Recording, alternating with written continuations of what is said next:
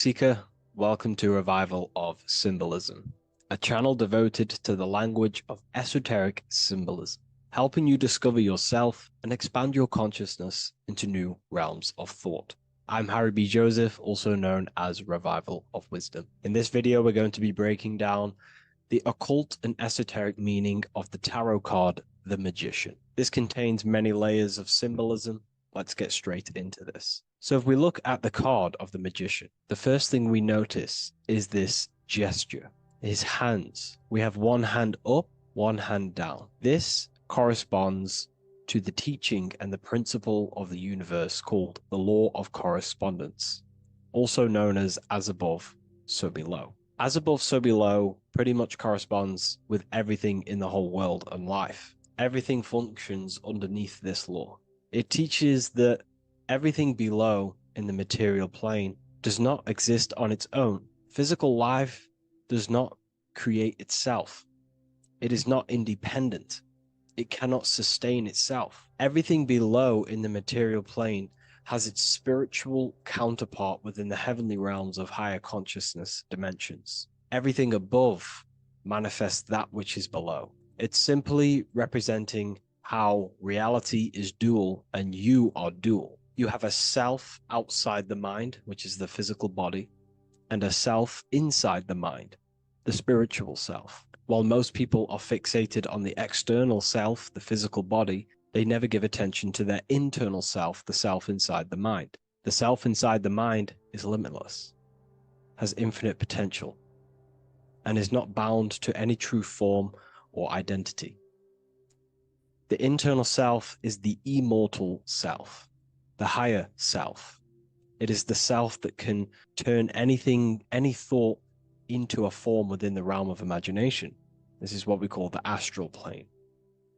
The astral plane being a plane or a dimension that sits just above the physical plane, and it's the realm of imagination, emotion, and desire. Because in order for us to imagine something, we have some sort of emotion or desire to create it. Therefore, it is the astral energy, the desire and the imagination of something above in the higher realms and dimensions of consciousness that make it possible and physically created within the material realm. It is the astral forces of desire manifesting the actions of the physical body, because the physical body only moves to what we care about or we have a passion or desire. These forces, what we call passion and desire, are not just chemical reactions in your body. They are astral forces directly coming from your astral body. We think with thought. This is the beginning of all creation. We think, we imagine, we desire, then we act. It is the higher realms first, then the external realm, the material. Higher dimensions over the lower dimensions. This fits in perfect with the magician, because a magician is not someone, like Harry Potter shows you with wands casting spells. This is fantasy. The real magic is about changing consciousness at will, because consciousness above creates that which is below, the material. As within, so without. Reality is created from the inside out. So the magician understands that by changing consciousness, we change our external circumstances. You see this reflected in your life, and I've seen this reflected in my life. When you change your consciousness, for example, you start to spiritually awaken. You start to think differently, see the world differently. What happens to your external reality? Notice your friends start to say you've changed. You may not fit in with your current friendship circle. Your friends will change and you will outgrow them, and you will have to seek to find new friends that fit with your new internal state of consciousness. This is teaching that the internal world rearranges the external world. While most people stay in a cycle of trying to change the external world, not realizing that they must first change the internal. This is what magic is about. Magic is about changing consciousness at will.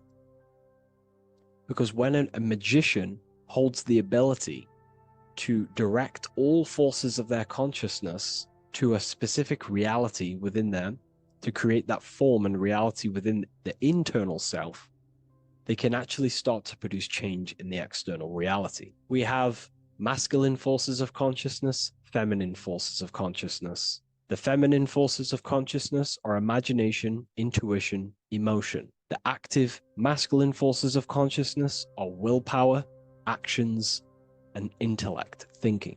When we combine the imagination, seeing the reality within our mind, forming the reality within our spiritual vision, the internal vision of the soul, because imagination is the expression of the soul. It is creating with astral light, astral vision. Freemasons, occultists call imagination spirit vision. When we see that reality with our spiritual vision, this is why we have to increase our ability to vividly see within our imagination or the astral plane. If we do not develop these faculties of consciousness, we will struggle. This is what the esoteric is about. We have to increase and develop every part of our consciousness to develop spiritually, to try and reconnect with the internal world, while our whole past life we've been focusing on the external. When we combine the soul's vision of imagination with a feeling and a desire of creating that reality, that's then the internal world pretty much sorted. Then we have to combine that with willpower and actions. The masculine and feminine come together to give birth to a child. The masculine and feminine come together in your consciousness to give birth to a reality. It's about changing what's inside the self to produce change below. This is what true magic is. Look at the word magic, magi, and the word imagination, imagination. Imagination is about working with the forces of the soul and the forces of consciousness, producing change in consciousness at will to produce change in the external. This is what this represents. Changing above so we can change below. No point trying to change the external world, because the external world is already formed. It is a form, it is an effect. So to produce true change in the external world that lasts long term, we must first gain control over ourselves and produce change internally. This is why the magician is called to gain mastery in every element of their being. They have to gain control over every aspect of consciousness and develop every faculty of the soul. This includes developing strong imagination, developing a very strong willpower. We can do this through exercises such as imagination exercises, holding one specific vision for a long period of time, meditation, thinking on one specific thing for a very long period of time. This will increase the willpower. It's also about gaining control over the subconscious impulses, the subconscious thinking patterns that seek to control us. It's about gaining control over every aspect of our consciousness. This is what a true magician is. And this is what the true spiritual path is. Developing every faculty of consciousness. It's a never-ending journey of self-mastery. If we look at the magician, we see this infinity symbol rising just above his head, symbolizing the mind being filled with higher knowledge, the mind aware of higher dimensions. You see, the mind is the cause, physical reality is the effect. We need to raise our consciousness from effect consciousness to causal consciousness to truly become a magician and a master of our reality. What do I mean by effect consciousness? Most people live in the realm of effect and reaction. Their consciousness, their mind, emotions, and imaginations are constantly thinking, feeling, and imagining the things that have happened to them.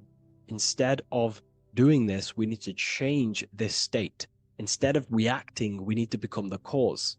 Instead of thinking and imagining and feeling the realities that's already gone past and things that have happened to us, we need to change this so we use the powers of the soul, the powers of consciousness as imagination, emotion, the intellect, as causes and not reactions. This is how we truly become a magician and apply this principle of as above, so below.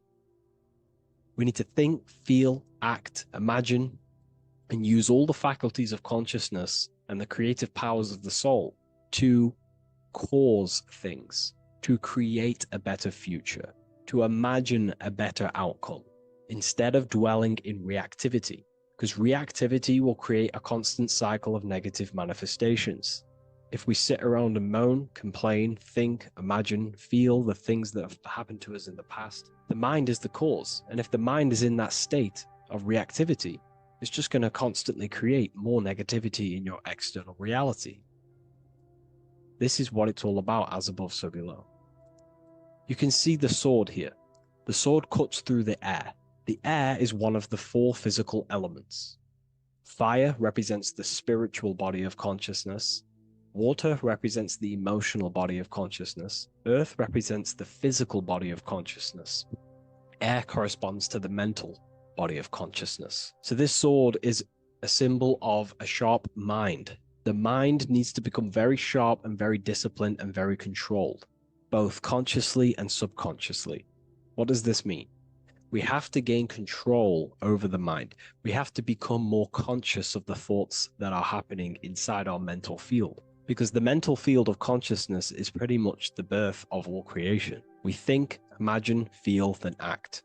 So we must gain a sharp intellect, a sharp mind, a sharp, powerful mind. The sword is also a symbol of power. So this is a symbol of a powerful mind, a mastered mind. This is your sword. This is your tool to create, because you are a co-creator.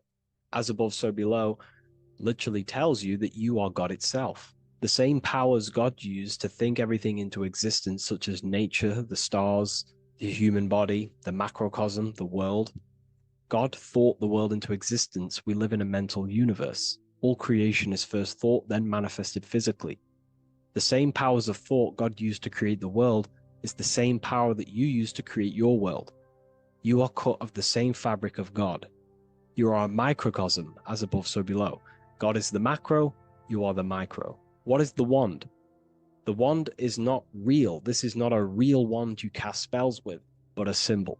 The symbol of the wand represents direction of consciousness, willpower, and attention. We have 2 spiritual currencies which pretty much create our experience and reality: time and attention. That's why we say we spend time and I pay attention.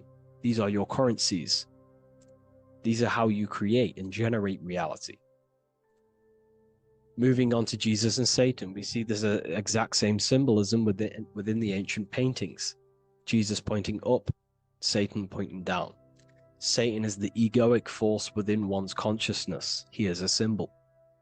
Satan is not a real identity or being or entity. He is a symbol of a personality and a force within one's consciousness. Satan represents the negative forces of the ego that tells you to do things that is wrong. In your heart, you know what is morally right and wrong. Let's say you're thinking, you get a random thought of stealing an old lady's purse. You, in your heart, know that is wrong. But Satan is the force inside of you that says, do it anyway. Don't listen to the heart. Get the personal gain. I want the money.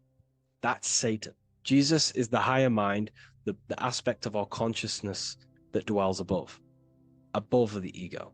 It's the part of our heart that desires the spiritual. Our heart is the generator of our reality. And whatever we desire is what we generate. You only take action and generate your life on what you care about or what you feel. If someone's talking about something you don't care about, you say, oh, I don't care about that. But if you care, you will listen. If you care about something, you take action towards it. If your heart desires the material, you have been taken over by the egoic force of Satan. Not a real entity, a part of your consciousness, a part of your nature, the dark side of yourself. Jesus represents a heart that desires the spiritual wisdom, the things that cannot be seen. The heart must desire the things that can't be seen, because this is what gives true satisfaction to ourselves. We feel void when we chase material things because nothing material can satisfy our hearts. So this is as above, so below. Jesus is the higher mind. Satan is the lower mind. We must place our hearts on the higher things and give our hearts and desires to knowledge, the things that we cannot see, because this is what gives us true fulfillment. We also see this symbolism in the Baphomet. As above, so below. The material realm below and the fire up here. The fire symbolizes spirit, the spiritual made manifest in the physical. This is all the same symbolism. It corresponds to everything. You can use as above, so below to determine truth. If someone tells you something and tries to make you believe it and it does not correspond with the law of correspondence, then you know it's a lie. You can use as above, so below to manifest things. You can use as above, so below to see the world as a reflection of God. We are in God's kingdom. This is God's world, and you are creating in the world through the same powers of God, thought. You are a small version of God, co-creating a world and reality in earth. You yourself are an earth. Your body's the earth. Your consciousness is God and heaven. So I hope this video helps. The occult goes deeper than you could possibly imagine. If you wish to go even deeper, join our community, Ethereal University. Please leave a like, share, comment on this video for more.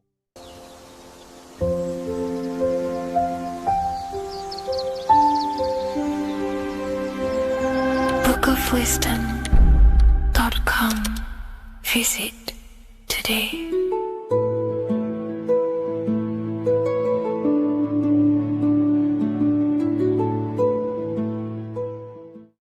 There is a massive mystery around the Freemasonic G, and in this video we're going to be discussing it. Some people call it geometry, God, gnosis, Genesis, generation, but in fact it's all of these things, and all of these things relate back to one concept that links them all. And in this video, you will be discovering this secret force, which pretty much creates everything in your reality, in your life, and has done unconsciously, whether you are aware of it or not. The Freemasonic G is the 7th letter in the English alphabet. This is important because the number 7 has many mysteries inside the esoteric and occult traditions. Some people say the number 7 represents the 7 colors of light, the 7 major planets, or the 7 musical tones, 7 days of creation. The number 7 is a massive mystery. But what we have to understand is that in the context of Masonry, Freemasonry is all about building the self. Every day we wake up, we are either building our prison of our mind or freedom of our mind. Everything inside of esoteric Freemasonry is about building the self and reconstructing our consciousness, our inner dialogue, the inner voice. We're transforming the mind from low awareness to high awareness. This is why Freemasonry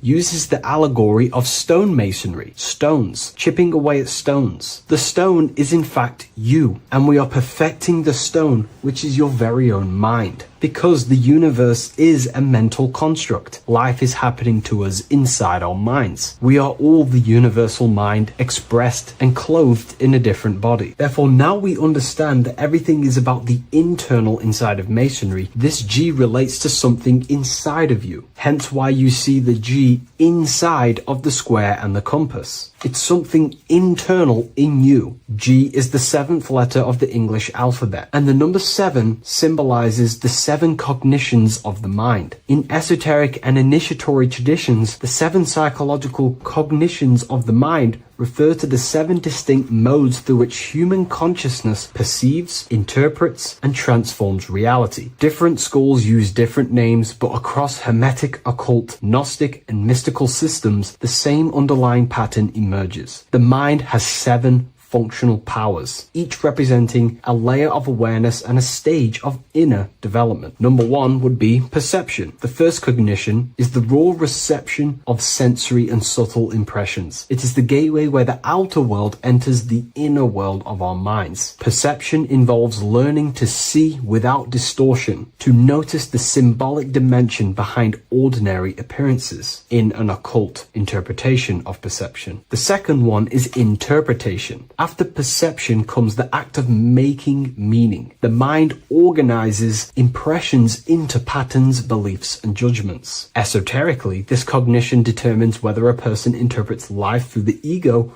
or through the higher insight of their higher consciousness. The goal is to purify interpretations so that the intuition can speak through it, to clear our minds of the clutter, master it, and let our higher consciousness shine through it. Number 3 is the imagination. This is the creative faculty that produces images, symbols, and visions in the mind's eye. This is associated with the astral plane. We live in a mental universe of thought. Thought wraps itself inside of imagination. The thought alone has no true form, but then the thought wraps itself in a vehicle of consciousness, what we call imagination, and we give form to the thought. Imagination becomes active. Imagination becomes active imagination, the foundation for rituals, alchemy, meditation, and visionary insights inside of occult traditions. Working on your imagination is a key part on developing your consciousness, as it is literally the sight into the astral plane, your internal vision of the mind. The 4th cognition of the mind is emotion.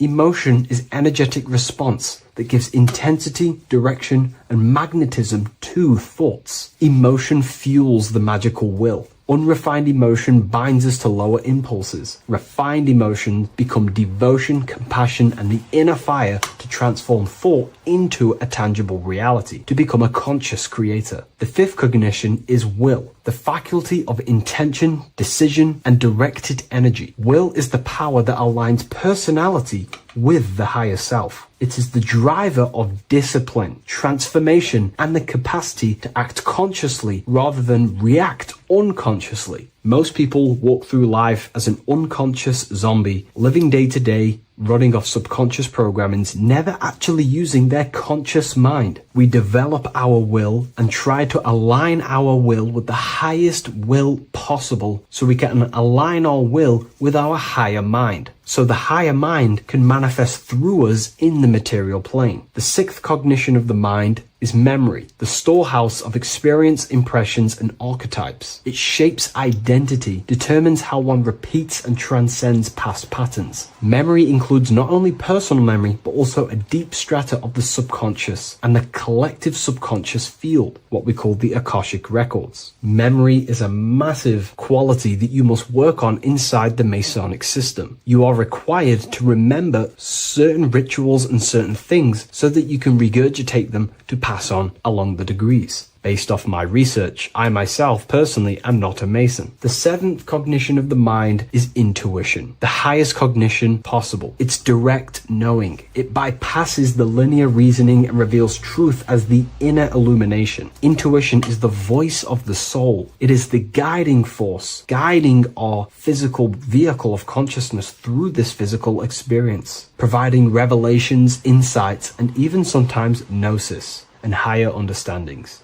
They are the 7 principles and cognitions of the mind that we should work on. Sometimes they're symbolized as 7 luminary planets, because lumen is light. The planets are light. Light is consciousness. Consciousness is light. Now moving on to the true understanding of the G, the higher understanding of the G, as I mentioned previously. This is what we call the generative principle, the care principle, the human heart principle, the female aspect of consciousness within yourself. All creation is built upon a care. All action is built upon a care. You only act on what you care about. You care about paying the bills and staying inside your house and looking after your family, for example. Therefore, you take the action to generate the reality and generate money to pay the bills. Them actions are driven by the force of care. If you care about a plant, you take the action to water the plant and it grows. If you care about your partner or relationship, you give them attention and care and love and you grow the relationship. As soon as you stop providing care, watch the relationship crumble and the reality destroys itself. Care is the generative force of reality. This is the generative principle that generates your experience in this world. We are in a continual state of becoming. Each cause gives birth to an effect, and that effect gives birth to a new cause. The G is the generative principle that drives creation in the present moment. Reality is creating, unfolding in the present moment, and the G is the force inside of you that generates your experience. You're watching this YouTube video right now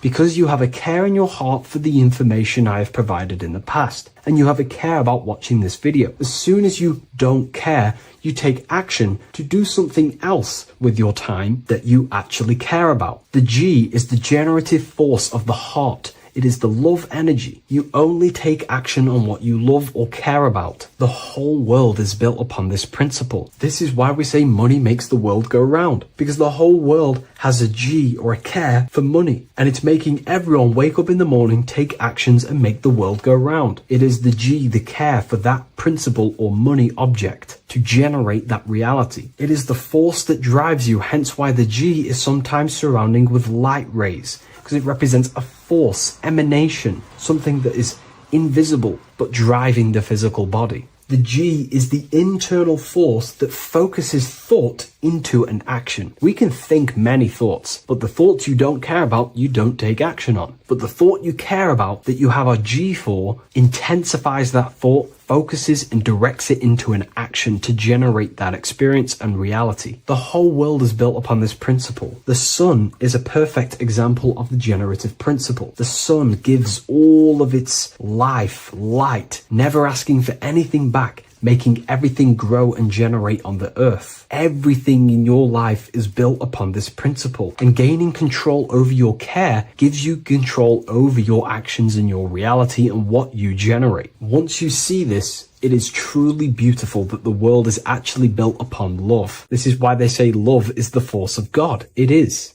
Truly. This is the reason why God begins with a G. It's about Genesis. Genesis means creation. G, generation. Anything that generates and creates is all to do with a care or a love energy. But don't get me wrong, people can love sick and twisted things, and they act upon them sick and twisted things. This is why purification of ourself is important by understanding this principle, as it is a very powerful principle to understand. This is the reason why the word gift begins with a G. You're giving something. I care, I'm going to give you something, a gift. Or guidance. This is what guides you into becoming something, what you love. This is why also gnosis begins with a G. Gnosis is not actually knowledge. Gnosis is knowledge obtained, attained by direct experience or through direct experience. For example, you're not believing you're watching this video right now. You know you're watching this. Know, gnosis, same phonetic sound. It's about knowing. Gnosis is about gaining knowledge of the self. Self-knowledge through direct experience.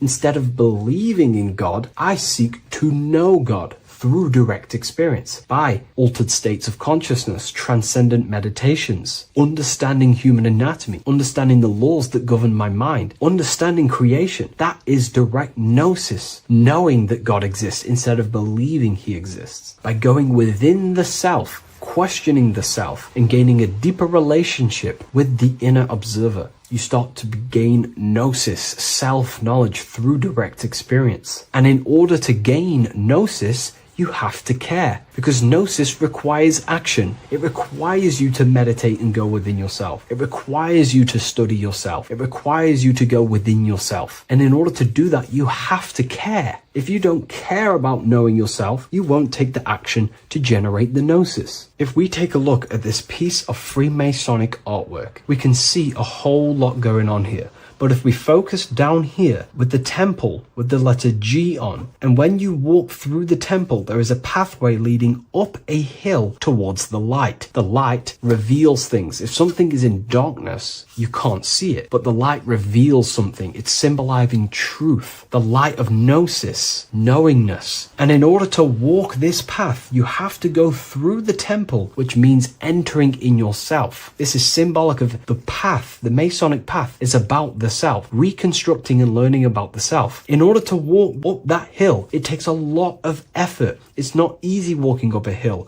You're going to be tired. It's not easy. It's horrible. Who likes walking up a hill? I know I don't, but people like hiking and stuff. I understand that, but it's symbolizing this is hard work working on yourself, because the labor of working on your mind is the hardest labor you will ever do. It's called the great work, or the Masonic work. And in order to climb that mountain, you go through the G. You have to have the care. If you do not have the care, you will not walk up that mountain. You will not generate the gnosis. You will not get close to the light. You have to have the G to walk that path of self-mastery and working on your mind. This is very, very important. If you want to gain the light, you have to have the G inside of you. You have to have the care to generate a higher consciousness. If you want to earn more money, you have to have the care, or else you will not take the action necessary to generate that reality. This is why we have to master ourselves and write down everything you love. It could be even the bad things. It could be lust. It could be anything you're wasting your care energy on. Try and remove them one by one. Master them and become disciplined. And then you'll have more G energy, care energy to direct towards something else in your life to generate and grow that experience or reality. Again, the word grow, G. It is a growing force. What you place your love and care into grows and expands. What you have a G for is what you spend your time and attention on, your two spiritual currencies. So this is the Masonic G, and I hope you gain a deeper understanding of this. So that is pretty much everything about the Masonic G that you need to know, and hopefully this has helped you. If you wish to learn more and gain guidance through your life and understand yourself on a deeper level, the book I've used today is called The Book of Symbolism. I'll leave a link in the description. Hello and welcome to another lecture from Harry B. Joseph, also known as Revival of Wisdom, the author of the Book of Wisdom series from revivalofwisdom.com. In this lecture, you will learn how to decode Freemasonic symbolism, gain a deeper understanding of yourself, expand your awareness of consciousness and reality, and receive guidance to navigate life with greater clarity. So today we're going to be breaking down this particular piece of artwork, this Freemasonic artwork, and how this relates to you and reaching a higher consciousness. Ultimately, this is what it's about, okay? Freemasonry is considered a craft, and this craft is crafting a better brain and heart, crafting a higher consciousness, crafting a better self. Why? So we can operate in the world at a higher degree, operate in the world more efficiently, live a better experience in the world, and getting to know thyself, okay? So we're going to start from bottom to top, because this is important. Every placement of this symbolism is on purpose, has meaning, especially the placements of the symbols, okay? So we're going to start from the very bottom of the artwork, which represents lower down. When we're looking at symbolism, especially occult symbolism, that's what the word occult means. The word occult means hidden, hidden from the eyes. It has its roots in the word oculus. I'm pretty sure that's Latin, which means eye. So the word occult comes from oculus, which means eye. And the word occult means hidden, from the eye, the unseen, studying the unseen aspects of self.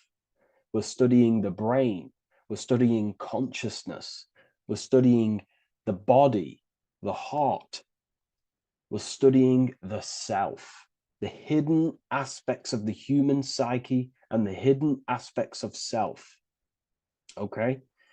Because ultimately this is what gives you power in the world, depending on how you use that power, whether for good or bad, depending on the consciousness wielding that power.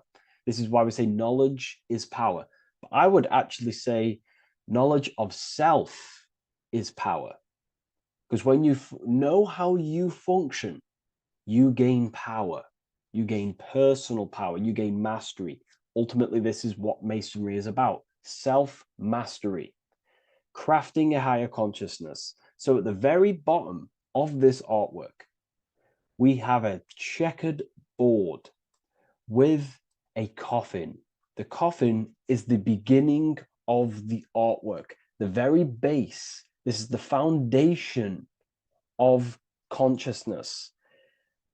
The coffin symbolizes unconsciousness, the state that myself was in, maybe yourself, before we woke up and before we came conscious of our spirit, before we came conscious of ourselves. That ignorant state of acting without purpose, acting unconsciously, experiencing the world and not actively living in the world, simply reacting to external circumstances. This is an unconscious state where one is ignorant. 80% of the world is in this unconscious state. And this is symbolized as the darkness, the tomb. Look at how the tomb is fully blacked out, representing dull, no emotion, it's dark. This represents the darkness of self. The spirit is buried. The spirit is in the tomb. They're not even aware that they possess consciousness. They think they're the material body flying on a ball millions of miles per hour through space, and the sun is, they think they're a monkey evoluted. They've never questioned themselves. They stay in ignorance. They're in the spiritual darkness, okay? And they're furthest away from the light. Look at the top. This is the light sources. They're in the darkness, okay? They're in spiritual darkness. They're in ignorance. And they're in division. Their mind has no power. Their thoughts contradict themselves. They say they're going to do something, but then their mind tells them, oh, I'm going to fail. Or I want to do this, but my mind says this, and I believe this about myself. They want to, I don't know, they want to write a book, but their actions are scrolling on TikTok, and their emotions about, feeling about their past person in their life. That's division between the self. That's divided consciousness. They also have a divided brain hemisphere. They do not see reality through a true lens, because the brain acts as like a lens on how we perceive things. And if the brain hemispheres are not aligned, then we cannot see reality the way it actually is and truly presents itself, neutral. If we're left hemisphere dominated, we see everything as divided. Nothing's interconnected, nothing's a whole. But if they're, right hemisphere dominated, they see everything as a whole. We need to look in the middle of that, okay? So we'll go into that a bit later. But ultimately, they're in a divided state of consciousness. They're in ignorance. But the tomb, the tomb is symbolic of that. The tomb is, you're not even aware they are divided. They think everything's right in that state. I was like that. My family is like that. They're not even aware of themselves, and you try and say something to them, and they don't even know they're in division. They don't even recognize that they're in a bad, low, earth base consciousness. Okay?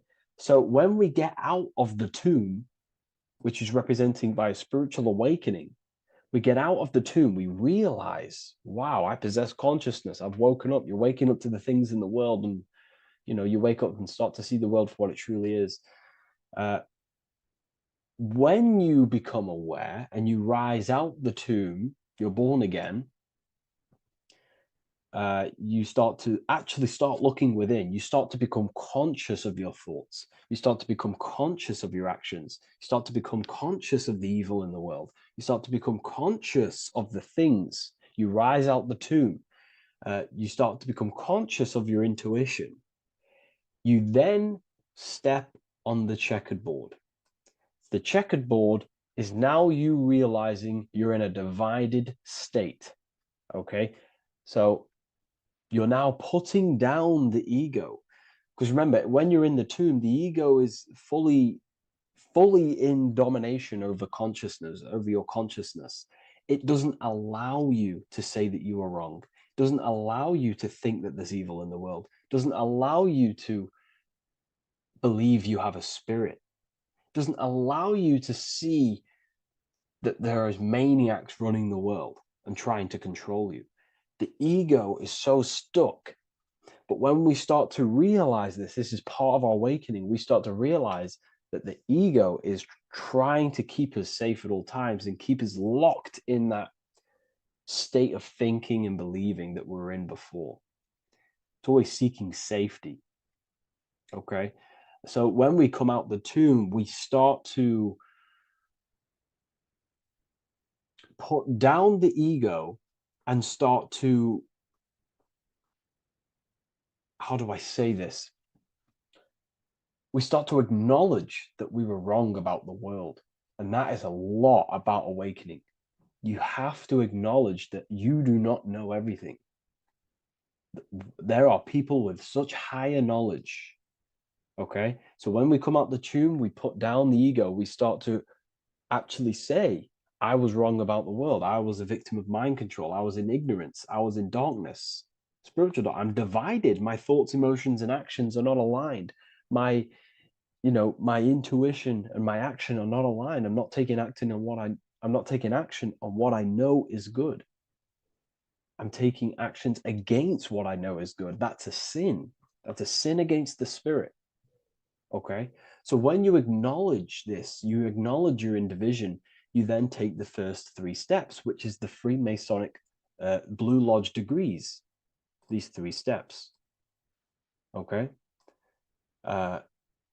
Ultimately, this checkerboard represents illusions as well. You're in an illusion. Okay, this is why we see it heavily used in the music industry. It represents base consciousness, base level awareness, 5 sense thinking. It represents you versus me thinking, walking down the street and thinking everyone's trying to hurt you, and it's always you versus me, judging people in your own mind. That's low thinking, lower thought. And not to notice squares. Squares are an unnatural state. They're an unnatural shape. We do not see squares or 90-degree angles in nature. It's the lower mind. So it represents base consciousness, base level awareness, only aware of the physical body, only aware of the 5 senses, never looked within. That is the base. And this is the foundation we have to rise up to the light from, up to higher consciousness. So this gives us a strong foundation when we realize this about ourselves, that we were in division. Our thoughts, emotions, actions were not aligned. Our brain hemisphere was not aligned. I'm not thinking with love of the heart. Okay. So that is the state we're in. Now, hopefully that's cleared things up about the chessboard. Before we move on, please leave a like, maybe a comment if you wish for me to discuss anything in the further lectures. Please smash the like button, and it would really help me out. And share this with a friend who is interested in the occult. Okay, so the steps are the first steps of the Freemasonic degree, the 3 Blue Lodge degrees. Now, this can be represented as the number 3, a very powerful number, a very symbolic number.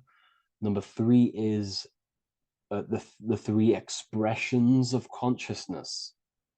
How do we express consciousness? How does consciousness express itself? Well, there are 3 ways. We think, consciousness thinks, consciousness feels, and consciousness acts. They are the 3 expressions that we express our awareness and consciousness. So we're looking at thought, emotion, action. We're also looking at the 3 brains: the reptilian brainstem, the mammal limbic brain, and the neocortex.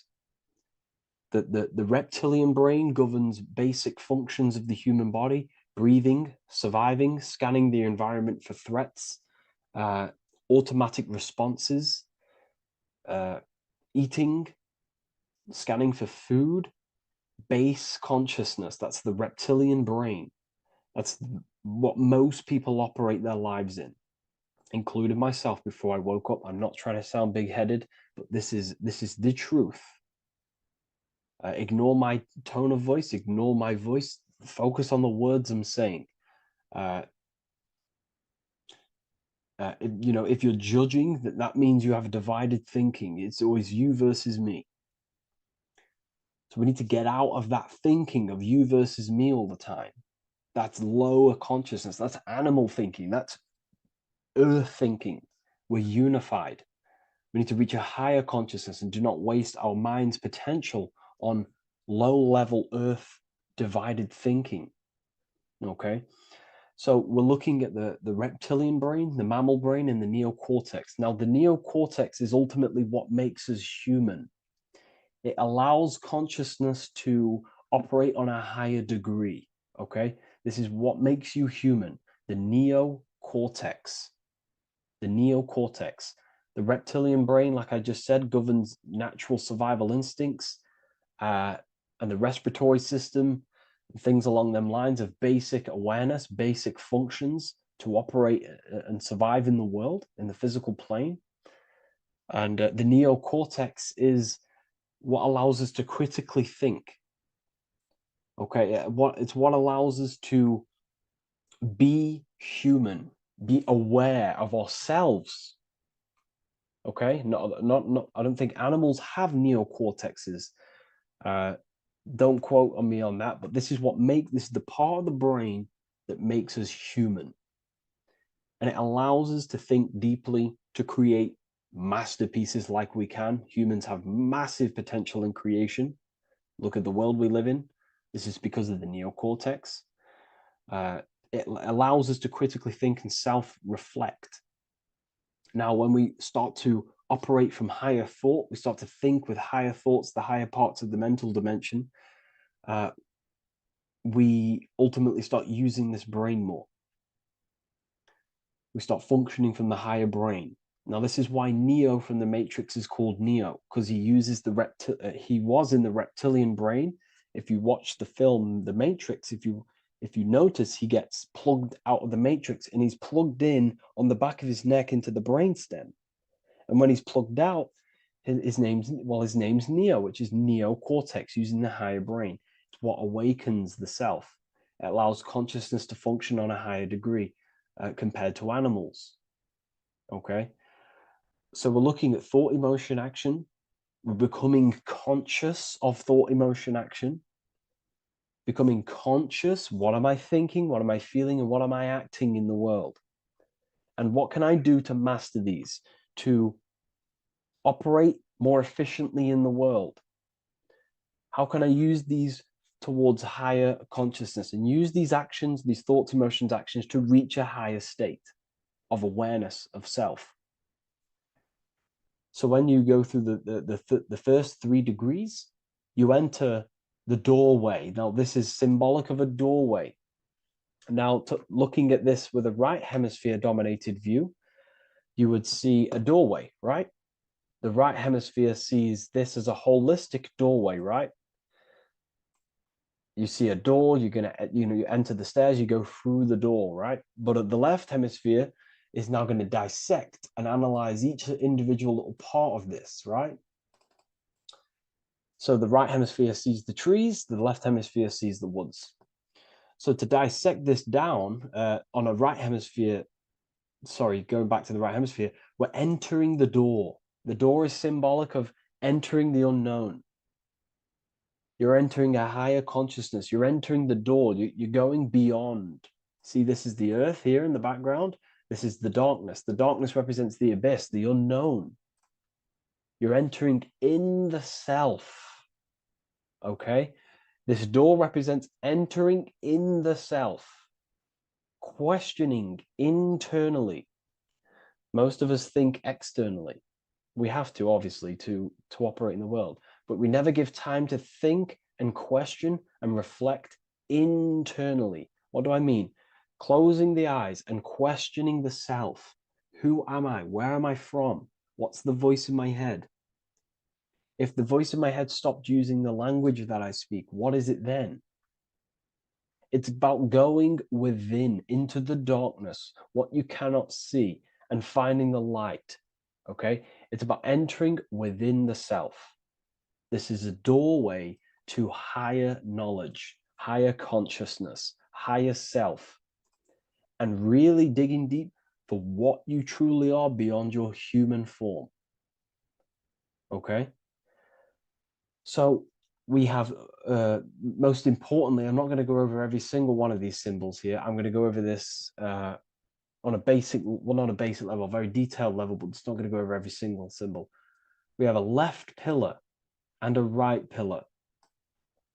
The left pillar has the sun next to it. The sun is more electrical energy. It's very dominant. It's a very powerful, masculine force. This represents the masculine quality of consciousness. The masculine qualities. We have many masculine qualities, such as actions, physical actions with the body. We have thinking. Thinking is a very masculine force. We have the left brain, analyzing brain, the brain that's very logical, that's trying to figure things out. That's the masculine pillar. Okay. So this is the masculine qualities of consciousness. It also represents what we can see, the sun. The sun allows us to see, to visually see in the world. So the sun represents the external world, the world outside the self. When we close our eyes, we have a self, an internal dialogue, an inner voice. We have an inner world, outer world. This represents the world we take physical action in, the material external world outside you. Okay? The world we can see. And then on the right pillar, we have the moon, which is associated with feminine qualities of consciousness. Now, the moon is in the night, what we cannot see. The moon is the nighttime. The darkness symbolizes what we can't see. So it's representing the internal world, the world of the self, the immortal world. Okay? The self in the mind is immortal. When you close your mind, you go in the mind, that self inside you is immortal.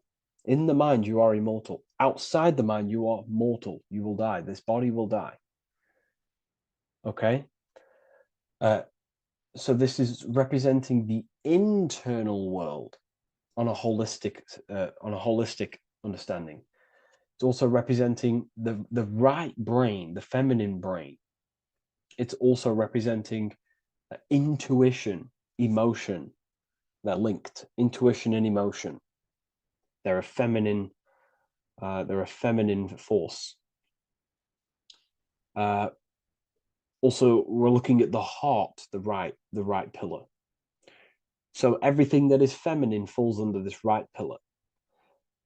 Now, don't get confused. I know a lot of people can get confused about what I've just said.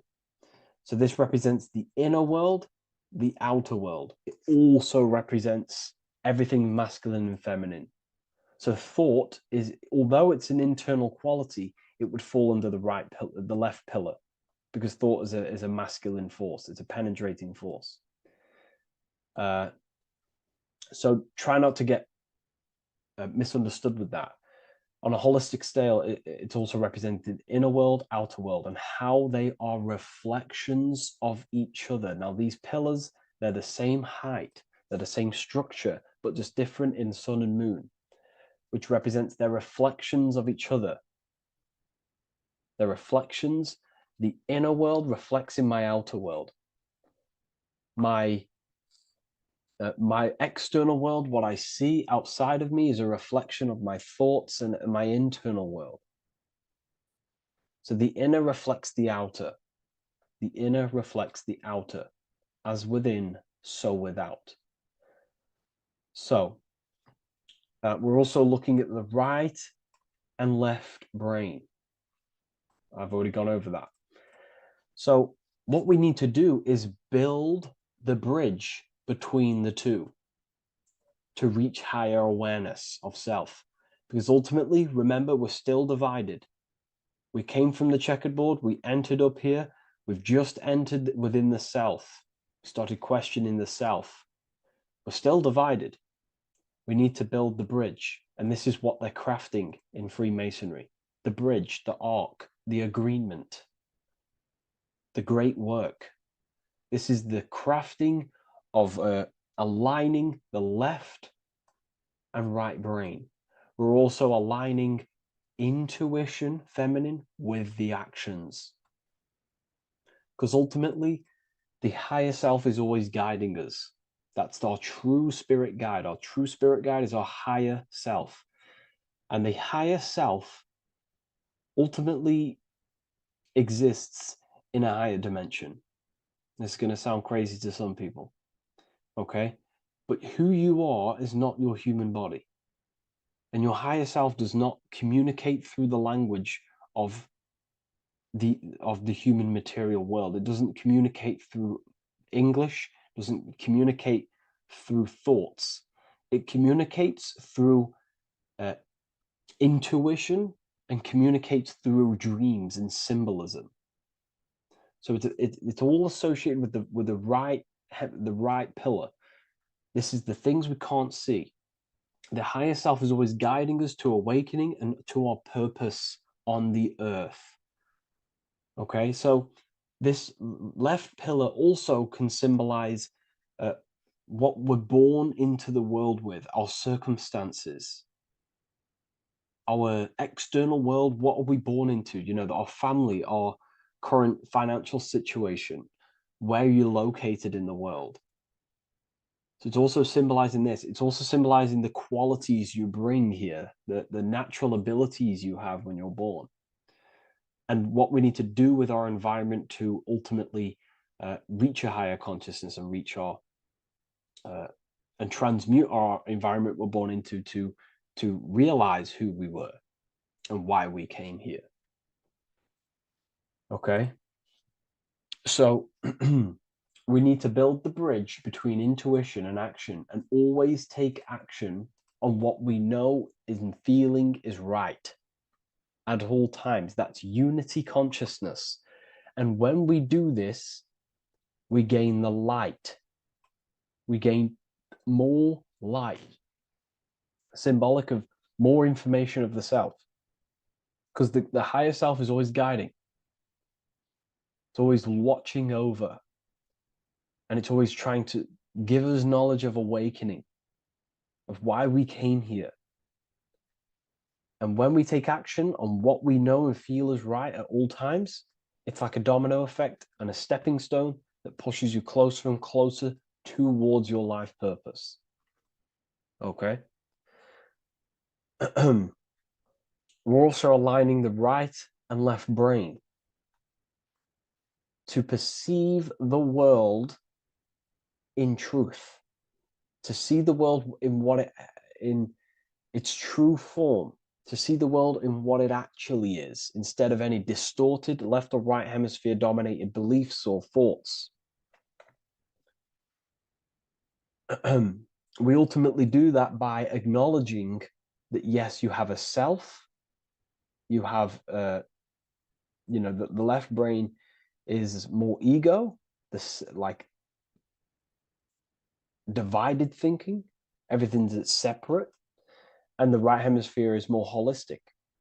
So we need to see the world in the middle of this, in the middle, acknowledging the self and acknowledging the collective consciousness, and how my thoughts, emotions, actions contributing towards myself and the collective.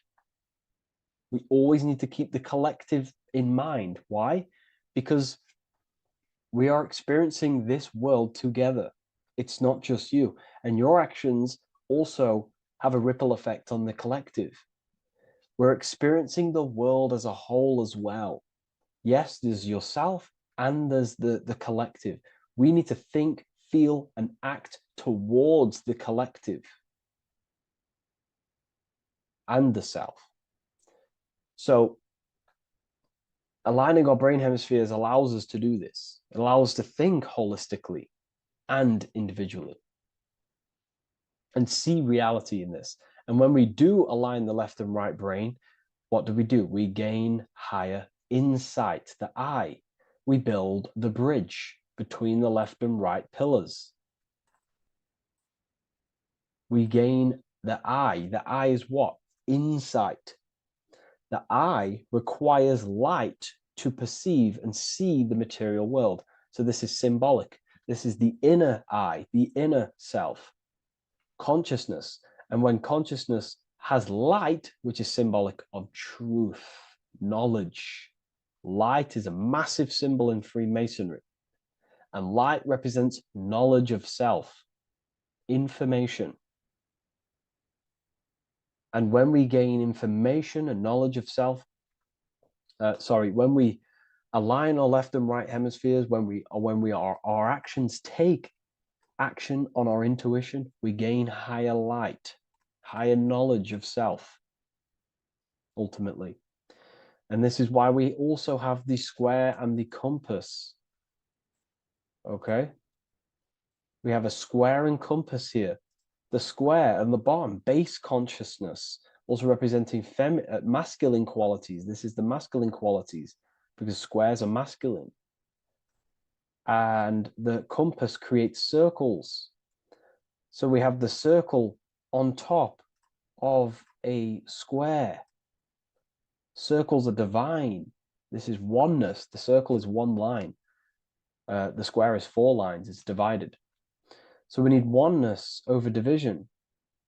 We need to unify the masculine and feminine qualities. Masculine and feminine qualities, okay?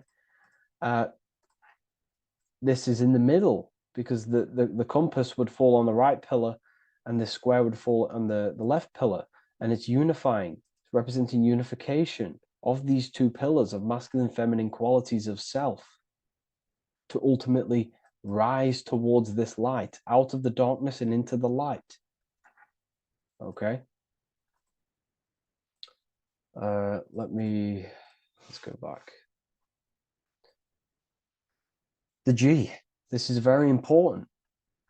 This is one of the most important teachings I could possibly give you about the G.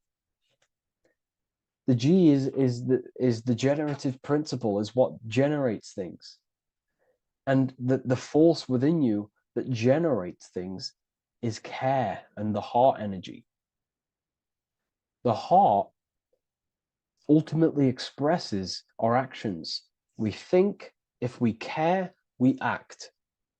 Everything in your external world is in front of you because your heart cares. You care about the video and gaining knowledge. You're now here watching this video. That's the care energy expressing actions. So in order for us to truly get out of this divided consciousness, we have to go through the G. We have to go from base consciousness, the square, divided, we go through the G, because we have to care. And if we care, we'll reach the higher mind and gain higher self-knowledge and master the self. You cannot do this if you do not care. And if you do care, you will take action towards it. If you're watching this and you don't actually truly deeply care, you won't take the action. You'll just gain the knowledge, which is ultimately useless. You have to take action on this knowledge. And if you do not, there's no point watching the video. It's difficult. It's difficult. It's not easy. And things, throw us off our path sometimes. I understand. I'm not saying I'm perfect, but we ultimately have to give care towards reaching higher knowledge. Seek and you shall find. If you have the care about reaching higher knowledge of self, you will seek it and you will take actions towards it.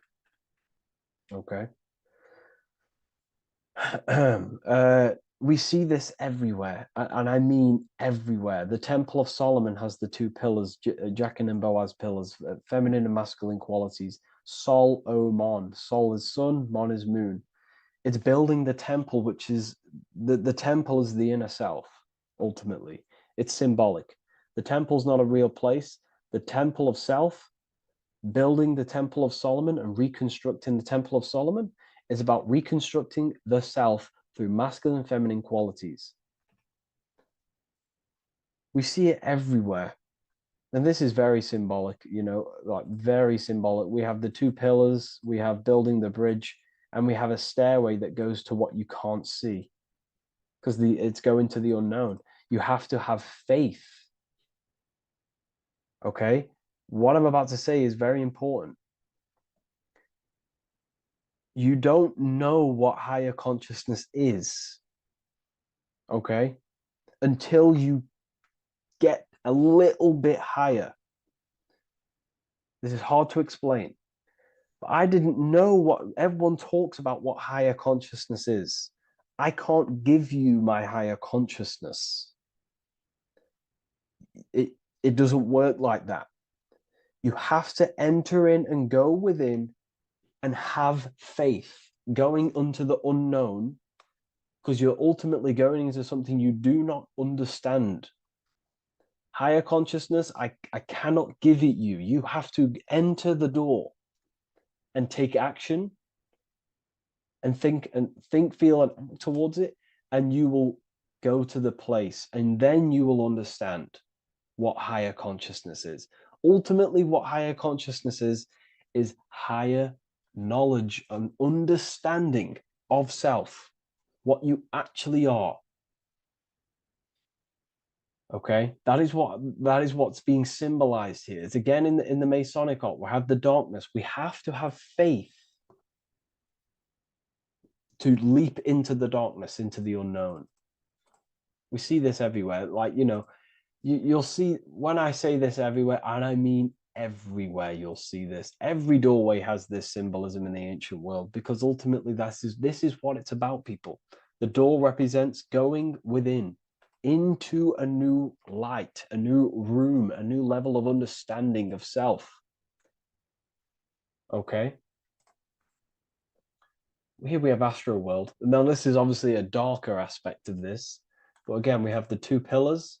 See you on the other side. That's the doorway. The other side. And I'm not going to break down, this ritual, but you can guess what I'm on about here. That's for the university, of course. I can't break that down on YouTube. It's way too deep. But there's knowledge out there that is so deep you couldn't even comprehend it with the current mind, even for myself. And this is the power of symbolism. The more you learn about yourself, the more these symbols reveal to you. It is a journey of self. And I can't give you these understandings. You have to go within and question and meditate on these symbols yourself, and have thinking exercises of meditating on a symbol and seeing what your mind does with the symbol, what it lets you think about that symbol, and you'll unlock deeper meanings. I'm going to go over one more symbol before we end this. This is the hourglass, which represents time. Time, a very overlooked thing in today's world. We do not have unlimited time in this body. You have limited time. You will die. You will die. You have limited time in the external world. This is why it's on the left pillar, located on the left side, the external world. You are limited. The scythe represents you will be harvested. Your body will die. It'll be harvested. You will die, and you need to fulfill your mission here. You came with a purpose. You have to find that purpose by going within the self and questioning and taking action on what you know and feel is right. Unity consciousness, aligning thought, emotion, action. So if you wish to learn deeper insights, gain exclusive lectures, astral projection, self-mastery, I've just started a new section on mind control methods and how people are using this in society and becoming conscious of it. I've now opened 5 spots at a limited special price for Ethereal University. Use the code MIND, all capital letters. MIND, all capital letters at the checkout. And there's only 5 of these codes. Whoever uses them gets them. It's ultimately going to give you 20% off the university for as long as you're subscribed to the university. We go so much deeper in the university. Remember, social media is just the tip of the iceberg. Tip of the iceberg information. There are certain things I can't talk about, but I'll see you inside, and I hope you enjoyed this video. Please leave a like, comment, and a subscribe.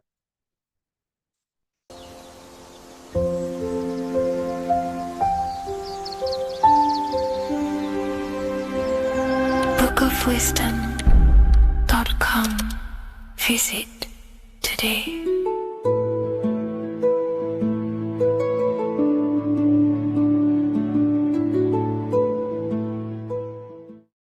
Neo is plugged into the matrix on the back of his neck. And if we look at the human brain, the back of the neck is the reptilian brain stem. And when one operates their life out of the reptilian brain stem, they are unaware, unconscious. They are consciously dead because the reptilian brain does not really critically think. It acts on instinct, fight or flight mode. This is considered in the occult spiritually dead. When one is taking actions without intention, simply very reactive to life. They're not living, they're simply experiencing. When you're walking down the street and you see someone, and in your mind you think me versus them versus me, that is an animalistic way of thinking. I used to be trapped in this way of thinking, always thinking of fight or flight, always judging people, always reacting to the world, never consciously creating and commanding with intention in the world. This could be considered the matrix when one lives unconsciously, simply surviving in the world. Another symptom of living in the reptilian brain could be obsession, a constant need to assert your power over others to feel safe or superior.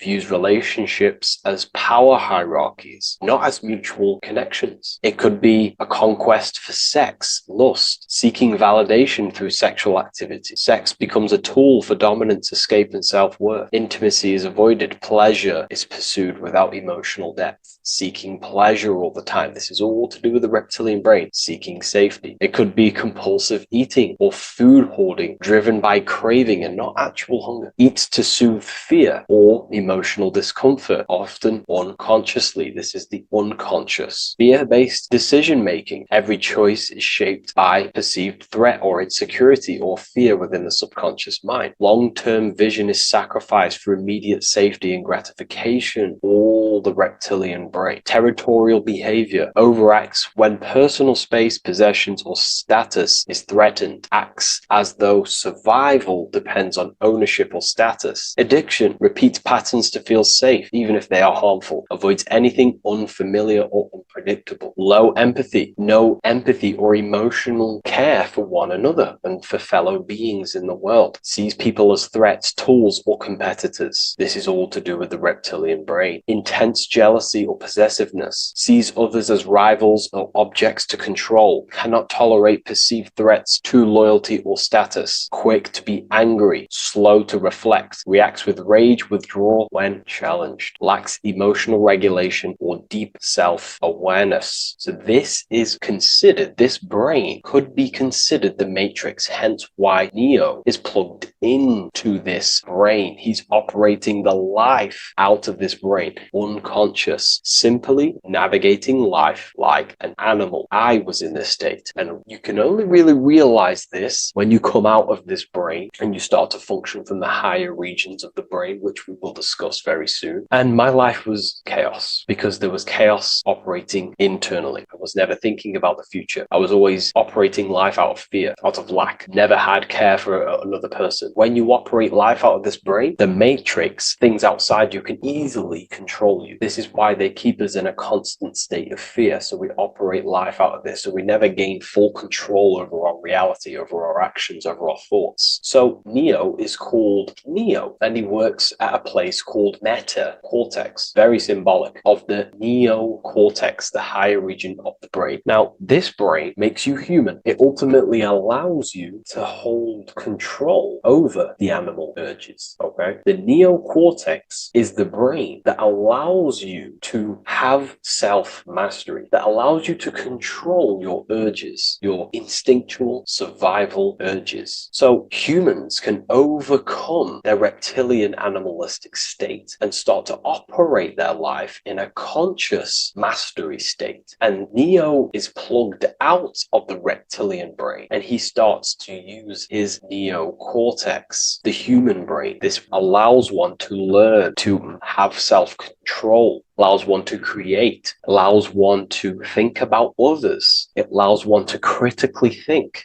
deeply. It allows one to be self-aware. Who am I? Where did I come from? And where am I going? This is ultimately the brain that has shaped the world. We look at humans. We built technology. We built all of these amazing things. They all come from the neocortex. This is the higher region of the brain that allows consciousness to function on a higher degree. It allows you to truly become a creator and have self-control instead of living in a reactive animal state. You see, animals are only aware of their five senses. They're only aware of surviving. If you notice, look at animals, they're always looking around. Even in their home, they're always looking around, sniffing around. That's because they operate in an animalistic brain. Humans have the neocortex. This is a higher region of the brain, which if you wish to master yourself, this is the brain that you will be using. This allows you to operate life on a higher degree. We see this reptilian brain symbolized everywhere. See it as reptiles. Reptiles are symbols of this brain. We see the Egyptian god Osiris with the green skin representing a reptile, a crocodile. Sometimes we see Osiris depicted in Egyptian artwork with crocodiles or reptiles, if you do a little bit of research on that. And also, if we look at the overall symbolism of Osiris and his story, we notice that he is the god of the dead or the underworld. This is not literal, but the dead or the god of the death, the god of the death of self, the dead of consciousness, because you are a divine being with limitless potential to create. And ultimately, to create, we have to master our reptilian brain. But when we function from this reptilian brain, we are dead to our higher powers of creation, of imagination, of actually gaining control and operating life from the higher mind, operating life as the divine being as you are. But if you operate life in Osiris, he is the god of dead. You are spiritually and consciously dead. You act unconsciously. You are dead, not physically, but mentally and spiritually. So what we're looking at here in the Egyptian artwork is the reptilian brainstem. We have the left hemisphere and the right hemisphere of the brain. Notice a curve. The feminine body is very curvy. This represents feminine. The masculine body is very liney. So if we study geometry, we know that lines are masculine, hence why the word masculine, line, and the feminine body is,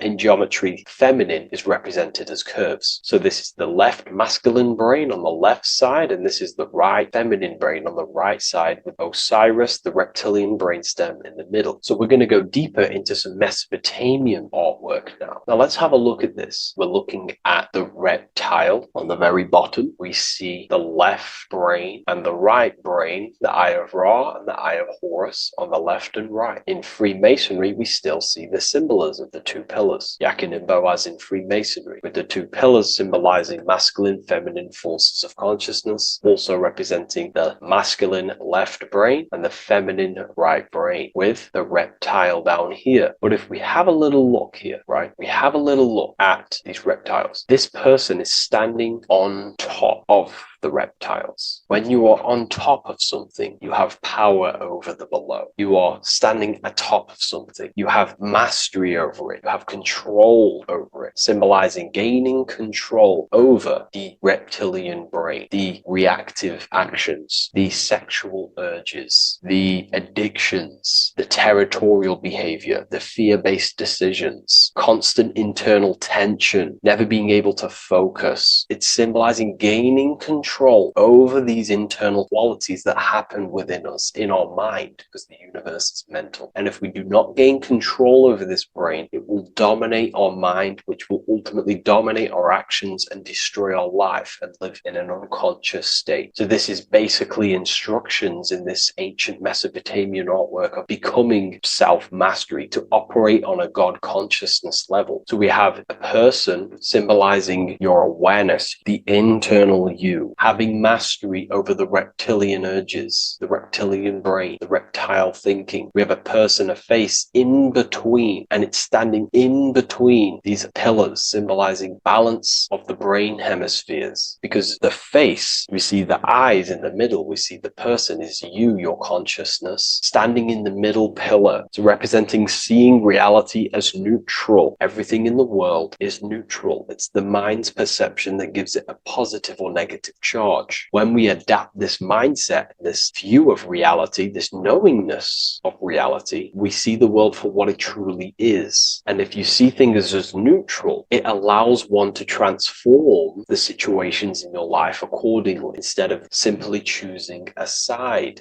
This is a major problem in society, and this was a problem within myself also. We like to choose sides, and choosing sides can keep your consciousness locked in a certain mindset, in a certain belief. And belief is what is ultimately destroying humanity. It's about knowingness. And knowingness is in the middle. We want to seek to know things. Knowing things allows you to go out there, directly experience it, and know it for yourself. For example, I know I'm not on a spinning global ball flying through space. Why? Because my senses tell me I'm not doing that. My senses tell me I'm not going 1,000 miles per hour and 360,000 miles per hour through space while spinning around the sun. I know that because I know myself. I know I'm not my body because I've had direct mystical experiences beyond the physical body. So we should seek to know things, and that's what we call gnosis, direct knowledge obtained through direct experience, knowingness. And that is a middle pillar quality. So in Freemasonry, we see the middle pillar. The matrix is designed to give you two wings all the time. Democrats, Republicans, feminism, and then there's another side. There's always two sides that they're giving you because they want you locked in either way, which is seek the middle pillar, seeing things as neutral, seeing things as the middle pillar, seeking direct experience, gnosis. And this aligns with the brain because the brain gives us these two perceptions also. The right brain sees the woods, the whole woods, but the left brain sees the individual trees and branches and leaves. If we're too left hemisphered, we're going to see everything as divided. If you're too left hemisphered, you're only going to see yourself. You're only going to think about me, myself, my ego, my consciousness, my life. And I'm only going to operate in the world, take actions only towards me without considering the collective, which is the right hemisphere quality. The right hemisphere allows you to see the bigger picture, how we're all connected. We're all one family of consciousness. We're all one being separated in different bodies, one consciousness operating in different bodies. So it's about aligning these perceptions of the brain and standing in the middle, and also conquering the reptilian brain. This allows us to operate in the world and see the world for what it truly is and operate from a place of balance. We also see some more symbolism in Egypt of the Ram Sphinx in Egypt. Ram Sphinx. Please leave a comment and please leave a like and a subscribe onto the YouTube if you like my content. Smash that like button and we'll get straight to this. So this is the Ram Sphinx in Egypt, also symbolizing the brain. This is my research. These are my conclusions. You can take this with a pinch of salt and go out and do your own research. This is what makes sense to me based off my information I've gained, my symbolism that I can read. So take what you can from it. I'm not here to obstruct anything. I'm not here to place anything in your mind. I'm simply here expressing my research. Never take anything off anyone as solid truth. I've never have said everything I say is solid truth. This is my research. If the research aligns with you, that's great. Maybe it doesn't with some people, that's fine. Simply take things with a pinch of salt, go out and collect as much research and information from many different sources and place together your own understanding of symbolism and your own perspective on reality. But like I say, seek to know and not believe. So this is the Ram Sphinx in Egypt. This is a more powerful symbolism of the brain. We have Osiris here, the god of the dead, which is the reptilian brain, and an Aries symbol here symbolizing the hippocampus in the brain. So this is the reptilian brain stem, heavily aligned with the reptilian brain stem here. We can see the connections if we look closely. So this represents the dead of consciousness. This is the dead of self, living in impulsive animalistic state, the symptoms that I listed earlier. I'm not going to go over the symptoms again. And Aries symbolizes the hippocampus in the middle of the brain. This is the hippocampus. And Aries is a symbol of a state of being. Why? You see, ancients and the ancient Egyptians, according to my research, Freemasons still use this symbolism today. So what they do is they use the path of the sun to symbolize a state of consciousness or a journey in consciousness. So what do I mean? So Aries here is the transition from the winter arc. So this is the winter arc from Libra, Scorpio, Sagittarius, Capricorn, Aquarius, Pisces. This is when the sun is dead. This is when the electromagnetic waves of the sun are not very present. This is the winter. This is when there's more darkness in the world. However, from Aries, Taurus, Gemini, Cancer, Leo, Virgo, and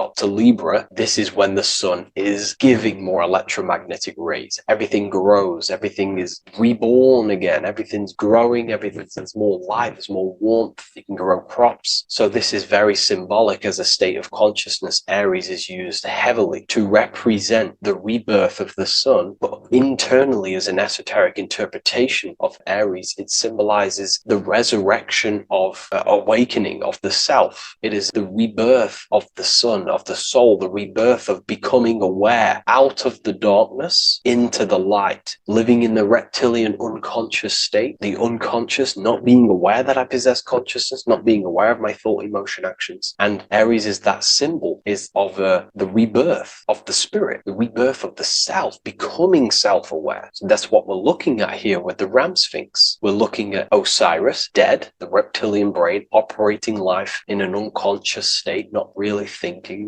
not self-aware of thought, emotion, actions, not aware of the soul, not aware of good and evil, not aware of the laws that are in the heart of love, not aware that there's always an intelligence in the heart telling us what's the right thing to do at all times, not aware of anything, just simply reacting to the world. But then we have a symbol of Aries above, which is the resurrection of self. So again, this is symbolizing by the Egyptians, to me and my research, going from darkness to light. This is the resurrection of consciousness when we start to deepen our self-awareness, which is ultimately what I'm doing to you in these videos. Hopefully I can awaken some people's minds and make people think deeper. And that process of internally what's happening within you that's what Aries represents, when you're starting to say, wow, my mind's going deeper and deeper into the self, and I'm realizing more. That is what Aries symbolizes. When the sun returns, it's also a symbol of a sacrifice, because obviously when the sun returns back to Aries, we're sacrificing the winter, when we're transitioning, and all transitions require sacrifice. So in Aries, the Jews celebrate the Passover. It's the Passover of the sun, and what do? They eat lambs in the Passover Aries, because it's all symbolic of this internal process. In Aries, Christians celebrate with the Easter, which is the resurrection of Jesus, the resurrection of the sun. Remember, it goes deeper. There's deeper layers to this. It's the resurrection of the self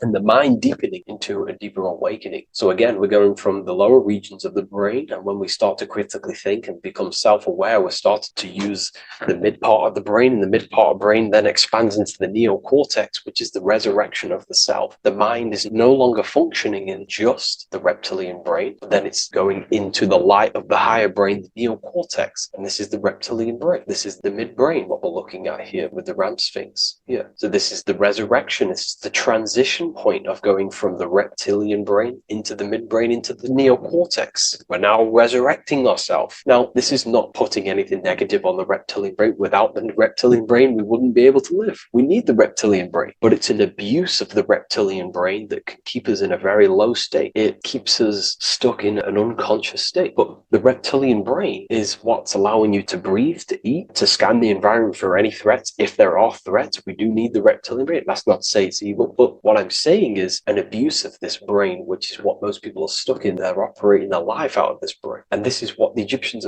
I think, are symbolizing, trying to tell us, to resurrect ourselves, to become self-mastered, to become the highest version of yourself, to actively create in the world. Because when we are only operating from this brain, we're unconscious, well, then other people can use you as a vessel to create their reality. This is how the world is at the moment. The ones who know how to use the mind are controlling the other ones who do not know how to control the mind. So I hope this makes sense to you. Let me know if you have any video recommendations, and I'll see you inside Ethereal University. If you wish to take your research to the next level, I have things inside of there that are very powerful. We happily invite you. I'll see you inside of Join. If not, I'll see you in the next YouTube video.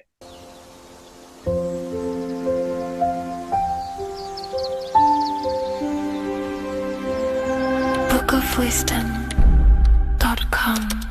Visit today.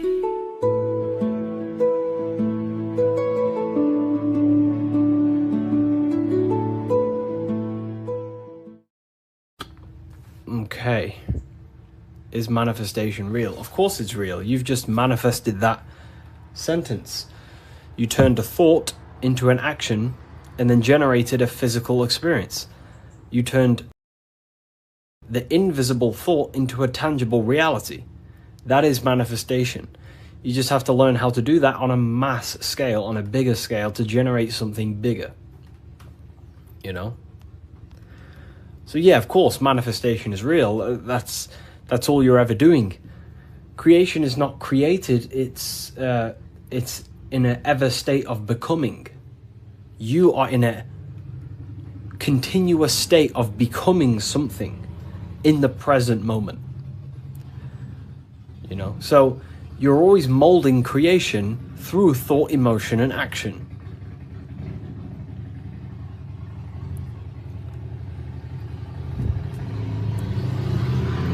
Let's let the Harley Davidson go past my house. It's a very loud bike. It's a cool bike. But yeah, you're in a continuous state of creation. And that's what this symbol ultimately represents, right? Hi, if I order your book today, will it be here before next Friday? You mean not this Friday, but next? Yeah, it should be there, for sure. So, this is what this symbol ultimately represents. Because the snake can shed its skin, which means it renews its layers. It transforms from old layers into new layers. It removes old layers of skin, symbolizing transforming. But the snake is eating its tail. The end gives birth to a new beginning. And this is what the present moment is. The present moment is the continuous state of becoming and unfolding of creation. We're all tapped into the live stream of consciousness, like you're tapped into this live right now. And you are directing them life forces in the present moment through thought, emotion, and action. You direct the life flow, the life force that you're tapped into. And wherever you direct it through thought, emotion, and action, and your time and attention, that is the reality you generate. And you create that reality. And that's what the symbols are here for, people. The symbols are here to awaken you to things that you just realize about yourself. I'm not teaching you anything new. This is just something you realize. This is solid truth that you can't, escape. You can't escape the law of cause and effect. The force is too powerful to escape the force and the law of cause and effect. The law of cause and effect is over you. It governs you. So you have to work with that law consciously. Most people are not conscious of the laws that govern their life. They're not conscious of the laws that's governing their mind. Your mind is governed by laws, not man-made laws, but universal laws you cannot escape. It is impossible to escape cause and effect. So you must work with the law. God law, basically. Yeah, they're called, occult societies, secret societies, they call the laws natural law. Then, of course, you have man-made laws.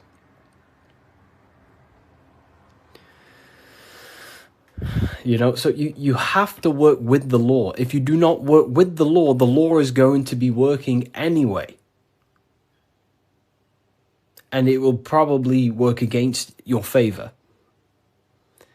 But these laws that are in place are there to give you what you want, to create your will, to create your desire. These laws are here for you to create, to give you what you want. Okay? So we have to become conscious of the laws that is governing our mind. Because the mind functions with free will, however, exists in the boundaries of the laws. Without them laws, the mind would not solidify a true creation. Everything would be chaos. The laws make sure that it creates this specific reality that you're experiencing right now. Hello, Harry. I've reached a higher state of consciousness thanks to you and your book. Wow, amazing, Craig. Absolutely amazing. Absolutely amazing. This book, don't read it once, read it many, many times. I'm probably sure you already have, but it just helps you. You pick up new things every time you read it. What do you think about getting a pentagram tattoo or a different symbol? I mean, the pentagram's a great symbol. It's just how you use the symbol. I gifted your book to a friend. Wow, amazing. Which book? The new one or the older ones? So we can influence our reality, of course, through thought, emotion, and action. You have free will. You have full control over them three things. If you try and control anything other than your thought, your emotion, and your action, you are going against natural law. God has given you the permission to only control your thoughts, your emotions, your actions. If you try and force anything on anyone else, you are then breaking natural law. They are the forces that consciousness expresses itself through the mind, mentalism, through thought, imagination, through emotion, through feeling, intuition, and through action, willpower, taking physical actions. That is how the force of consciousness expresses itself in three distinct ways. And that's how you create your reality, through thought, emotion, and action.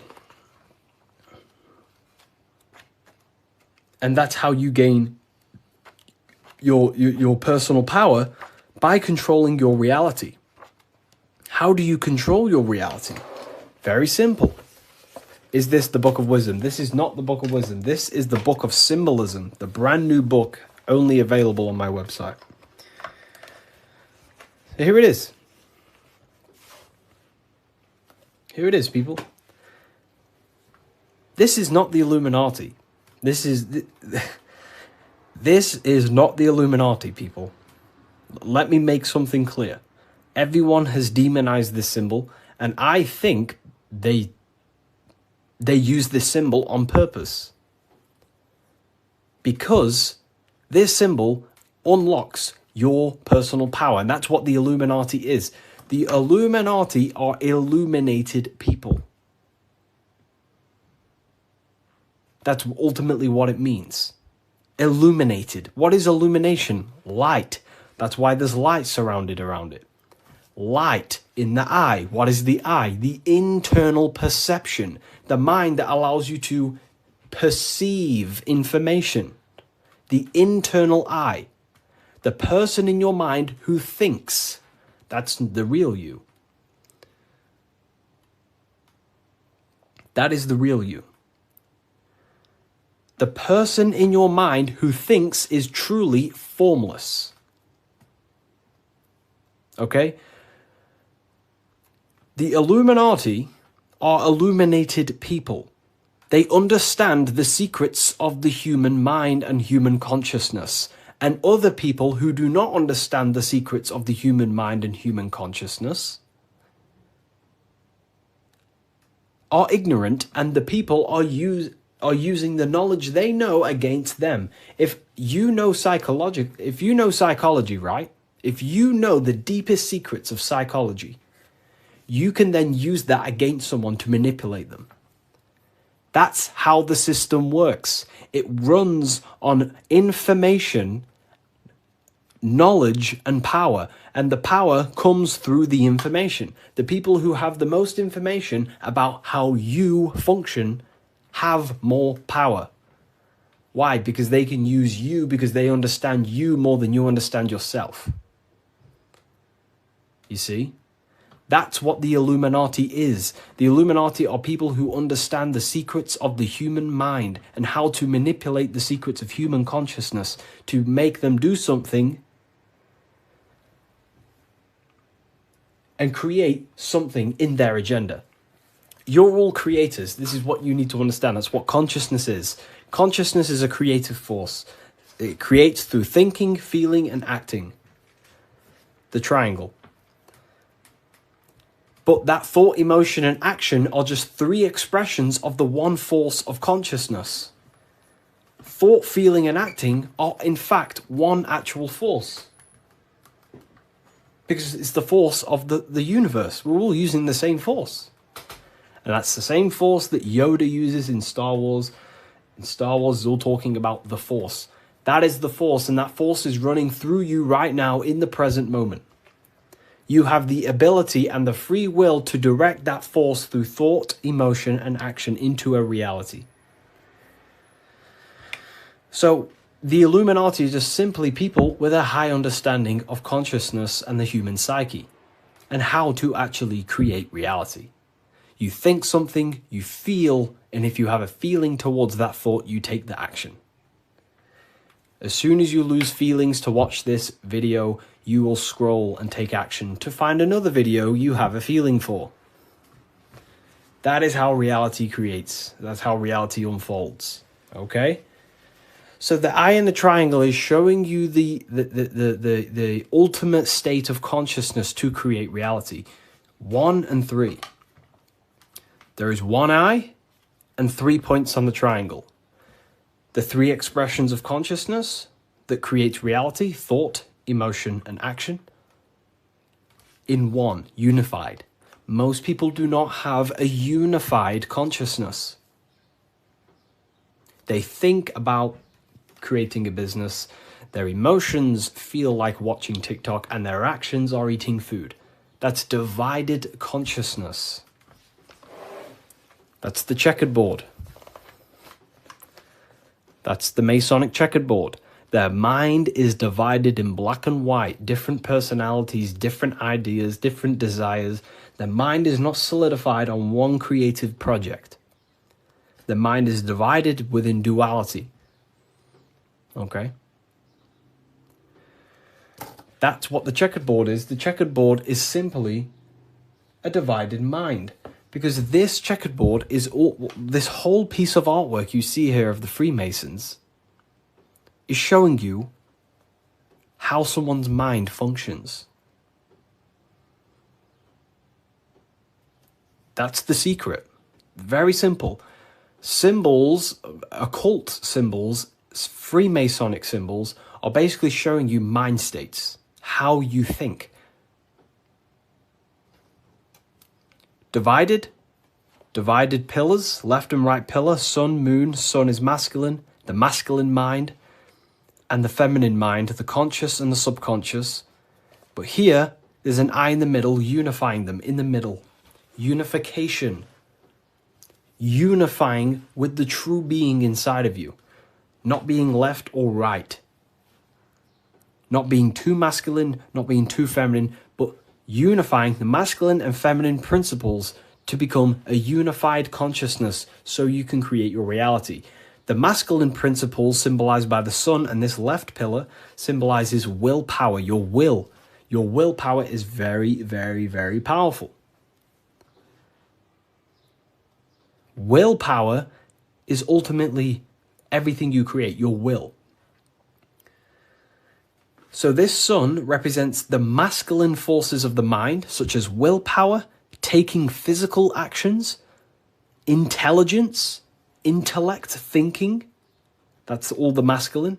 Then on the right side, you have the feminine qualities of consciousness on this right pillar. symbolizing imagination, emotion, desire, intuition. These are the feminine forces of consciousness. And what happens when a male and a female comes together?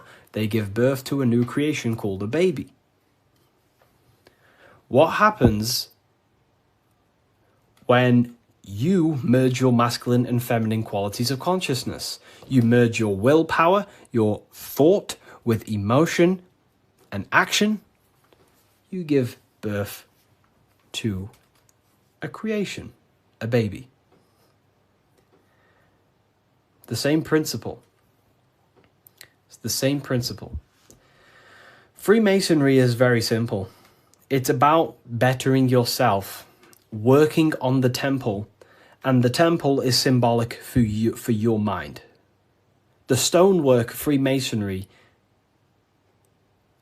Freemasonry is about stonework, and that stone is you. You're perfecting a stone, and that stone is your mind. You're perfecting the Temple of Solomon, or you're rebuilding the temple, which is rebuilding yourself, because you are the broken temple. The thing is, your teachings is destroying my life. It's not destroying your life, it's destroying your old view of the world, which will then give birth to a whole new, beautiful life. You have to go through destruction. You have to go through the darkness to see the light.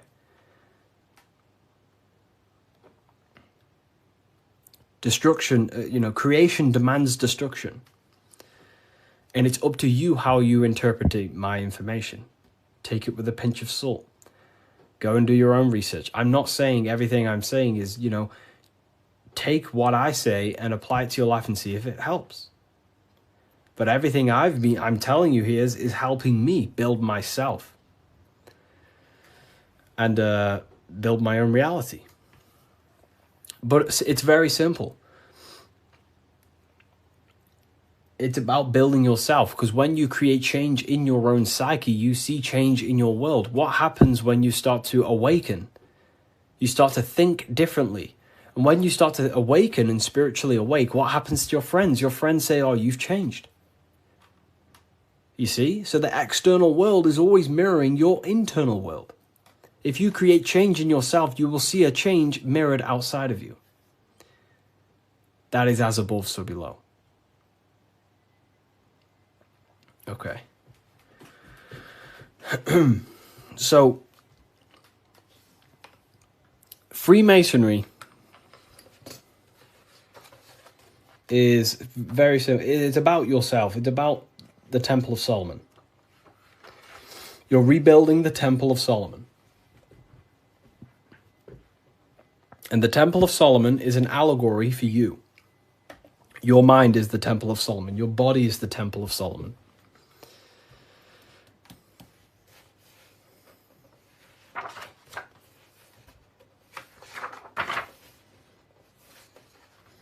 So why is it the Freemasons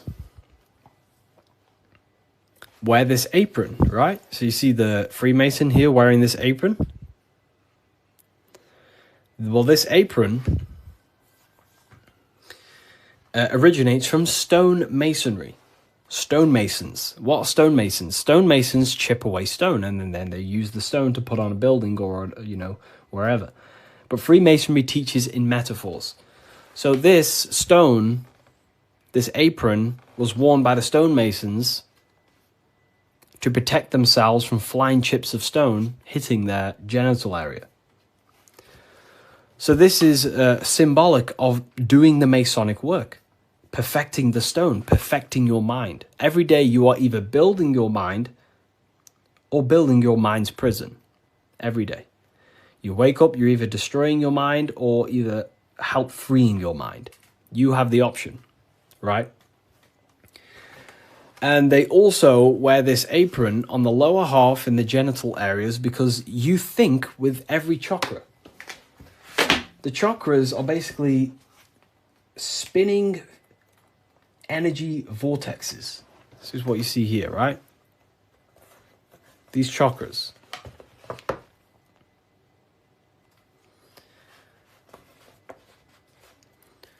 You can think with every single chakra. You think with your head. You can think with your heart. You can. These are centers of consciousness. Okay? These are centers. These are each center that you see along your spinal column has a high amount of nerve centers. It's like a nerve center. But that nerve center is then powered by the etheric body. Now that's very advanced. Not many people understand that. But your body is not just you. You have many subtle vehicles of consciousness, bodies of consciousness, which you'll learn about in the Book of Wisdom, Volume 1. So there is one force in the universe, and that force is emanating through you, manifested in 7 chakras. Anyways, the reason why they wear this apron on the lower half of the body, because it's a reminder to cover up, to stay conscious of their lower self, because this is the lower self of the lower half of the body, and this is the higher self in the higher part of the body. If you think with your genitals, all you think about is sex and eating. If you think with this lower half of the body, you will only, think about sex, eating, and power. So they wear this to remind themselves to conquer their lower nature, their animalistic state. Because the Mason is aware that they need to build themselves to a higher consciousness, to the higher mind. They need to align their will and mind with the higher mind. Because ultimately, the reason why all of these teachings stem from is because it's preparation for death. This is where all this comes from, okay? You never die. This is the truth. In the daytime, you're in your physical body, and in the nighttime, you're in your astral body, and it's just a massive cycle. So daytime is life, nighttime is death. Wintertime is wintertime is death, summertime is life. As above, so below. It's just bigger and smaller, right? So, with that being said, you never truly die. You are not the physical body. You are the internal being in your mind who thinks. You are not the thought. You are the one who hears the thought. The thinker. The knower. You are the being inside your mind, not the being outside your mind, which is this physical body. So Masonry is about working with that internal self, mastering that internal voice, because that is the architect of your reality. The internal dialogue. That is the stone that they're working with. They're chipping away at, they're perfecting, they're smoothing. The inner dialogue. No one pays attention to this. The inner thinker, the being who is thinking in your mind. Who is that being? Who is the person in your head? It's not your body. Your body is acting out the commands of the internal being.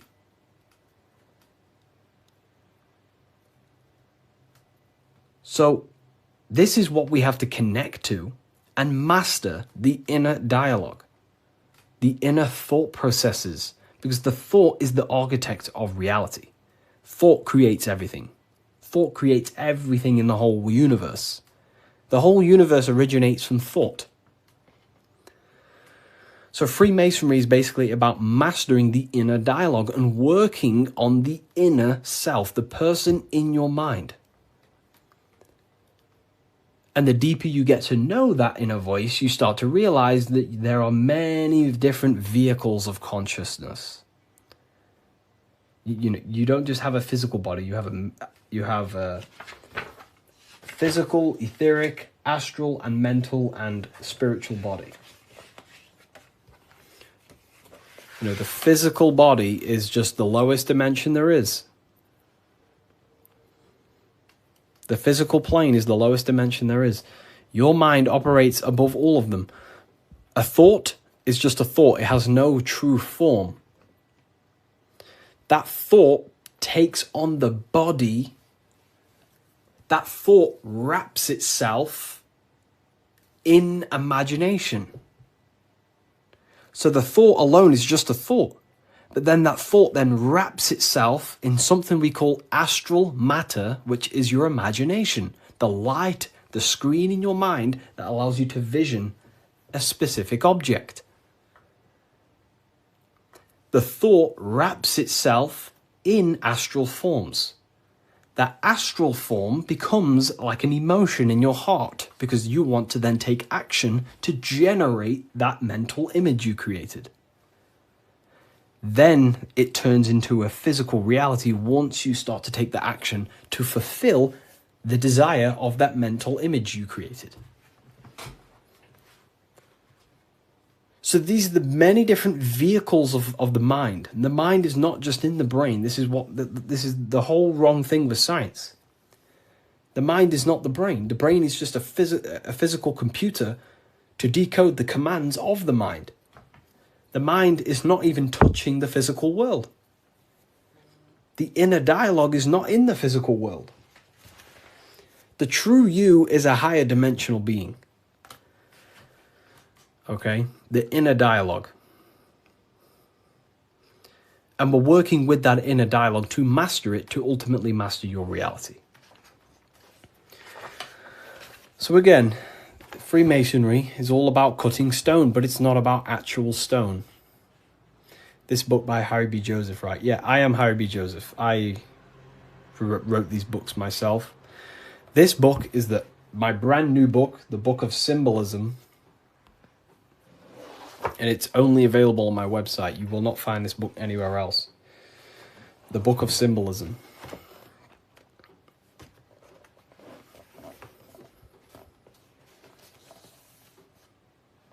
So, nice to meet you. Welcome. Okay, so, again, what does this represent?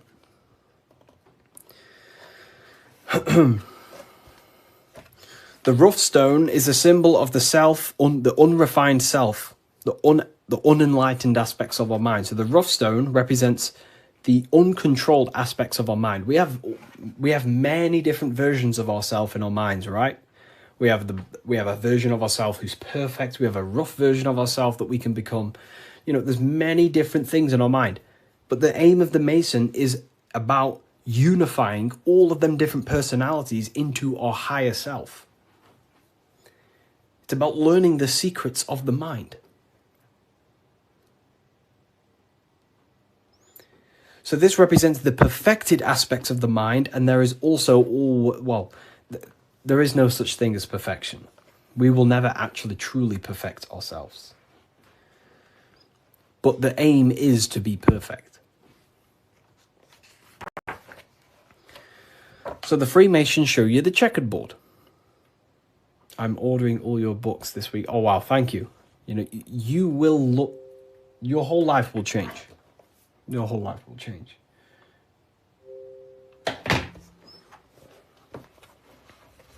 Okay.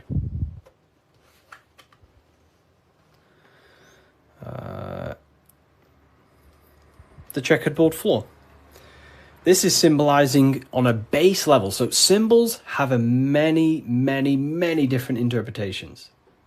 So on a very basic level, this checkerboard floor represents duality, how everything is dual, positive, negative, day and night, hot and cold. But the deeper you go into the layers of the symbol reveals the secrets about the human mind. So this is all showing you the mind. Different states of mind. Because that's what the universe is. The universe is one singular consciousness expressed in many different forms, in many different clothes, what we like to call people. Me and you are cut of the same fabric, which is the universal mind experiencing itself. So the mind is the very architect of reality. Life is not happening outside you, it's happening inside your mind. You are a projection of the mind. However, you have the ability to identify with your ego. Your ego is very simply just a false version that your mind, it's a version of yourself that your mind has created through experience, thoughts, words, memories, and traumas and belief systems. But beyond you, if you turn your mind off, if you stop thinking, then who are you then? That's what we call the universal soul. Everyone is that same substance. When we all turn off our mind, we are all the same substance, the universal soul. But we have the ability to generate an ego, which is our own personal identity. The ego is not inherently evil, but the ego can become bad if you don't tame it. It's the beast. But anyways, the duality represents, very simple, black and white, positive, negative, day and night, the opposites in the physical world. But on a higher level of masonry, it represents a divided mind. The one divided in many. The illusion of the third dimension, of how everything is separate. But in fact, we are all the same substance. We are all the I am. We are all the I, the inner dialogue, the inner voice. Masonry is about working with the internal voice, the thinker in the mind, the true higher dimensional being that you are. Because that higher dimensional being manifests its life forces through you and creates in the physical three-dimensional world. So it's about directing the life forces through you. Now, a big misunderstanding about the world that religion has placed on people. A big misunderstanding, right? People think the world was created. People think the world was created thousands of years ago. It's the biggest lie ever. Step back, remove that belief out your mind just for a second, and realize the truth.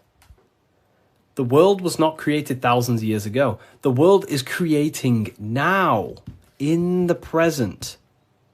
It's unfolding now. Creation is unfolding in the present moment. God is thinking reality into existence right now, and you are thinking your reality into existence right now through thought, emotion, and action. You are crystallizing reality now in the present, and you can become a co-creator with the creative force of the universe. But we've been taught the complete opposite because the powers that be in the world do not want you to become a conscious creator. They want you as a slave and a worker.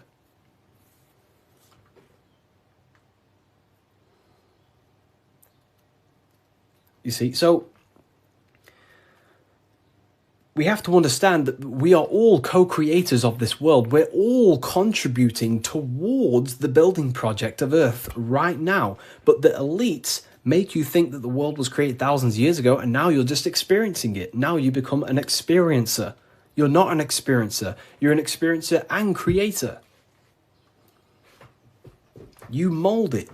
And when you do not understand this, someone else who does understand this will use you to create their agenda.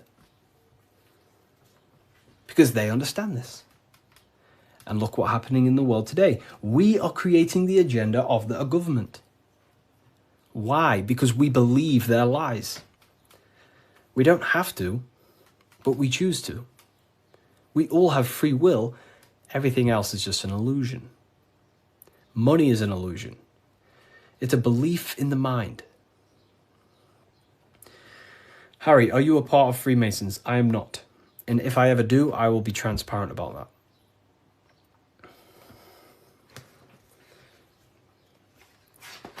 So this is representing your mind divided. Divided consciousness. Now take a look here. What are the Freemasons trying to show you here? Squares to circles. Square, circles. Geometry.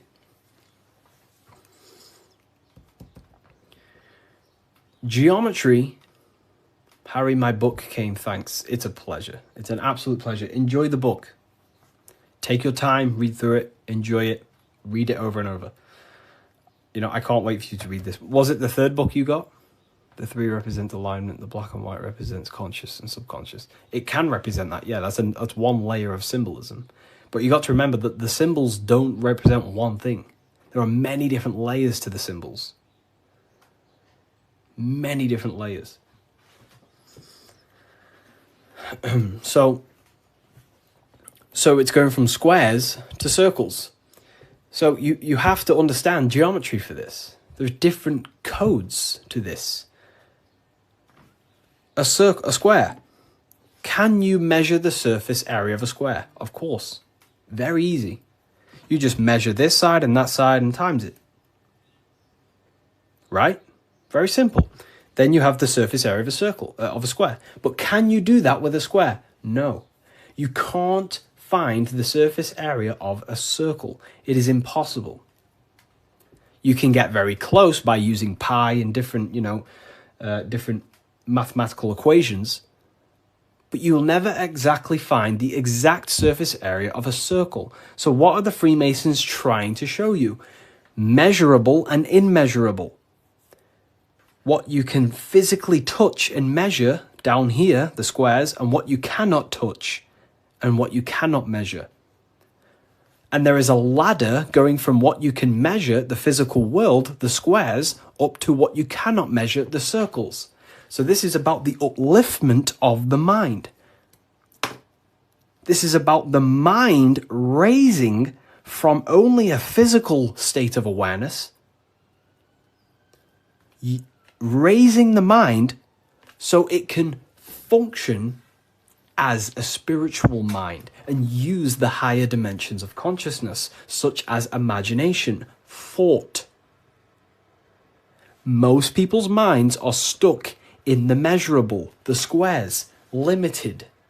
They think inside the box. You have to raise your mind and think outside the box. This is what it's about. Raising your mind and using the higher dimensions, which is imagination. You cannot measure imagination. It does not exist in the physical plane. You cannot measure thought. It does not exist in the physical plane. So it's about raising consciousness to actually use the cognitions of the mind.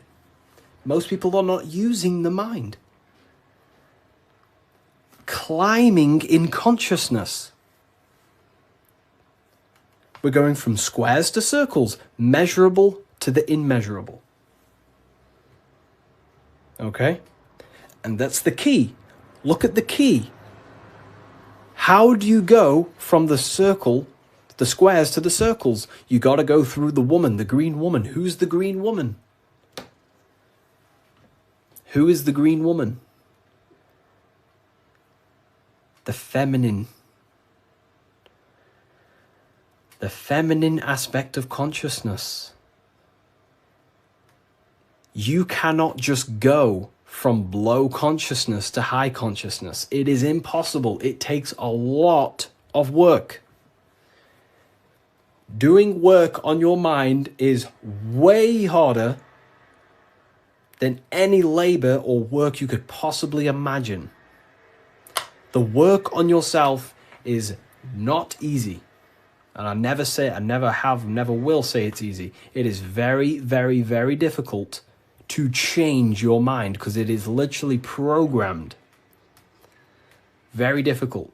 So you have to go through the woman. And what's the woman? The care, the desire. You have to have a desire to climb the ladder. You have to have the love and the care to do so.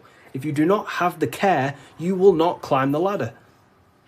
If you do not have the care to watch this live, you will continue scrolling. You have to come into contact with the feminine, the heart. You have to care to reach the higher consciousness, to take the actions that are necessary to generate that consciousness. That's the key to open the door to to the upper room, Jesus mentions. Jesus is always talking about the upper room. The kingdom of heaven. This is what it is. It is a higher state of understanding. A higher state of self-mastery. That is what it's all about. So in order to climb the ladder from the immaterial to the material to the spiritual, you have to care. If you do not care, you will not reach that higher level of consciousness. Because why? It takes a lot of self-work. A lot of work. A lot of reprogramming the self. A lot of meditations to gain control over the inner dialogue. A lot of reflection. A lot of sacrifice. Yes, very well said. Very well said, Timon. It takes a lot. It's not easy. Constructing, working on your mind. It's very difficult. And you don't see the benefits for a very long time. But when you do start to see the benefits, the benefits are massive. So this is what it's about. It's you. This is all you. And what are we chasing? We're chasing the I. What's the I? The I is the internal. The eye is open. It sees. That's the inner observation, the inner being who observes everything, observes the thoughts, observes everything. But we're chasing a higher I, a higher perception of ourselves by raising consciousness, a higher understanding of what you truly are beyond your human form, which is a higher dimensional being. We're chasing the I. The I is a higher perception of ourself. Yes, very well said. You see? So this is what this is why if you read symbols, you become very powerful. That's why I wrote a whole book on this, so you can learn this too. Everything I've said and more, you can learn. The Book of Symbolism, the only place it's available is on my bio. revivalofwisdom.com. I just released this November 17th. But it breaks down everything about Freemasonry, of how you can learn this knowledge and gain a higher consciousness. But anyways, if we get this to 50k, I will drop some coupon codes for you all, and we'll carry on. I'll drop some coupon codes so you can save some, some money. And we have worldwide, we have, this is powerful knowledge. Powerful, powerful knowledge. What do you think about the Golden Dawn? I have a friend, well, not a friend, but I know him through, he's an Instagram creator, and he went through the Golden Dawn system, and he is a very famous author now. You've probably heard of his stuff. It's called The Serpent Rising. He went through the order of the Golden Dawn, learned about Kundalini and stuff like that. Golden Dawn Society, yeah. How can I buy your book? There's no link in your bio. There should be.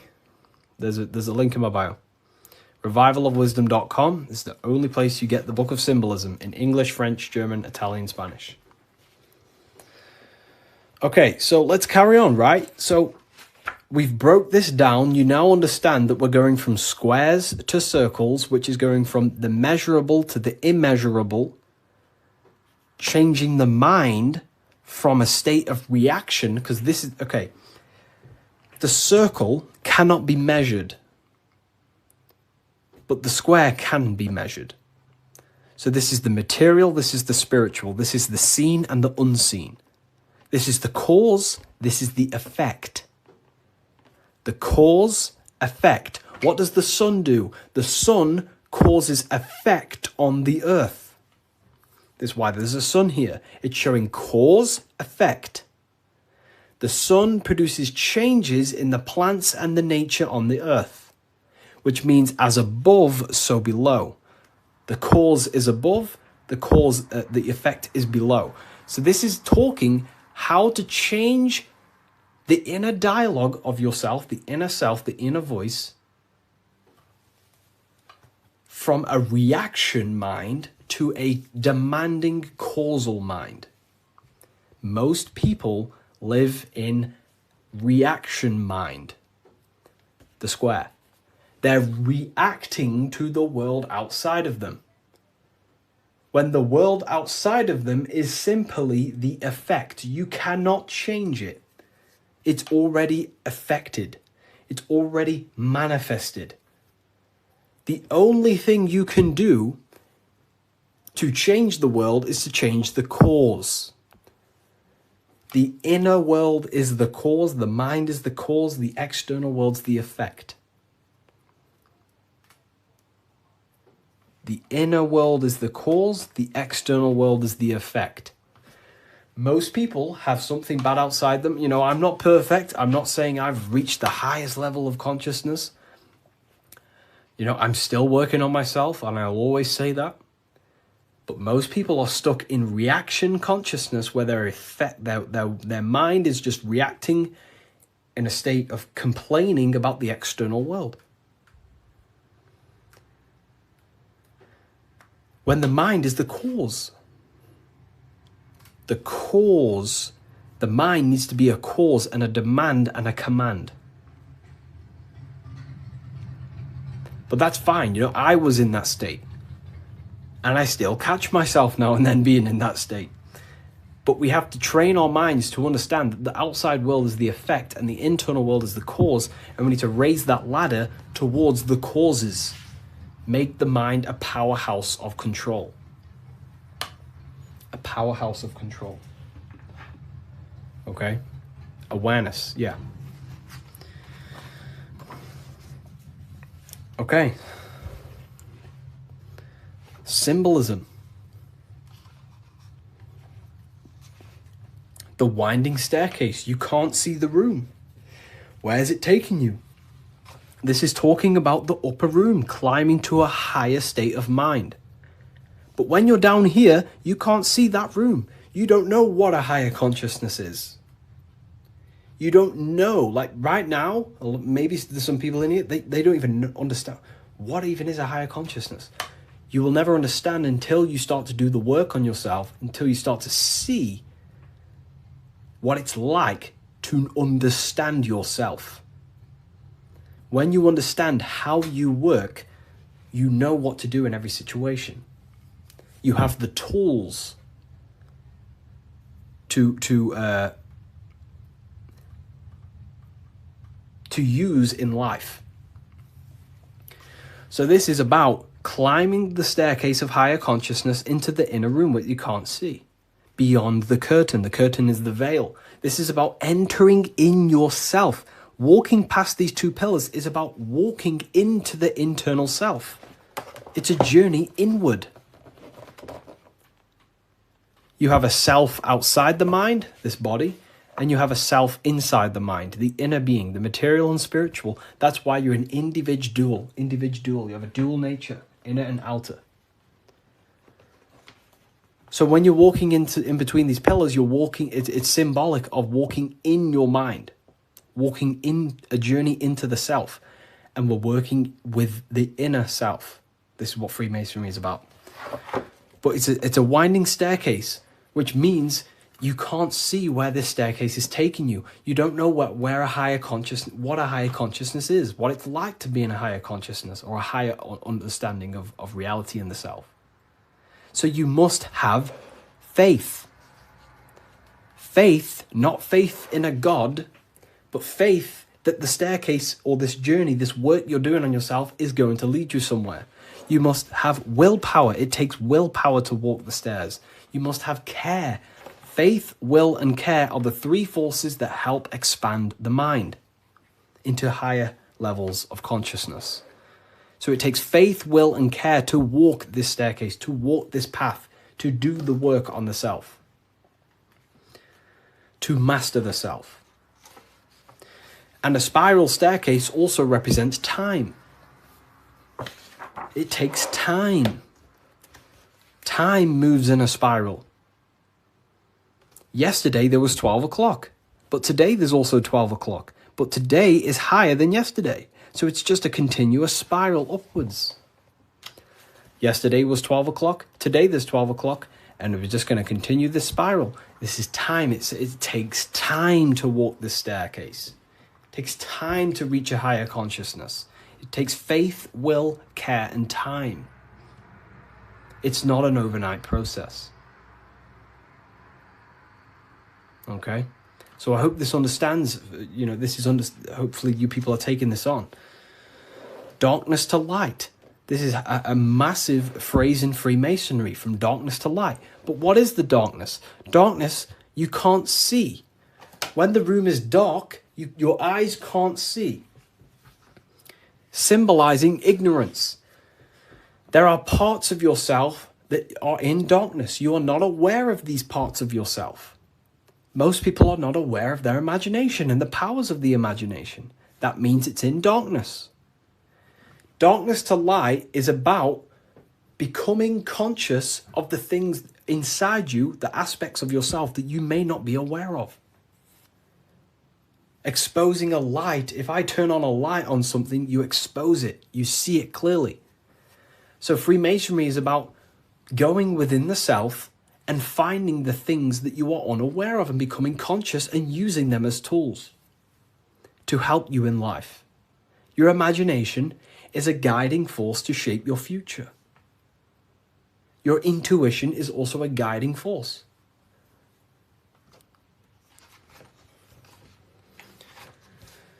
This is the hammer, the Freemasonic hammer.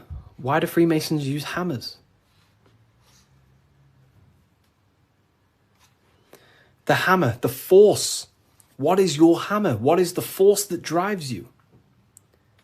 What is the force? What is the desire in you that makes you go through life? We all have a hammer. My hammer is to help as many people understand themselves as possible. That makes me take my actions. That's the force inside of me that takes action. The reason why I'm on this live is to take action to help people.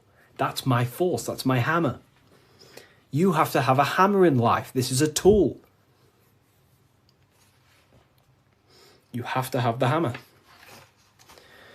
Here's some more secrets. Force, form, very powerful. Not many people understand this one.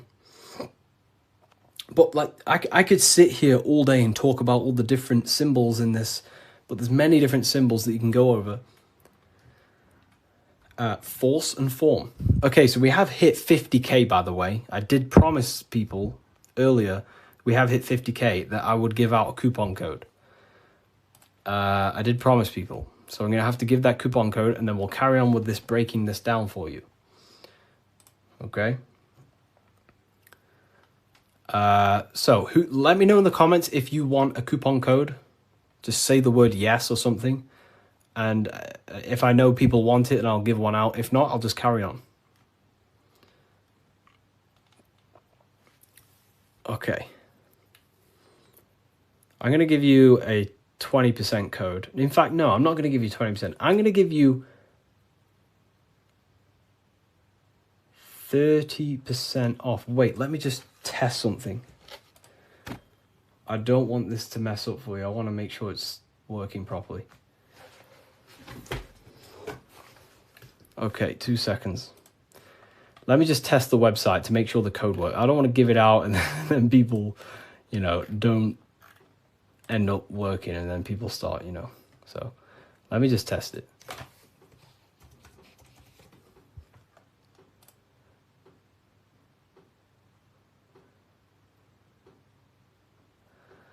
Okay.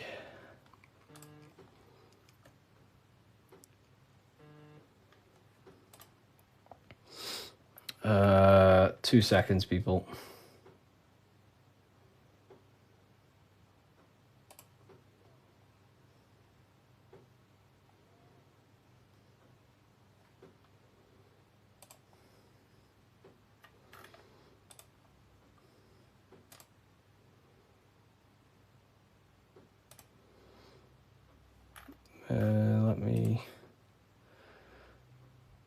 You said 50%. I didn't say 50%. I said if we hit 50k likes, I will give a coupon code. And that's what we've hit, 50k likes.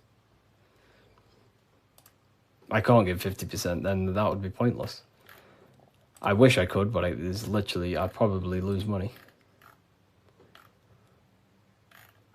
I'm just testing the code out for you.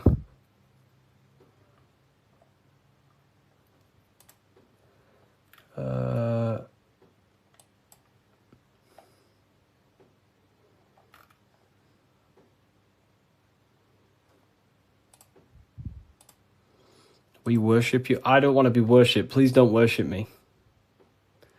You know, I don't want to be worshipped. You know, I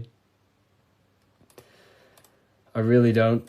I'm not here to be worshipped. I'm telling you the power within yourself. But I thank you for that comment. That's nice. It's nice of you to say that.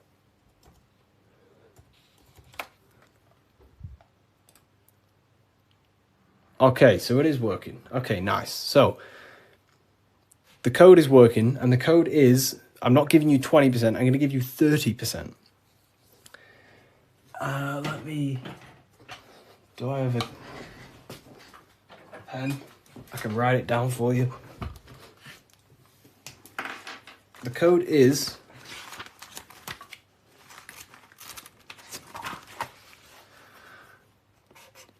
light. All caps. That's the code. All caps, capital letters. And you'll save yourself 30%. This is the brand new book of symbolism. You're going to save yourself 30% on the brand new book of symbolism. Is this where 607 Onk gets it from? I don't know. I've been around for a long time talking about this stuff.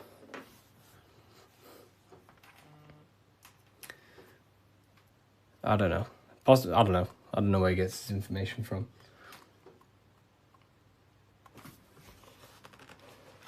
Force and form. Here it is. Website name, revivalofwisdom.com. Revivalofwisdom.com, or the link in the bio. No book is going to help you, just meditate. You know, I used to think that exact same thing. But unfortunately, that is I used to think that, but then I realized my ego was keeping me back. The ego wants to say, I don't need anything. I don't need someone else to tell me anything. But then you have to come to a realization that there are people out there with knowledge way beyond what I knew.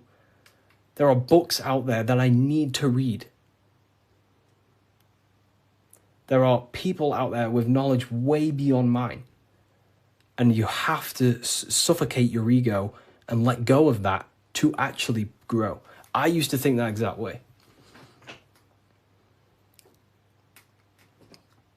But it depends what you want, you know. You don't have to go down this path. You can just meditate. That's completely fine. You know, it depends what you want, I guess, as well. So you are completely right.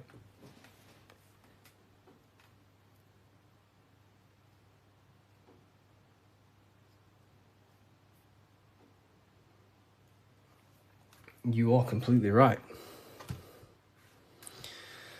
Is there a PDF? No PDF. Physical books only. You know, we ship worldwide.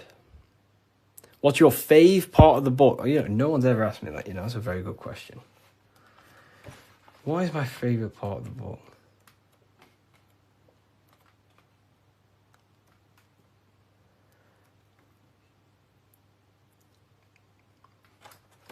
I love this part. I love this part. How quick is delivery? Delivery, it depends where you are. UK is around 7 days.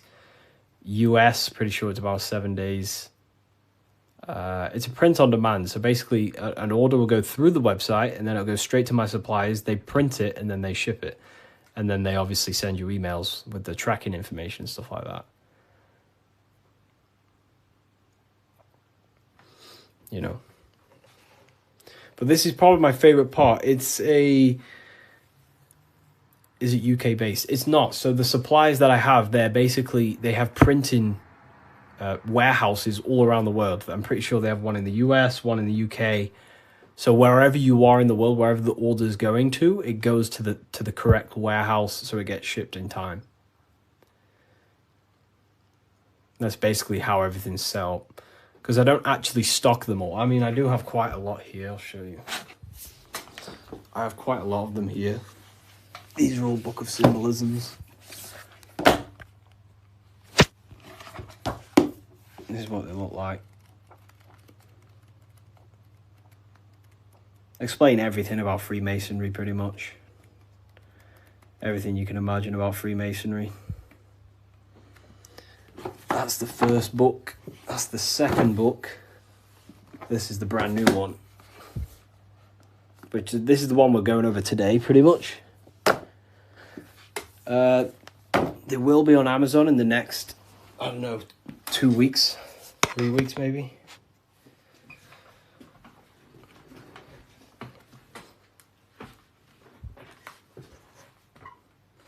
How can we use the book to live a fulfilling life? That's pretty much, the book teaches you, it's a guide to higher consciousness. It helps you understand and unlock aspects of yourself that you never knew was there.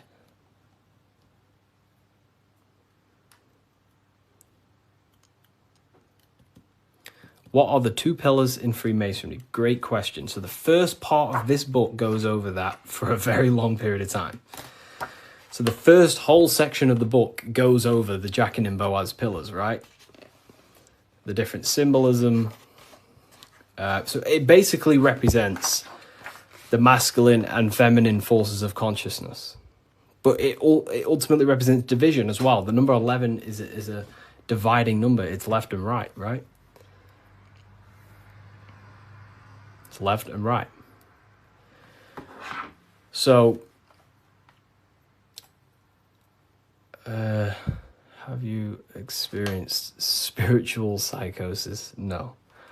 If you met me in person, you would never even realize, because I don't talk about anything to anyone. People who know me don't even understand what I do. I don't talk about, I'm just a normal person. They probably think I'm asleep. Well, just a regular person who's not aware. But, I only talk about this stuff to people who ask me. To my family members, I'm just a regular person. But then obviously if they ask me about this, then I can tell them things. So yeah, in person you would never even know. I'm just a regular guy. I work throughout the day. I make videos. I work on my YouTube. I help my affiliates. I come on live. I help people. I speak to my university students. And then I go to the gym, see some family members, and, I'm just a regular person.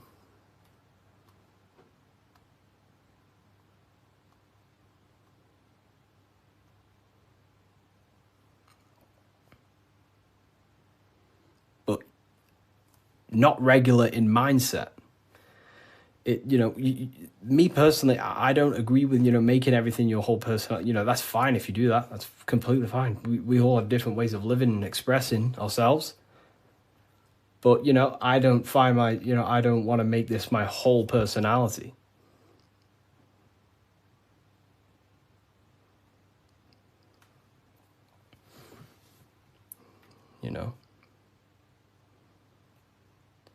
I love to read books in my spare time. I watch a lot of, listen to a lot of audiobooks. I don't really listen to much music. Whenever I'm in the car, I put on an audiobook. And just by doing that alone, you'll gain a lot of information. Just type in Masonic books or esoteric books. You will find so much on YouTube. Just listen to everything, and over a period of time, you'll start to develop a pattern recognition, and you'll start to decipher your own truth. The Bully Slayer was cloned. I see some of his videos today. I don't know. I don't think he's being cloned. I think I don't know. He stayed off the internet for a while. He might have changed and stuff like that. But I love his stuff.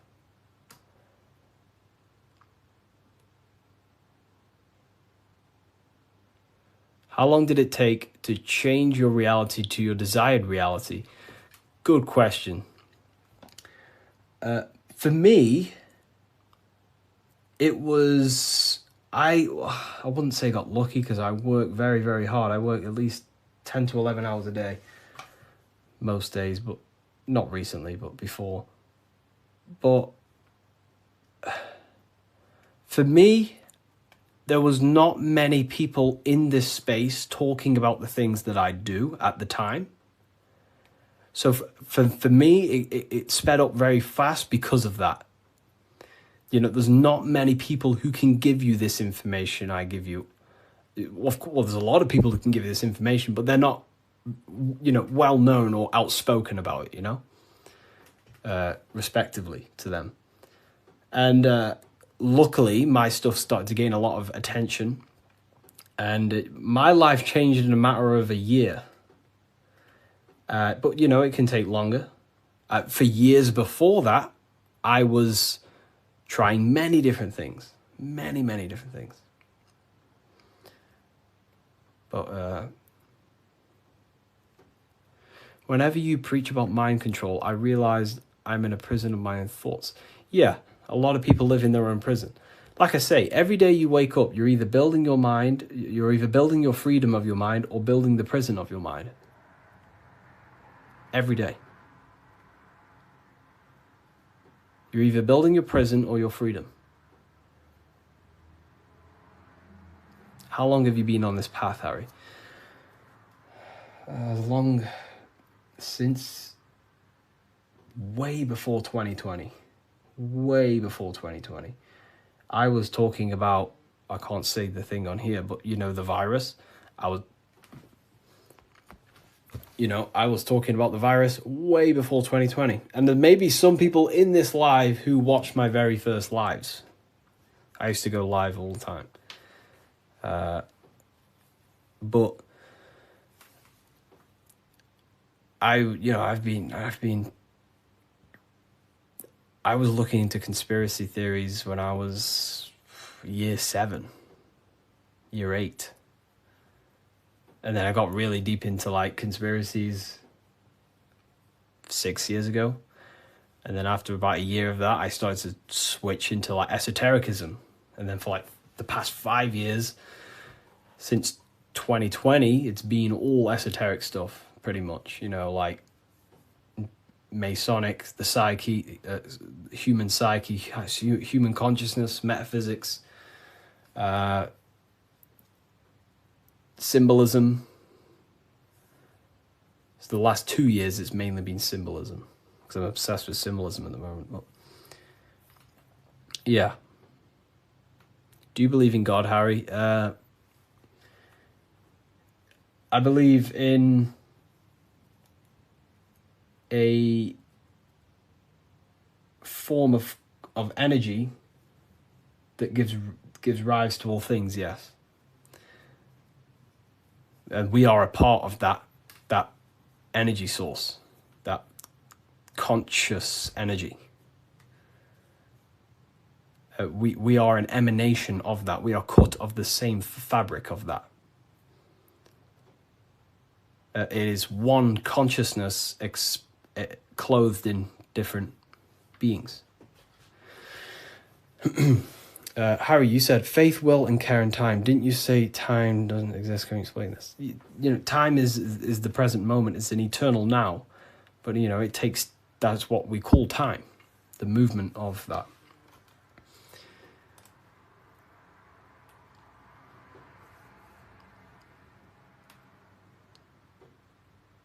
I don't believe in a God outside of us. You know, well, God is outside of us, but he's also inside of us. God is everything. I like how you put that. Oh, wow. Thank you. If we visit a Masonic temple, we'll see a lot of these symbols in the building architecture. Oh, yeah, of course. Everywhere. You'll see this everywhere.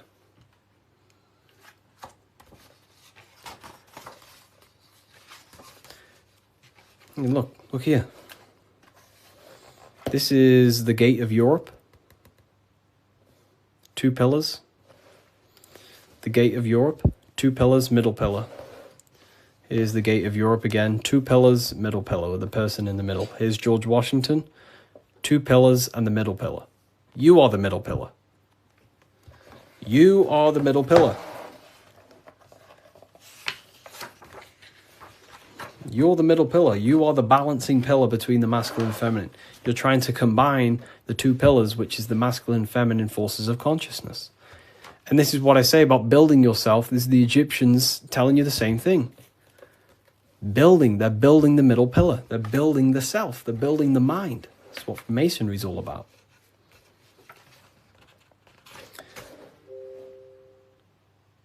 You know? So look.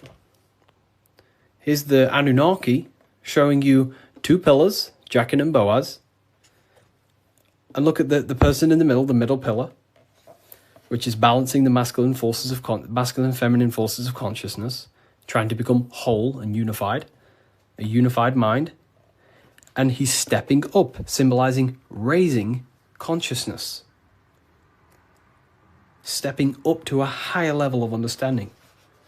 Here's Buddha, same thing. Buddha, Vishnu, Sumerians, Egyptians. Wait on, we still got more. Jesus with the 2 pillars. Egyptians again, they're building the self. This is what it's about. It's about building the mind.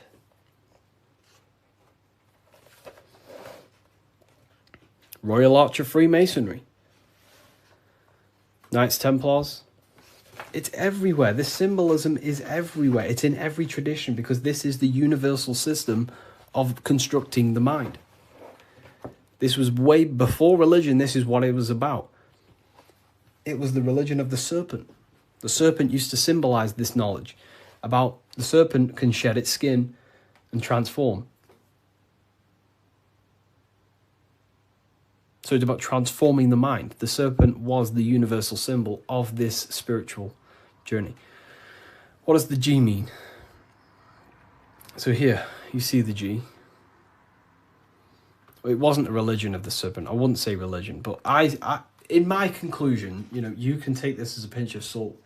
In my conclusion, I think the serpent, found in every religion. It's the Vatican. It was in the Garden of Eden. It's in every religion you can possibly imagine. There's a serpent, and there's serpent symbolism all around the world. I personally think the serpent was the symbol for gnosis, for the well, I don't like calling it religion, but a spiritual system that was universal before religion. It was the wisdom of Kundalini. It was the wisdom of awakening. It was the knowledge of the self. And then I think the serpent got demonized because then religion took over and started to externalize all the spiritual teachings and then following man-made gods and gods in the sky and stuff. But before all of that, I believe that me personally, I believe the serpent was a symbol for the universal spiritual system of knowledge that was before all the religion. That's my interpretation. It's about self-transformation. Yeah. Someone asked about the G. And now they say serpent is Satan. Yeah, very well said. Now everything about the serpent is demonized. And it's crazy to me when you realize, well, everything's inverted nowadays. So, I guess we'll never know, but based on my symbolism studies, that's what I think it is. I could be wrong, but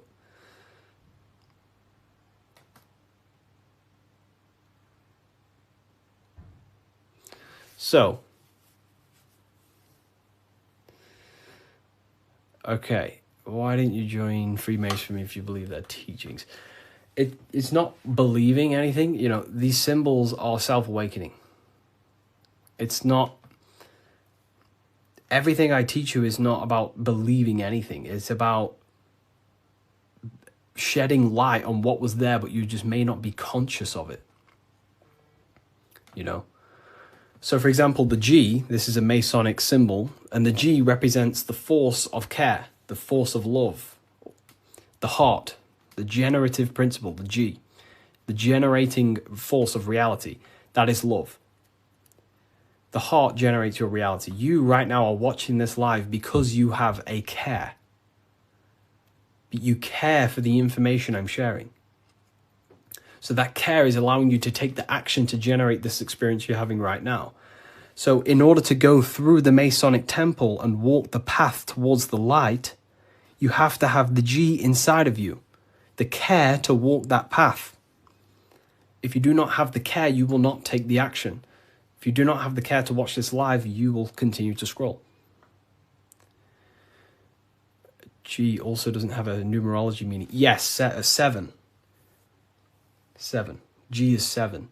And there are 7 7 cognitions of the mind. So the G is also gnosis. Gnosis about, knowing, gnosis. Gnosis is knowledge gained through direct experience. So you right now, you know you're here. You know, you don't believe you're here, you know it. Instead of believing God, you can get to know God by gnosis, by studying the self, by entering trance-like states of meditations and understanding the self. That's gnosis. And in order to gain gnosis, you must have the G. That's why gnosis begins with a G. Because you must have a care to meditate. If you don't care about gaining a higher consciousness, you won't meditate. If you don't have a care to reach the light, which is just a higher state of understanding, you don't have the G. If you don't have the G inside of you, you will not take the actions to walk up this path, up the mountain. It's a difficult path of self-mastery. So that's the G. It's the driving force of your reality. And if you don't have the G, you won't walk up this hill. You know, so the teachings that I teach is, you know, it's about shedding light on something that was already there. Does the Book of Symbolism teach us how to get the G? Well, yeah, the G is just simply your care. Do you care about gaining information? Or do you not? You either have it or you don't, and you can cultivate it. We do talk about it here, all about the G in different symbolic here. So in order to get off the checkered board and rise towards the light, so we're going from base consciousness to high consciousness, from material to spiritual, in order to do that, you have to go through the woman. And what is she doing? She's caring. She's caring for the little baby. So it's symbolizing, in order to go from low consciousness to high consciousness, you have to care. You have to go through the feminine, the heart. You must have a desire in your heart to truly raise your consciousness. That's why there's a woman here caring for a little baby. You have to go through the feminine to reach a higher consciousness. So anyways, is that why religion is against women? You know, there's so much that goes into that. I believe they don't want us in contact with the feminine energy of consciousness. We're all masculine and feminine. We all have feminine qualities. We all have masculine qualities. They suppress the feminine aspect of consciousness because that's what unites. If we all loved each other, we would be united. They don't want us to love each other because that creates division. And divided people are easier to control. If we all united, we'd all realize we can take over the government. So they destroy the feminine because that's all about caring, nurturing, growing as a community and as humans with the earth, caring for the earth and things, but it's just completely demonized nowadays. And now it's just a masculine-dominated world. But Freemasonry says that the G is geometry or God. It's all the same. God, what is God? God is a creator.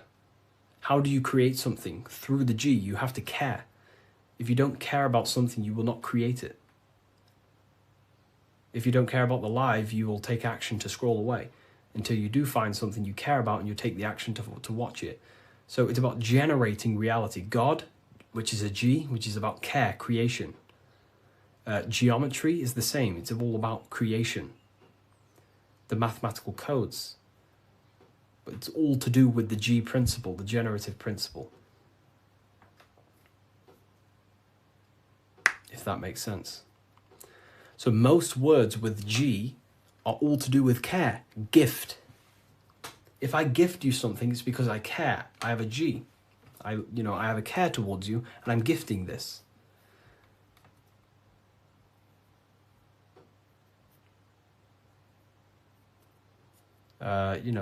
Geometry, God, generation, Genesis, all about creation and care. The whole world is built on love, and when you see it, you can never unsee it. The whole world is built on love. All creation is built upon the principle of love. That's why the earth is called hot.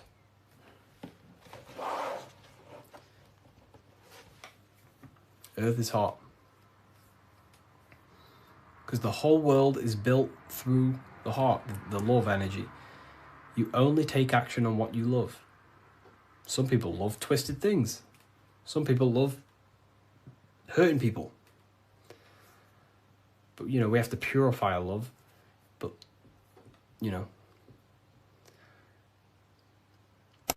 The Book of Wisdom by Harry B. Joseph has really piqued my interest. It's 119 pages of curated spiritual insight. This book has really piqued my curiosity. And regardless if I believe in everything I read out of here or not, I am just so mesmerized by a lot of these topics. It's all, some of them are controversial. Some of them are based in Christianity. Some are not. But it's just a really insightful book. And I'm super excited to check it all out. If you want to check it out too, I'll link it for you. Get your copy. Visit bookofwisdom.com. How are we all doing today, people? It's Revival of Wisdom. And today we're going to get real deep.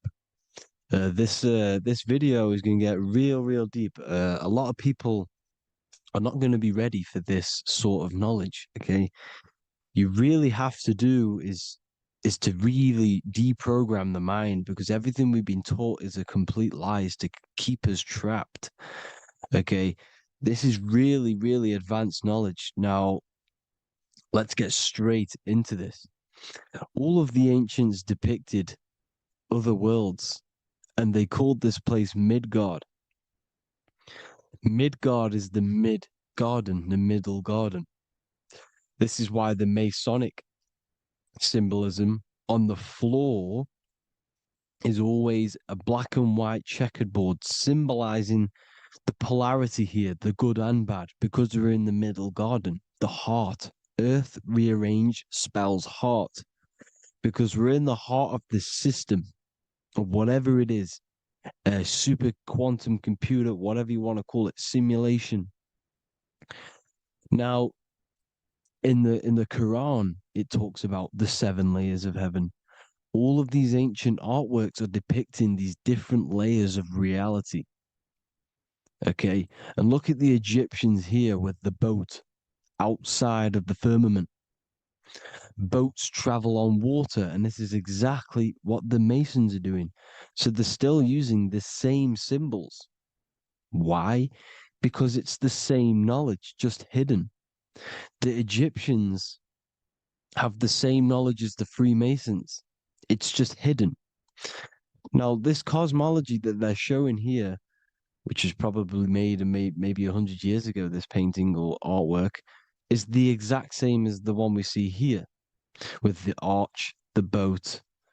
It's similar, because the boat is symbolizing traveling these other worlds, because the ether is also symbolized as water, because if you look up at the stars through a telescope, it looks like it's water. It's shining through water because this ether, whatever this substance is outside of this world, was symbolized as water. Okay. And look at all these ancient depictions showing these different layers of reality.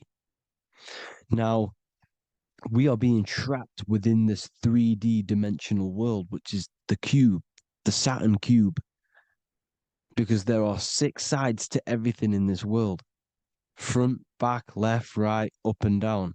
6, which is the cube, because we're in the Saturn's world. Okay.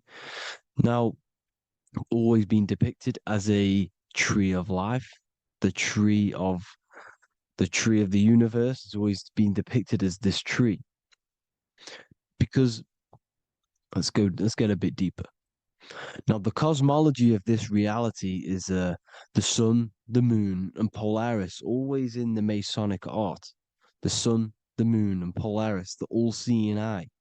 If you go inside of the temples, of the Masonic temples, they always have this star in the middle, shining light beams. Okay? Look here. The light beams coming from the big star in the middle, which is Polaris. This eye is God. It's God's light shining down from his abundance. Now, when you astral travel, you will see this big ball of light above you, and this big ball of light is God. But you cannot travel towards it until you are pure. It doesn't work like that. You have to become formless. You have to become pure before you can become one with the light. In all these Masonic artworks, it's all depicting the star in the center. This star is Polaris, because Polaris is the way out of this place. And this is why you see the stairway to heaven all the way up to the light beam, the light source. What does it say in the Bible? God is light, because everything is made out of one substance, and that substance is light. And it symbolizes the eye because God is an eye. All things that are alive have an eye. And we all say, I am. We all see these realities through eyes. God is an eye. He's the all-seeing eye. He sees all things at all times. And he is projecting this light. And this light comes down to create all the different levels of the worlds. And this is what the 2 pillars symbolize the number 11. 11, the number 1, is just a vertical line. It's the 1. It's a 1 point. 11 symbolizes the mirror nature of reality. Everything's mirrored, as above, so below. Now, the 11 also symbolizes openings, doorways. And as you can see here, an opening to the all-seeing eye. And you see here again, an opening to the stairway all the way up to the light. This light is the light of God in the astral worlds, beyond this world. Now, Polaris has also been symbolized as the UFO. They put the truth in plain sight. So you know in the films how the UFOs suck people up. That's what Polaris is doing. If you ascend beyond this world, if you do not ascend beyond this world, you will be reincarnated in this world. The whole thing is to outgrow this consciousness to the plane above. And I'm not just making this up. I'm going to be bringing in scriptures after this. But you can see with the Christmas tree, we always put a high, big star at the center, at the top, which is the star of Polaris, which is exactly what the Masons are doing here. The star at the top. And it's on top of our Christmas trees. And all of these symbolize the other stars because Polaris is the most high star, and all the other stars are wrapped around the firmament lower than Polaris. And that's exactly what the Christmas tree is. And it's a triangle. It's a triangle, just like light beams travel from one point in the triangle, just like the all-seeing eye. It's a triangle. The light is coming from one point and sending its rays downward. You see, it's kind of like you see here with the water. And the lower you go, the darker it gets, the more evil it becomes. And this is what the ancients would call hell. Now, this all-seeing eye is Polaris. And below Polaris is Mount Meru, the North Pole, the magnetic North Pole. The Tower of Babel, which is in the Bible. The etymology of the word Babel, Ba meaning spirit, which gives the ability to move the soul through the worlds, which is that's the ancient Egyptian description of the word Ba, meaning of the word Ba. You have the Ka, the Ba, the Ak, but the Ba is the one that gives the ability for the soul to move through the worlds. Your soul can't speak into a world without incarnating into it. Now, the Tower of Babel symbolizes Mount Meru because it's the word Ba is the spirit which gives the ability for the soul to move through the worlds. The Tower of Babel is the magnetic North Pole, Mount Meru, which gives the ability to move through these different worlds. And you can see the ancient Tibetans always showing this depiction of these different worlds coming from the center. Because we have to ascend our consciousness. It's not about how good you are to reach heaven. It's about how you expand your consciousness, you expand your mind. So they teach now that you have to be good in order to reach to heaven. It's about expanding the mind, expanding your consciousness to these different planes, these different realms. So that's what it's about. And Jesus was known as the fisher of man.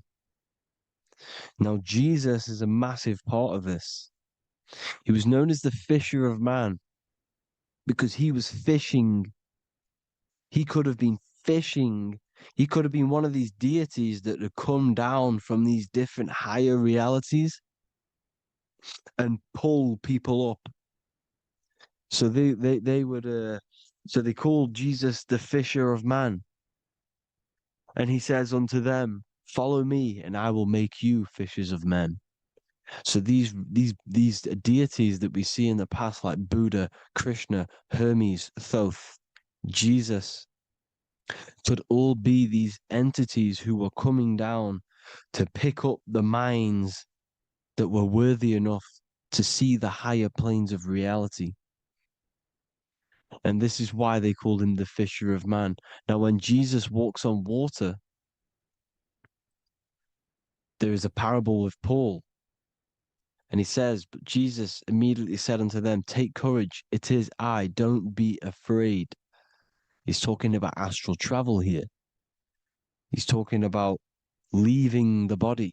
Because when you leave the body in astral travel to see these alternative realities, you can't be afraid because fear is a bondage, which is what the Emerald Tablets talks about. Lord, if it's you, Peter replied, tell me to come to you on the water. The water.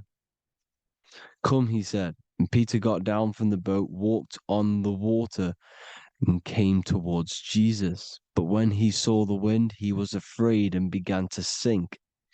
When you become afraid in astral travel, you sink back into your body. Lord, save me. So this is talking about Jesus pulling people up into different realities. And you can see the fish is the symbol of Jesus, is another symbol of Jesus, a fish. Because fish symbolize deep occult knowledge, because fish travel the depths of the ocean.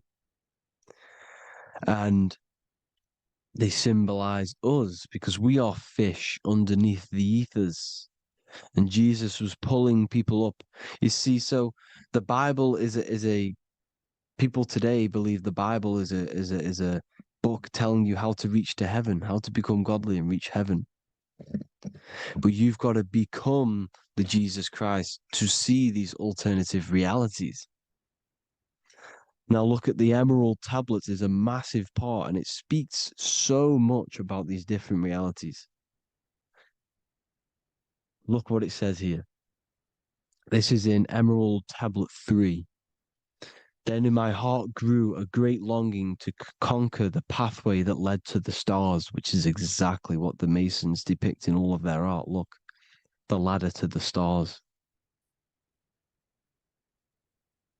And then he goes on to say, years after years, I sought after wisdom, seeking new knowledge, following the way, until at last my soul, in great travail, broke from its bondage and bounded away, broke from the bondage of the body. Free was I from the bondage of earth men. Free from the body, I flashed through the night. The stars. The stars are a massive part in the astral world. Each star is a different reality. And the true astrology is the star that you came from. You came through a star to reach this, to reach here. There is a reason why you are here.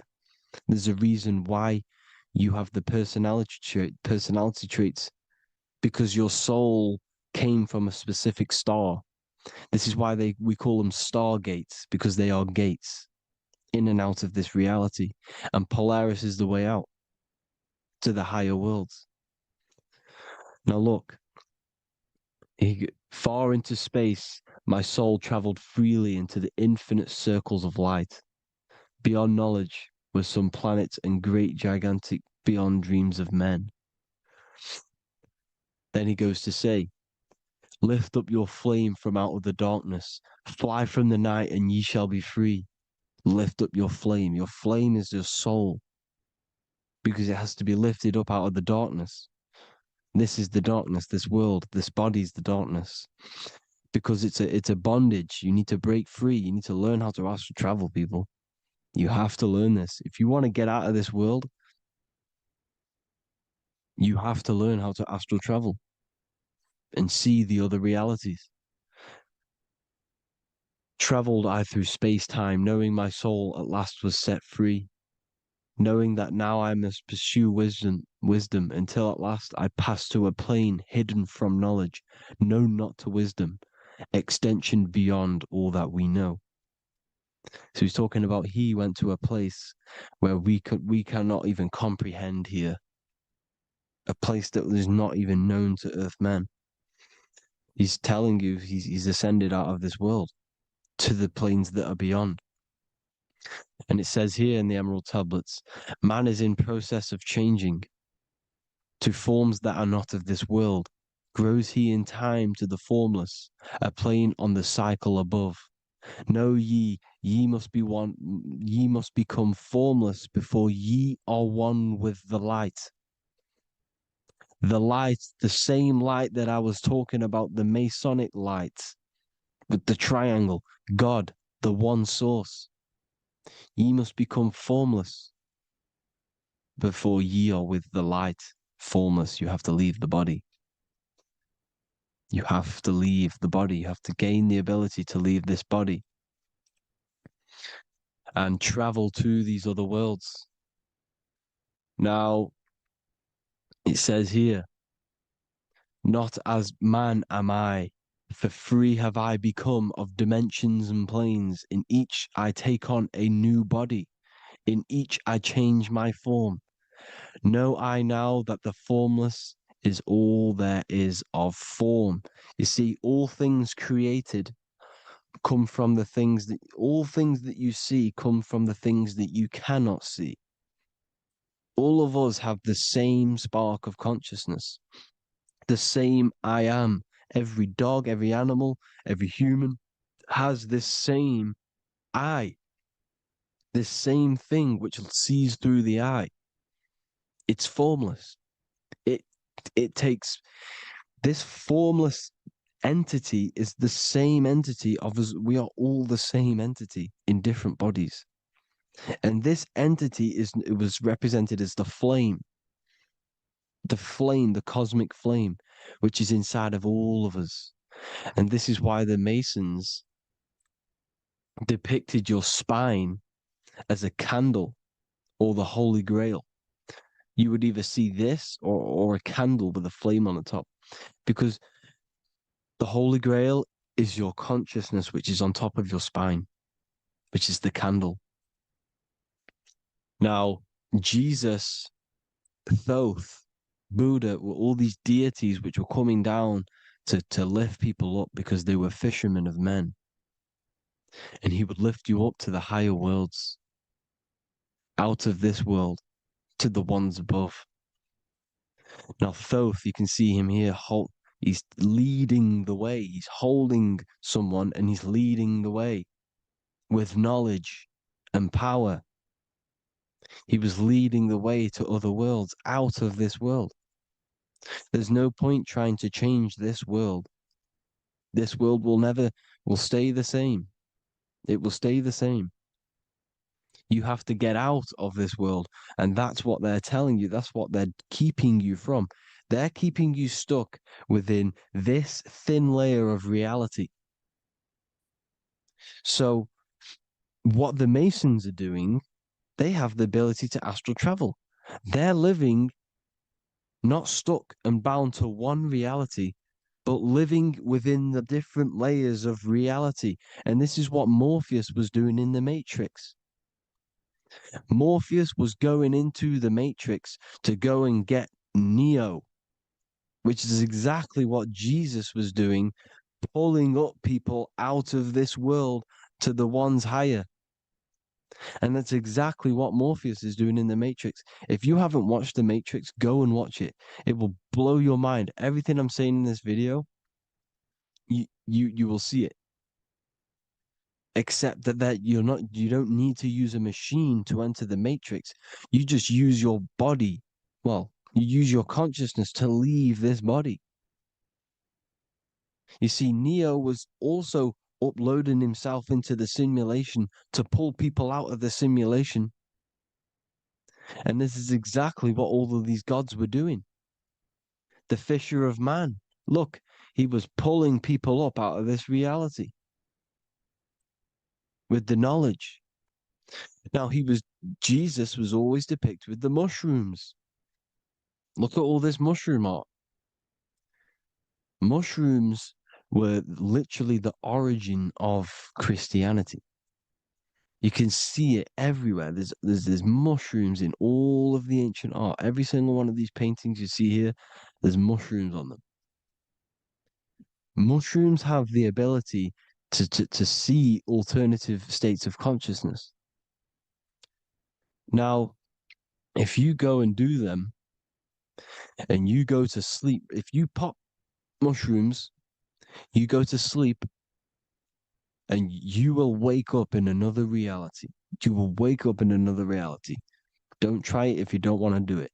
But if you've got the heart to do it, do it. Eat them and go to sleep. You'll wake up in another reality. And Jesus was handing out mushrooms to the bright minds, to the minds that he wanted to fish out and pull up to the higher realities. He was giving them mushrooms to see themselves in an alternative state, in an alternative reality. This is why there was so much mushroom art, and it's not just ancient Christians. It's Sumerians, it's the Mayans, the Celtics, the Egyptians. All used mushrooms. All of them. Look at all this art. It's on stones. It's everywhere because mushrooms See, everything in nature is a micro macro. Look at the form of a mushroom. It's literally your spine and brain because they alter your consciousness. Your body is just a radio receiver. Everything that you're experiencing is a program being ran by the central nervous system, and your consciousness is experiencing this program, these electrical impulses of the nervous system, because it's all feeding back to one point, which is the pineal gland. And this is the candle with the light on it. Type in Masonic candle and you'll see it. It's your spine with your spark of consciousness on top of the spine. And it's a mushroom because this sends you to alternative states of consciousness, alternative realities. Now, they were all doing this, the Egyptians, the Mayans. Now, there's more symbolism which goes into this. Look at the Christmas trees we use. The Christmas tree with the presents underneath them. Magic mushrooms grow under trees. And these are the presents under the trees that we symbolize today with Christmas. Santa's red and yellow for the red and yellow mushrooms. The same mushrooms Mario has to collect. And when he gets enough mushrooms, he levels up. And then what does he do when he go past the world? When you win that world in Mario, you go to another reality. You go inside of another world. It's truth in plain sight. And it's using mushrooms. It's using mushrooms. Everything, all of the characters in Mario, well, a lot of them are mushrooms. Look at this one. The presents, black, yellow, and red and white. Red and white mushrooms. And the bow on the top is the mushroom head. That's a bit of a reach, but you know, the symbolism never lies, is what you need to understand. And it's as above, so below. Now look at the Sumerians. The Sumerians were also multi-dimensional beings. Okay, look at how they have the double faces. They had 1 foot in this reality and 1 foot in another reality. And look at this one, a double-headed god inside of like a portal. You see? Because and look at these with the wings, the astral travel. Birds, ancient birds symbolize the soul because the soul is a bird. It flies to different worlds. It flies around the cosmos. And mushrooms gave you the ability to see these alternative states of consciousness, these alternate realities, because you exist in infinite realities. You exist in infinite realities. Now look at the 33rd degree Ordo Ab Chao badge. You get this badge when you become a 33rd degree Freemason, and it's a double-headed eagle. A double-headed eagle. And you can see this in Sumeria first. Sumeria have the same symbol, a double-headed, bird. You can see it here as well. And the Masons are still using this symbol today. And when you become a 33rd degree, 33 vertebrae on the back of your spine, above the vertebrae is your consciousness, and it's a double-headed eagle. One reality in one, you become a multi-dimensional being in the 33rd degree. And I've heard many interviews of Masons say it becomes Luciferian. You see, they speak in code. These Masons can't tell you about what they learn about, but they will speak in code. They said it becomes Luciferian. The word Luciferian is lucid. The root word of Luciferian is lucid, and lucid is lucid dreaming, alternative realities, dream worlds. You become a god. Luciferian means you're becoming your own god, pretty much.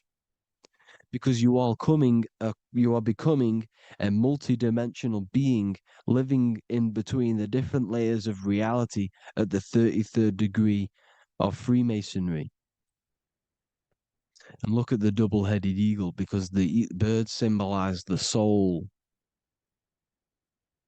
And they reach high, they fly high, just like the soul wants to fly high to the light, to become one with the light, like the Emerald Tablet says.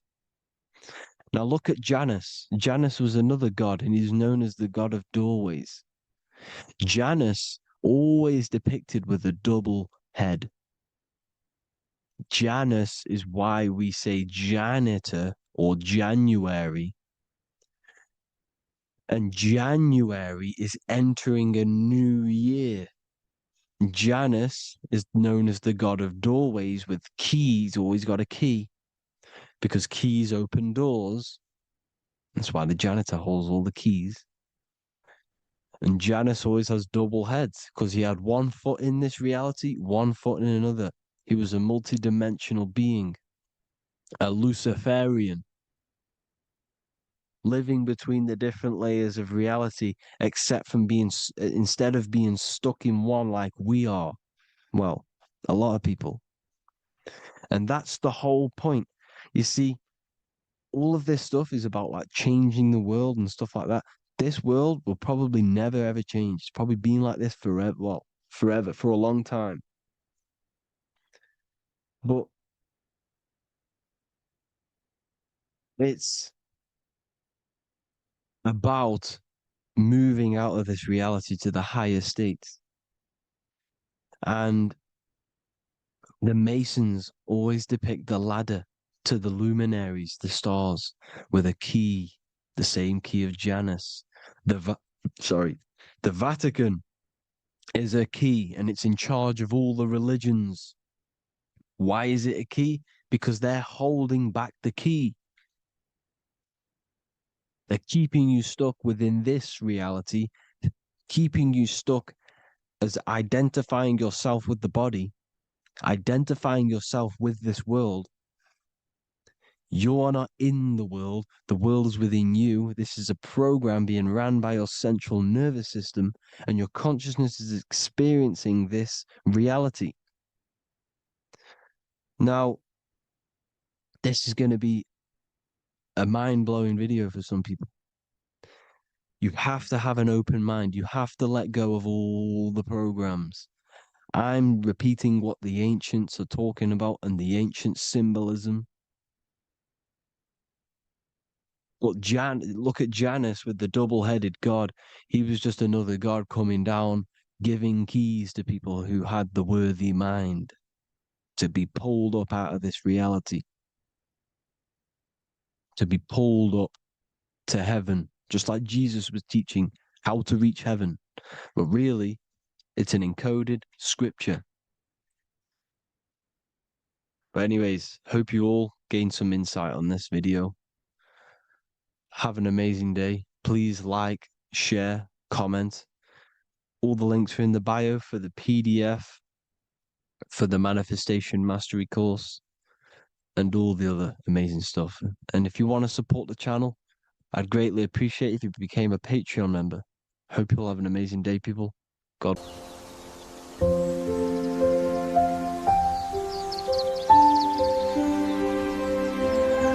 bookofwisdom.com.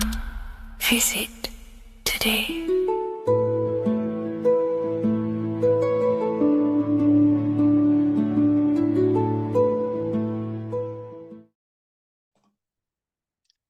So this is known as the Bag of the Gods. This symbolism is widely known, but no one knows what it truly symbolizes. We see this in ancient Sumerian artwork. We see this in the Mayans' artwork. We always see this bag with the gods. What does this actually represent? Okay, so the bag itself represents carrying. Carrying what? It represents information. It represents knowledge. Your mind is the carrier of the information. So this is why in his left hand, he carries the bag, and the right hand has the pine cone. This represents carrying of information. Why is it a bag? A bag can be passed on to someone else. The information can be taught to someone else. This is the information of activation of the pineal gland or higher consciousness of humans. Because as humans, we all possess an animal nature, the nature that tells us to eat, to steal, to gain material wealth, to survive, to hate. This is our animal self. This is our animal behavior. But we also have a divine nature of consciousness, which we have access to, the higher planes of consciousness, the planes that manipulate this material world and create all things in this material world. The human mind has access to. The animal does not. The animal has no idea he exists. The animal has no inner dialogue, but humans have the inner dialogue. Humans can create infinitely. We can expand our minds infinitely into new realms of thought. So we have this higher divine nature and a lower nature. This bag of the gods is basically just representing the knowledge they possess of higher consciousness, of the higher aspect of life. Okay? Which is the activation of the pineal. The pine cone. The pine cone is in his right hand. The right represents wisdom. The left represents intellect, knowledge. Knowledge and wisdom are two separate things. Wisdom is applied knowledge. It's a feminine aspect. Knowledge is just gained information that you know, which is masculine. So in his right hand, he holds the pine cone. The pine cone can be opened and shut. The shut pine cone represents the asleep human being, the human being that exists in his lower nature, that just basically survives, lives on eating, consumption, material lust, living in chaos with his emotions, living in a place of hell. This is the animal nature. Then we have the awakened human, the one who has consciousness of himself, the one who looks within himself, the one who knows there is more to him when he looks in the mirror. He is far more than just the physical body. He is a divine spiritual being, a divine being who has limitless potential of creation into the material plane. So this represents the awakened. This represents the asleep. This is why he carries the pine cone in his right hand. It represents applied knowledge. This is the information. This is the intellect he possesses. And this is the applied knowledge of the awakening, of activation of the pineal gland. Because remember, the pineal gland is not your consciousness. The pine, pin, pineals, the same root word. Pine cones were always symbolizing the state of consciousness one was living in, whether he was asleep or awake. We see this at the Vatican.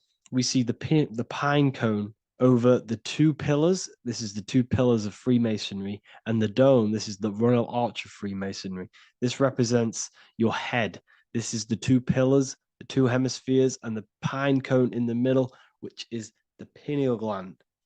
What is the pineal gland?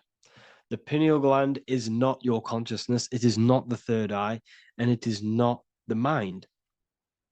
It's not the mind's eye. The pineal gland is a radio receiver. This is your body. Your body is an antenna. Most people think they are this body. This body is nothing but a receiver and a downloader of consciousness. Your brain does not produce consciousness. You are not this brain in your head. This brain is a downloader of consciousness. Consciousness comes from a way higher divine plane, which is what this image is showing here with the clouds. The mind is light. Consciousness is light.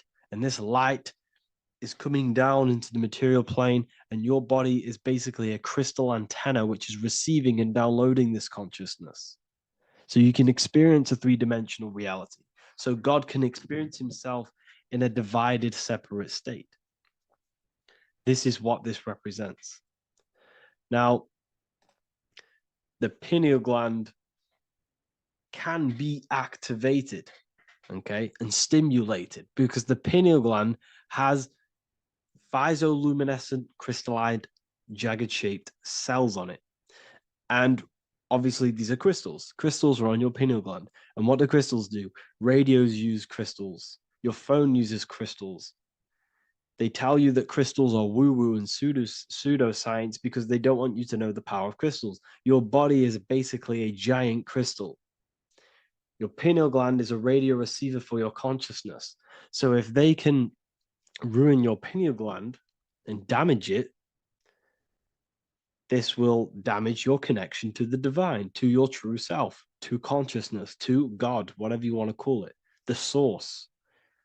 There is all one source consciousness, and we're all collectively connected to it. And this is our connection.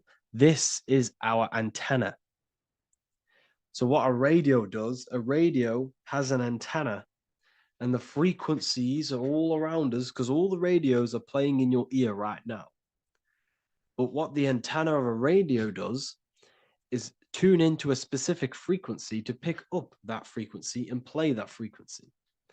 It's the same with your consciousness. You're all a fraction of God's consciousness. So that is essentially what we are looking at here. We're seeing knowledge, intellect in the left hand, and applied knowledge, activation of waking up to higher consciousness, to the higher human form. Because we can reach beyond our physical form. We can turn our animal self into a divine being, into one of these so-called gods. These gods are nothing but human beings. The Anunnaki were not gods. They didn't come from the sky. These are normal, regular human beings who activated their higher consciousness. This is what we have here. This represents spirit. Birds represent spirit.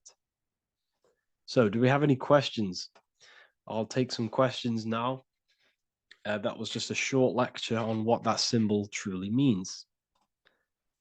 Okay, so if we have any questions, feel free to go ahead and ask some questions. Anything that you don't understand, anything that you want to know. Okay.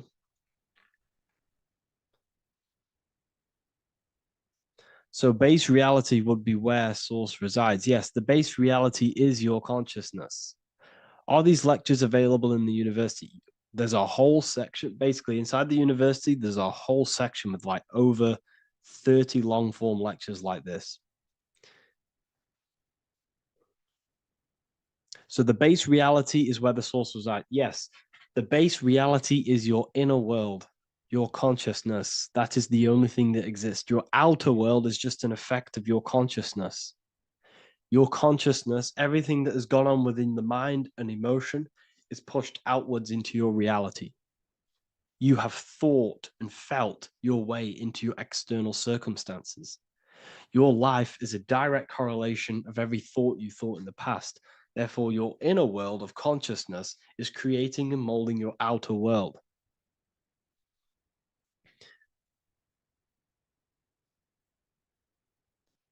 The best way to keep connection consistent, the best way to keep your connection to the divine or the higher planes of consciousness is through meditation and through imagination. Imagination is the fourth dimension. It is the astral plane. That screen that you have in your mind is not a physical screen. That is the divine plane of the astral.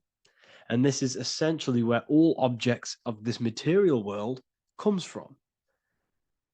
The phone that you are holding, the laptop you're watching this on, whatever you're doing, every single object you see in your room that you are in right now began inside of the plane of imagination. This is not a physical plane. This is a metaphysical plane that you have access to. And you have the ability to bring down this plane into physical form. That's what we call manifestation. That's what the ancients called magic. This is what we now call in science metaphysics. It's all the same thing. So yes, you all have access to the divine planes. Unlike animals, this is why humans are so advanced.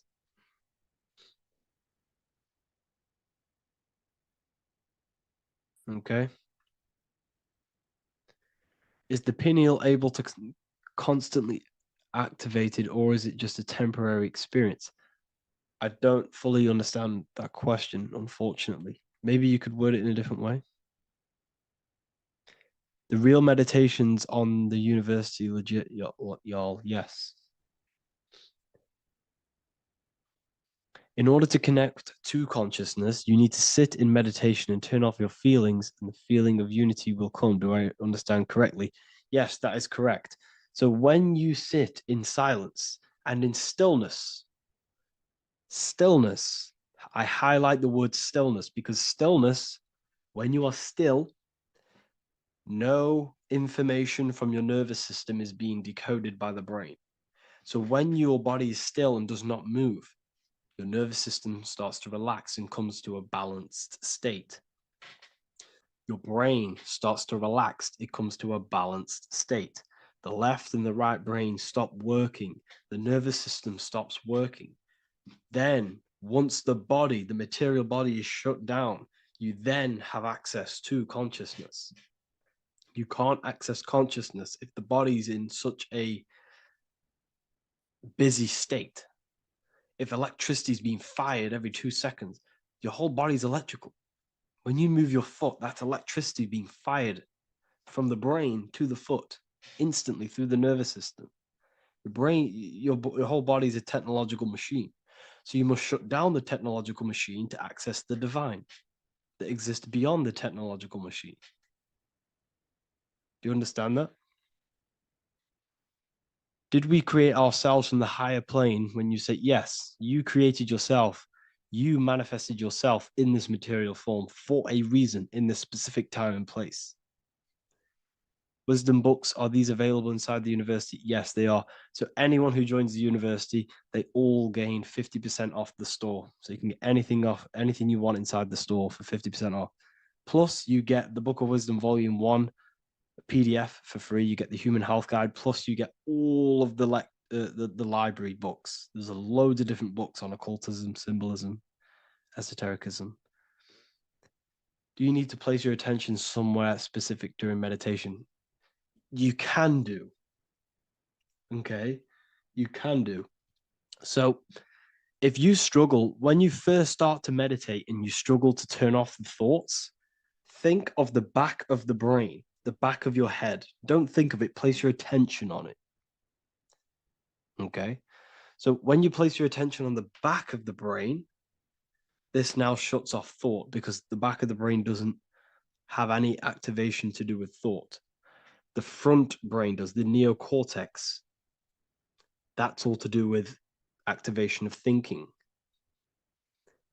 So place your attention on either the back of the brain or your breath.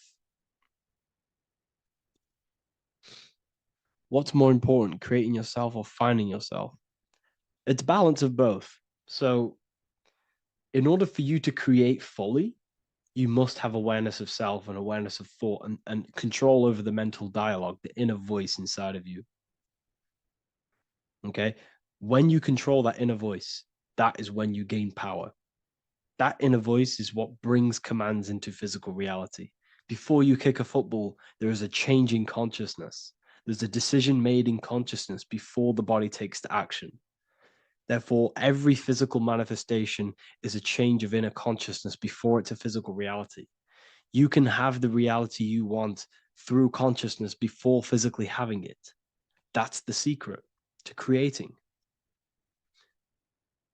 But you must believe it like you know the sun is going to rise in the morning. That's how much you should know that you have that reality in consciousness through feeling and thought and imagination. And that's how you can truly create in your reality. Shrooms help with consciousness or ego. I can't really talk about that because I'm maybe uploading this to YouTube, unfortunately. But we need to clean our pineal gland first from calcification. Yes, definitely. You should go on a detox the body. because you can't really connect with consciousness if your body is in such a dirty state.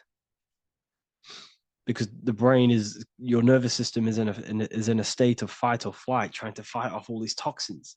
So when you meditate, you're probably going to be having thoughts all the time because your brain's firing, your nervous system's being attacked through toxins. So you must detox to have a true connection with the divine. Your diet plays a big role in your spirituality and mentality. What is the most optimal food for pure consciousness? Fruits and vegetables. They possess consciousness. So when you place them inside of you, they're syncing with your consciousness. How to check the cleanliness of your body, your skin, your teeth, your tongue, your mouth. If your skin has spots, different colors on it, you're not clean, because your skin is a reflection of your inner organs. Coffee's not the best for you. Coffee gives you fake energy. Okay. So what coffee does, that buzz you get off coffee, is actually the toxic effect of the chemicals reacting with your body. If I'm inside the university and wanted to buy your book, you said it would be 50% off because we are your student. Is that automatic or we need to have a code? You will have a code. Yes, I'm going to releasing a code for all the students after this. Caffeine equals neurotoxin. Yes, it fries your brain. It fries your nervous system. It fries your dopamine receptors. Will the Q&A last week about money symbolism be posted? Oh, I didn't post that. That's my bad. I totally forgot. I will post that after this. Thank you for reminding me. How to detox the body. The best way to detox the body is going through a week cleanse of fruit. So only consume fruit, sea moss, and cayenne pepper, and lots of freshly pressed juice. Do that for a week or 2 weeks, depending on how you feel, and then start to fast.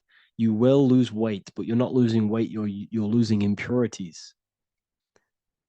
It's good to do this every couple months, to just go on a raw fruit diet, cleanse the body, push everything out, and then start to fast while consuming sea moss and having lots of freshly squeezed juices. What is an alternative for coffee? Something with high energy levels. Okay. We're not taught the most simplest thing about the human body. It is an electromagnetic machine. It's electrical. It runs off electricity. The only energy you need is electricity, and that is found in fruits, vegetables. If you want energy, drink pure, fresh, pressed juice. That will give you more energy, more electricity than coffee. Can we cleanse ourselves through oil pulling? Do you recommend it? I do oil pulling every day with coconut oil in my mouth. Celery juice is a good one, very good one. Yes, celery juice.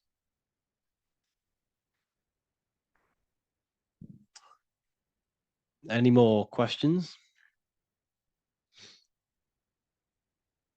What kind of music do you listen to when lifting? For me, rap, hip hop push me work harder, but I know it's terrible for my subconscious. Yes, very. At least you're aware of it. You should be definitely try and stay away from the hip hop music. Try and stay away from anything that's talking about anything negative, because it's all programming your subconscious. And your belief system is your reality, people. Your belief system is your reality. Okay. So look after your subconscious. That's what's controlling your actions. 90% of your actions on a daily basis are controlled through your subconscious beliefs. Okay. I listen to a lot of Pastel Ghost. I listen to a lot of let me get my playlist up. It's all like background music for TikTok. Do you know what I mean? Like Pastel Ghost. That's mainly what I listen to. that sort of music. I don't know what it's kind of called. I don't know what that genre is called. Does anyone know what that genre is actually called? Because there's not much words in it. The reason I listen to it is because there's not much words in it. And, you know, it helps the subconscious. And I just love that music.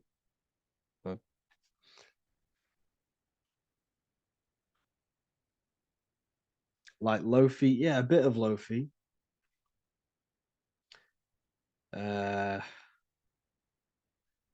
Most people won't even know this type of music.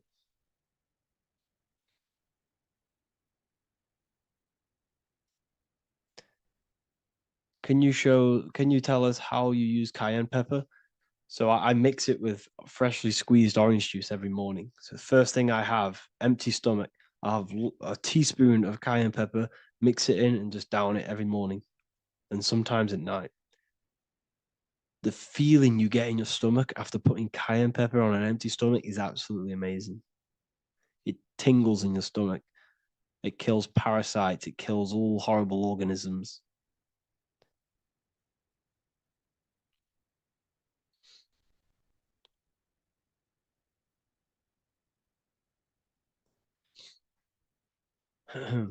Mix it with hot water. Yes, hot water and key lime water. That I bet that's powerful. If you mixed warm water with key lime with cayenne pepper in first thing in the morning, I can imagine how powerful that is. I've never done that, but I'm going to try that.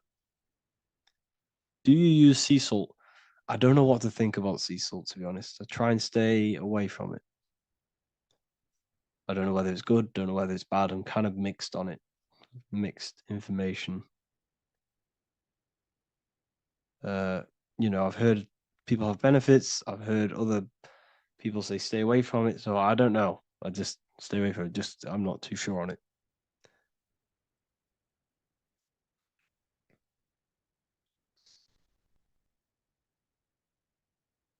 I drink fresh pressed celery juice every morning. Yeah, definitely. Is there any chance we could like feel for move to like esoteric occult questions? The only reason I say that is because I might be posting this to YouTube, so it's like I don't want them. I don't want them thinking I'm giving health advice because I'm not. This is what I do. I'm not giving anyone medical advice. This is what I would do to myself because I can probably get in trouble for that. So the subconscious is the all-knowing. It is the all-seeing eye. The subconscious knows everything. Your conscious mind does not. Your subconscious knows every single cell in your body. Your subconscious is making your heart beat. It's talking to your heart. It's talking to every organ, every cell in your body is being connected and spoken to by your subconscious mind. It is the all-knowing.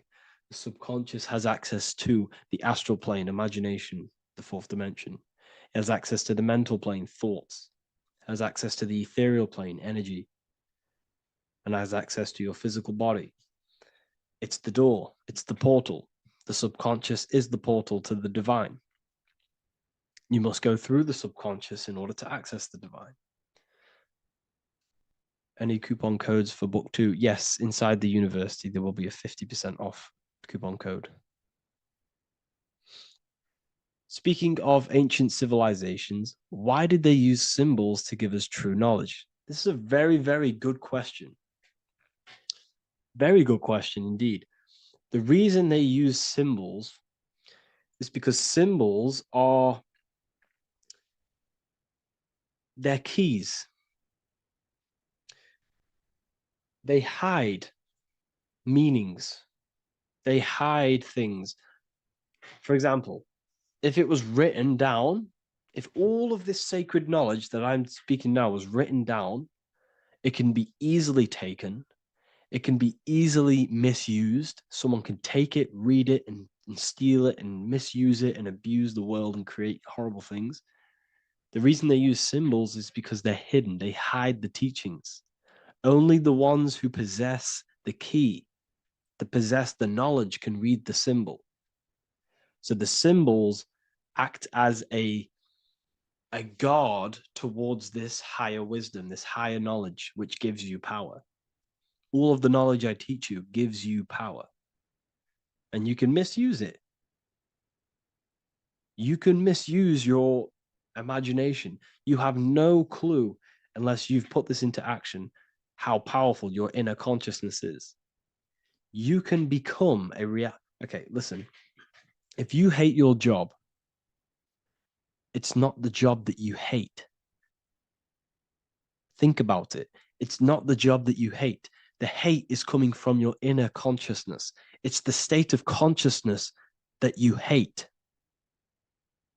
So what does that tell you?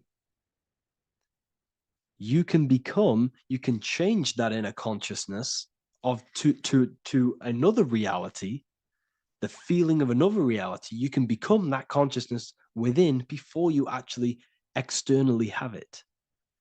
And by becoming and knowing that reality, that's what produces effect on shaping your outer world. When you really, truly know that reality inside of you, of being free, of being wealthy, of having abundance, your outer world has no other choice but to rearrange itself to your new inner state of consciousness.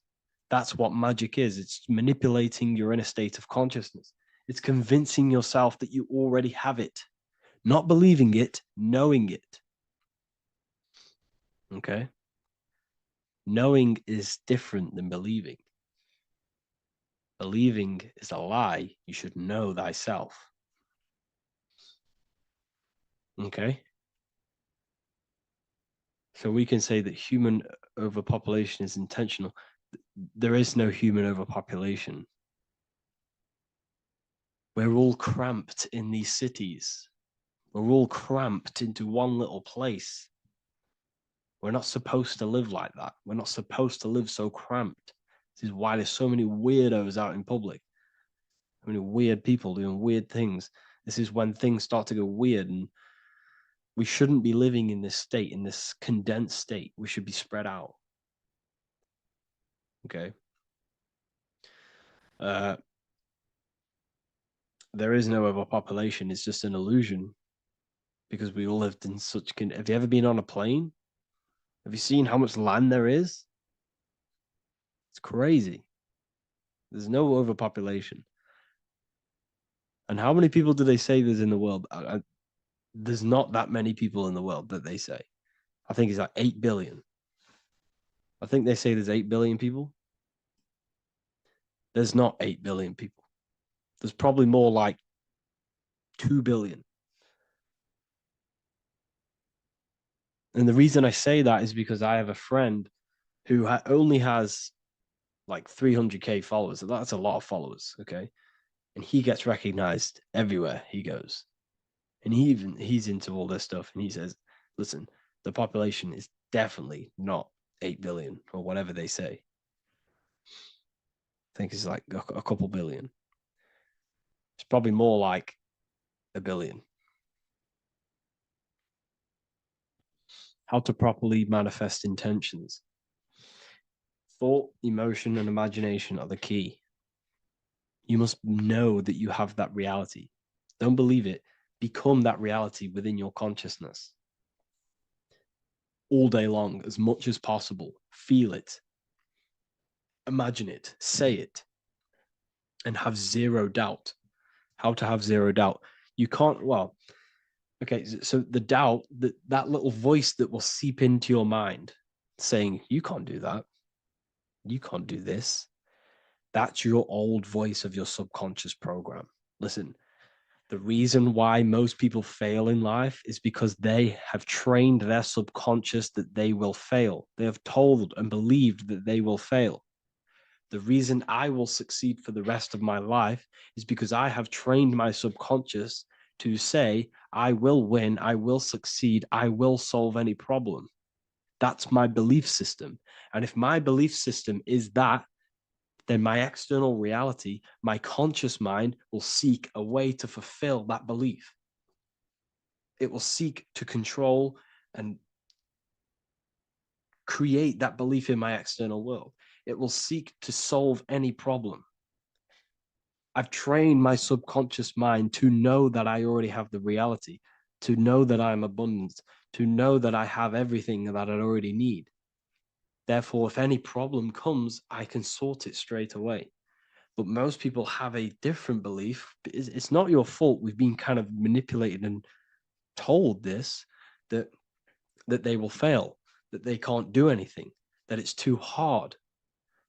And that basically casts a spell on the conscious mind, where your conscious mind is just like, no, I can't do that, because of this subconscious belief that you hold. So you must reprogram your subconscious that you can do it, that you will solve any problem, and that you are abundant. That's the reason why successful people succeed. It's because they have a complete different mind state, a complete different belief system in their subconscious.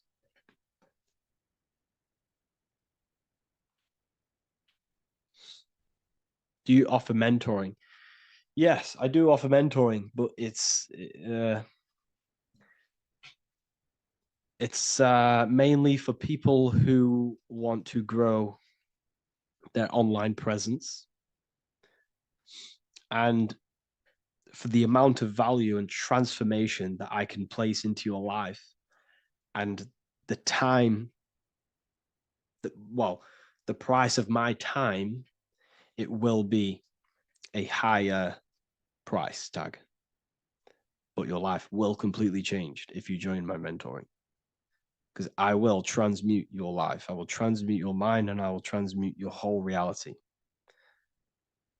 because I could tell you exactly what you need to do. How to have super genius power pulling information from the source. Okay, so you can do this. I talked about this in Book of Wisdom, Volume 2, if you've read it.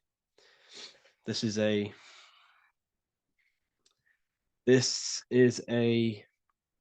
technique that Albert Einstein used. This is a technique that Thomas Edison used. This is a technique that all of the ancient geniuses have used. So you get it on a chair, you place metal below you or plates, and you hold a metal ball in your hand, and you fall asleep.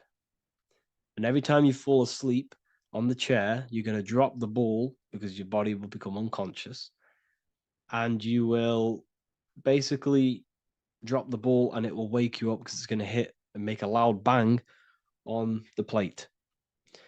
And every time you go to sleep, basically what this is actually doing is shifting your consciousness from conscious into the subconscious. So from physical into the astral. Your consciousness is shifting between these two planes. And as you do this, you can bring down great ideas from these higher planes. So when you fall asleep, have an intention. And when you fall asleep, you'll drop the ball. And when you wake back up, you'll have an idea, and you just got to write it down.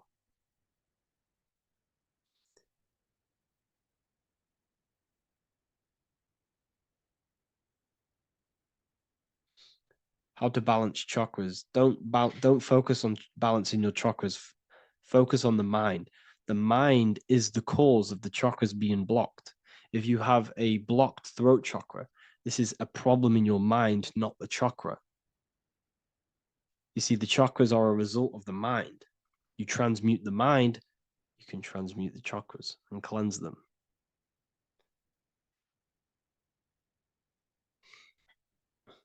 So was Jesus a real man that walked? Okay, so I'm going to tell you something. Like, some of the things that I say in my reels, they are to catch attention. So if I say the first thing on the reel, Jesus never existed, straight away, you see that, it's going to trigger you. It's going to trigger Christians, it's going to trigger people. So yes, I do say things to catch attention. The reason I do that is because I have to, in order to catch attention. Maybe there was a Jesus who walked. So in the past, I have said Jesus never existed. Yes, this is to catch attention, to boost the reels, views, and comments and stuff like that. maybe there was a man who was called Jesus and walked the earth.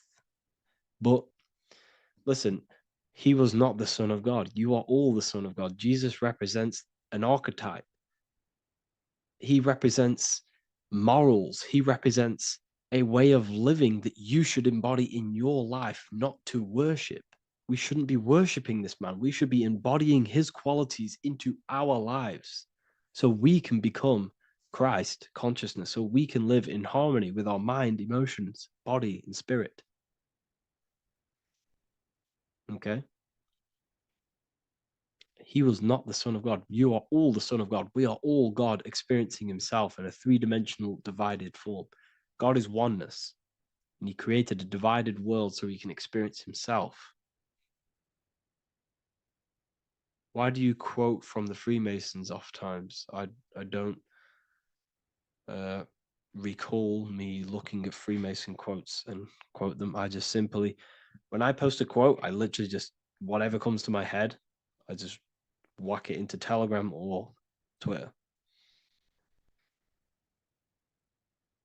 Are dreams tied to your subconscious, and how do you understand them? Okay. Dreams and astral projection are two different things. Astral projection is your soul leaving this plane into the collective consciousness, into the collective mind, the collective astral plane.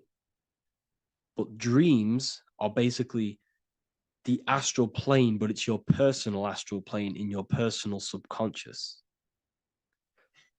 So when you dream, you're entering your own consciousness, you're entering your own subconscious. Every character, every event that happens to you, everything that is said to you, everything that happens to you in your dream is yourself pushed outwards, and you're basically experiencing your own mind. If something scary comes up in your dream, this is your belief, this is something in the back of your mind materializing and coming to you and showing itself to you. So in order to understand your dreams, it's basically suppressed emotions, suppressed thoughts, all lingering in your subconscious materialized. Okay. A few months ago, I'd have concurrent dreams of getting in a car crash that lasted for months. Then one day out of nowhere, I got into a really bad accident, and that low-key bugged me out. I didn't know if my mind was trying to warn me or what. You can explain that. Okay. If you are having dreams about having a car crash, this is a belief. Okay, so let me tell you something.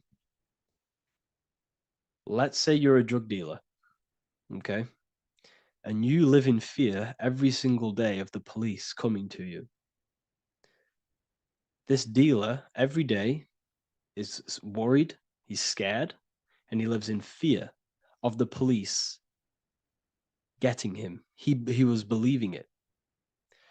This fear, this emotion he was feeling on a regular basis, repetition, and the emotion is basically impressing your subconscious. It's impressed his subconscious that deeply that he now believes it. It's now become a belief. So one day the dealer gets caught and he goes to prison. Let me tell you something. He placed himself there because he created a program, a belief in his subconscious of the police. And his external reality is now in a prison cell. But that prison cell is just an external manifestation of the prison cell of fear he installed in his subconscious mind.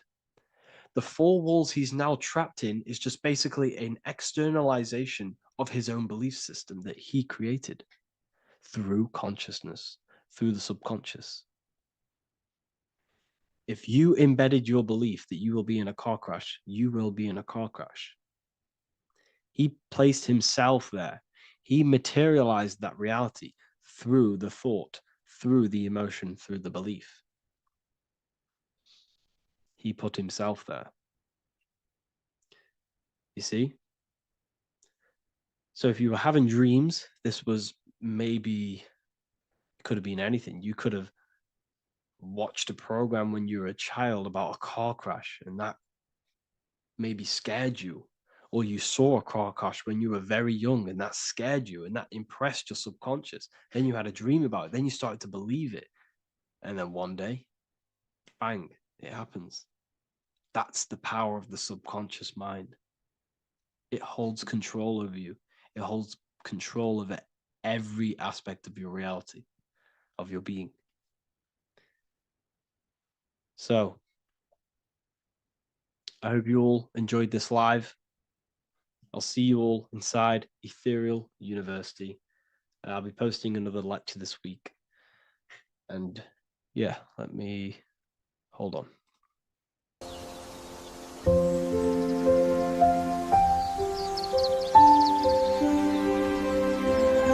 bookofwisdom.com. Visit today.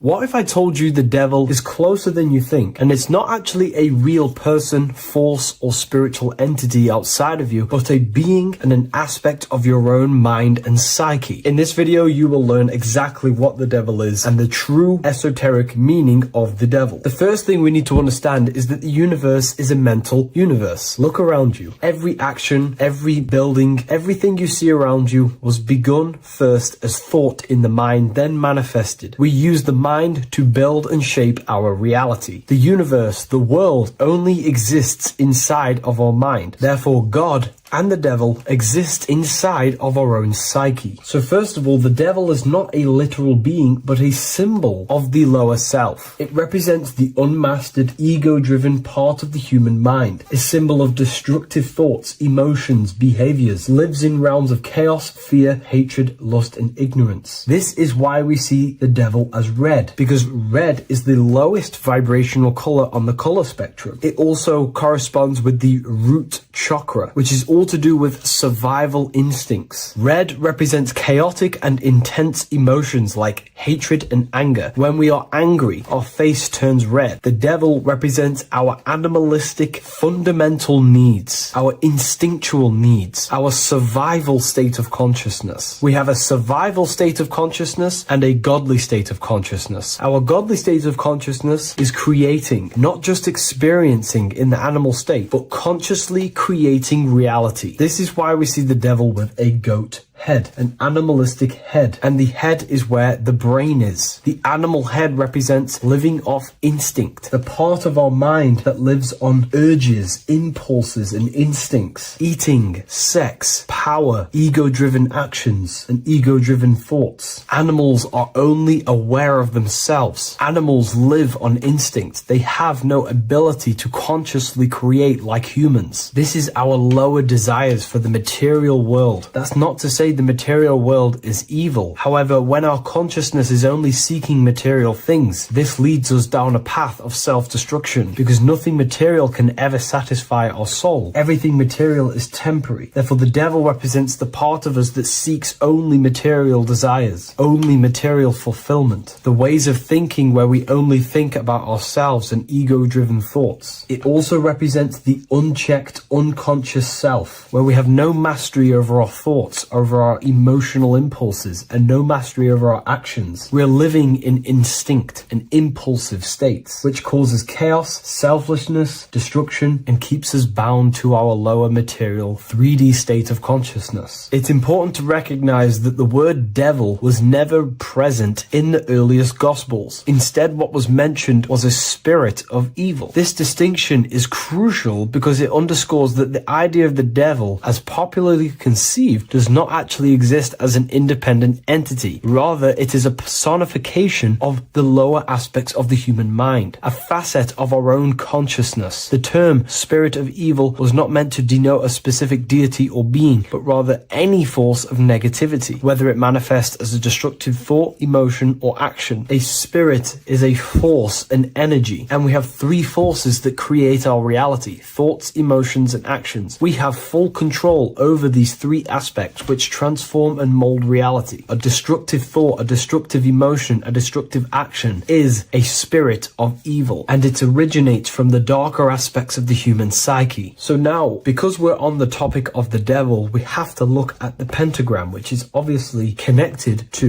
the devil heavily. The upright pentagram represents spirit, air, water, earth, fire. Upright, which represents spirit, the most important element on top of the earthly elements, showing spiritual principles over material principles. As spiritual beings as we are, we have to put our spirit first, our higher self first, and material things second. Why? Because material things never satisfy us long term. Seeking material fulfillment will leave us feeling unfulfilled in the long run and very unhappy, and we can lose ourselves in illusions. We have to put our spiritual principles first. Seeking wisdom, knowledge, connection to the divine, and connection to our higher self is what gives us true fulfillment in our hearts and souls. But when we see this pentagram inverted, we now have spirit on the very bottom, which now represents earthly principles on top of the spiritual principles. We're putting our earthly elements on top of our spiritual element, which this inverted pentagram represents no longer caring about spirit, no longer caring about our invisible internal world, and only caring about this external body, food, sex, material things, cars, money, and all the things outside of us, the world outside of our mind. This is what true Satanism is. Satanism is not worshipping an external deity, but it is worshipping the self, only fulfilling the ego's desires. This is what true Satanism is, and we have all been conditioned to live in this state. Satanists want us to believe that there is an external deity called Satan or the devil, and the reason they do this is because they trick us, making us believe that we are not Satanists, while they are actually conditioning us to be self-seeking, ego-driven people, where we only care about sex, food, material things, and money, which is actually conditioning us to be Satanists. 80% of the population today are unknowingly involving themselves in Satanism, which is ego-driven thoughts, actions, and emotions, dwelling and living in this state where we only care about ourselves. When we are spiritual, we realize we are all one. We are all one consciousness family, and we need to do things that help and contribute towards our collective experience, helping others instead of seeking to serve only the self. The angel is depicted with wings, which represents elevation, higher self. The devil is represented with an animal horns, which is on the ground. A goat is on the ground, which represents the lower self. This is the elevated mind and the lower material mind. Horus, the bird, higher self. Set, the ground animal, lower self. Jesus and Satan. These are two forces, two characters that exist within the human psyche, not real entities. They are forces of our minds, and there is a battle between our higher self and lower self all the time within our own minds. There's always a part of us that's telling to do one thing and another thing, to do something bad and to do something good. There is this battle inside of our own consciousness. Here we have the human spinal column. The human spinal column is showing you the higher and the lower self. The higher self represents the head. The head is where the mind is. This is the creative essence of the universe. This is where all material things begin as a thought in the mind. We create with the skull, with the brain. This is our higher self, the heavens, connected to the heavens, the sky. And the lower end of the spinal column is where our reproductive organs are, where our gut is. Our reproductive organs and our gut is all to do with survival. The lower end of the spinal column, lower instinctual 3D based consciousness. The lower end of the spinal column is where our lower self dwells. Eating, consumption, power, and sex, lust. These are all emotional forces and instinctual based organs that are not inherently evil, but when we dwell and live off this lower end of the spinal cord, it keeps us in low states of consciousness. Our goal to raise to our higher mind is to balance this, not to overeat, not to abuse power, not to abuse sex and lust, but to master these organs and gain the ability to say no to these organs so that we can raise to our creative side of consciousness instead of dwelling in our instinctual spiritual nature, we can turn to our creative nature and consciously become a builder and constructor of reality. This is the true way of raising consciousness. This is the stairway to heaven, out of the animal consciousness to the higher consciousness. To wrap all of this up, it's all about gaining control over our instinctual lower nature and allowing our spirit to rule over our body and not our body ruling over our spirit or mind. The moment you let a thought become instantly an action is the moment you are an impulsive person. We are all trained to be this way. It is okay if you are in this state. The moment you let a thought turn straight into an action without questioning, that is the mind controlling you and you not controlling the mind. We need to gain control over the mind, and we do this through many different ways, through meditations,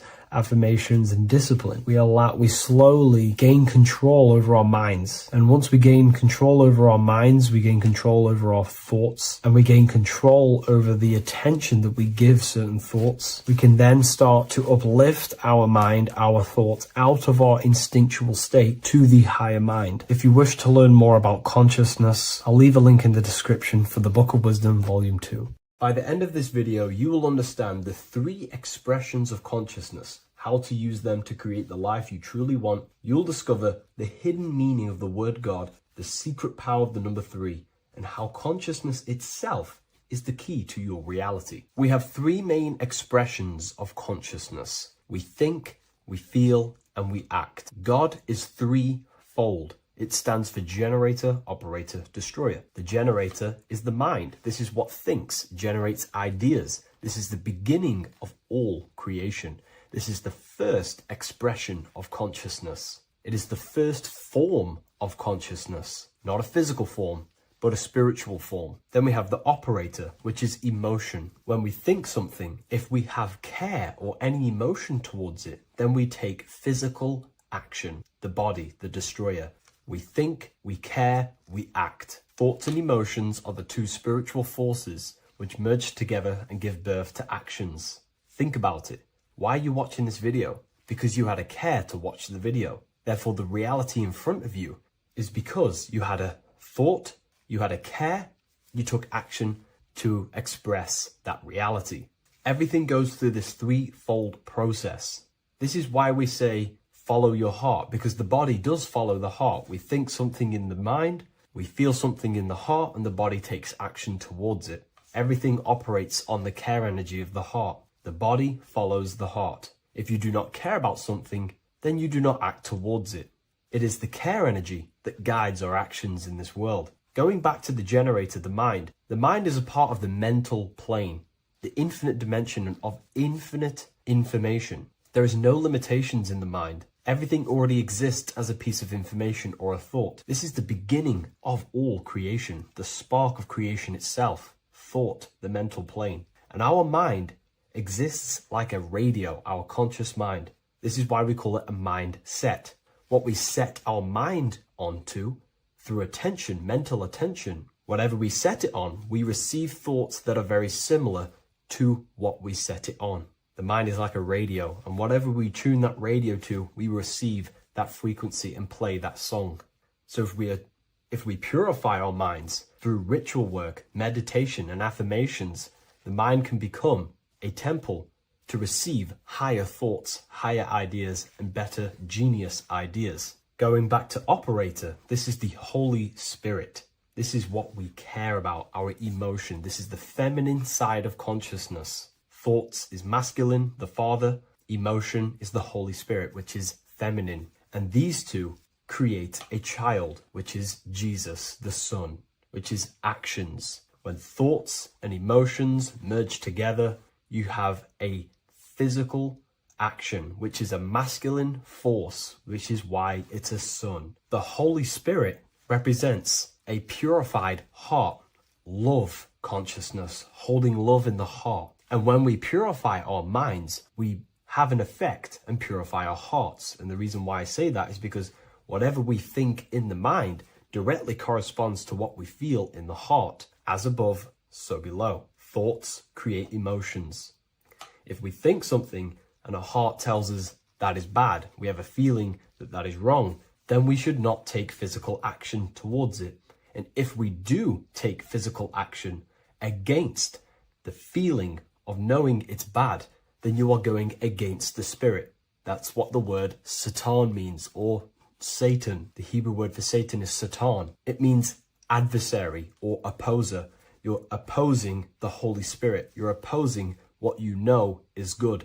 You're taking a sin against the Spirit, against the guidance from your soul, the knowingness of good. So when we do purify our mind, we purify our hearts. And when we cultivate love for the self and one another's in our hearts, we gain the Holy Spirit, which is love consciousness. And when we think in our mind with the love of the heart, and we merge our thoughts with love, it gives birth to perfect actions. This is what the true Christ consciousness is. We think with the love of the heart, and it gives birth to perfect actions.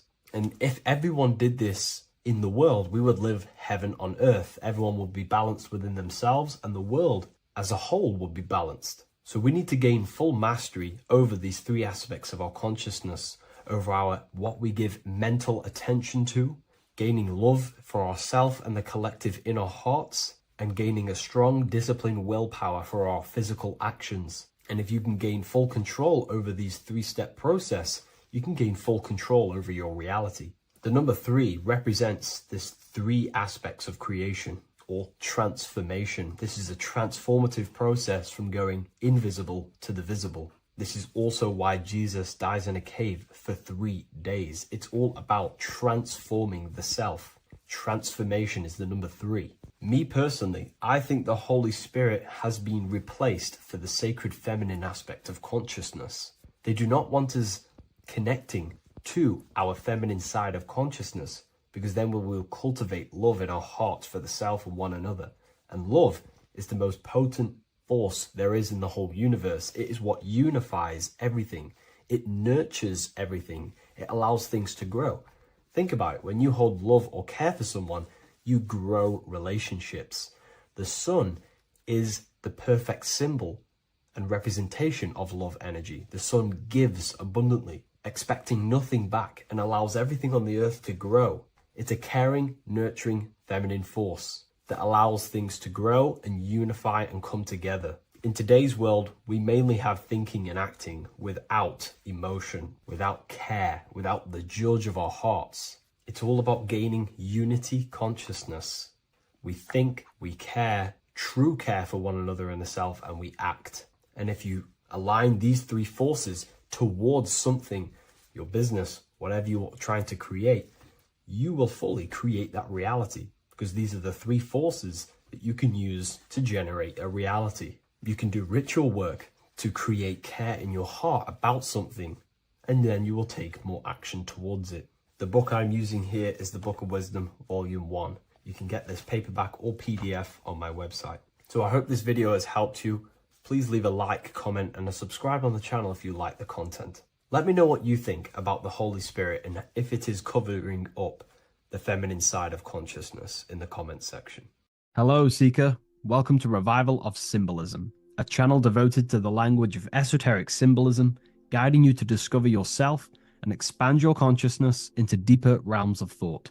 I'm Harry B. Joseph, also known as Revival of Wisdom, and today we're going to be discussing this particular piece of Freemasonic artwork, and in the context of force and form. This is a very important ideology to understand about life, your reality, and ultimately to gain your personal power.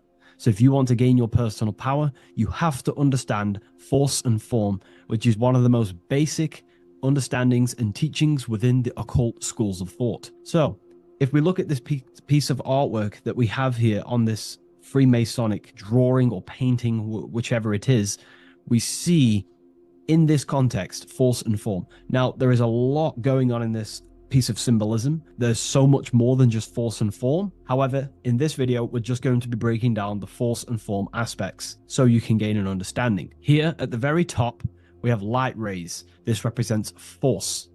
Here below, you have the physical manifested plane, form, force and form. All creation is force and form. It is the interplay of force and form. Force is the invisible energy that moves, and form is the pattern that contains and directs that movement. Force without form is chaos. Form without force is lifeless. So without any force, there would be no movement or manifestation. Without form, there would just be chaotic forces within the universe. So force and form are the opposites in duality, force and form, okay? So without any force, which is your spiritual life force, your consciousness, which is force, your body wouldn't even exist, because your body is the formation of the spiritual forces. Your life is a creation of your forces, such as thought, emotion, imagination, desire. We're going to be breaking that down in detail so you can use these forces in your life, okay? So we have light rays here. This is a force. This is light emanations coming down from above into the world of form. We have to understand, no physical action on the physical plane, there is no force. All force takes place within the astral and etheric realm. So that's what we must understand. Force takes place in a higher dimension. What you see in the material realm is the formation of that force. So every movement in the material is made manifest through the invisible forces. When you take an action, there is a reason why you are moving the body. And for me, for example, I've written the new book of symbolism, and it's out November 17th. The force that driven me to build that, to take the actions to build that, is a force, and that is an emotion or a desire. So that we all have a desire, which is the force that moves us. And that desire is not a chemical reaction within your nervous system. That desire is, in essence, a spiritual force that takes place within the astral plane. So we have the mental plane. Below you have the astral plane. Below that you have the etheric plane. And then below that you have the physical plane.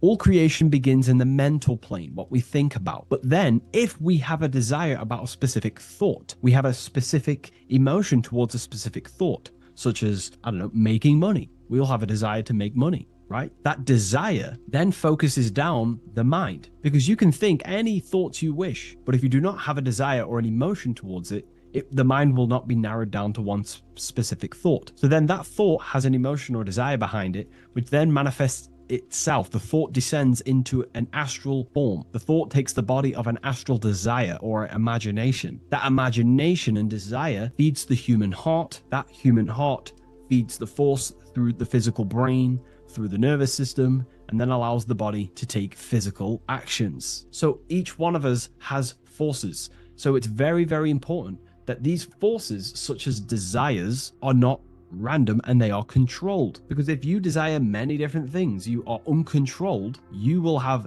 many issues in your life. You will have, if you have uncontrolled desires of lust, uncontrolled desires of vanity, uncontrolled desires of low pleasurable things of the flesh, your desire will not be controlled. Therefore, your force is scattered. So in order to gain self-mastery and to get what you want out of your reality, you have to control your desires, your force. So you have force and form. This is why down here you have people taking physical actions. You have, people running around taking action. And up here you have the forces. So it is the astral forces that is in constant rotation and interplay with the physical material realm, force and form. Force originates in the higher planes of consciousness and descends through the mental and astral into the physical. Within the mental plane, force takes the shape of thought. Thought is the first outline of form, the archetype that gives structure to creative currents. When one conceives an idea, the pure spiritual energy flowing through the consciousness becomes clothed in mental matter. This mental form is the mold through which all subsequent energies must pass. It defines the direction of movement and determines the quality of the outcome. Within the astral plane, the same force becomes emotion, desire, and vitality. Here, the mental pattern receives life. The astral body, being composed of the substance of feeling and magnetism, fills the thought form with motion and color. Force in the astral plane is dynamic, fluid, and responsive to rhythms of desire. If desire is pure and unified, it directs energy faithfully into the form conceived by the mind. If desire is scattered or conflicted, the astral force distorts the form, producing confused results in the physical world, confused actions, chaotic actions, if you do not have your desires and your heart under control and your emotions under control. Thus, the quality of one's emotional life determines how effectively forces passes through the pattern of thought. So the emotional quality of life, of your life, is determining your actions, because we all take action on what we care about, on the force that is driving us. So we must unify our heart with the higher mind, with higher thoughts that are not selfish, thoughts that are not egotistical. In the mental plane, there are 3 subplanes. We have higher mental plane, middle mental plane, and lower mental plane. Higher mental plane is higher thought. This is what people call the higher mind. A lot of people say the higher mind, but they don't know truly what it is. You know, a lot of spiritual people will just throw these words around. The higher mind is simply the mind that exists within the higher mental plane where higher thoughts take place. Thoughts that are guided with love, that are guided with selfishness, without being selfless, you know, thinking with, you know, without being egotistical. For example, if you think, how can I make money? How can I gain? How can I do all this stuff? And you're thinking how to make money for yourself, for personal gain. That's a selfish thought, and that will manifest in the lower mental plane. If you want to become more of a powerful mind and gain your personal power, you want to think in a different way to penetrate the higher mental plane, because the lower mental plane, most minds in the collective consciousness operate in the lower mental plane, because that most people think unconsciously. Therefore, their minds are not trained to think in the higher mental plane. So most people dwell in the lower mental plane. This is where all the lower thoughts are. There's not very good ideas because the collective consciousness is there. Once you start to raise your mind, you then start to learn to think differently. Instead of thinking, how can I make money? How can I gain? How can I, get this? Think differently. Think on a collective scale to penetrate the higher mental plane. Think, how can I benefit the world? How can I do something that's going to benefit people? Because money will come as a side effect of that.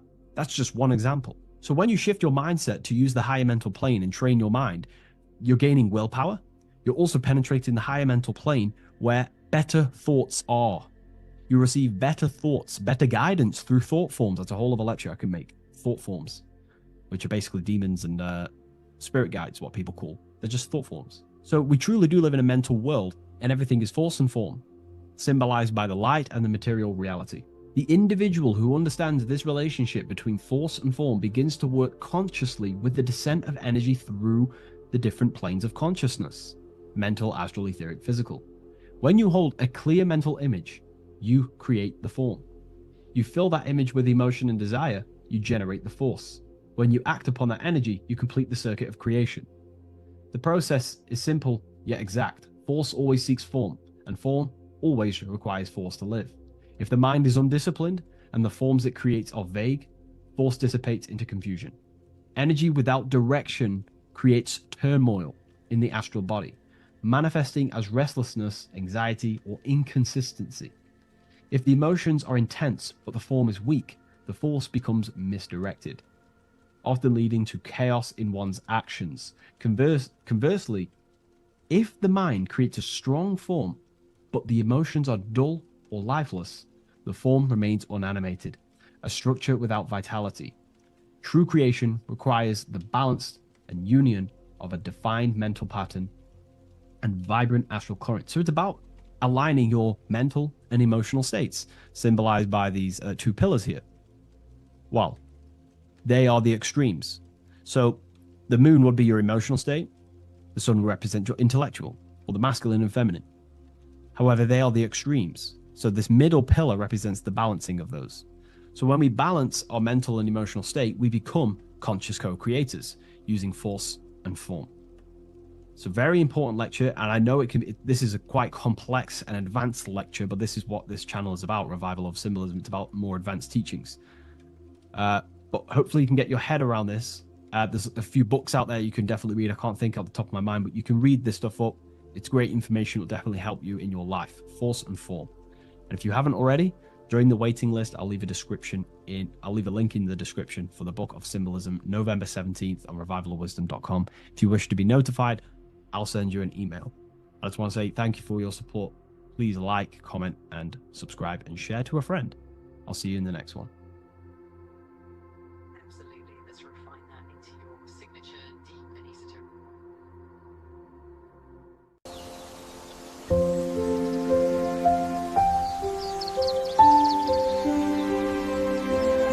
bookofwisdom.com. Visit today.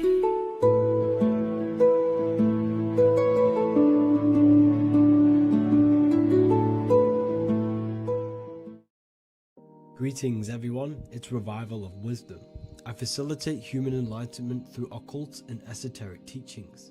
I hope this video expands your mind into a new field of thought. In this video, we're going to be discovering the true esoteric meaning of the 7 planetary energies. So let's jump straight into this. In order to fully understand this, you must understand the esoteric teaching of as above, so below, and as within, so without. Our inner world is mirrored into our external material reality. We have a physical voice, which you are hearing right now, and I also have an inner voice, which no one else can hear.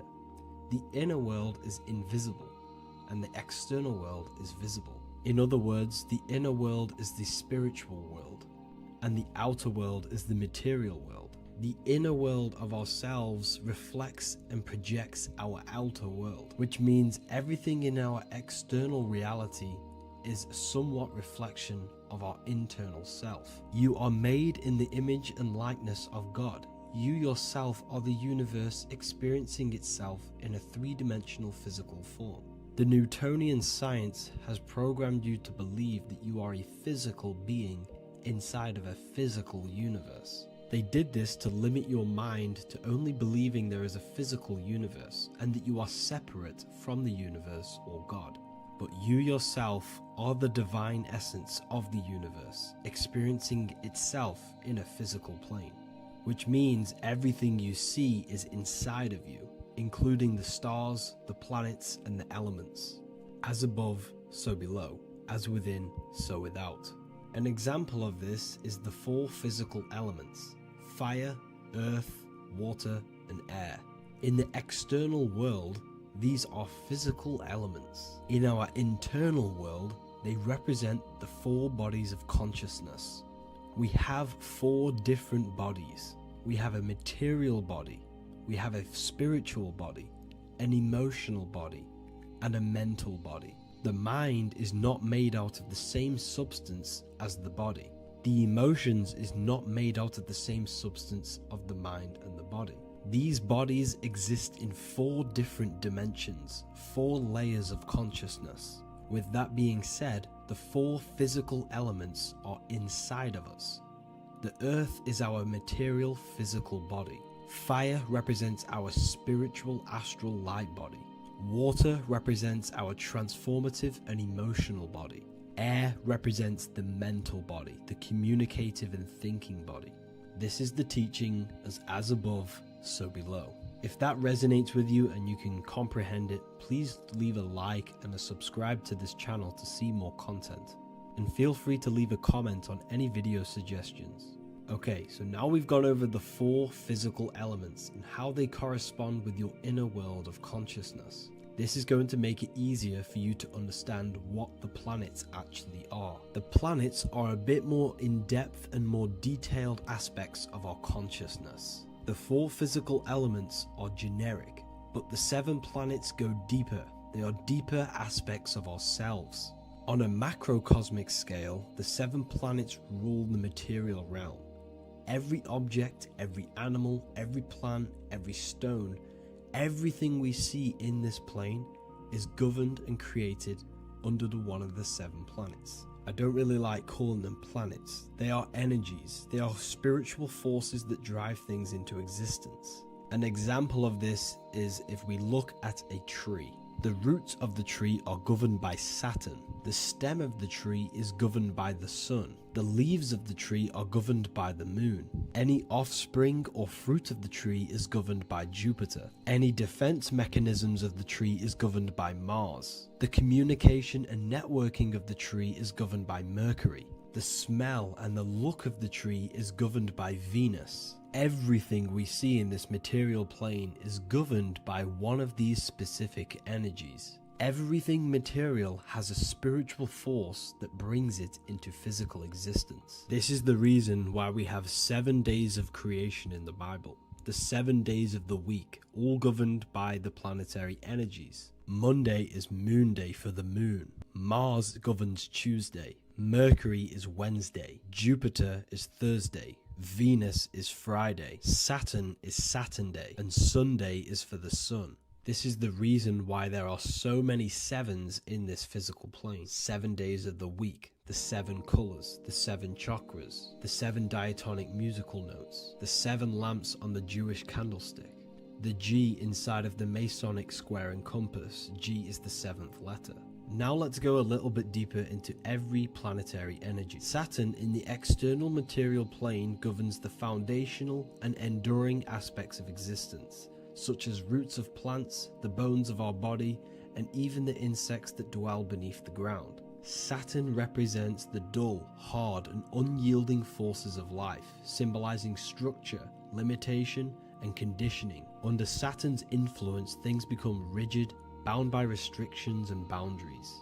This is the reason why Saturn is known as Father Time, because Saturn rules anything that is a restriction and a limitation, which is time. The whole of this material plane is governed by time. You will be born and you will die. This explains why there is so much Saturn symbology in this material plane. Saturn is one of the most important planetary energies. You are a spiritual being in a physical body. Your light, your consciousness is bound to the physical body until you learn how to escape the physical body. The body is a limitation for our infinite minds and spiritual bodies. Our infinite mind is stuck in this material body, governed by Saturn's limitation of time, matter, and space. Now let's dive into what Saturn means to our consciousness within our internal world. We've gone over what Saturn means in the external world. What does it mean to our consciousness? Internally, Saturn embodies the conditioning within our consciousness.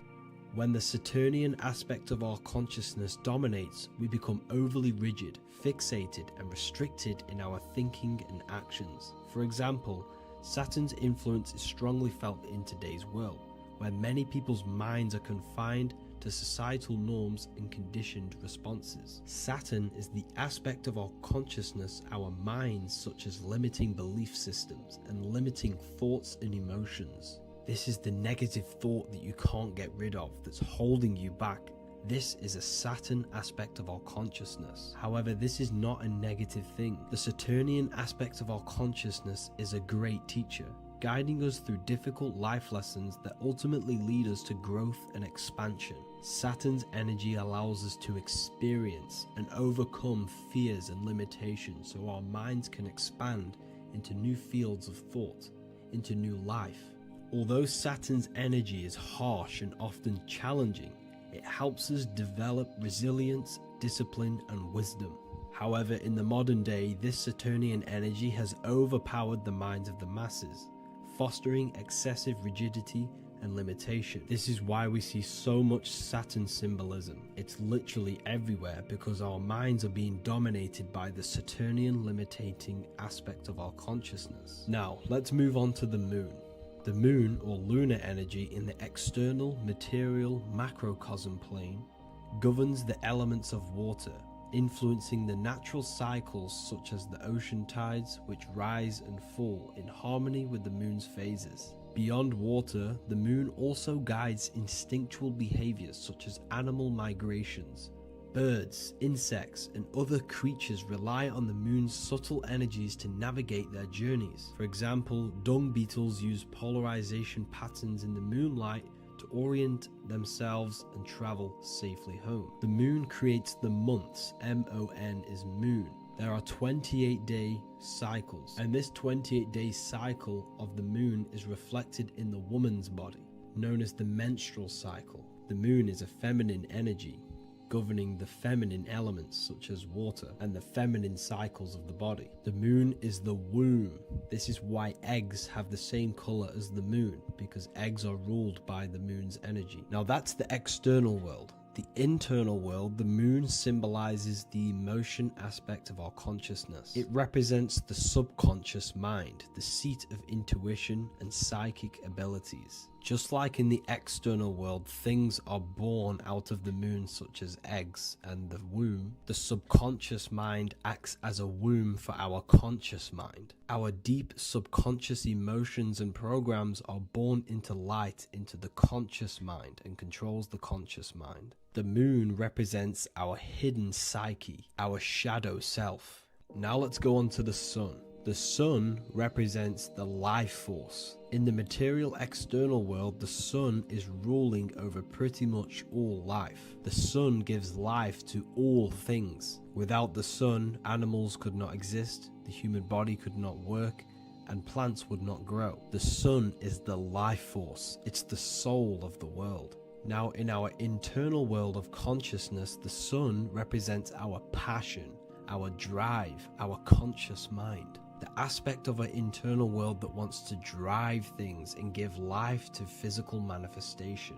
Now we go on to Mars energy. Mars is well known for being the god of war. Mars energy manifests into the material plane through anything that seeks to protect or defend itself. For example, the holly tree. The holly tree leaves are very sharp and they defend itself. Anything that is protective in the material world has Mars energy and is governed by this specific aspect of consciousness.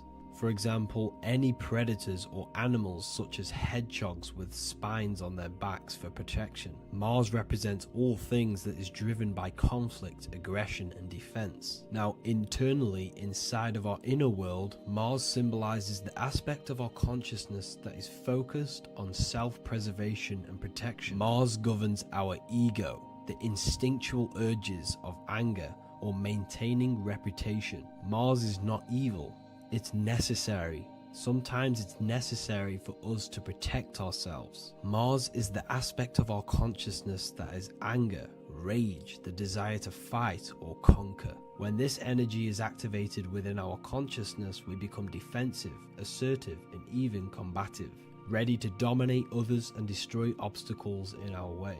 Now let's move on to Venus energy. Venus in the external material world manifests its energy through the aesthetics of creation. This planet governs the beauty and harmony found in nature, including the nurturing environment of a mother's womb where life begins. Venus embodies the essential love, not only in romantic relationships, but also in the bonds between family members and all living beings.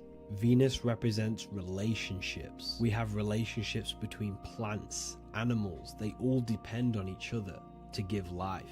Plants provide food and medicine, while living creatures contribute to their own growth and pollination. Internally, Venus represents the aspect of our consciousness that yearns for relationships and connections with others. This is an aspect of our consciousness that encourages to care for our physical appearance and embracing beauty. Aesthetics play a role in our interactions and self-expression. This is why there is a beauty brand called Venus. Now let's move to Jupiter energy. Jupiter in the material plane manifests its energy as forces of fortune, abundance, and wealth. This energy manifests itself as plants, as fruits that we can consume and eat in abundance. Anything that is nourishing and cultivated by the earth for humanity and animals. Jupiter embodies the giving energy that provides for and sustains life, fostering growth and ensuring that resources are available to all. Its influence is seen in the natural cycles of abundance, where fruits must grow and ripen before they are enjoyed, symbolizing the importance of effort and patience.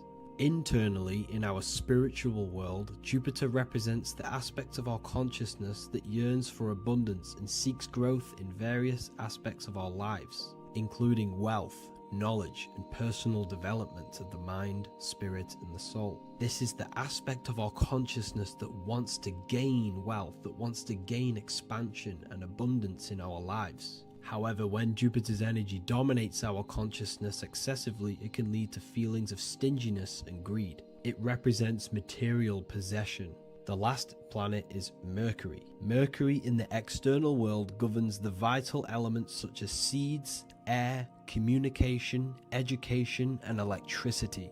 Known as the messenger of the gods, Mercury rules over intellect, communication, and the transmission of knowledge. Mercury's state of consciousness manifests itself in the material plane as the network between trees and plants, how they all communicate together. It represents the intelligence behind all physical things. It's the intelligence behind the seed that allows it to grow into a plant. Mercury's creative energy is manifested in the nervous system of the human body and all living animals, the intricate messenger that transmits signals from the body to the brain and then to the mind.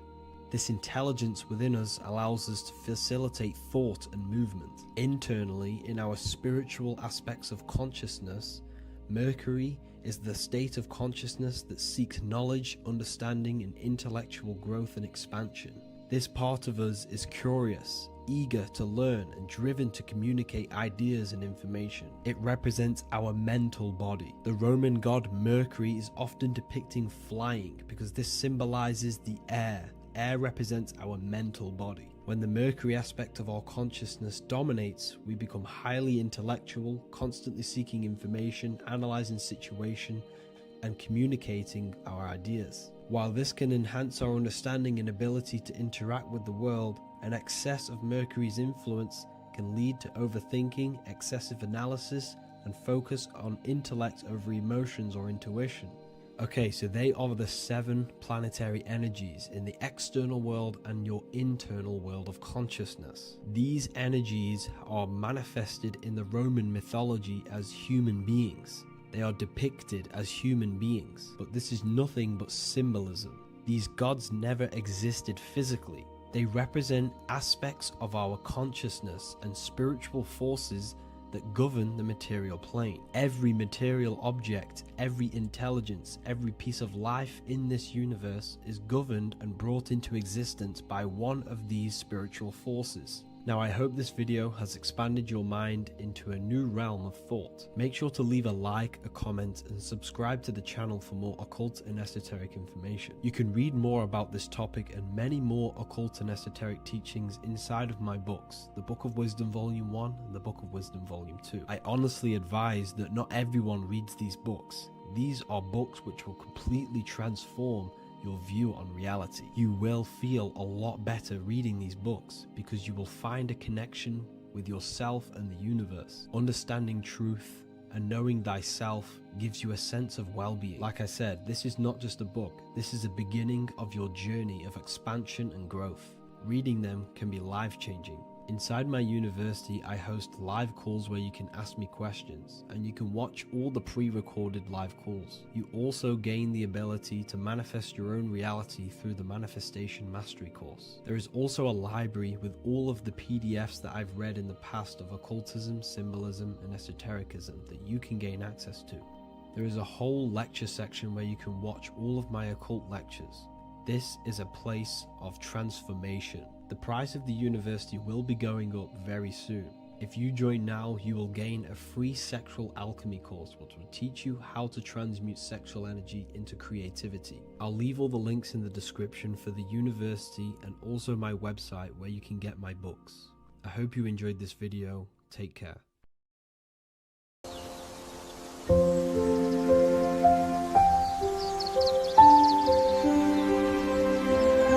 bookofwisdom.com. Visit today.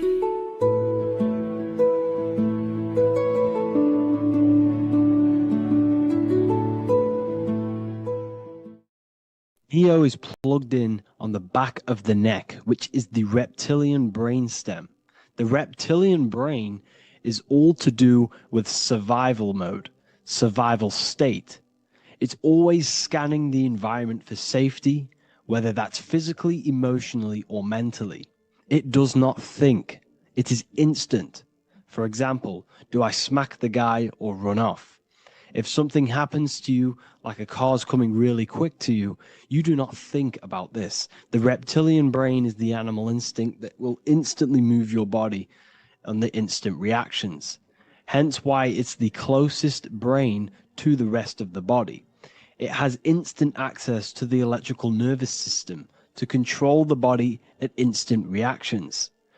Now, Neo is plugged in on the back of the neck, which is the reptilian brain. Therefore, the matrix is the body itself. It is the lowest state of consciousness. This is what it represents. The word matrix means womb. It translates to womb because your body is a womb. Your body is a vessel for universal consciousness, for God consciousness. And the body is also a womb where you can be born again outside of this body by raising your consciousness, by awakening the neocortex. This is why neo is called neo, because it represents the neocortex.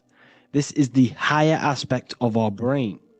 This is all to do with new things, higher reasoning, higher thinking, new learning. You see, the brain is a receiver for universal consciousness. Now, what do I mean? It is a radio receiver. Think of it like this. You have a radio tower which emits frequencies, and each little frequency, 00.1, 00.2, 00.3, each 00 point is a different person. We are all the same universal consciousness encapsulated inside of a different vessel. This is why our body is the temple of God inside of the Bible. Your body is a sacred temple of the divine essence of the universe. However, consciousness is controlling this physical body. And I'll show you this diagram here. Consciousness consists of imagination, emotions, thought, and memory. All of these things are not physical. They're not made out of atoms. You cannot think with atoms.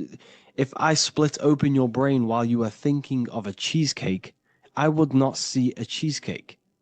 It's because these things exist metaphysically within consciousness. They are not physical. The body is physical. It's part of matter. It's part of time.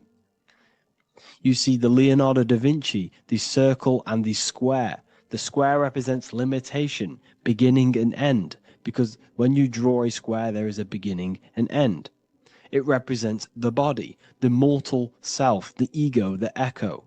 Then you have the spirit raised above, which represents spirit over matter, mind over matter.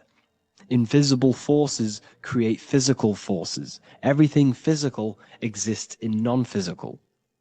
This is also the Freemasonic square and compass, why the square is below the compass, because the compass creates the circle, which is spirit or mind. Then you have the square, which is matter. Mind and matter are the same substance.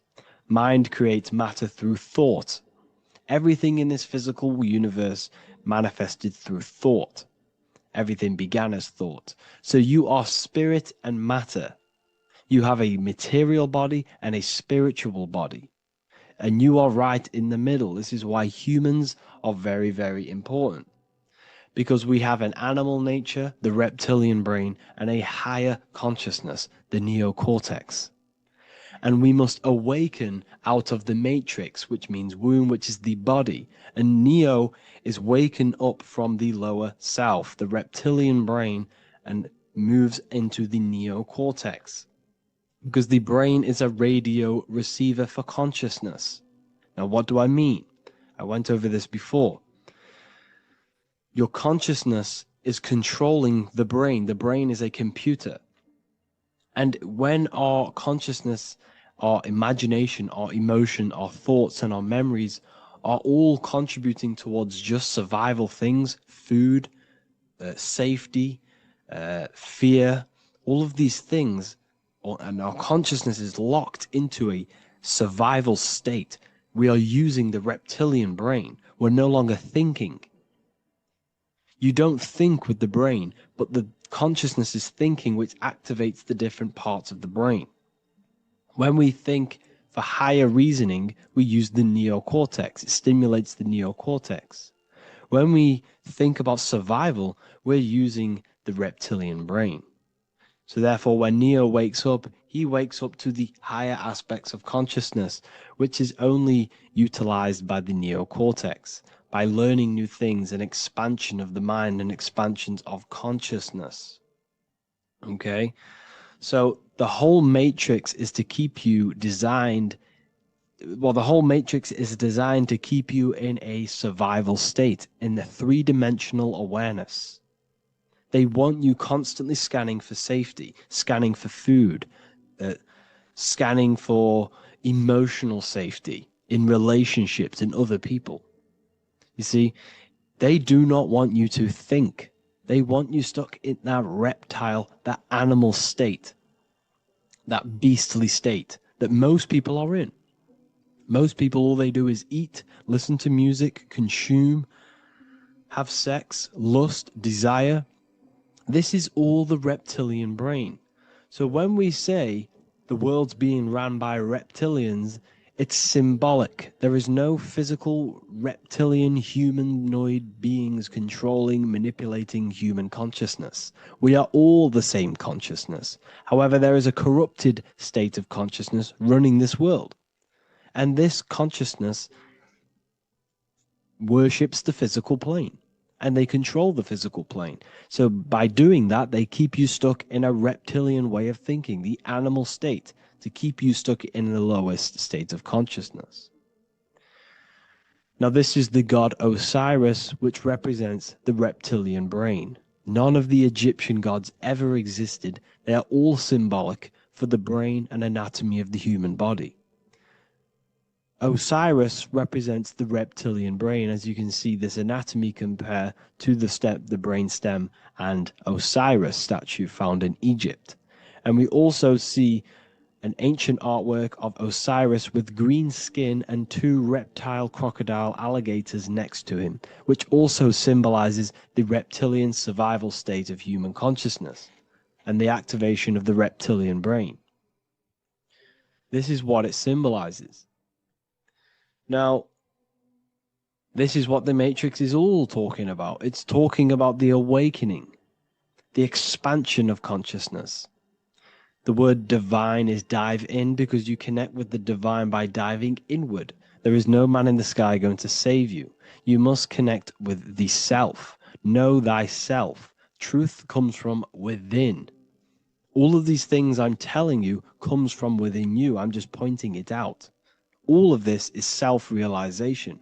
A lot of people say, well, what are my sources? My sources is knowing thyself, observing thyself, using the neocortex of critically thinking, sitting down and thinking about yourself and having deep realization of yourself. You can realize that your thoughts are not of this physical world. It's quite simple. The brain does not think. The brain does not imagine. The brain does not hold memory. All of these things exist in consciousness, the one consciousness, but we are all fractal, infinite parts of. This is the eye on the triangle, consciousness being given down to the rest. This is separate. Consciousness is separate from the rest of the pyramid. The pyramid is your body. Neo is the one consciousness. This is the Egyptians symbolizing the one consciousness giving Ankh, which is life, to all the different life forms. However, you can see that the central sphere is giving a big Ankh to the humans, because humans, like I said, possess the advanced consciousness, an advanced brain that allows us to turn above our reptilian animal self. For example, we can go against our reptilian lower animal nature and turn to our godly nature. Animals cannot do that. They are stuck in instinct. They are stuck in a reptilian animal way of thinking and operating. Everything they create is to survive. We can turn against our lower nature and create for amazing things like buildings, architecture, technology. We can use our creative consciousness for anything we wish, not just survival needs. And it's the same with your spiritual journey. You can raise your consciousness beyond this animal state that they try to keep you in through fear, consumption, food, and the reptilian brain. We must awaken, start to think critically, and awaken to our divinity. Because the mind, the consciousness within you has infinite potential to expand. There are infinite fields of knowledge that you can explore. The mind can never be filled. It can never, ever be full of knowledge. It always expands, and that's why you are alive. That's why you are part of this universe. That's why the science always says the universe is always expanding, because the universe exists in your mind, and the mind is always expanding into new fields of thought, new fields of knowledge and information. And that is your whole sole purpose of expansion of mind and expansion of consciousness and the exploration of the mind of God. We are living in the mind of God. You are a thought in the mind of God. You must awaken out of this body. This is why Jesus says you must be born again to see the kingdom of God. You must be born again. You must raise your consciousness beyond physical limitation and awaken to your divinity. And this is pretty much it for this video. I hope you all understand this, that this is all symbolic for consciousness.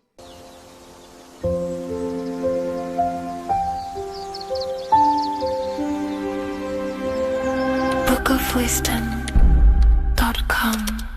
Visit today.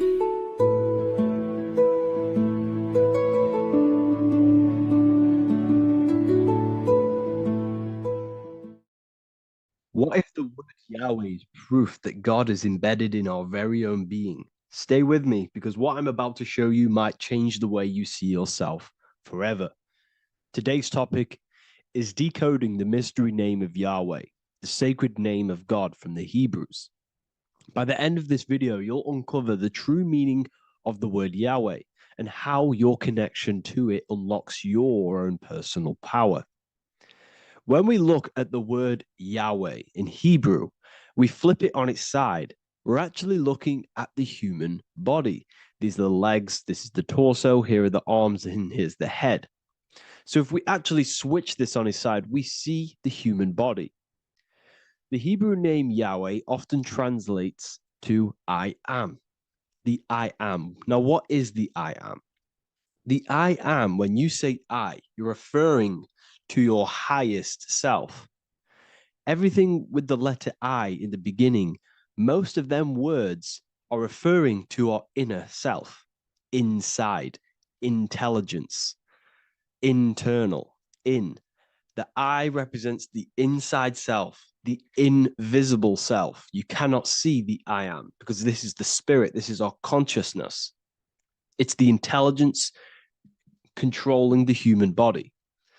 When you say I, you're not referring to your name, your job, your reputation, your ego, or your thoughts. You're referring to the observer who is beyond the thoughts, the one who's observing the thoughts. That's the soul.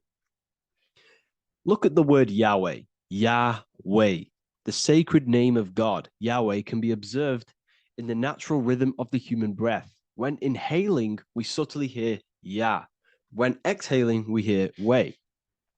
Do this yourself. Breathe in through your nose, you'll hear Yah. Breathe out, you'll hear Way. And in fact, the letter H, H, when it's pronounced, it carries the soft sound of wind or breath, a gentle exhale that mirrors the very essence of life, giving air. Breath is the spirit of life. It's what connects us with consciousness. If we stop breathing, we lose consciousness. The body shuts down. We're breathing the spirit of breath. We're breathing in the spirit of life. It's the very essence that gives us physical existence, and we're constantly staying connected to this breath at all times. Now let's look at Yahweh. 1, 2, 3, 4. There are 4 letters. The Tetragrammaton is the 4-letter Hebrew name for God. Okay? Tetra meaning 4. We have 4 gospels of Jesus. Jesus is depicted with a cross with 4 sections. Jesus has the 4 sacred animals around the side of him, always depicted with these 4. A bull or an ox, an eagle, a man, and a lion. These are the 4 fixed signs of the zodiac. Aquarius, the man, Scorpio, the eagle, Leo, the lion, Taurus, the bull or the ox, which are related to the elements. Leo is a fire sign. Aquarius is an air sign. Taurus is an earth sign. Scorpio is a water sign. These are the 4 elements. And the 4 elements correspond to the 4 bodies of consciousness, as we see here. This is fire, this is air, this is water, this is earth. So we are made out of the 4 elements, which represent the 4 bodies of consciousness: mind, emotion, spirit, and body. The soul is incarnated into 4 sections. Hence why Jesus has 4 gospels. Hence why Yahweh is a four-named word, because we are tetraform. We have 4 bodies of consciousness. There are 4 pillars to reality: the mind, emotion, spirit, and the body. So what we're actually looking at here is the name of the very essence of the self. Yahweh represents the universal consciousness that we're all tapped into, because the body is like a radio. The body is basically a radio antenna, which is picking up this stream of consciousness, and we're all the same consciousness, just experiencing it in a different body. And Yahweh is the name for this intelligence that we're all acting out, that we're all manifestations of.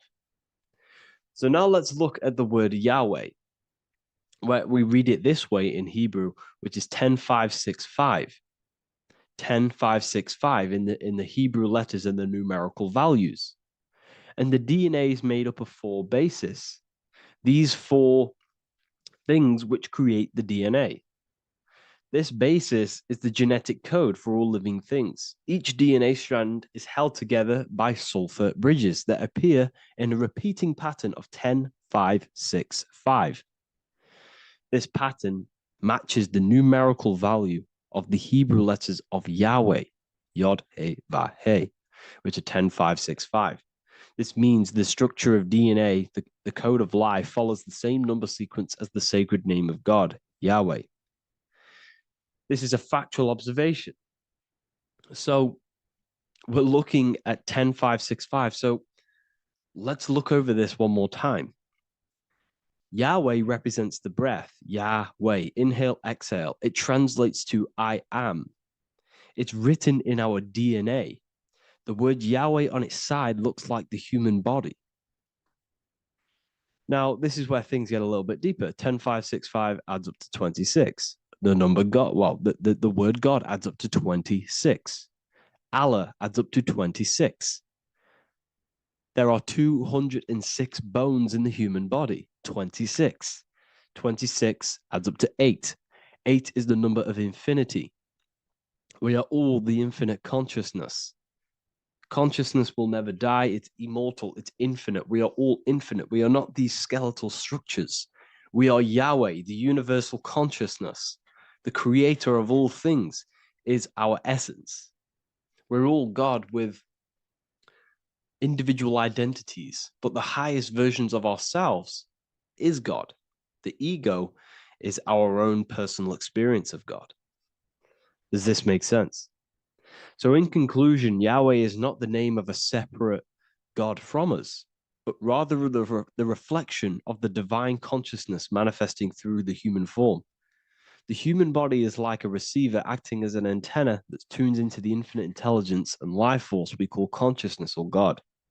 This means that rather than being external, the divine presence is within us, expressed through our very existence.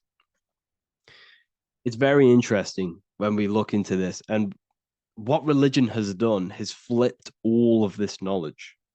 All of this sacred knowledge has been externalized. They've externalized God so that we worship God and we view God as something separate from the human experience. They do this so that we don't find the God within us, so that we don't find that we have the power of creation. The mind is the creative force of God. The body is the will to act out that thought.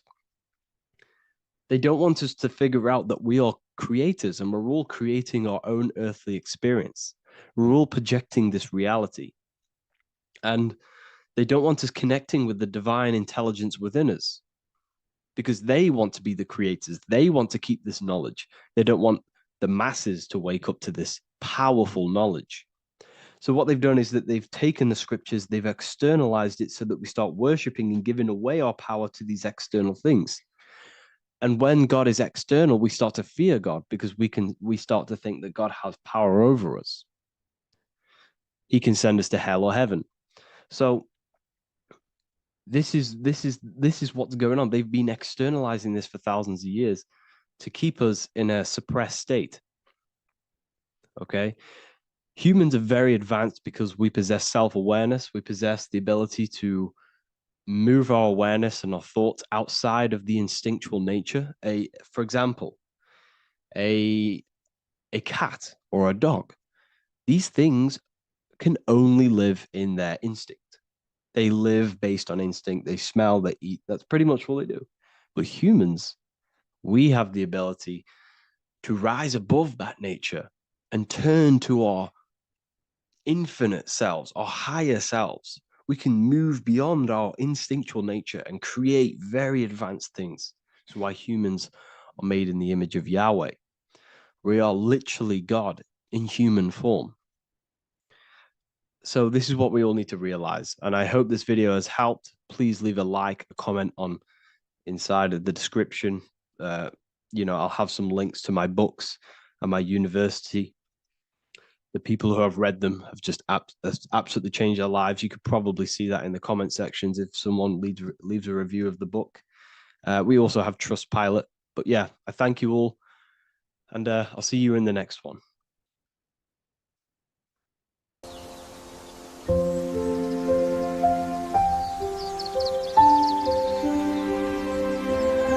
bookofwisdom.com. Visit today.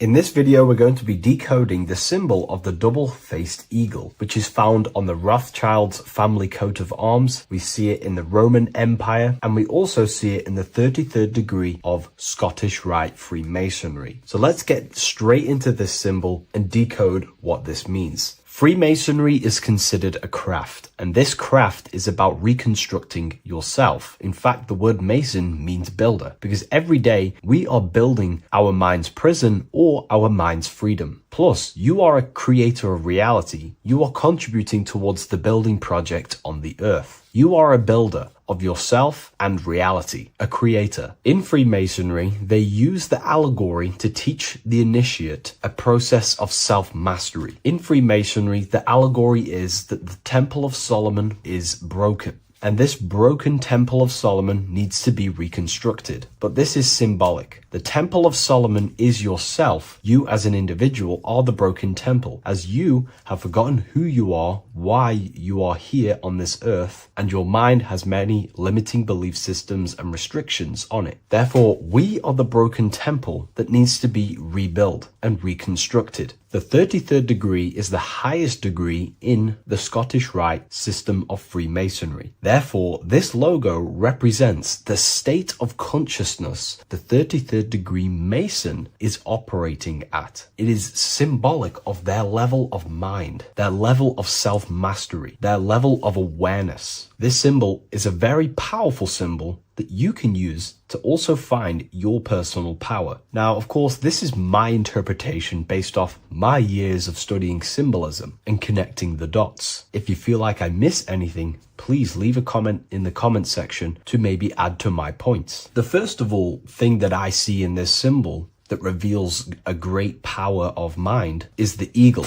The eagle itself is a bird, and a bird can go on the ground and in the sky. In a symbolic sense, this represents the body and the spirit, the ability to transform from this earth body and then also access astral projection and the spirit. The bird sees things from a higher perspective while it's flying in the sky. If you're only in the physical body, your perception of reality is limited to the ground. We do not see much from the ground. This is all symbolic to a level of mind. The bird can see things from above. It sees the earth from a top-down view and sees the whole, sees things from a higher perspective, symbolic of the mind of a 33rd degree Mason who understands who they are, what reality is, what consciousness is, and the human psyche. Their level of intelligence allows them to see reality from a higher perspective, and they also have the mindset of seeing things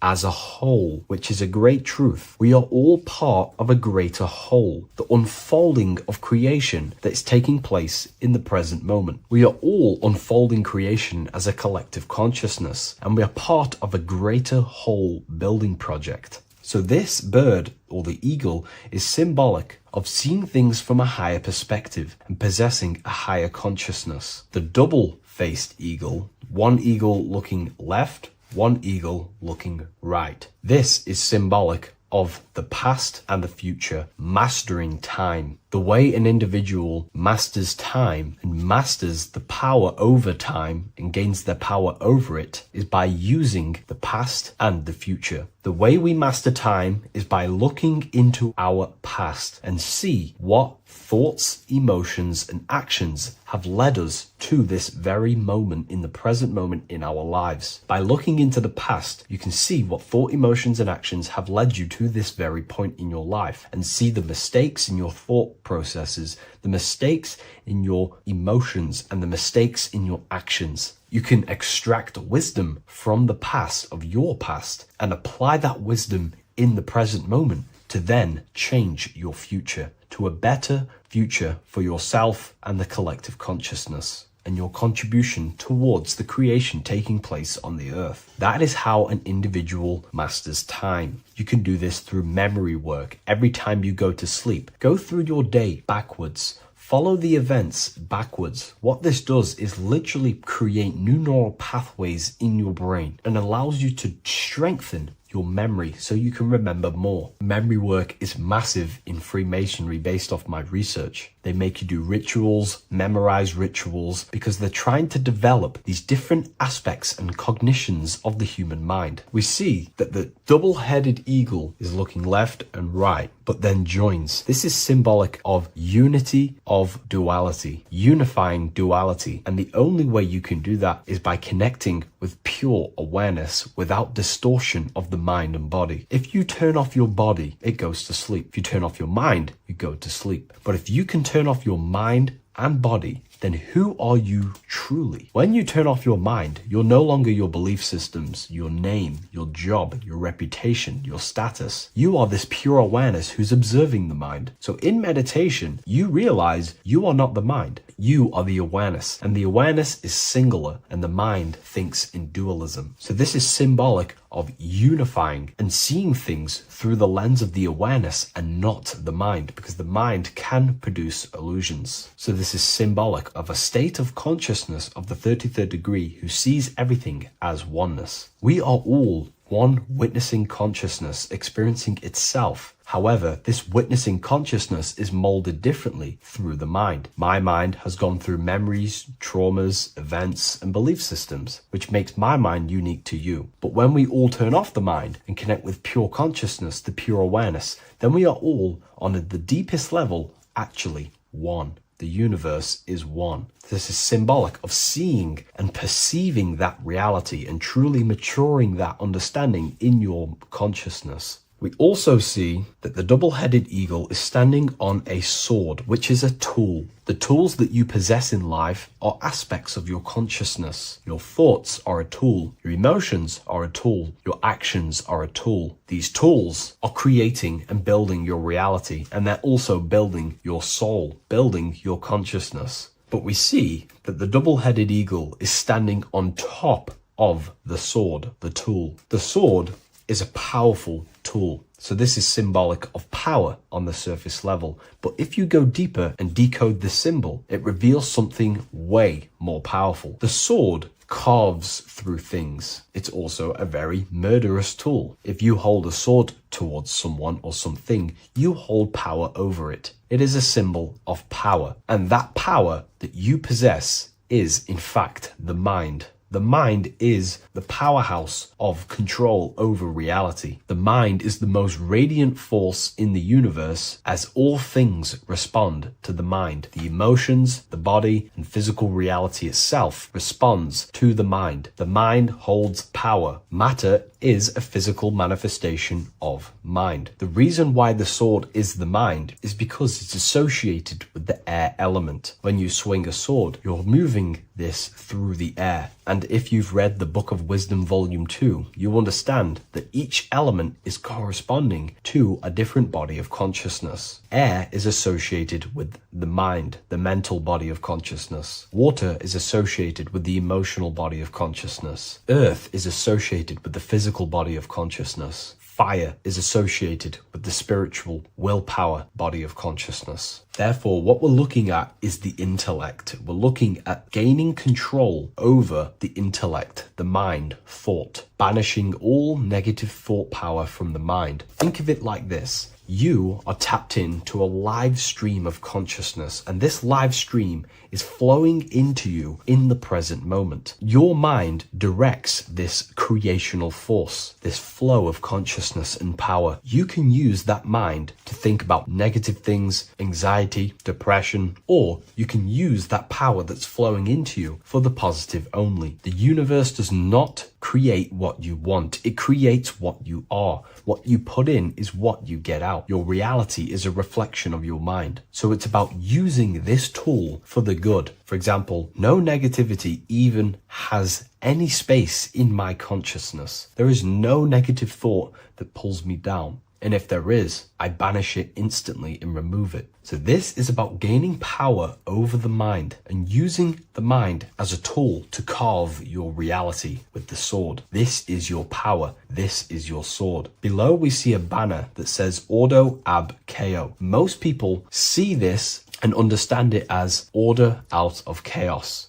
And yes, it is linked to, obviously, molding society, manipulation. However, on an internal understanding of order out of chaos, it's something much more powerful to the individual. Most people see order out of chaos and see the manipulation that takes place on human consciousness, which is very true. The ruling powers create chaos or a problem in society, then they produce an order and a solution to mold society towards their agenda. That's order out of chaos. However, to the individual, this represents something much more powerful that you can take advantage of. Ordo ab chaos, order out of chaos. This is understanding that reality comes from chaos and physical creation is the order of that chaos. The mental plane is chaos. It's just simply pure thoughts, random thoughts. But the physical world is the order out of that chaos, the darkness coming into light. To you, for example, when you first start your journey of self-mastery and spiritual awakening, you are in chaos. My mind was in chaos. My mind had many limiting belief systems. My mind used to think random thoughts unconsciously. I used to take random actions, unknowingly create my reality, and produce chaos. That chaos needs to be ordered. So when there is chaos in ourselves, with different aspects of our minds and subconscious, we need to produce an order so that we can gain power over the mind and over our thoughts, emotions, and actions, the three forces you have 100% control over in your reality. If you try and control anything else other than your thoughts, emotions, and actions, then you are breaking natural law. The only things you have been given power over and to control is your thought, emotion, and action, your mind, your heart, and your body. Order out of chaos is about transforming yourself. When you're in a chaotic state, you have to produce order to transform yourself and change your level of consciousness. If you have chaos in your life, you must produce order. And this is how self-transformation occurs through an individual. Order out of chaos. Now, yes, it is also linked to human manipulation, as this applies to everything as above, so below. Above, we see a triangle with the number 33 and light emanating around it. This triangle is highly symbolic of the element of fire. The upright triangle is fire. The downright facing triangle, the opposite to this triangle, is associated with the element of water. The reason why this is an upright facing triangle with the number 33 in it is because fire is associated with dissolving. If I place this pencil in fire, it will burn this material into its raw form. Fire is about removing the illusions in our mind to gain power over it. It's about dissolving all the illusions in ourself, the false belief systems, the negative subconscious programs and thought patterns. This is about destroying them and producing order out of them. It's about removing the veils of consciousness so you can figure out who you truly are. If I burn this down, it will reveal its raw essence. It's the same with consciousness. If you want to figure out who you truly are beyond your mind, emotions, body, then you have to remove the veils of consciousness. You have to dissolve the mind by meditation and stillness. You have to dissolve the nervous system by keeping very, very still. And you will connect with pure awareness and can connect with lucid dreams and out-of-body experiences. It's like finding a needle in a haystack. If you want to find a needle in a haystack, you don't go looking through the haystack to find the needle. You burn the haystack and the needle reveals itself. That's how you truly connect with who you truly are. And this is why it's associated with the number 33 also, because the number 33 is the symbol of rebirth. Jesus dies at 33 and ascends to heaven. The human mind is fully developed at the age 33. Ice melts into water at 33 degrees.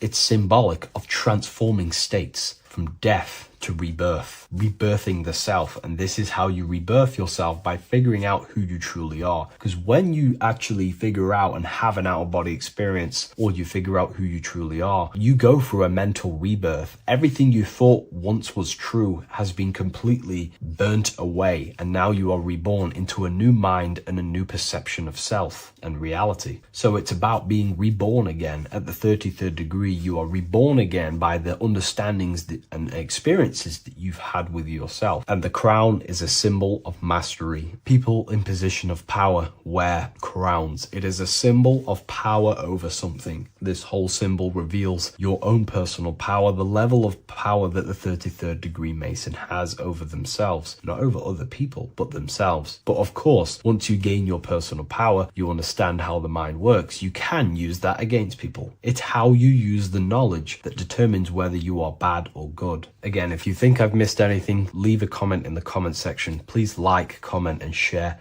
if you love this content. I'll see you in the next one. And if you wish to get your hands on this book, I'll leave an Amazon link in the description. What is good, people? It's Revival of Wisdom. I hope you're all doing well.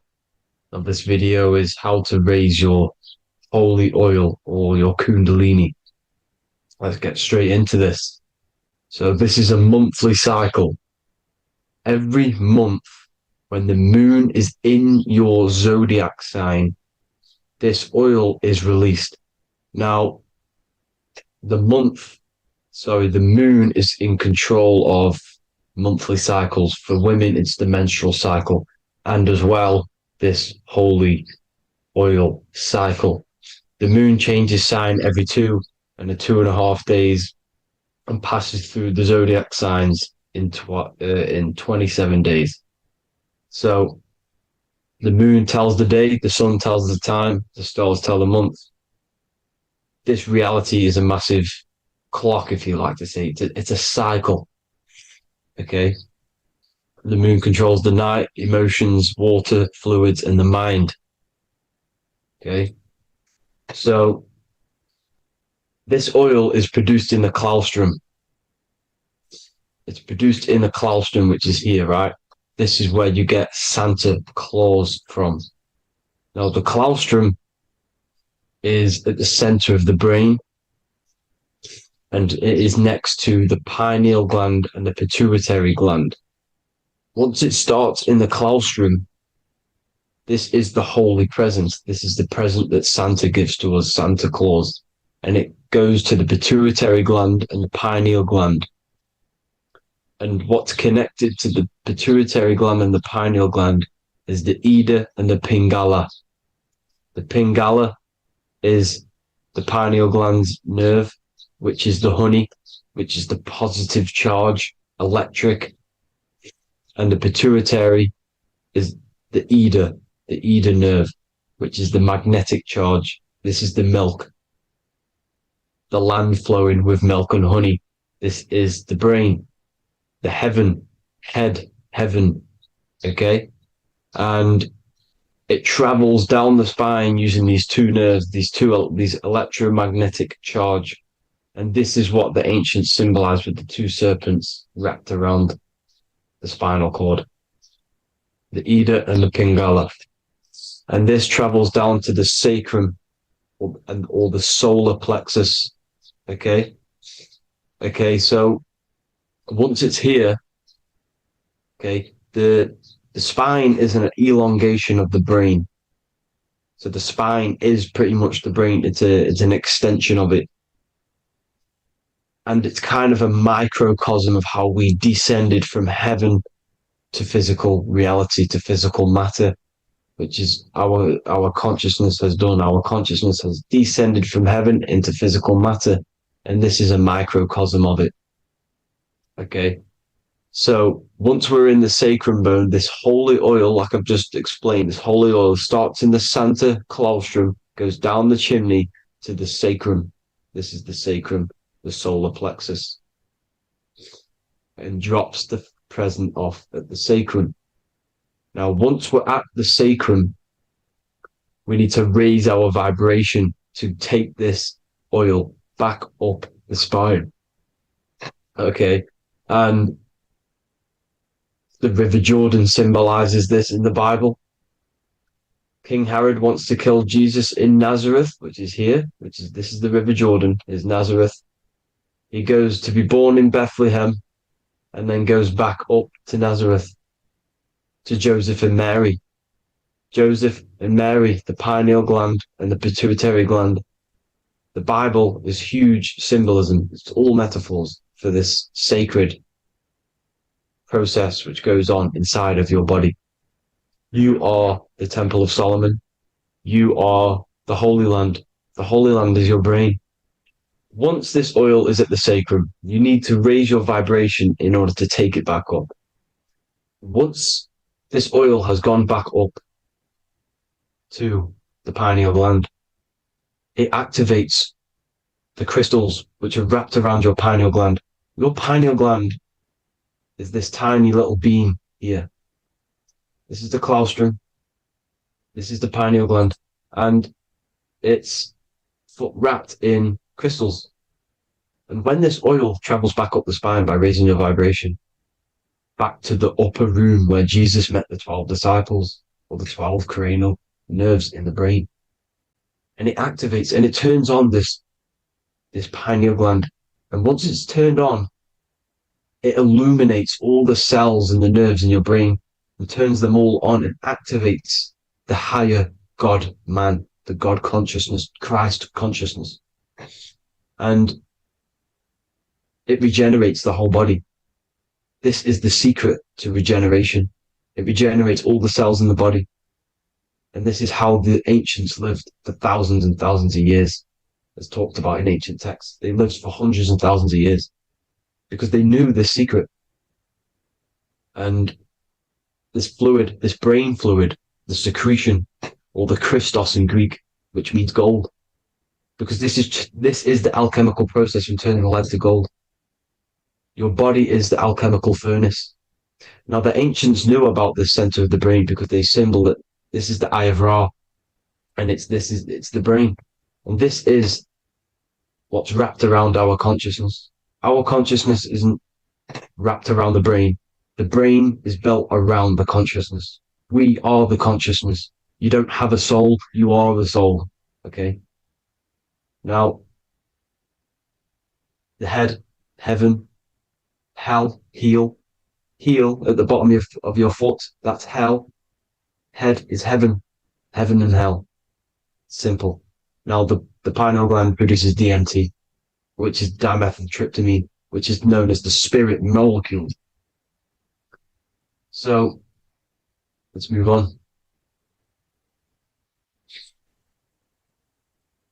Now, when this oil travels up, back, the spine, the chimney, it crucifies at the top, which is called the vagus nerve. So when it reaches here, the optic thalamus, it crosses and crucifies once it's raised back up. And this is why Jesus dies at 33. He was crucified at 33. because you have 33 vertebrae on the back of your spine. And then it's crucified by the cross of the vagus nerve. When this oil crosses the vagus nerve, this is the crucifixion at 33. And it symbolizes the death of the physical consciousness. You then become spirit. You then become God consciousness, activating the Kundalini, regenerating the body and the mind. Okay. The Garden of Eden. You are the Garden of Eden. The land of milk and honey is upstairs. The pituitary, which is the milk, the pineal gland, which is the honey, which is DMT. It even says this in the Bible. As he brought us into the place, and he has given us this land, a land flowing with milk and honey, which is also symbolized as the sun and the moon. The Bible also says, the light of the body is the eye, not the eyes, the eye. If therefore thine eye be single, thy whole body shall be full of light. This is the activation of the pineal gland by raising this oil back up to the pineal gland, to the center of the brain. Neither shall they say, see that here, or see there, for behold, the kingdom of God is within you. So he's saying, don't look out there. Nothing is out there. It's all inside of you. Everything's inside of you. You're the universe. Now, how to raise this oil back up to the pineal gland? Every month, like I said, the moon controls the cycle. The moon controls monthly cycles. When the moon is going into your zodiac sign every month, this oil goes down the spine and you must raise your frequency to get it back up. You must retain your seed. This is the most important. Your fluid, your secret, your holy fluid, your life force. You can't let that go. That life force is the reason you're alive. This holy oil is the reason you're alive, because it feeds all of the systems in your body. It feeds all the systems in your body. You have to retain your seed, alkaline diet, positive thinking, and meditation. Okay? When you retain your seed, you will live longer. The moment you release it, you're killing yourself. You're killing a piece of yourself every time you release your seed. Every single time. You're killing a part of yourself. Okay?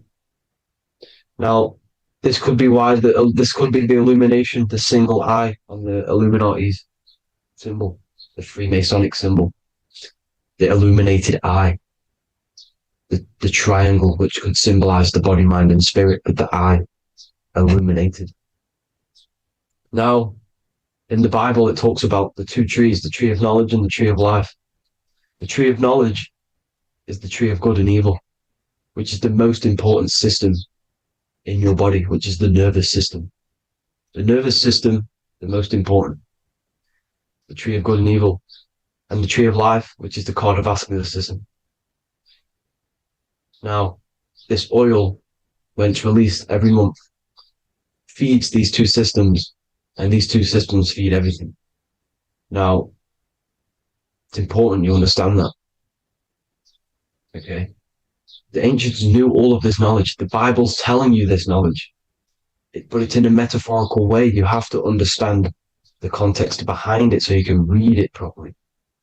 Now, eating of the tree of life, which is when it talks about in the Bible, eating from the tree of life is actually symbolizing a bad diet, ejaculation, because you're eating from these two systems. You're killing yourself with a bad diet. You're killing yourself with an ejaculation.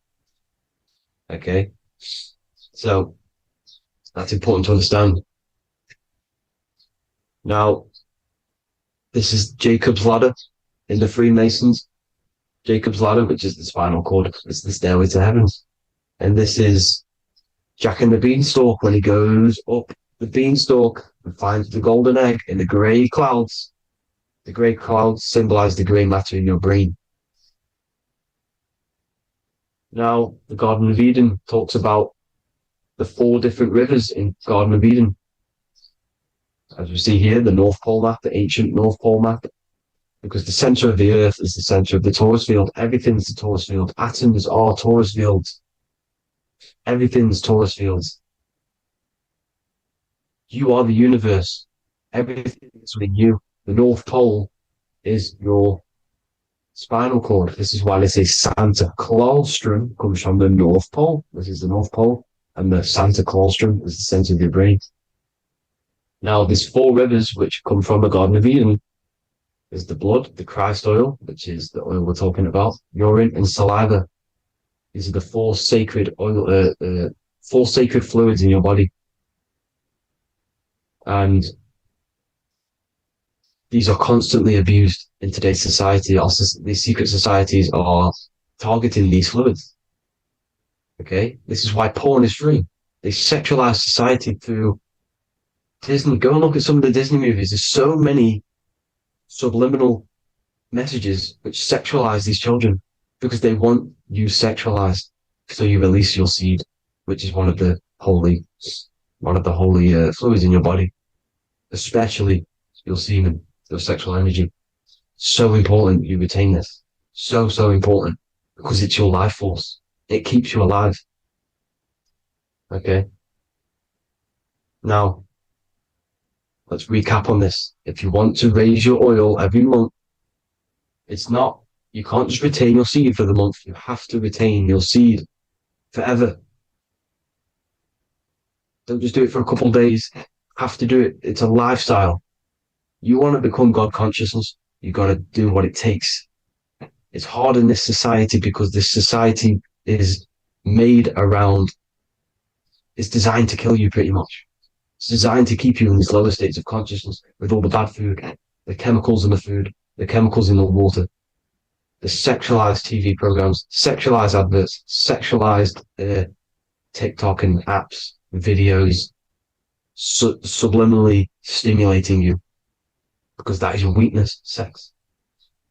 It's your weakness. Now, you have to retain your seed, meditation, and an alkaline diet. Why alkaline? Because acidic is low vibrational. This is the color spectrum. And what's the highest vibrational color? Violet. It's the lowest, red. You have to have an alkaline body in order to raise this oil. When you drink, when you have a bad diet, when you drink alcohol, when you smoke, this destroys the oil. It destroys the oil in your sacrum and it can't be raised again, can't be raised up. This is why it's so important. Without that oil, you don't live. That oil makes you live. It feeds everything in your body. It's crazy how we're not taught this. It's insane. But that is how you raise the oil, people. I hope you all gain some knowledge out of this video. And I hope this assists you on your journey, your spiritual journey. And please like and share this video. We need this knowledge out to the public to wake up humanity.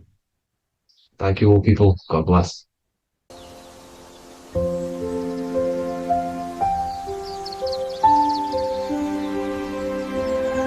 bookofwisdom.com. Visit today.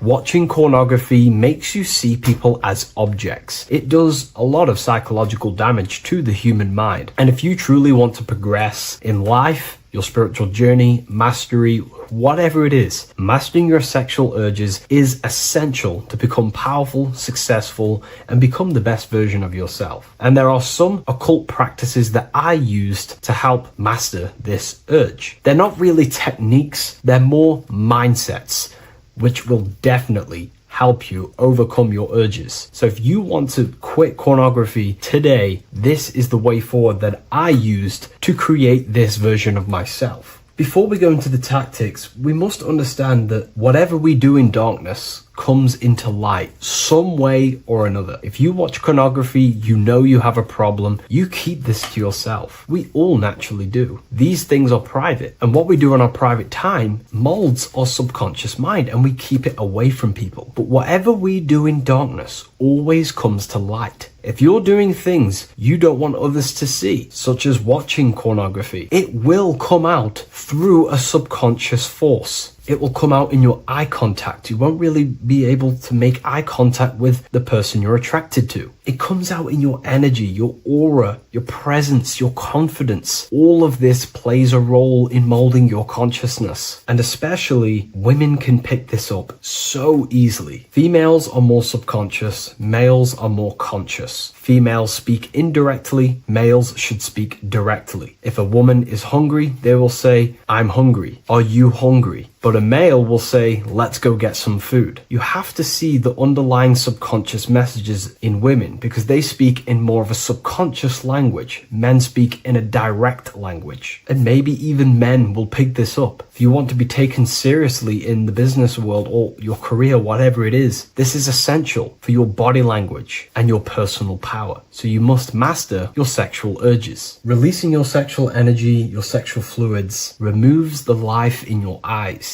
A lot of people get dark bags underneath their eyes. I used to have them years and years ago. My eyes were always half shut. There was no life in my eyes. But as you purify yourself, the life and the energy comes back into your glaring eyes. The first tactic on mastering your sexual urges is understanding that thoughts produce emotions. Whatever we think about inside of our mental body directly corresponds to what we feel in our emotional body. What we see here is a piece of alchemical artwork showing you the light of the mind shining down into the heart. This represents the mental body with the clouds. This represents the human heart, the emotional body of consciousness. What we think about, if we think about sex, or if we watch things that are stimulating to us on Instagram, TikTok, that thought goes into the mind and the feeling gets then produced in the heart and the body becomes aroused. What we think inside of our brain becomes emotional energy in our heart. As above, so below. And what becomes in our heart is what we take action on. We take action on emotion. Human action, human behavior pretty much comes down to what we feel. We only act on what we care about or what we love. If you love that feeling of watching pornography, that is the reason why you're taking the action. So keeping this in mind at all times is very important in your journey of self-mastery. What you think is what you feel, and what you feel is what you act upon. Remove stimulations that can possibly produce that thought of watching pornography. Unfollow the people. Purify your environment so these thoughts do not enter your mind. And if you do become stimulated, remember, thoughts produce emotions. Change your thoughts. Think about something else instantly. The more you think about it, the more you feel, and the easier it is to take action upon it. And the second tactic that I say to myself is that it's all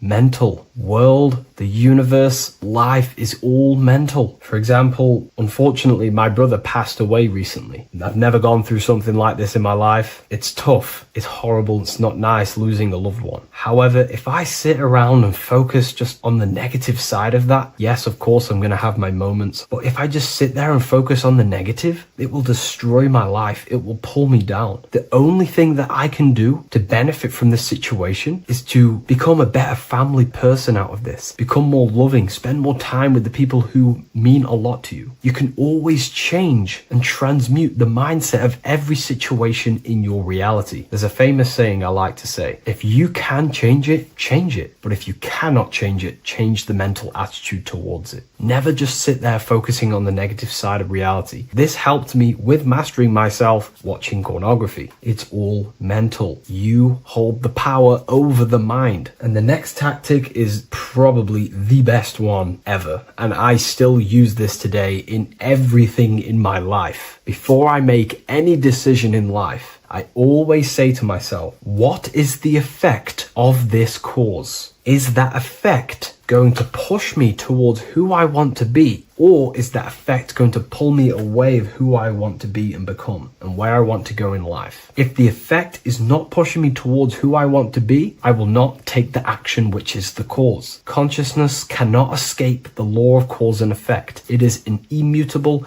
inchangeable law that is governing your consciousness and your mind. You have to keep this law in mind because it is the law that is creating and crystallizing your reality. Any decision you make, what is the effect of this cause? The law of cause and effect is a force that you cannot escape. So you have to work with this law and become conscious of the law. So before you do take the action, what is the effect? Is watching pornography going to push me towards who I want to be and where I want to go? If it's not, do not take the action. That's where willpower comes in. You can do little exercises for willpower, meditation for 30 minutes of not thinking. You can do rituals that strengthen the connection to your mind with your willpower. At the end of the day, the willpower is the most essential force in the consciousness. Another thing is remove any music that talks about it. Even the words will be producing thoughts in your mind. What you feed your consciousness is ultimately what you project back outwards. Don't listen to the rap music. Don't listen to any music that talks about it. Try and remove this from your environment. These tips that I've given you don't just work in quitting pornography. These work in every aspect of your life, and they will dramatically change your life if you become conscious of them and actively use your mind. Don't fall under the spell of becoming unconscious. Never act unconsciously. Never think unconsciously. Never feel unconsciously. Stay on top of your mind. Be the observing eye in your mind. Never fall unconscious. Of course, we all need to sleep, but I mean in the waking times. And this is why learning about yourself or consciousness is essential for every aspect of life. Business, your career, money, whatever it is. Whatever you're doing in your life comes down to understanding human consciousness. And that's why I wrote these books, so you understand yourself, so you gain your understanding of the functions of your own mind, body, emotions, and how you are creating reality. That's why I wrote the book of symbolism, because symbols are not just symbols. These symbols represent forces and aspects of the human psyche themselves, and they are veils, they are keys that help you remember and become conscious of what has fallen unconscious in your mind. We're simply just becoming conscious of what we are unconscious of and becoming conscious of them and using these powers. You want to take your life to the next level? Feel free to get the book of symbolism. I'll leave a link in the description.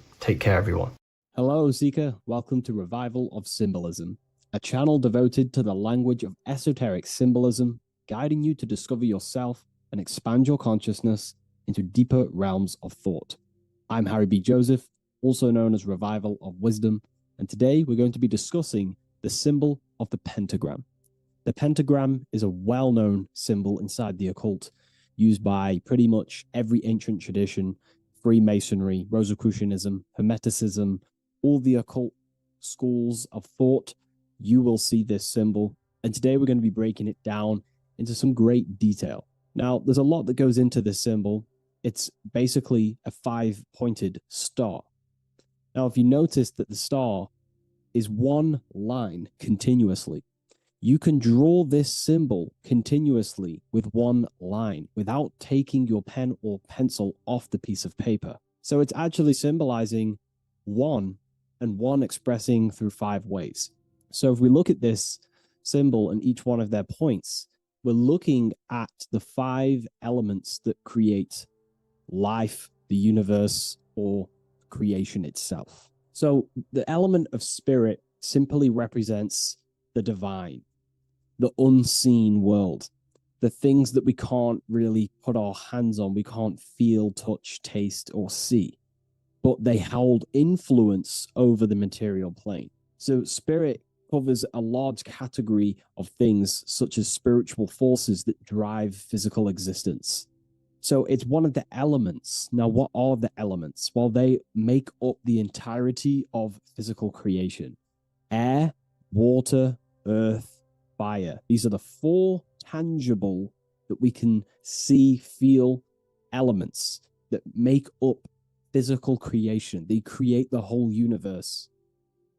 However, the spirit is the invisible forces, the invisible element that creates the visible, tangible world. Before you take a physical action, there is a force inside of you that moves the body. There is an intention, which is a spiritual force, an invisible, intangible force that makes a physical action be taken in the world of manifestation called Earth. This is the element of the divine. The divine comes down creating the world. Okay, so as I previously mentioned, how this pentagram is one line. It's a one continuous line. So if we draw this pentagram together, let me make this a little bit thicker for you. If we draw this pentagram together, it goes from spirit to fire, to air, to water, to earth, back to spirit. So it's one continuous line, and the elements are always in their proper place. These elements always have to be in this specific order. This is the correct order. If you see air down here, then the pentagram is incorrect. Okay? So it always goes spirit, water, fire, earth, air. This is the correct order of the elements. Now, this is highly symbolic, which is what we'll break down in just a minute. But before we go into the deeper aspects of this, I will explain pretty much what it means on a basic level. So we'll come back to this drawing. So spirit is on the top, which means spirit over or more superior or more dominated over the earthly elements. Now, what does this mean to an individual, to yourself or me? If I wear this pentagram, I am basically saying my spiritual divine self, my internal self, is more superior than anything the material world can pretty much give me. My spiritual journey is more superior. My spiritual self is more dominant over the earthly world and the material things. Okay? Now, not many people are like that in today's society. Most people chase the material things, which means they're ignorant of their spirit. They're ignorant of their divine nature. They're ignorant to consciousness and their internal world. They have no connection with their internal world. All of their thought, emotion, and action, their three creative powers, is totally expressed only on material gain and external things.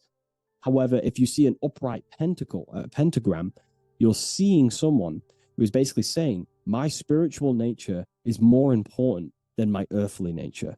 My spirit comes first before anything material. And ultimately, this is how you become more happy and fulfilled in life, by chasing, well, not chasing, but putting your spirit first, putting your internal world first. You know, seeking the things that are untangible. For example, knowledge. I'm addicted to knowledge. You know, I would rather chase knowledge because knowledge is power. Knowledge of self is so important. When we die, it is the only thing that matters in the end. When you die, you are immortal. And if you have no knowledge of yourself, then you're going to struggle in the afterlife. If you have no self-control over your thoughts and emotions and desires, then you will suffer in the afterlife because you have no control of your thoughts, and your thoughts will be creating your reality in the realm of imagination or the astral plane. But that's a whole other lecture. But this symbol is pretty much saying placing the invisible over the visible. So there's many different avenues we can go with this. So this symbol is also used in magic. We could use the symbol for manifestation. It represents controlling the inner world to produce then effect inside of the external world. You see? So we have to put this first in magic spirit. We have to change the internal so we can produce change in the external. Reality is created from the inside out. Okay? So this symbol is heavily associated with magic as well, which is a whole other lecture. In this lecture, I'm going to give you a good detailed explanation, but this symbol is so vast and wide, it would take many breakdowns to go into each meaning of the symbol. So it's representing the divine element of spirit coming down and manifesting the physical plane through that process of this. So as I mentioned earlier that I'd come back to this, what we're looking at is the process of spirit turning into matter. This is the process of how spirit condenses into a material form, how higher energy, higher forms, which are invisible, come down and manifest and crystallize into a physical object or a physical reality. So this pentagram is explaining the process of creation. So it comes from the higher realm, spirit, the the source, the emanation. An emanation is a thought or an emotion or a desire, which comes down to fire first. Fire represents the will. This is the willpower. This is the willpower. It's still kind of more of an invisible force, but fire is the closest element that represents spirit. This is why we light candles in magic and rituals, because it's literally opening a doorway to spirit. It's the closest element to spirit. So this is why sometimes in alchemical artworks, they use fire to represent spirit. Because, it's quite difficult to use a symbol for spirit because it's totally invisible. So it goes down to fire first, the will. Then it goes up to the air, which represents intellect, the intelligence of the mind. This is thinking, mind, intellect, logic. Then it goes down to water. This is emotion. This is intuition. And then it goes into the earth, which is physical body action. Okay? So spirit represents an emanation. So an emanation is something descending out of the void, out of the nothingness. And the first thing that descends is will, then intellect, then emotion, then a physical action. Then everything returns back to spirit from earth. So it's showing you how spirit manifests into matter. It's also showing you the macrocosm, how the world is created. So ultimately, it's a symbol of the microcosm also. It's a symbol of you. If you put your body outwards, you would see your body in this five-pointed star shape. So it's a symbol of the microcosm, because you yourself are a microcosm. You contain all of the elements: spirit, fire, earth, water, and air. You breathe air, you drink water, fire in your nervous system, which is electricity, and earth is your physical body. So you are a microcosm of the universe, and this is what the circle, when we see the circle around, this is representing the macrocosm, the circle. So why are you a microcosm? Because you know how the sun changes the earth with its different electromagnetic rays, depending on how far away the sun is to the earth when it's rotating. Well, depending on what model you believe anyway, the electromagnetic rays produce change on the earth. So when the sun is further away from the earth, or whatever model you believe, when the sun is further away, then the electromagnetic rays of the sun are weaker, which means that's what the winter is. The winter is the death and the death of the electromagnetic rays of the sun. We still get sun, but it's just not as powerful as summertime. So nature dies. But then when the summer comes back around, the sun is closer, it produces higher amounts of electromagnetic life force rays, which increases the growth again in the summertime. But this is also not only happening on the earth, it's happening within the body. The body goes through this rhythm. The same rhythm that the external world goes through, your body's going through this rhythm. So these changes in the cycles not only change the earth, they change consciousness. These cycles happen within you. They happen within your body, your cells, your nervous system, your brain, your psyche, your emotions, your intellect is all affected through these cycles of the sun. So this is why you are a microcosm of the macrocosm. Your mind is cut out of the same fabric of God's intelligence, of God's mind. The same power of thought God used to manifest the world, to think it into existence, the same power you use to think your world into existence. You are truly a microcosm containing all the five elements, all the same powers of God, but just in a smaller version. It's a symbol of the microcosm. It's a symbol of the macrocosm also. It's a symbol of how spirit manifests into form. And this is why it's associated with magic, because you can use these elements in magic, this process of how spirit becomes matter. So there's so much that goes into this. And I actually broke this down inside the new book, the Book of Symbolism, on these 2 pages here. I will do another one on the inverted pentagram. This book, I've basically gone over every Freemasonic symbol, alchemical symbols, every occult society symbols is pretty much in this new Book of Symbolism. But again, it's not a book on symbolism. These symbols are representing forces within yourself. They represent you. And these symbols are designed to awaken aspects of yourself. So this is not a book on symbolism. This is a book on you. Each symbol will awaken different aspects of yourself to help you understand yourself. So anyways, it's a big book. It's going to be very, very soon. I'll leave a waiting list in the description. You can join the waiting list, or I'll just give you an email when it's ready. And I will see you in the next video. Please leave a like, comment, and share. And I'll see you in the next one.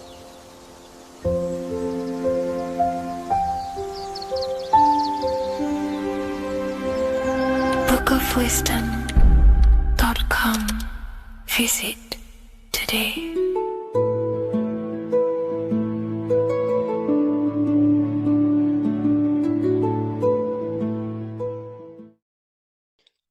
What if I told you don't have one body? You in fact have four. There's a secret hidden right in front of you, and most of you overlook it. And by learning these teachings today, this will change your perspective on life, on yourself, and completely change the conception of yourself. This is the key to your highest potential. If you stay with me today, you will find secrets about yourself that will change your life. But I warn you, once you step this path of esoteric knowledge, there's no going back. Once you see, you can't unsee. So stay with me, and we will discuss the four bodies of your soul and how you can master yourself to reach your highest potential. The first thing we must understand is that there is a sun. And just like the sun gives life to the earth, there is this life force within the sun that gives life to all matter. We must understand that that matter itself is dead. It has no life potential. It has no ability to create or destruct anything.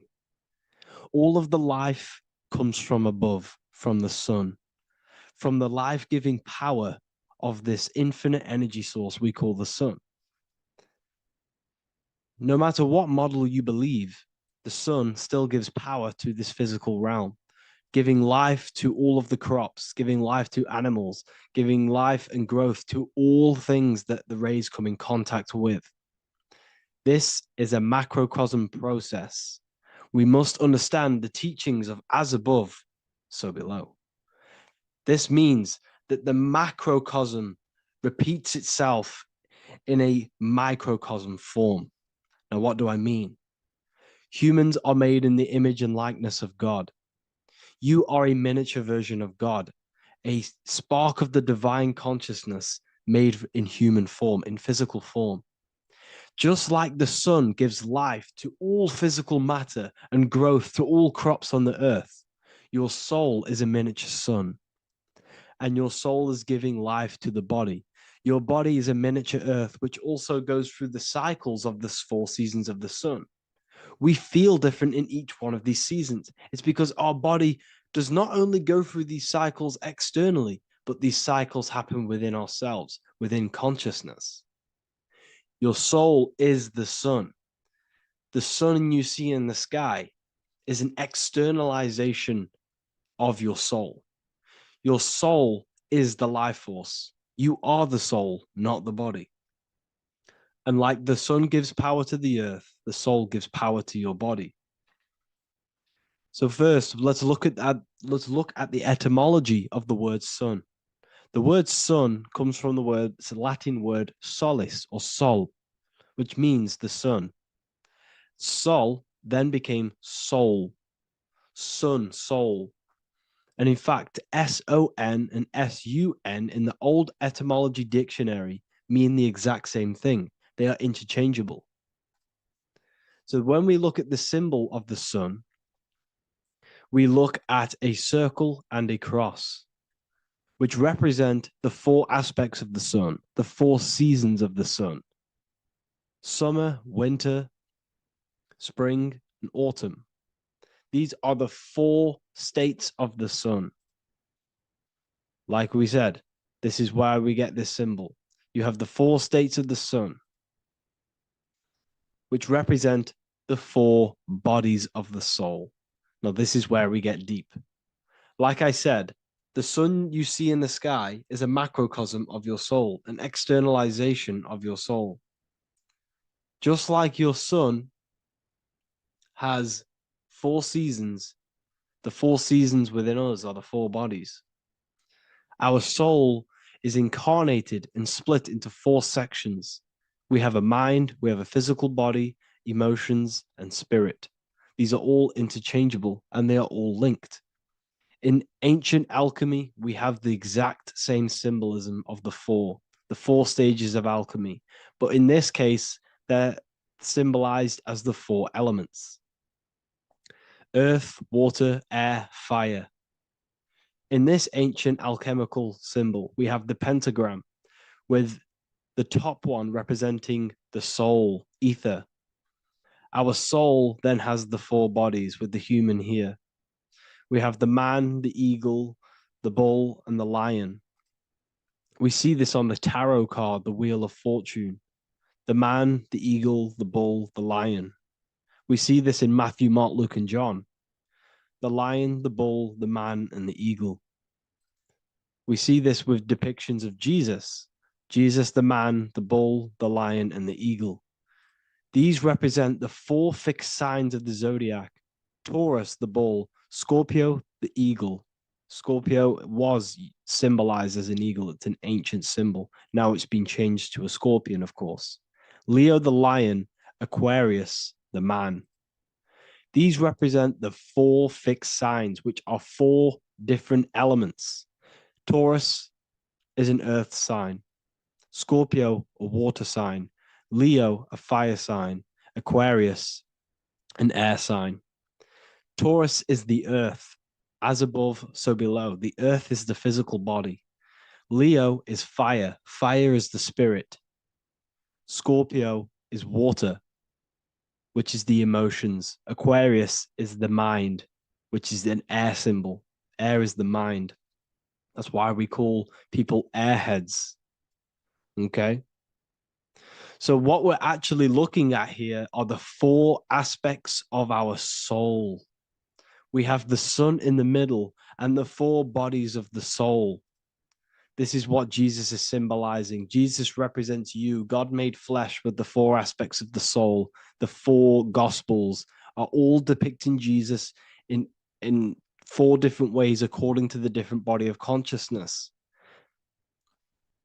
The Wheel of Fortune are representing the 4 bodies of the soul. This represents the 4 bodies. Now, how are they 4 bodies? They are 4 dimensions of consciousness. The mind is not made of the same substance of the emotion. The emotion is not made of the same substance of the physical body. The spirit is not made of the same substance as the physical body also. They exist in 4 dimensions of consciousness. They are 4 bodies of our soul. And the most important teaching here is what I'm actually getting to, is the powerful one. This is what gives you power. Most of us live in chaos. Our mind is thinking of doing something. Our emotions are feeling something else. Our body is lusting and wanting to do something else. And our spirit's energy is completely off. Most people live in unbalance. None of these 4 bodies are working together. This is why we produce chaos in our lives. When these bodies are in balance, are not working together. So in alchemy, they symbolize the 4 elements, which are the 4 bodies of consciousness. These are the furnaces with the fire. They represent transmutation of each body. We have to sync these bodies. We have to sync the mind with our emotions, and our emotions with our actions, the physical body, and with our spirit. These 4 key bodies need to be in line in order for us to create consciously in our life. Because each one of us is a creator, a miniature version of God, creating our own earth, creating our own material reality. And in order for us to create consciously and with effect and power, we must have these bodies unified so that we can create consciously and not create chaos.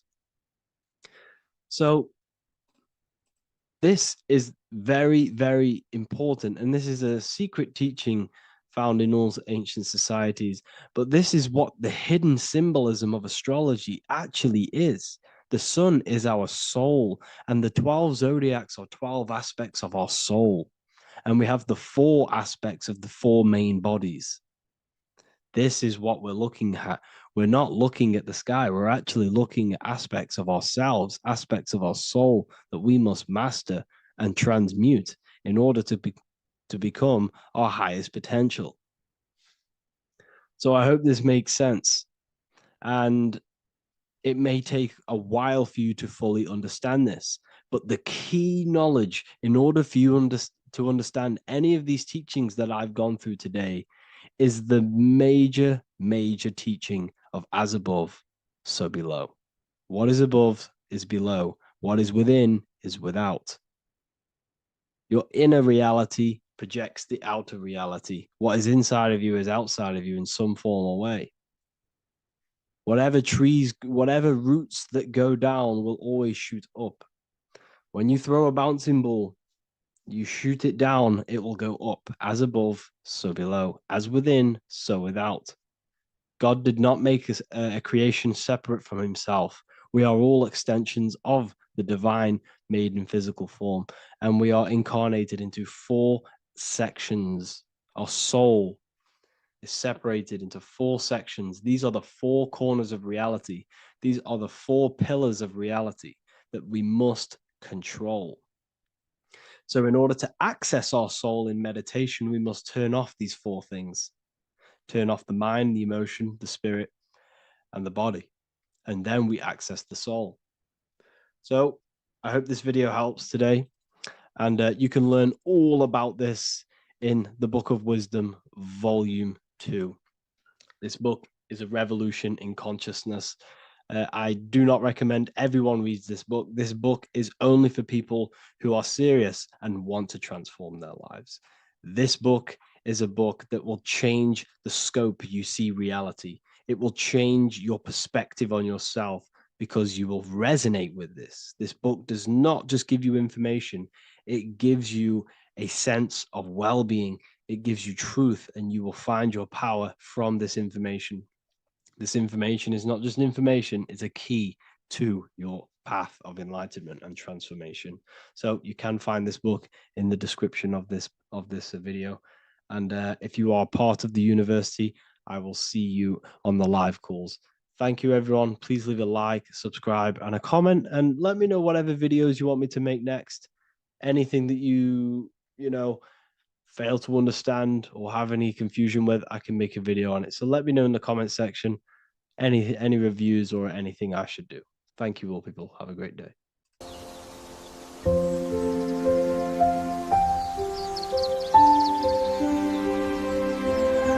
bookofwisdom.com. Visit today.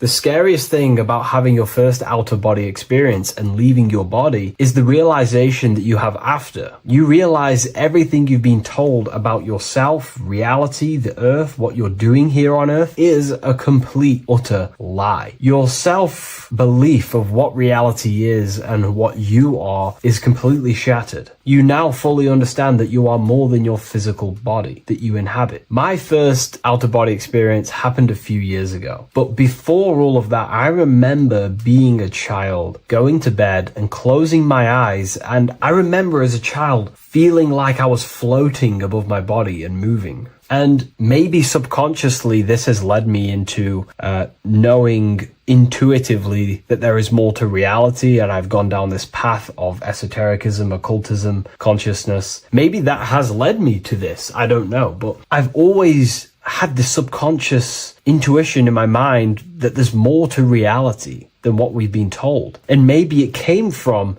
having these experiences as a child. And I'm pretty sure some people in the comments will also have that experience, feeling like you're floating when you close your eyes in bed as a child. I remember this very vividly. But a few years ago, I had my first out-of-body experience, and it completely shattered everything. And it confirmed to me that I am eternal, and there is so much more to the self, to consciousness. I then realized after my first out-of-body experience that our self is not just here in the physical dimension, it's existing in every dimension there is in the universe. However, our mind is focused primarily on this physical time space. When your mind is totally giving its attention and time to this particular time space, it locks in the mind or consciousness into that particular body of consciousness, such as the physical body, right? But for example, let's say you have a daydream and your full focus isn't in the present moment and your environment that you're in physically. Your mind kind of wanders off into a daydream, what we like to call it. That again is shifting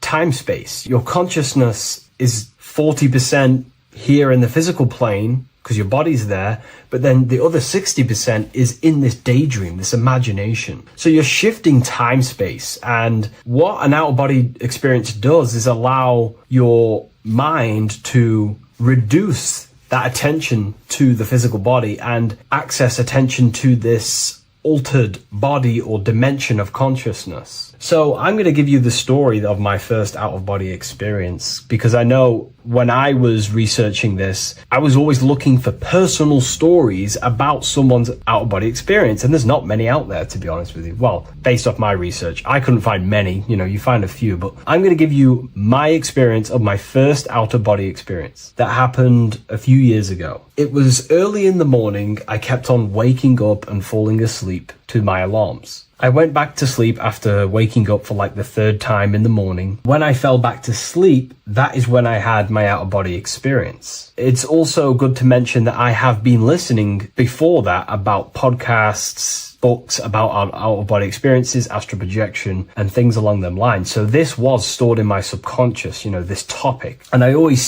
had a desire in my heart to actually experience this for myself. Long story short, I went back to sleep early in the morning because I kept on waking up, and it began with this tingling sensation, a high energy sensation. It was like bursting, intense, high frequency energy. My attention was no longer in the time space of my body, but my attention shifted into this energy body, which I now understand. I didn't understand at the time properly, but I now understand that as my consciousness started to feel like it was being pulled upwards, right now, our time space, our attention is in our body, and you feel all the data of the senses, right? And that's what I'm feeling right now. That's what you're feeling right now. But imagine that was completely stripped. My attention was no longer feeling the sensations of my body, because my body kind of just dissolved as I fell back to sleep. So this was a natural out-of-body experience. I didn't force it. I didn't meditate. I didn't do anything. This was just a natural out-of-body experience that I had. And a lot of people get these that I've read about. So my attention started to feel like I was being pulled upwards, and I no longer felt my body, but I felt this intense energy, frequency, sensation all around my body. It felt like this, it felt like illuminating energy that's moving very, very, very fast. So my conscious awareness was now shifting. I now understand. My whole body faded into this sensation. My whole mind faded into this energy sensation, this tingling free. And it was very, very intense. I was not feeling my normal senses anymore, only this energy. This energy was also pulling me up.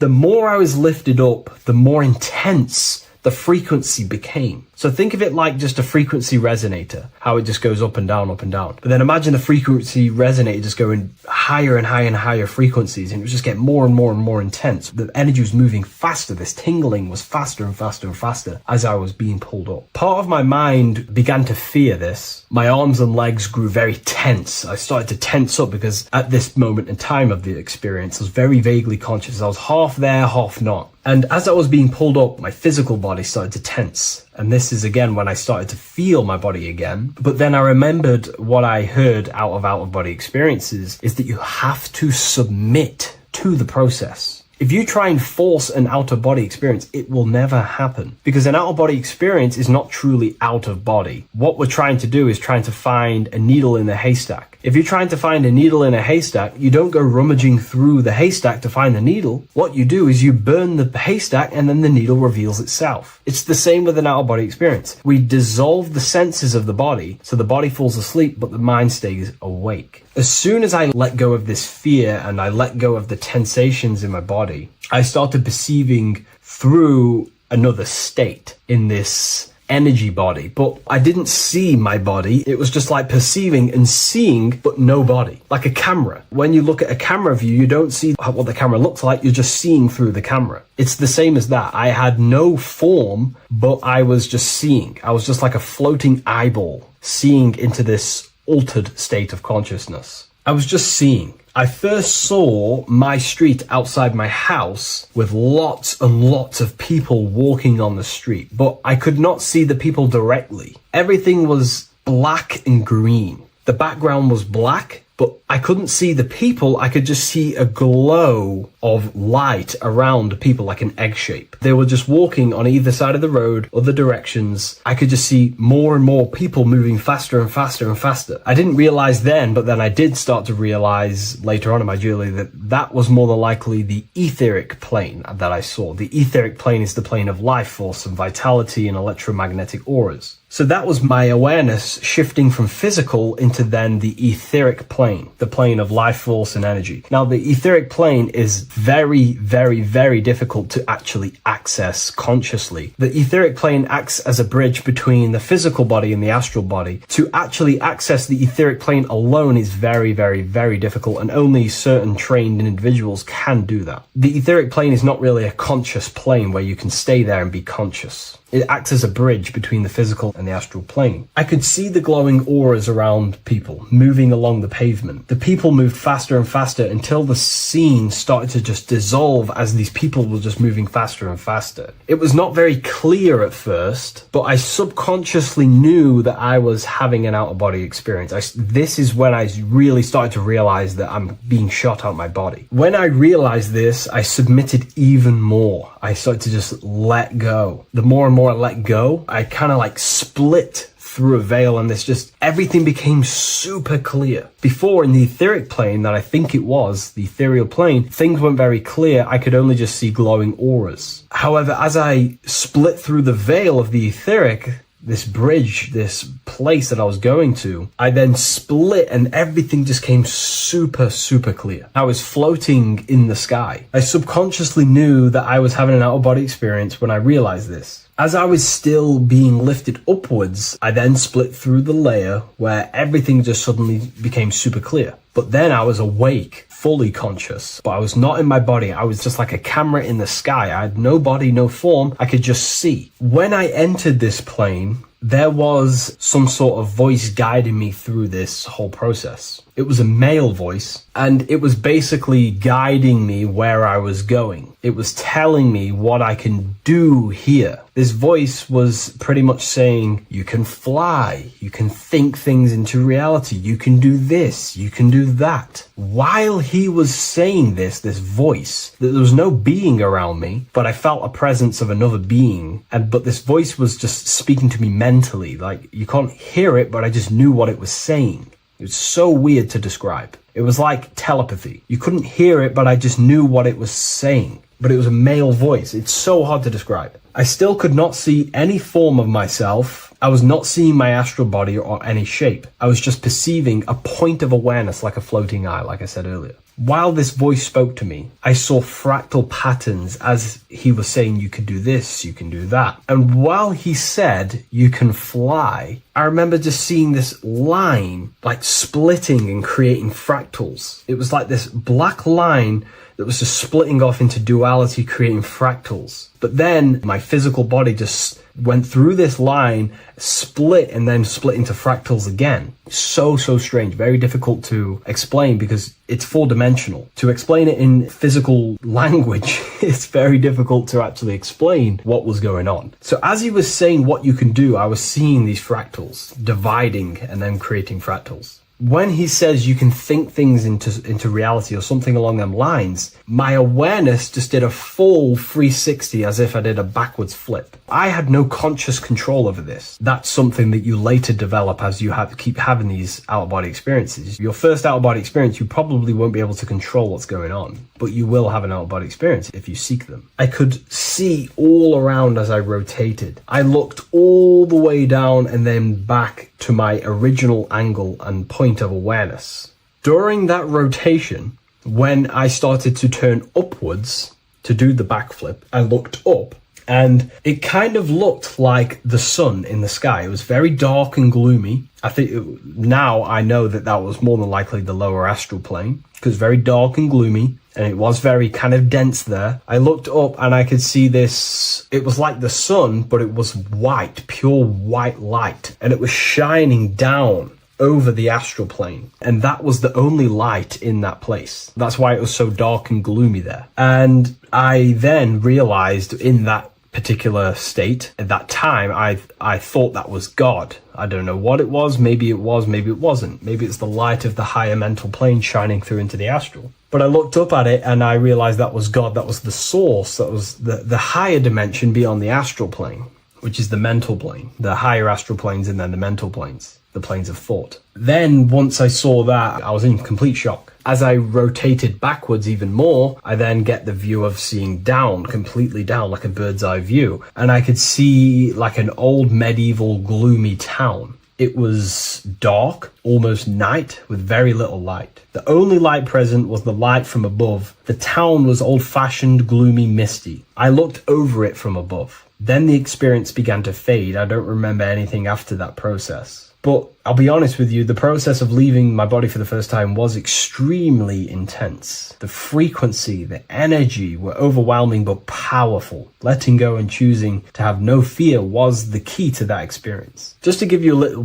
bit more wisdom on what I actually experienced now, what I realized what was happening, I now understand that the voice that I was hearing was not an external being guiding me. It was actually a higher aspect of myself, a part of my own consciousness that is not focused in the time space of the physical world. My physical mind is focused here in this timeline, but once I exited this timeline and focused elsewhere, the higher part of myself guided me towards that experience. This higher version of ourselves that we call the higher self is a higher dimensional being, but we're just unconscious of it. This being exists beyond our ordinary thinking mind. Our self exists everywhere in the universe, and we can unlock higher versions of ourselves as we progress on our journey of awakening and self-realization. Because let's say right now, only 10% of your awareness is actually in the physical plane. Science tells you that 90% of you is actually in your subconscious mind. 10% of your awareness is your conscious mind. So there's 90% of you that your conscious mind is not aware of.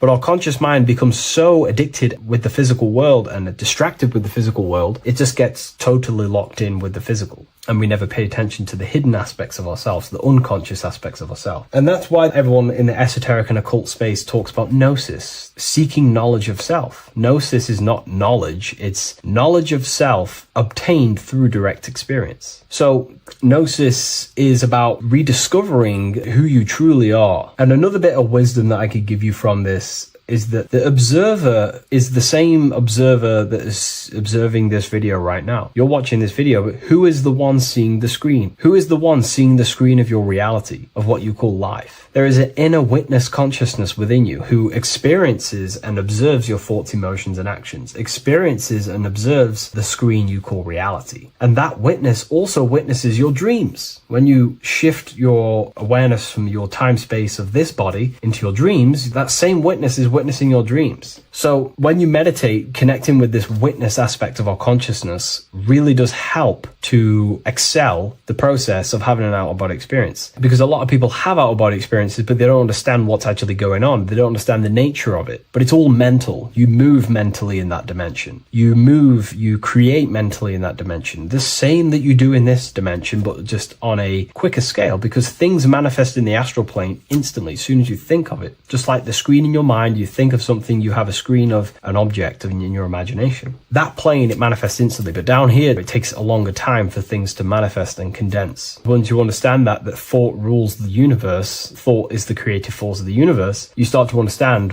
these different dimensions and these experiences that you have. But really connecting with that witness consciousness, that part of yourself that observes everything, really does help with excelling the process of having an out-of-body experience, or mystical experiences, or lucid dreams. Because connecting with that witness consciousness just makes you more conscious. Even in your physical life, staying conscious. Most people aren't conscious. They think, feel, and act unconsciously throughout their day, and they unknowingly create their reality. Connecting with that witness consciousness allows you to actually stay conscious over your thoughts, emotions, and actions, because they are giving birth to realities. That's pretty much my experience, my first out-of-body experience. What that did for me was make me so much more confident and powerful. Most of my fears just disappeared overnight. The fears of death, the fears of unknown, the fears of that I had of things shattered, disintegrated, because I understood that I am eternal. No one can use death against me to control me, because I know I am eternal. I now take riskier actions because I know I am eternal. I know that I will never truly disappear or die. So it really, really does help you, and it gives you a lot of internal power, because no one can make you scared of anything. You should not fear someone who can hurt you physically. You should fear someone who can corrupt your soul. That is the worst thing, who can corrupt your internal world, because that is what truly matters. So I hope this helps you understand out-of-body experiences. Hopefully this can help you move along in your journey. It's good to hear other stories, because this is exactly what I was seeking when I was researching this stuff. Maybe in the future I can share some more stories about my out-of-body experiences now I'm a bit more advanced. But yeah, please leave a like, comment, and subscribe on the video, and thank you all for watching. Welcome to Revival of Wisdom. Welcome people, we're back with another video. Please make sure to hit that like button, subscribe, and turn on notifications to never miss a video. The Earth is a giant torus field consisting of a positive and a negative pole. The Sun being the cathode with a positive charge, and the Moon being the anode with a negative charge. This is why the Sun rules over the day, giving you lots of energy, and the Moon taking your energy from you, making you go to sleep. Now, the plane that we live on is called the plane of inertia, and at the center of this plane of inertia is the North Pole. This is where the two electromagnetical energies meet. Now, this is where the most electromagnetic energy is stored. This is why all compasses will point north, because it's the most magnetic place in this reality. So the Sun and the Moon is spinning around this center point, which is stirring the ether of this reality and making everything move in circles, meaning this is a cycle. Everything's recycling itself. It's an organic simulation.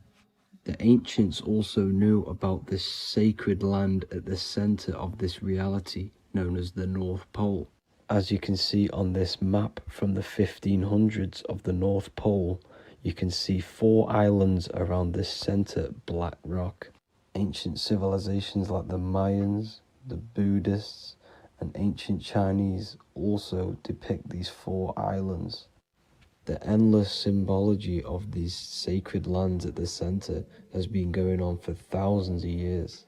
These sort of secrets are now kept by the elites, but as always they have to show the truth in plain sight, and this is what they are doing with the Windows symbol and also the Wizard of Oz. Now in the Wizard of Oz, as you can see, there's something called Munchkin Land. Munchkins are these unusually short people. Then on the ancient 1500s map it says Pygmy, and then the Pygmy people in mythology are also these unusually short people. Just like Santa and his elves, they come from the North Pole, and elves are these unusually short people. These stories that we are told about Santa and Munchkins are putting truth in plain sight about this sacred land. This sacred land at the center of the earth is where the aurora borealis comes from, and is being emitted from this black hole in the center, also known as the black sun.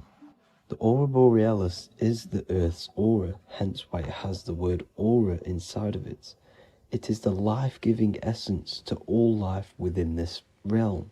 As this dualistic reality we live in consists of both physical and spiritual, the black sun is like our sun for the spirit. It's our spiritual umbilical cord, connecting us to the spirit realm. And the rising sun is the opposite. It's our sun for our physical 666 carbon suits, known as our human body, our physical aspect. As it states in the 40,000-year-old emerald tablets, deep in Earth's heart lies the flower, the source of the spirit. The flower of life is as thine own place of spirit, and streams through the earth as thine flows through thy form, giving off life to the earth and its children. So the North Pole is the core of this spiritual reality, and the closer you get to it, the more spiritual and lucid it becomes. So the elites have covered this up in order for us to forget the true nature of this reality. And they did this cover up by introducing the globe model. Nicholas Copernicus was around in the 1400s, and he introduced the globe model. As you can see, he is a Freemason. He depicts himself with a globe and a Masonic compass in all of his paintings and portraits. Galileo was also a Freemason, as you could see in all of his portraits with a globe and a Masonic compass. He was also a massive part of introducing the globe model after Nicholas Copernicus. So yes, the globe model was a spiritual and political move to gain more control over the masses. After the globe model was then introduced, they introduced the theory of evolution by another Freemason, Charles Darwin. See how these two theories go hand in hand? They both degrade humanity, and they make you confused of where we actually came from. By hiding the true form of this divine creation and hiding the true power of each and every one of us, they maintain control over the masses. Now this is order out of chaos, known to be the 33rd degree slogan of Freemasonry. Now this is the Masonic cosmology, and as you can see, you have the checkered board for the duality, the 5-pointed star for the 5 elements, the 4 corners for the 4 pillars, the all-seeing eye, which is Polaris, the sun, the moon, and the 7 stars. So even Freemasons are taught the flat earth cosmology and the true form of this reality. Now the true nature of the sun, the moon, and the earth is shown and reflected through the Masonic compass. The Masonic compass is the sun, the moon, Polaris at the top, and the black sun at the bottom. It makes sense why all the scientists who introduced the globe model all used the compass and the globe together, because it's truth in plain sight. As I explained in my other video, all Freemasons have to take the oath, so it goes to show, why are we all learning these theories from Freemasons who can't talk about certain topics that they learn about? Why should we believe their theories when they're holding back the real truth about this reality? Now going on to NASA. NASA means to deceive in Hebrew, and they are also funded by the government. They are not a private company. The old owner of NASA, Werner von Braun, on his grave has the Bible verse Psalms 91. The heavens declare the glory of God, and the firmament showeth his handiwork. Now why would the owner of NASA put this on his grave? Seems a bit suspicious to me, alongside with the NASA astronauts are all Freemasons. And not to mention the countless mistakes they've made on their live videos in space stations, the moon landing, and the CGI footage of the Earth, which is obviously photoshopped. Just by tricking the masses that they live on a spinning ball, the elites gain the perception of the masses. Not only does it hide the divine creation we're inside of, it hides the divine spark within you. It hides the creator, the source. And by believing in space and we live on a spinning ball, it makes people come to the interpretation of that we are a coincidence and we do not have any purpose. And of course this is false. When you come to realization that we are all a divine creation and we can create our own divine life in this reality, life becomes more sacred and you start to enjoy little things. The elites want you to believe everything exists only in the 5 senses. They want you constantly looking outside of yourself because they know that will keep you on lower states of consciousness. Now this brings me to our next point. By tricking the masses into the heliocentric model, the elites started to advertise aliens in the movies, in cartoons and magazines in the late 1940s. Now this is subconsciously programming us about aliens and extraterrestrial threats, which then they can use to their advantage. And this is something called Project Bluebeam. They are more than likely going to fake an alien invasion to push this 2040 agenda, which is for one government and one ruling currency. That's it for this video, guys and girls. Hope you all enjoyed. Please make sure to leave a like and a comment. God bless you all.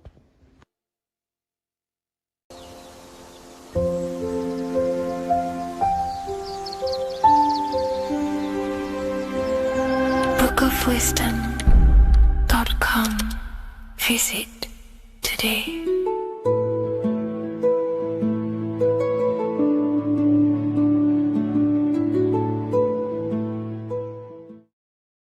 So in this video, we're going to be breaking down the symbolism of the skull and bones. The skull and bones is found in the Masonic tradition. It's also found in a satanic secret society, such as the Skull and Bones Secret Society at the University of Yale, filled with secrecy there. Anyways, to dive deep into the symbolism, we have to think between the lines and read between the lines of what this symbol means. So this symbol is obviously a symbol that represents something in yourself. It is a way of living. It is a way of think, feeling, and acting. It is a state of consciousness. Each symbol represents a state of consciousness. Each symbol reveals something about yourself, the way you process things, the way your consciousness functions. This is what symbolism is for. It is visual representations of modalities of consciousness. So the skull and bones, if we instantly look at this symbol, we typically think of death, because a skull and bones, they are the last things to rot when the body dies. You see this symbol associated with death all the time. If you look on the back of of a product such as cigarettes or what else, vapes or vape liquid, you will see this symbol. Why? Because it represents poison or something that can kill you, or death, something that is toxic. So you always see this symbol on products that are toxic, things that can cause harm or internal damage to the physiology of the body. So that's a very basic exoteric term, which is external. It's a very external teaching. But inside the occult and esoteric traditions and occult schools of thought, this symbol represents the death of someone's consciousness or spirit. It is the death of their soul. Now, what do I mean, the death of their soul? This is used in satanic societies, or it's used in Masonic traditions. Two different meanings, okay? So inside the Masonic tradition, this symbol of the skull and bones is always found on a coffin, on a Masonic coffin. The coffin will have a symbol of the skull and bones. And if we observe the symbol, we have two interesting sections. We have a skull and we have bone, okay? These are two symbolic aspects of consciousness and forces of consciousness. The skull encloses the brain, and the brain is all to do with intellect and thinking, intelligence. However, these bones are for the limbs, such as arms and legs, and the arms and legs are specifically for action. The body uses these bones for taking action in the external material world, in the manifested world. So it's a symbol of thought and action, intelligence and action. But what is that the death of? If this symbol represents death, it is a symbol of the death of something, which is the soul. Okay, you can have very high intelligence and you can also act upon that intelligence. However, you could also have no connection with your divine nature. So the thought and the skull and bones is a state of consciousness representing someone who is in the coffin, the Masons use this on a coffin, it is a symbol of thought and action. Mainly, it represents base consciousness. In the Masonic tradition, it represents base consciousness. I'm going to explain the Satanic tradition of the symbol after, but in the Masonic tradition, they use this symbol to represent someone who's on base consciousness, which means they only think and act. They have no connection with the divine self, no connection with their higher self or the spirit or the divine nature of themselves. They only use their intelligence and they only use their body. They have no connection with emotion. There is no emotional symbolism in this image here. Hence why the image is either gray or black. It's normally gray because gray symbolizes dullness. Each color is symbolic of emotion, and looking at colors invokes emotion. However, gray has no emotional tone. It's dull, it's dead. So it represents disconnection from the emotional body of consciousness, but it represents thinking and acting without the emotions. Why is that significant? It represents the death of emotion. Someone who is in an unconscious state of living. Why is emotion important? Because emotion is basically the connection to law, moral law, natural law.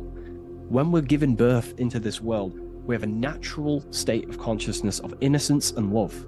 As a child is not born racist, a child is not born a killer, a child is not born chopping people's heads off. A child is born with love and living in peace in a natural condition of consciousness.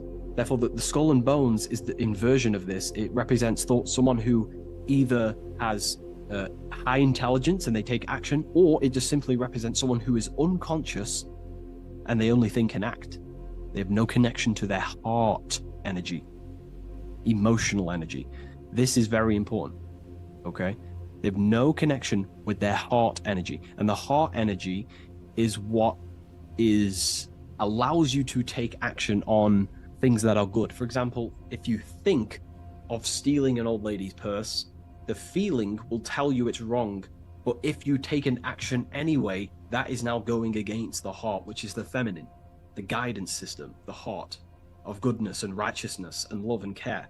So in the unconscious state, in base consciousness, symbolizing the first degree of masonry, base consciousness, the checkerboard floor, you'll see a coffin with a skull and bones on, symbolizing an unconscious way of thinking and acting. They have no connection with their feminine qualities of consciousness, which is the heart energy. Look around in the world today, you will see this everywhere. People only think and act. They have no connection with their intuition, their feminine side. And the feminine side is what guides your soul through this life. So in the Masonic tradition, this is a symbol of someone who only thinks and acts, and they may even think and act unconsciously, because it's a symbol of death, which means the death of consciousness. They are unconscious. They don't even know they exist. They don't question life. They don't question what is this world. They don't question, they think manifestation is just a fairy tale. They unconsciously think and act and create their reality. They wonder why there's so much negative in their reality because they are unconscious.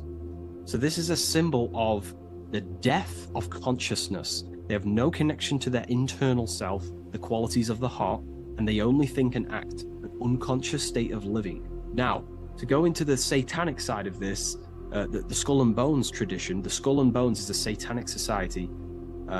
Allegedly. We don't actually know what goes on in there, but it's allegedly a satanic society. This symbol has a complete different meaning. Well, it's the same meaning, but it represents high intelligence, someone who is very, very, very intelligent in the mind, intellectually, and they take action. Because Satanism is not worshipping Satan. A lot of people won't understand this, but Satanism is not about worshipping Satan.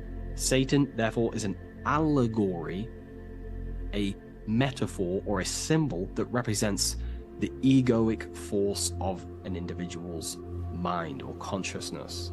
Satan is a symbol representing the ego of man, of an individual. And like I broke down earlier, when we think about stealing an old lady's purse or punching someone in the face, the heart tells you that's wrong, but the body takes an action anyway.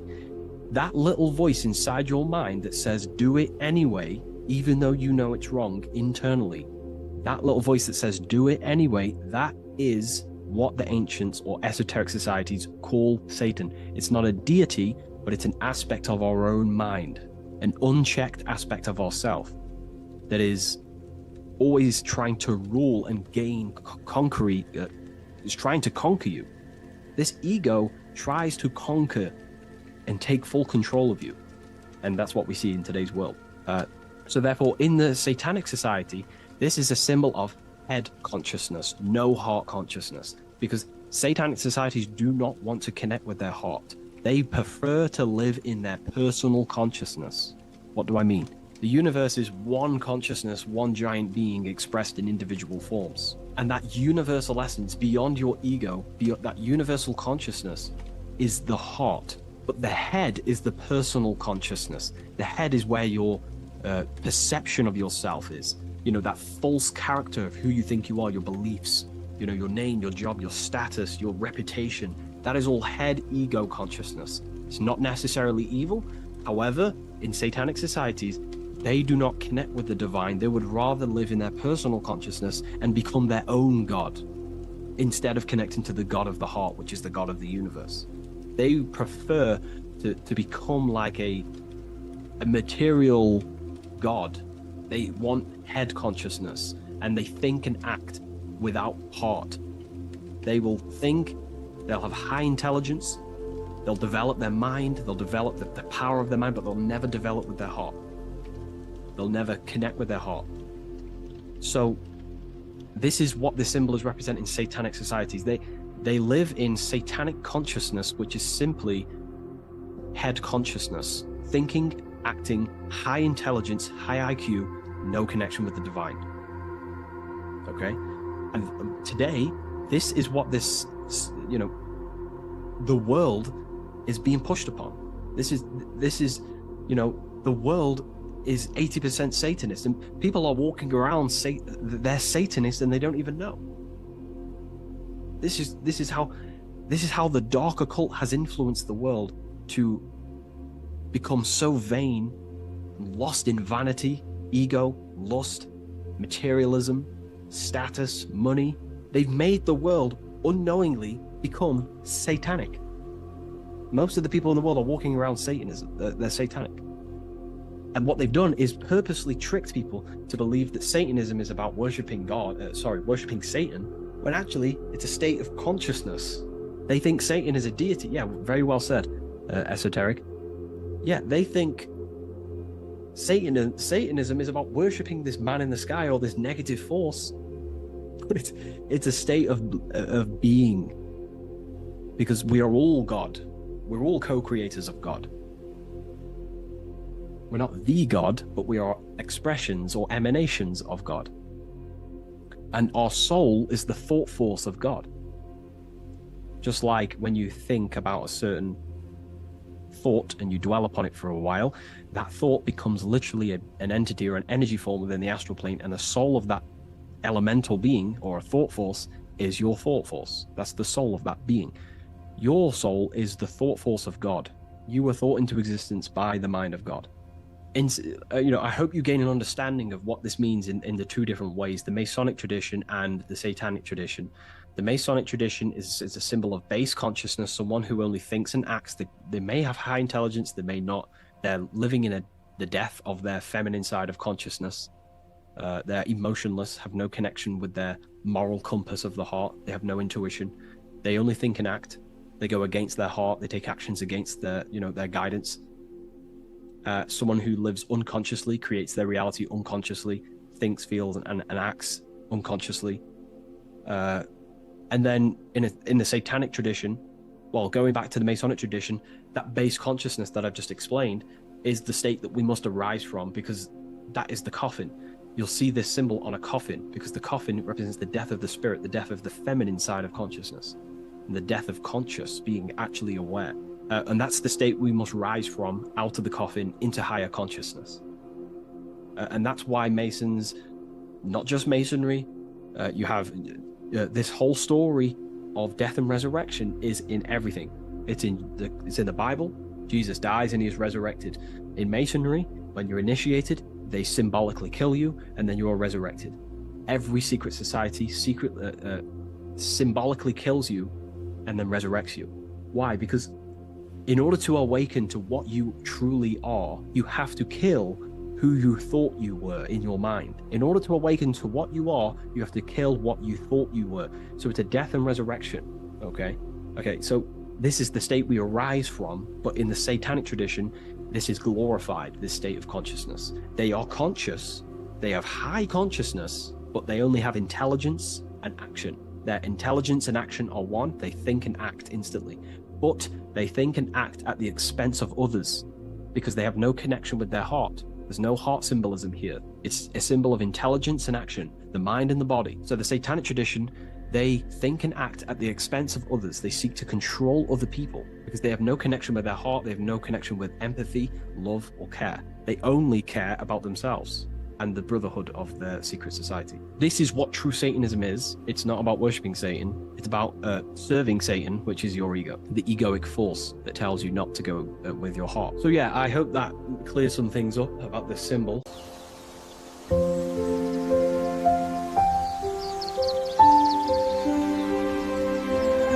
bookofwisdom.com. Visit today.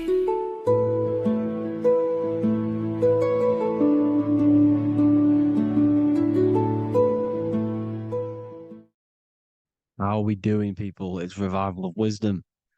We're back today talking about sun worship. Okay? And please enjoy, sit back and enjoy the video. First thing we need to understand is that the sun is the risen savior. It's the light of the world. Without the sun, we have nothing. Now, the sun is the Son of God. We didn't make the sun. No one owns the sun. But who created the sun? Obviously, the Creator created the sun. Therefore, it is the Son of God. And that is what Jesus is symbolizing in the Bible. The Bible is a metaphorical story. That's why it's called the greatest story ever told. Because it is a story about the sun, the zodiac. It's about you, the systems in the body. It's about everything that is sacred in this creation. Now you can see the suns behind Jesus' head in all of the ancient portraits, even the ones that are more modern. You still see a sun on the back of his head because he is the sun. He's the light of the world, our risen savior. And this is what Christians are lost because they don't realize it's a symbolic story and they think Jesus was a historical person. He's not a historical person. Okay, this is what we need to get out of our mind. This wasn't a historical person. It's the Son, our risen Savior. The Son is the soul. It's the soul of this creation. Because what is a soul? A soul is pure life force, pure energy. Whatever a soul inhabits, it gives life to. Like our soul feeds our body. The sun feeds the earth because the sun is a soul, and that's why the ancients called it Sol. Because it's the soul and it's in you and it's the light of the world. It's the light of everything. It gives life to all things. Here's Jesus and his 12 disciples. The 12 disciples symbolize the 12 zodiac signs. Aries, it rules the head region because the 12 zodiac constellations rule specific regions of your body. Aries, the ram, you have a cerebrum in your head. This is Aries on the head of the table. His Gemini rules the arms and the lungs. The two twins, Gemini. He's holding up two hands for the two hands and arms. The twins. Cancer has a knife in his hand. It's not so clear, but he has a knife in his hand. Cancer is the crab. Crabs have claws. And he's pointing at Virgo's Adam's apple, saying there's no Adam's apple there. It's a woman. Who's the sixth sign? The sixth sign is Virgo, the Virgin, the only woman in the painting. Now notice how there are 3 people in 4 groups for the 4 seasons and for the 3 months and 3 zodiac signs in each season: spring, summer, fall, winter. Matthew, Mark, Luke, and John with the suns on the back of their heads, because it's the four states of the sun. The four states of the sun. Now, sixth sign, Virgo, the virgin, the only woman in the painting with no Adam's apple. Then we have the sun, Jesus, red and blue, red shift, blue shift. Electromagnetism. The ancients knew this. He's got one hand open, one hand down, because the sun gives and retrieves. The sun rises and it falls. It gives, then pulls away. That's what the sun does, and that's what he's doing. His arms are out, symbolizing the rays of the sun, casting down onto the earth, giving and then receiving. Libra, his two hands are equal, holding his arms out equally, because Libra is the two balanced scales. Libra is when the sun is balanced between the summer and the winter. It's being judged. The sun isn't balanced. That's what Libra is, the two scales. Capricorn is the goat. Goats have two horns, and you can see the two horns on his head here. See? So this is astrology. This is what Leonardo da Vinci is depicting here. It's astrology. He knew the story of the Bible is all astrology. It's all based on astrology. The Son of God, the real sun. Now here are some Bible verses. I am the light of the world. Obviously, that's the sun. What other light is there that lights up the world? The moon can't do it. It's the sun, the one and only sun, our risen Savior. Because if the sun didn't rise, we'd all be dead. So it's our risen Savior. And it dies for our sins every night and then gets reborn every day. Now, Jesus calms the storm. Mark 4:35-41. The disciples are all on a boat and there's a heavy storm. But Jesus is asleep.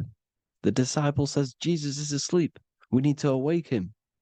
They wake up Jesus, and Jesus got up and rebuked the wind and said to the waves, quiet, be still. Then the wind died down and it was completely calm. Well, when Jesus was asleep, this is the sun not being risen. It's not risen yet. Because in the night times, that's when the storms happen on the sea and the ocean. And when they awake Jesus, Jesus rises because he's the sun. He rises and everything calms. Because when the sun comes, the storms go. You see? So it's the sun. It's all about the sun. Here's another, Luke 22:10. A disciple asked Jesus, when will we know it's the end times? And Jesus says, as you enter the city, a man carrying a jar of water will meet you. Follow him to the house that he enters. Well, this is clearly talking about astrology, the topic that Christians think is satanic, when they don't realize the whole thing's based on astrology. Because the end times is the end of Pisces, which is the two fish, which is the age we've just gone out of. And you can see all these ancient churches here with two fishes, because they knew it was the age of Pisces. There's an ancient photo, ancient artwork with the two fish, Pisces. And the end times, as it talks about in the Bible, when Christians think the world's going to end or something. But no, it's just the end of Pisces. As you enter the city, a man carrying a jar will meet you. Follow him to the house. The house is the zodiac sign that he enters. And the zodiac sign is Aquarius, because that's what it is, a man carrying the water. We know this is astrology because a woman, that is a woman's job in the ancient times. In the ancient times, the woman used to get the water. You would never see a man collecting water back then. That was the woman's job, whilst the man builds the houses, for example. You see, so we know it's talking about astrology because astrology is the man holding the bucket of water. It's the end of Pisces. Now we are in Aquarius. And of course, Luke 24:36, the risen Savior, the sun. Now, the sun is also born on the 25th of December, a virgin, just like Horus, Mithra, Buddha, Krishna, Hermes, and thousands of other gods, all born on the 25th of December. Well, it's because the sun moves 1 degree northward on the 25th of December. And on the 22nd to the 24th, it stays in the same degree because it's moving south. But then on the 22nd, it stays in the same degree on the Southern Crux constellation. And the ancients called this the sun dies on a cross because the cross is the Crux constellation, the Southern Cross. And it stays on that same degree for 3 days on the cross. The sun dies on a cross, and then on the 25th, moves 1 degree northward, bringing back the summer, the light, the warmth, the growth of crops. And this is the sun being reborn again, a virgin, because it's pure. And here's Mithra, another sun god before Jesus was around, before Christianity. It was Mithraism, and Mithra, Ra is Ra, the sun god, Egypt. It's all about Ra, the sun. You can see the crown of thorns on Jesus' head, symbolizing the rays of the sun. And here are the rays of the sun on the back of Mithra's head. Krishna, the sun. Buddha, the sun. Horus, horizon. All born virgins, all did miracles, all resurrected. Dead for 3 days. Well, here he is, dead for 3 days on the cross. And resurrected. Because it's the most ancient religion ever been on the face of the earth. The worship of the sun. And we should worship the sun, because without the sun, we are nothing. The sun feeds us, feeds the earth, feeds everything. Without the sun, we are nothing. It's been reversed, and now we're worshipping man. When we're worshipping a man called Jesus, was never real. It's all about the sun, the most high, the most powerful, potent, celestial body in the sky, the orb that feeds us every day. It dies for our sins and rises every day. It's the sun. Now on the Holy Communion Day, it's the worship of the sun. They give out many suns. Here's Jesus holding a sun.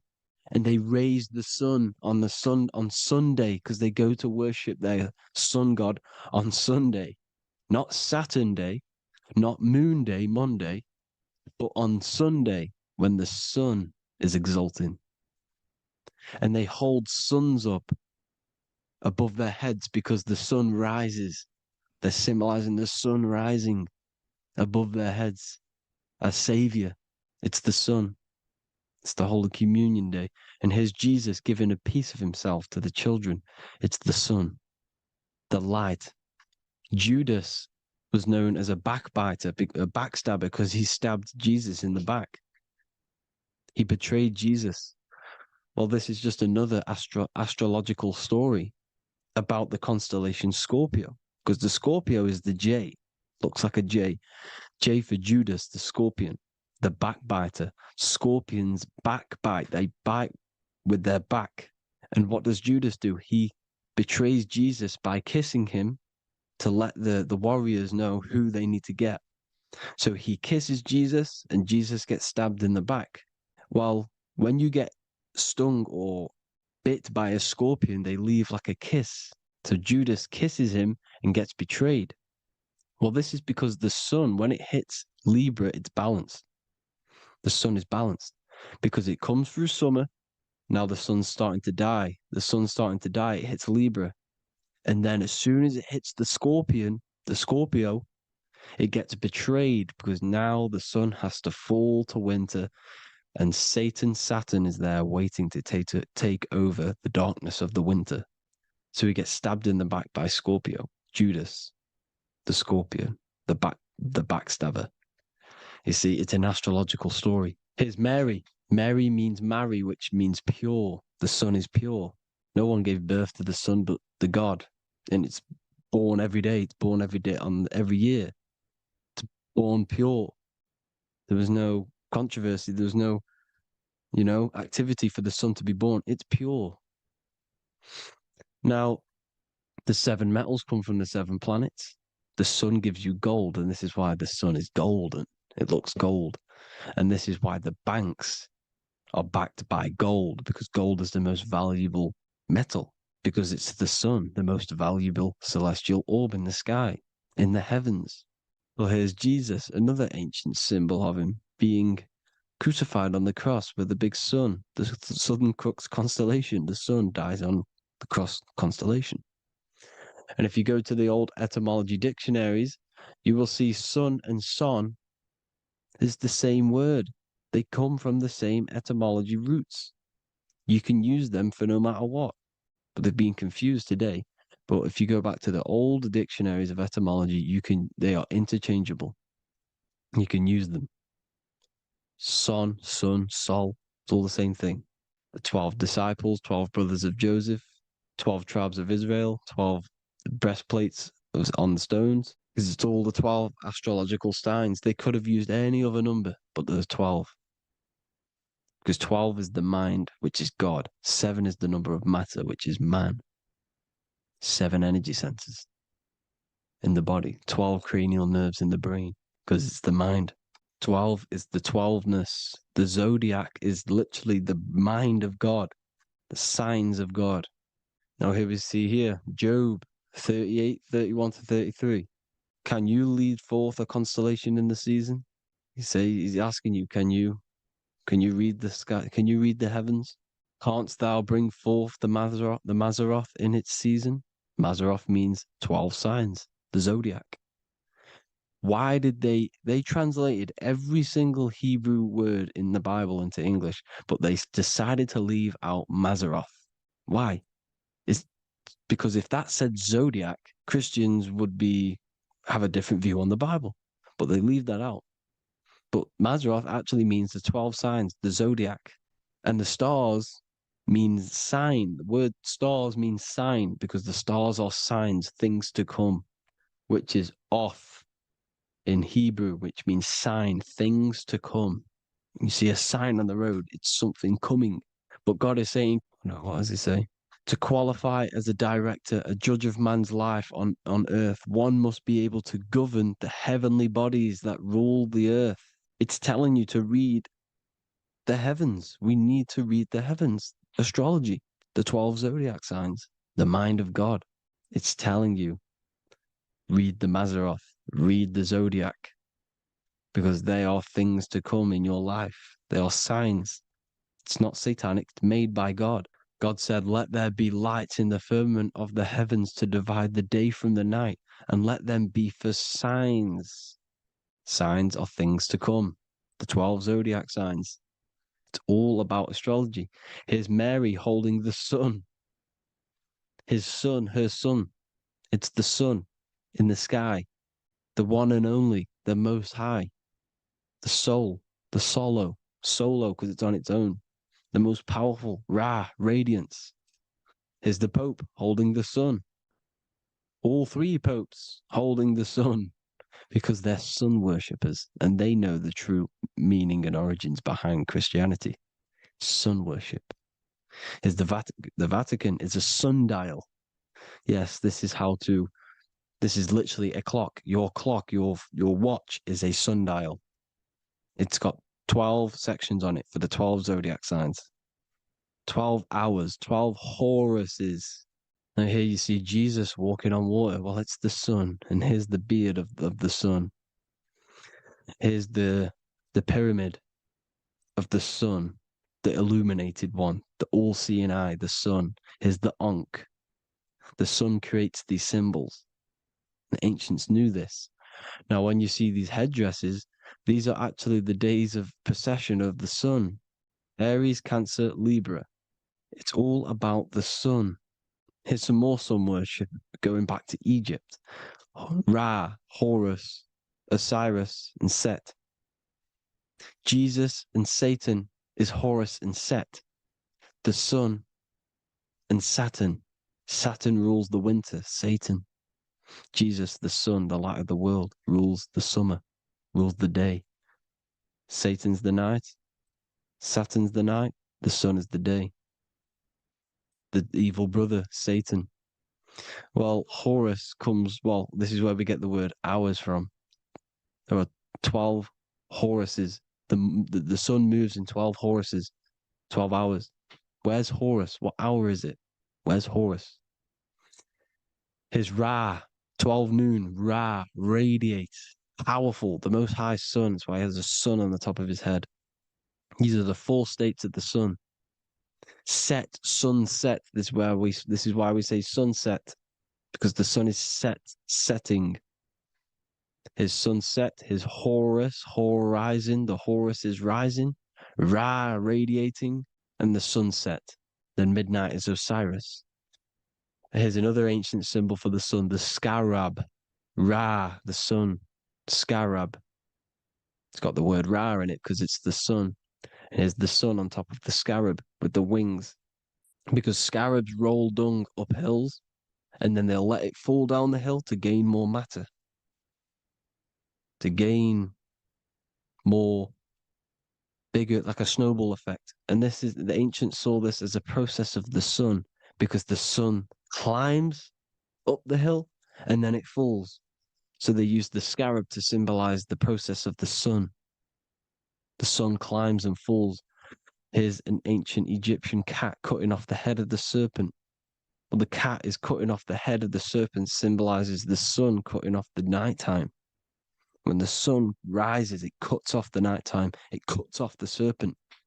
The serpents represent darkness or evil. Oh, there's some more symbology of the sun and the heavens, the arch, the royal arch, the firmament, the sun inside the firmament. These are all ancient churches, and they all depict the firmament with the sun inside. Is the ancient cosmology, you see, because it's all about the sun. Everything's about the sun because the sun is our orb made for us to sustain life and this inside of this creation, inside of this firmament, the royal arch of heaven. Here's the Freemasons depicting it. Here's the Masonic royal arch, but you can even see the zodiac signs. Here's Cancer, the checkered board. It's the royal arch of the firmament. Obviously, they don't want to tell you that. You live in space, apparently. Some more sun worship. Here's the beard of the sun on the water. They all have this long beard. And why do they say amen? Amen at the end of every prayer. Amen is a sun god, a creator god. It's all about the sun. So thank you all, people. Hope you all enjoyed. Hope you all gained some knowledge and insight. Please give me a follow, drop a comment, drop a like. Have a good day. Love you all.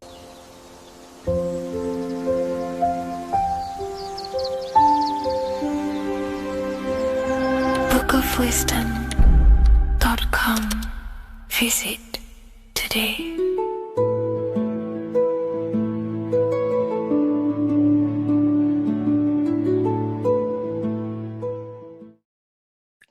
What if I told you that reincarnation is real and that there is a metaphysical, spiritual science behind this? Most people leave this world just as lost when they entered it. That they carry their fears, attachments, and addictions with them, only to be born again, trapped in the same cycle, repeating the patterns of lifetime after lifetime. This lecture is not just about preparing for death. It's about mastering yourself before death, so you don't take them burdens with you. Because the truth is, whatever addictions, fears, and unresolved emotions you cling to in this life, you carry with you into the next. Unless you break free now. You must master yourself before death. Death is not the end. It is the great passage. But how we transition depends on our mastery of the self. This was symbolized by the Ouroboros, the snake biting its tail. Every ending is a new beginning. It's an infinite cycle of consciousness. Now, your human body is basically an antenna tapped in to a stream of consciousness. Just like a radio is tapped into a specific frequency to play that radio. Your body is basically an antenna, a crystal picking up the consciousness of God. You are on an ever-ending journey, a journey of learning and expansion of the mind into new fields of thought. This was symbolized as the Ouroboros. When you die, it is a new beginning. It's a transitioning, not an ending. Everything is eternal in this universe as consciousness is formless and constantly transforms into new forms of life. Let's break down the word death. Death contains the word ether. Now, the ether can be found in the word heart or earth. Ether. Everything in this plane comes from the etheric plane. The etheric plane is the barrier between the physical plane and the spiritual plane, the astral plane. The astral plane is the screen that you have in your mind that allows you to imagine a red apple, for example. This is the imaginative plane where thought forms start to take form. Everything begins as a thought, then the thought form becomes an imagination, then energy, then physical. Everything in the physical plane is a shadow of thought. All objects manifested as thought. You came from the astral. You came from the stars. This is why we say reach for the stars. Or this is why you say you are a star. Cis star, miss star, fraud star, stir is star. And when you become famous, you become a superstar and you gain a star on the Hollywood floor. You are a star. The ether. The ether is the infinite energy source which all things come out of and return back to. This is the cycle of life and death, summer and winter, day and night, sleep and awake. The ether is the infinite energy source which all things come from and will return back to. Okay, sorry about that little error. The ether is the boundless source of energy from which all things emerge, to which all things return to. We can see this in the cycle of the sun. The sun does this wave of creation. It rises and it falls. We have the day and the night. The daytime represents our conscious mind when we are alert. The nighttime represents our subconscious mind when we are inside the spiritual realms. The nighttime is spirit, the daytime is matter, spirit and matter. Awake and asleep, conscious and subconscious. We see this in the yearly cycle. Summer is life, winter is death.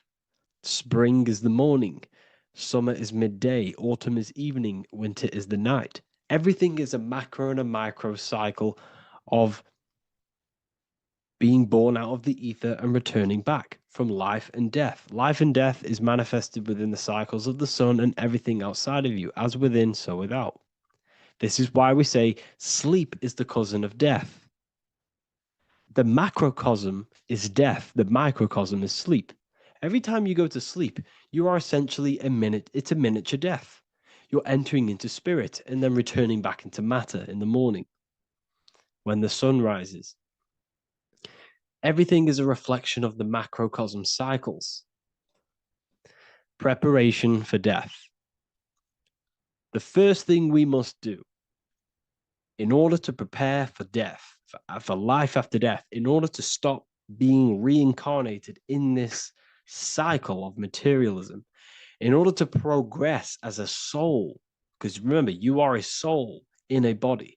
Just like the sun gives power and life to the earth, your soul gives power and life to your body. When you say I, you're referring to the soul. And your soul can be stuck underneath layers of false identifications. Who you believe yourself to be is merely a collection of subconscious programs running within your mind. Now that's very deep. That is very, very deep. Who you think you are is a part of your thinking mind. Your name, your job, your reputation, your family, your friends. These things are not you. They're all aspects of the thinking mind. What happens if you meditate and you turn off the mind? Then all these things do not exist. You're left with the pure soul, the pure awareness, the pure observation. If you turn off the thinking mind, you're no longer your body, you're no longer your reputation, you're no longer your friends, you're no longer your job and your labels. You are the soul. That's the true you, the observation of the mind, not the thinking mind. The ego is the echo. It's an echo of your true self. The ego is your mind's perception of itself shaped by experiences, trauma, emotions, and beliefs. It is merely an echo of your true soul self. The ego is not you. Your mind is not you. You are the soul. And this is the true self that we must express within our life and we must connect with before we die. Because when we die under the echo, under these false layers of the emotions, the traumas, the experiences, the addictions, the emotional attachments, when we die underneath all of this, when we don't know our true self, the soul is still hidden. The true you is hidden underneath these layers of false identification. We must remove these layers of false identifications. We must remove them. We must destroy the echo. Remember, the ego, you never had an ego when you were a child. When you were a child, you were pure. You didn't, you didn't show off things. When you were a child, you were pure. You expressed yourself freely with you didn't hide anything. You didn't hide any aspect of yourself. You didn't suppress any aspect of yourself to fit in as a child, as a baby. Because the ego was not here when you came here. The ego grows with experience. The ego is a false perception of yourself while being incarnated in this material world. It's your mind's perception of itself and it's created through your experience. Remember, you are unconditioned consciousness, and your experiences, thoughts, traumas, emotions, and beliefs have conditioned your consciousness into believing you're only a physical body, but you are the soul. We have to remove these layers. How do we remove these layers? Like I said, the best thing, meditation. Meditation, there is a great meditation that you can do every single morning and every single night time. You can sit there and repeat over and over before you meditate. You can repeat that you are not this, you are not that, you are not this. You can label them one by one. Start with, I am not my body, I am not my job, I am not my name, and then detach from absolutely everything until you are left with nothingness. And when you start to meditate, detach from everything. Nothing matters. I am here right now. And what will be left? The only thing that will be left is the language that your mind is using. Now, this is very deep. Not many people will tell you this, but I've lingered in meditation many times. And I can tell you from experience that the only thing left once you detach from everything is the language that your mind is attached to. So whether that's English, Italian, French. Once you detach the language of the mind that that little voice in your head's using, you're left with the soul. Once the mind is switched off, you're left with the soul, and you have detached from all of these external things. You're left with the soul. That's you. That's the power. That's the source of all creation, where everything you've ever done has come from. Every thought, every idea has come from your soul. Number two, that's meant to say number two. Sorry about that. Mental addictions and emotional addictions. Okay. These two are very important. Mental addictions, this could be thought patterns. This could be the labels that we've just been talking about. Then you have emotional attachments, which is maybe you're too attached to an external thing. Maybe you're too attached to your phone. Maybe you're too attached to family. Maybe you're too attached to loved ones. Yes, I'm not saying don't love them, but what I'm saying is do not rely on anything in this world to make you happy, to fulfill your emotional needs. Everything is found within you. You must look within, and if you're looking without, if you're trying to find yourself in the outer world, you'll never find yourself. You'll constantly be looking around in loops. Because you cannot find yourself in the outer world. Nothing will give you long-term validation. Seeking validation in the outer world will leave you soulless, leave you feeling empty inside and sad and depressed. You have to find yourself within. You have to detach from everything you are relying on to give you emotional stableness. You have to detach from all. Yes, love your children. Yes, love these people, but do not rely on them. Because everything in this world is temporary. Do not conform to this world. The Bible tells you this. Everything in modern society nurtures the body, but neglects the soul. They keep you addicted to as many things as possible. Smoking, you have to detach. Drugs, you have to detach. Alcohol, detach. You cannot rely on anything. This is why this path is very, very difficult to walk. But I'm showing you the way. These are the things you must do before death. You have to detach from absolutely everything. If you die and your mind and soul is still addicted to these worldly things, then you guess what? You're going to reincarnate. You're going to reincarnate because your mind is still thinking about these material earthly things. And if you are operating in that vibration, you're going to project that vibration and come back here. You have to detach. You have to master the soul and master the mind. Like I said, the matrix is designed to keep you addicted to as many things as possible. Your phone, food, smoking, drugs, alcohol, clubbing, all of these things. Everything in society is made to trap your soul and reincarnate in this world. That's why it's very, very, very difficult to walk this path. Very difficult. Matrix, matter, tricks. John 2:15 to 17.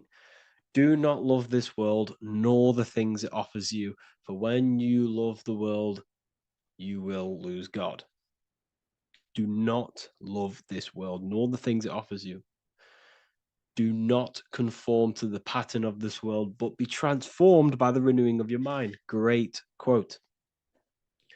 Do not conform to the pattern of this world, but be transformed. Let this world transform you. Learn from this, expand from this, but do not be mentally and emotionally attached. Okay? What good will it be for someone to gain the whole world yet forfeit their soul? Like I said, everything in the Bible is telling you the truth. You just got to read it correctly. This is spirituality. This is spirituality. The Bible is spiritual. It's a spiritual text. We must disconnect from everything outside of us and connect with the true soul. Here we have the Egyptians showing you the soul leaving the body. Here we have the soul here. Here we have the Masons showing you the soul coming out. The soul is real. You are the soul. And when you leave this physical plane, you will go into the astral plane. That's where you came from. You came from the astral. You came from the stars. You incarnated into this physical body. Your consciousness fell into this material form to experience limitation, to experience a 3D world. So in order to ascend properly before we die, we have to let go of all the attachments. Every addiction you have, write them down. And one by one, tackle them. Before you die, you have to, or else you will reincarnate. This is the teachings of Egyptians. This is the teachings of Masonry. All of these addictions contribute towards life after death. Everything must be controlled. And we must be attached to the soul. I'm not saying I'm perfect. I'm not saying I'm perfect, people. We're all not perfect. We're all under psychological operation by the government. We're all in a very difficult situation with this awakening. I'm simply pointing out what I know from my journey and what I've been learning through occultism and research and reading lots of books and many different things. I'm on this journey just as you are. Maybe I'm further. Maybe you're ahead of me. We don't know. But this is what I'm sharing with the world. This is what I'm sharing with my research. And this is what makes sense. It's common sense. Look at everything around you. Everything's made to feed the body, not the soul. So, my beautiful watchers and fans and supporters, I appreciate every single one of you, and I hope this video has supported your journey. If you're feeling lost in life, if you're searching for deeper answers, Whether you're seeking clarity, looking to expand your studies, or ready for personalized mentoring, this is your chance to connect with me live and receive insights tailored just for you. Start your path to self-mastery and enlightenment inside the world's best esoteric school.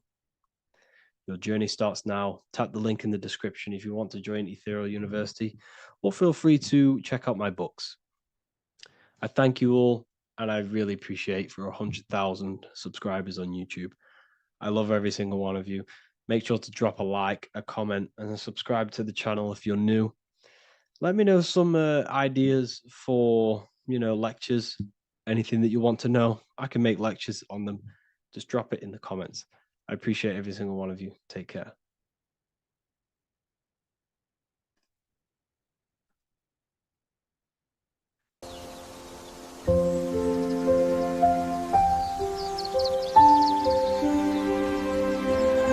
bookofwisdom.com. Visit today.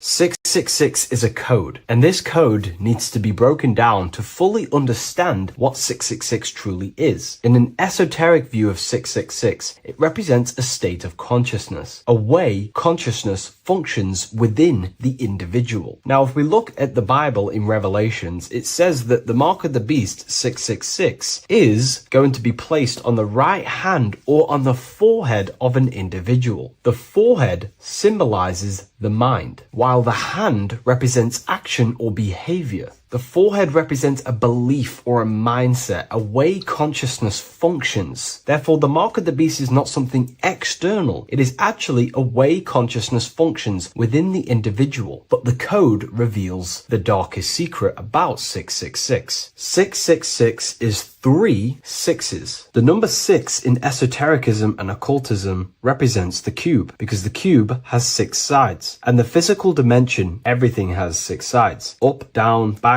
forward, left, right. Everything is 6-sided in this 3-dimensional world. The body is the cube itself. It is the number 6. And the number 6 is the number before 7. 7 is a divine number. It represents divine perfection, as there are 7 functions and cognitions of the mind, 7 energy centers along the spinal column, 7 major planets for the 7 days of the week, 7 days of creation, 7 visible light spectrums, colors. The number 6, therefore, is often understood as imperfection, as the body is imperfect. The physical form is imperfect compared to our divine spiritual nature. But let's decode the 666 code properly so you can understand this. Now you understand that the number 6 represents the material 3-dimensional world, or the physical body of consciousness. We can then look at the number 3 because there are 3 6s. The number 3 represents the 3 ways consciousness functions. Consciousness thinks, consciousness feels, consciousness acts. We have a mental body, an emotional body, and a physical body. Most people confuse these things to be all one. They think their mind is their emotions and their mind is their brain, and they interlock all of these, but these are actually 3 different bodies of consciousness. Consciousness has many vehicles or bodies it expresses itself in. So the 3 ways that we ultimately create our life, the 3 ways that shift our reality, and the 3 full things that we have full control over are our thoughts, emotions, and actions. If you try and control anything else other than these 3 aspects of life and consciousness, you are then breaking natural law. If you try and control someone else, you are then breaking their will, their natural rights. These are the 3 things you have full control over: your mind, emotions, and your body. Therefore, the number 3 represents the 3 ways that you express consciousness in this life or reality. And the number 6 represents the material body. 666 is the mark of the beast. Therefore, the mark of the beast could be a state of consciousness where your thoughts, emotions, and actions are all directed towards the physical, material 3-dimensional world, leaving no room for true spiritual connection with your higher self, no divine connection to the source or God, giving no attention to your true internal nature, to the self inside the mind. All of your thoughts, emotions, and actions are directed only for physical pleasures, for materialism, for status, for egoism, leaving no room for connection with the divine. And this is the mark of the beast. When people's minds become so obsessed with materialism, chasing desires for the material things, they disconnect themselves from their true internal nature. And we can see this today. People are becoming so obsessed with materialism, money, becoming rich, whatever it is, they're gradually losing connection with their internal self. They think that they are the body. They think that they are these five senses. But ask yourself, if I remove my thoughts, if I turn off my mind, who am I then? Because who most people think they are is a bunch of beliefs in their subconscious mind. Their name, their job, their reputation, their friends. If you remove the mind and no longer think, who are you then? The observer, the pure awareness, beyond the mind, the body, the emotions. That is your true nature. You are the internal thinker. And when that internal thinker becomes so attached to the external physical body and does everything in its power to think, feel, and act only towards the material things, you become disconnected to your true powers, to your divine nature, to literally God. If you don't want to become the mark of the beast, then have balance. Now, I'm not saying materialism is evil. Chasing material things is wrong. I'm not saying that at all. We all have a different views. But me personally, I like to have balance. Yes, I love reaching goals. Yes, I love living the best life possible for myself, materially. But I also make room for my internal world. I train my mind to have self-mastery of meditations. I try and lucid dream and astral project as much as I can. And I try and perfect my thought processes and my internal world as much as possible. So I live a truly balanced life between my inner self and my outer self, which is what these two pillars, Jachin and Boaz, represent, the inner and outer world. And the middle pillar in the middle represents the unity of the inner and outer world, living in balance. Or you see a person standing in between them, they represent the middle pillar, or a ladder. This is all symbolic of living in balance between the inner world of consciousness and the outer world of consciousness. Yes, this is Freemasonic artwork. You can learn a lot from their artwork and symbolism, but I hope this brings a bit more clarity about the number 666 and the mark of the beast. Please leave a like, comment, and subscribe to the YouTube channel if you want to see more. And one last thing, the Book of Symbolism has finally been accepted on Amazon, so you can now order this on Amazon in pretty much any country. This one secret that is hidden and guarded within secret societies grants you profound power, which can fully transform your life and perspective on reality. Today, I'm going to reveal this one secret, which you probably already know, but never realized how deep it truly is. This has the power to change your life. It is the key to your potential. And if you stay with me, this power may be yours, and you could transform your life with this hidden secret that is guarded within secret societies and esoteric orders. And this secret is not really a secret, but something people overlook, that the universe is mental. Everything we experience and interact with and perceive originates within the mind. The universe is a boundless field of consciousness, a mental construct molded and shaped by thought. We do not just live in a physical world, as they want you to believe. There are hidden forces that mold the material world. They want you to believe that you are only a physical being inside of a physical universe.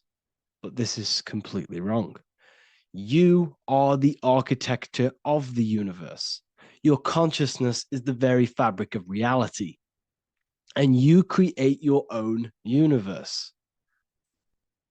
The universe is an infinite field of consciousness, a vast and limitless mental construct, intricately woven and shaped by the power of thought.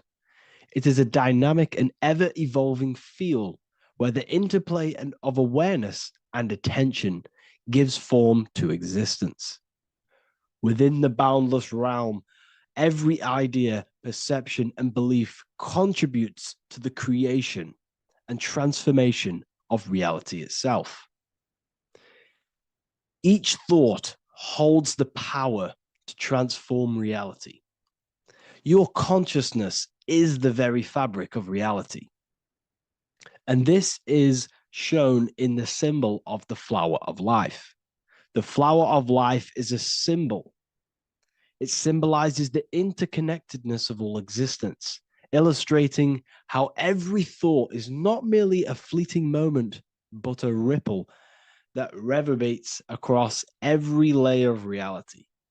Each action, like the intricate overlapping circles of this pattern in the symbol, extends its influence far beyond its origin, weaving a web of interdependence where every choice impacts the whole.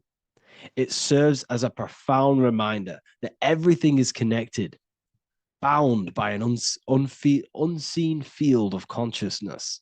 This symbol represents how one action, one thought is a ripple in the whole vastness of the ether of consciousness. To master your mind is to master the universe, because your mind is a miniature universe. The mind is the very fabric of reality. So if we gain the hook, if we gain the power and the mastery over our minds, we have now gained the power to create reality to your will and intent. You see, most people live in a cycle, and this cycle is the outer world manipulating how they feel on the inner world. People's external circumstances are creating their thoughts and emotion in the inner world of consciousness, which is producing a constant cycle of negative manifestation. For example, let's say something negative happens to me in my external world. Then I start to think negative and feel negative. What that is actually doing is manifesting and projecting more negativity, because our thoughts hold the power to control and weave our own life. Your life is a direct correlation of every thought you thought in the past. What we need to do is stop and not let the mind control you in your reality. You need to control the mind so you can control reality. So what does this actually mean? Reality is an externalization of consciousness. Consciousness and matter are one. They're not separate. They are inseparable and interconnected. Everything we see, experience, and observe is a manifestation of thought, beliefs, and consciousness, shaping the world around us. Now, this ties in with the secret fifth element that they have hid from you. They've hid from you this sacred and very important symbol and pillar to reality. And this pillar, this sacred thing they've missed, is called the ether. And they've held this from you for a reason, a specific reason. This is the true fifth element. Why do they hide the ether? Because the ether has the power to shape and manifest whatever we imprint upon it. Every thought is a vibration interacting with the ether and actively shaping our reality. The ether, you could see it as the codes to physical reality. It's like an energetic blueprint which surrounds all physical objects. It is the life force that gives life to all things. All energy comes out of the ether and returns back to the ether. Energy, it's 0 point energy, and it is an infinite source of energy.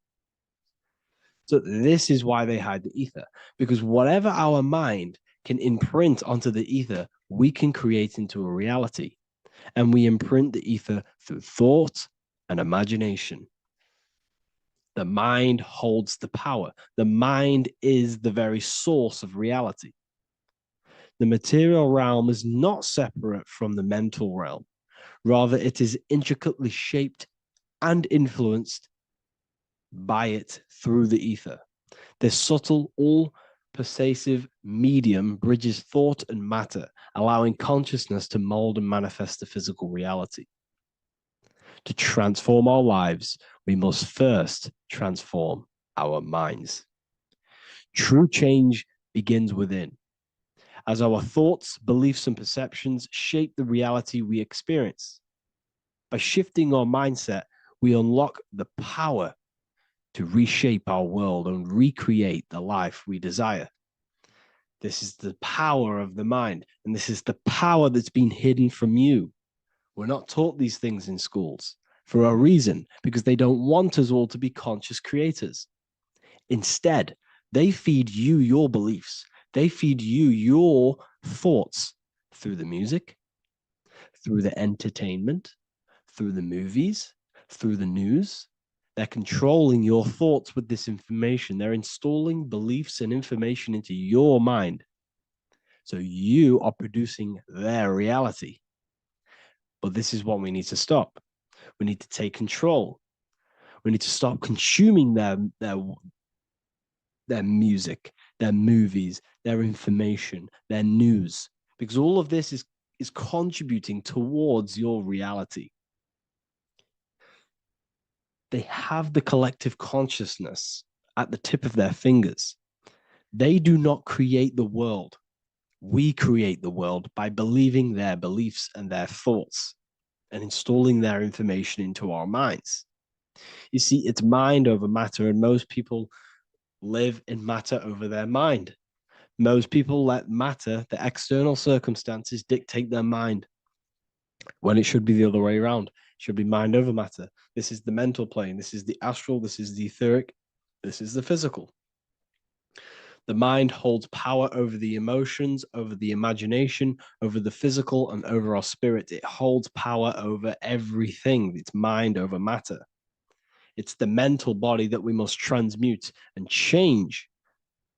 Most of us live in a chaotic state of mind, and this is what we must change. Turn chaos into order. So we need to be mind over matter. We need to install this belief into our subconscious. I, Harry B. Joseph, have created the ultimate esoteric school on the earth. As a member, you'll gain access to live mentoring calls twice a week, along with new lectures, books, and exclusive content released every week. Additionally, you'll have a full access to all my life-changing programs. If you're ready to transform your life and start your journey today with me, join Ethereal University. These are the campuses. We have the real lecture sections filled with lectures that you can watch. Manifestation Mastery, which teach you exactly how to reprogram your subconscious mind so you can live that reality. Sexual Alchemy, the path to empowerment of how you can transmute your sexual energy. The Real Library, where you gain access to powerful esoteric books, PDFs. Symbols of Secrets, an amazing course. The course that allows you to see beyond the veil that has been pulled over your eyes, the language of symbolism that secretly rules the world. I teach you how to read symbolism. Esoteric Exchange, live calls. You get to rewatch all of the old live calls. Mindwave Hub, this is a place of binaural beats where you can listen to infinite amounts of binaural beats. So you can meditate to them. Meditation section, numerology, health section, and electromagnetism. This is a life-changing place. And if you are serious, we only accept serious about changing your life and studying the occult and esoteric, this is the place for you. I've been there. I've been on YouTube looking around for valuable information, trying to find good accounts, good channels. It's very hard. I had to go through years of trying to find good information on YouTube. But what I've done is, instead of you searching around everywhere for bits of information and connecting the dots, I've put it all into one big place. You get your binaural beats, you get all the programs you need to walk the path of enlightenment to transform your life. I will connect with you on the inside, and I hope this lesson, this lecture, you gained some information, you gained some power from it. Please like and comment, or don't. It's up to you. If you have any reviews, if you have any ideas of lectures that you know, if you don't understand certain things, make sure to leave a comment and I can make a lecture about it. I can make a video about it for sure. I don't mind taking recommendations for videos. So I thank you all, people. Have an amazing day.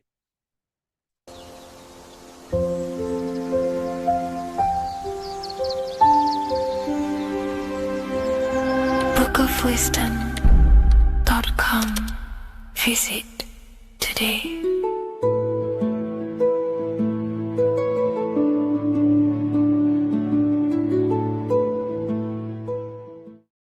Hello, Seeker. Welcome to Revival of Symbolism, a channel devoted to the language of esoteric symbolism, helping you discover yourself and expand your consciousness into new realms of thought. I'm Harry B. Joseph, also known as Revival of Wisdom, and in this video, we're going to be discussing the symbol of the double-headed eagle, also known as the emblem to represent the 33rd degree Freemason. So let's jump straight into this. We have a piece of Masonic artwork here, which is what we call a complex symbol. A complex symbol is not just one symbol, but many different symbols in one piece of artwork coming together, forming a greater meaning. So we have many different symbols to break down here. And we're going to start off with a little bit of context so we can understand this symbol. This symbol represents the 33rd degree Freemason.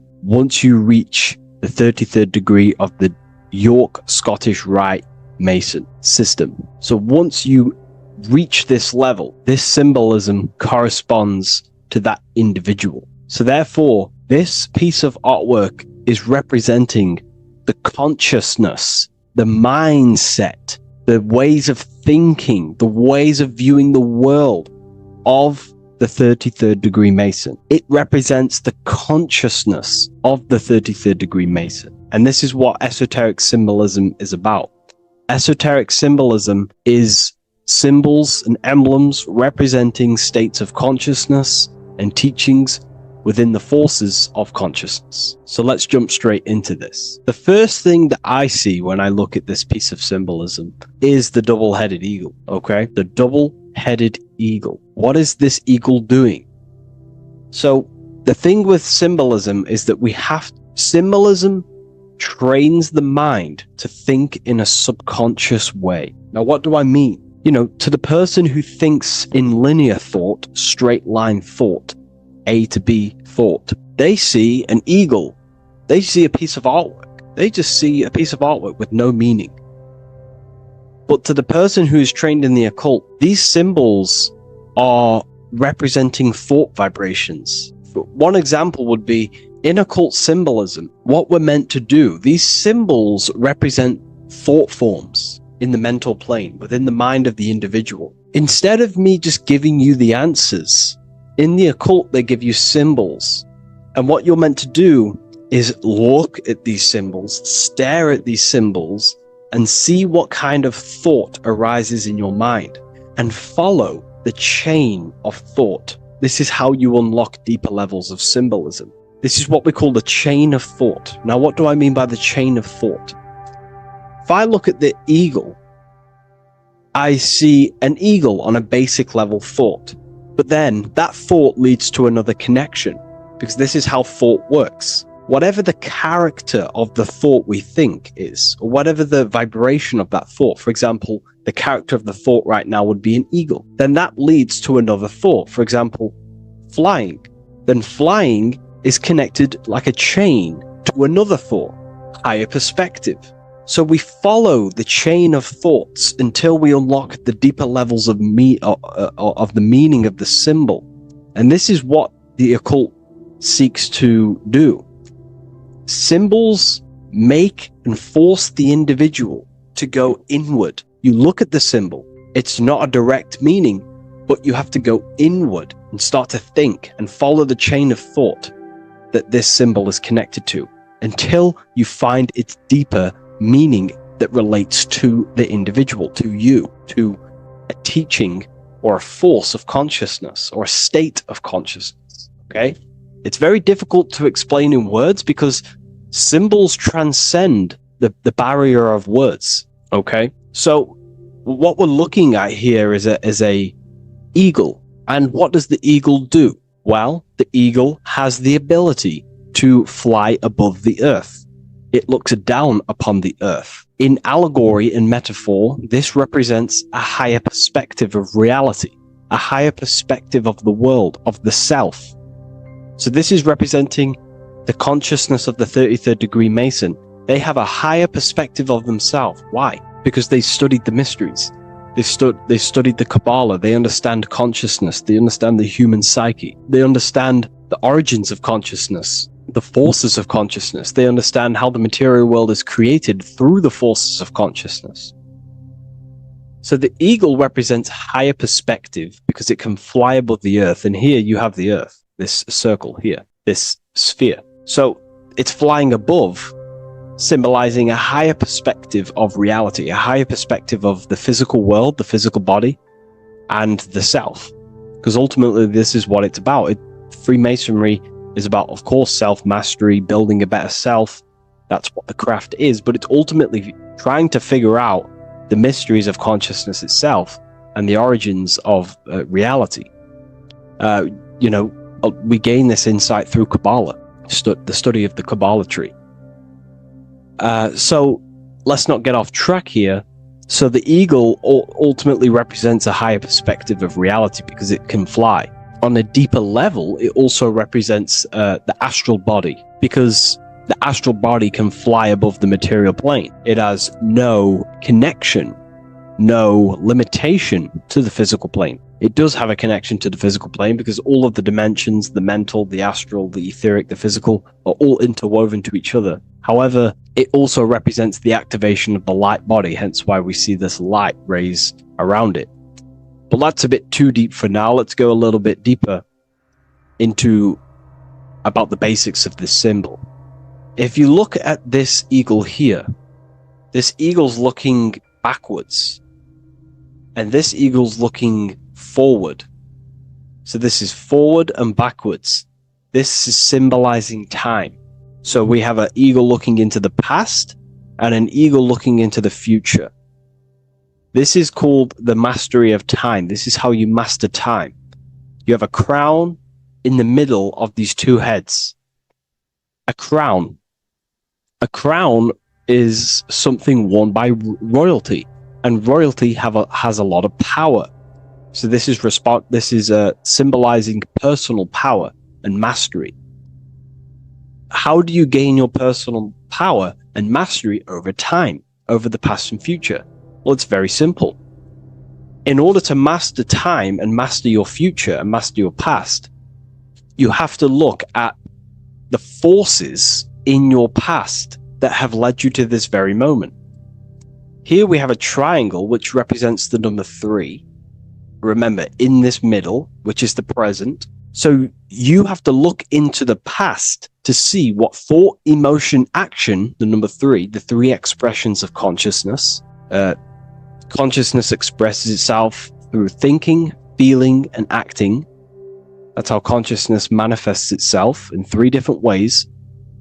You have to look into your past to see what thought, emotion, and action has led you to this very point in your life in the present moment. And what you can do now, which is your power, the present moment is your power, you can ultimately change your thought, emotions, and actions now to create a better future. You observe the past to see what thought, emotions, and actions created your present moment. You notice the mistakes and you change the now through thought, emotion, and action to generate a better future. This is how you master time. Now, keep in mind, this is always in the mind of a 33rd degree Mason. Someone who is highly, mastered, they keep this in mind. Just like they keep in mind what thoughts they are paying attention to. 33rd degree Mason has a lot of self-mastery power, and they hold conscious thought. Most people think unconsciously and without power. A 33rd degree Mason is trained, their mind is trained. Therefore, their mind thinks powerfully. They do not think randomly because they understand thoughts are the seeds to physical creation. All physical creation is a crystallization of thought. So ultimately, this double-headed eagle representing left and right, and the crown in the middle represents mastery over time. That's how you master time. Again, here we have the eagle standing on top of a sword. The sword of course, on a basic level, the sword represents power. Because if I hold a sword to you, I hold the power over you because you will more likely fear. But if we go even deeper, the sword cuts through the air. When you swing it, it moves through the air. Therefore, it's a symbol of the air. Because you can't really make a symbol of the air because air is invisible. So the sword is a symbol of the air. And the air is one of the 4 physical elements in alchemy. We have water symbolizing emotion. We have fire representing the spirit. We have earth symbolizing the physical body. Then we have air symbolizing the mental body. The mental body. So the mental body is symbolized by this sword. A sword has to be continually sharpened. If you don't sharpen the sword over a long period of time after using it, it will become dull and it won't be very effective. This is an allegory symbolizing the human mind, because the human mind is like a sword. If you do not sharpen your mind, you will lose control of your mind. When you stop doing the meditations, when you stop being conscious, when you stop doing the affirmations, the mind falls back into old, unconscious thinking patterns, and we start to lose control of it. The mind is seen as a sword within the occult, because this is pretty much your tool. Your mind is your tool. This, just like the sword is a tool. Your mind is a tool to create reality. So we need to make sure this tool is always sharpened, that we stay on top of the mind, hence why the eagle is on top of the sword, symbolizing control over the sword, mastery over thought. This also goes into thought forms. In the occult, there's something called thought forms. Thought forms are basically taught to the individual and understood by the individual, who understands that the mind is not just in the brain. The mind is a part of a mental field. All around you, there is not just a field of energy. There's also a field of mind surrounding you. It's a mental universe. And this field of mind is what we call the mental plane. The field of mind is where all of the possible thoughts in the universe infinitely express itself. So each area has different thought forms. Each postcode, each place you go has different thought forms. This is why if you walk into a cathedral, for example, an ancient, amazing structure, your mind instantly becomes, you're amazed. You feel different when you walk into these areas, because all around you is a mental field. And there's something called thought forms. Thought forms are basically what religion call spirit guides or angels, helpers. This is what thought forms are. Thought forms are basically, if you dwell on the thought that you are going to lose your girlfriend, for example. Let's use a negative example here, because a lot of people can relate to this. Or your boyfriend. Let's keep it simple. Everyone can relate to this at some point in their life, hopefully. Or, if not, it's okay. No worries. It's just an example that most people can relate to. If you constantly dwell on the thought that you are going to lose your partner, what we have to understand is that the mental plane, what we have to understand is that the forces within consciousness, within what we call the universe, is always trying to give you what you want to create. That's your right. The universe or mind or consciousness, whatever you want to call it, is always trying to unfold what you want to create. It doesn't know the difference between something you don't want to create or do want to create.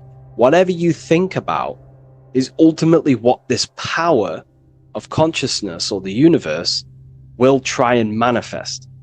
This is why we have to gain mastery over our thought, because thought are basically the seeds that we impress into the dimensions. So we have a mental dimension, we have a higher, middle, lower subplanes of the mental dimension or the mental plane. Then that's just thought. The mental plane is just thought. Below the mental plane, thought takes the body of imagination, which is what we call the astral plane. And the astral plane also has higher, middle, and lower subplanes. Then we have the etheric plane. The etheric plane is basically an energetic copy of the physical plane. So you have an etheric brain, you have an etheric body. It's just basically an energetic, exact copy of everything that is physical. So if we think something within our mental body and we dwell on that thought, the more attention you give, the more you feel that anxiety about losing your partner, you're literally forcing energy and direction and attention into this thought idea, which manifests itself within your own aura. Your aura is basically, it's not just your electromagnetic field.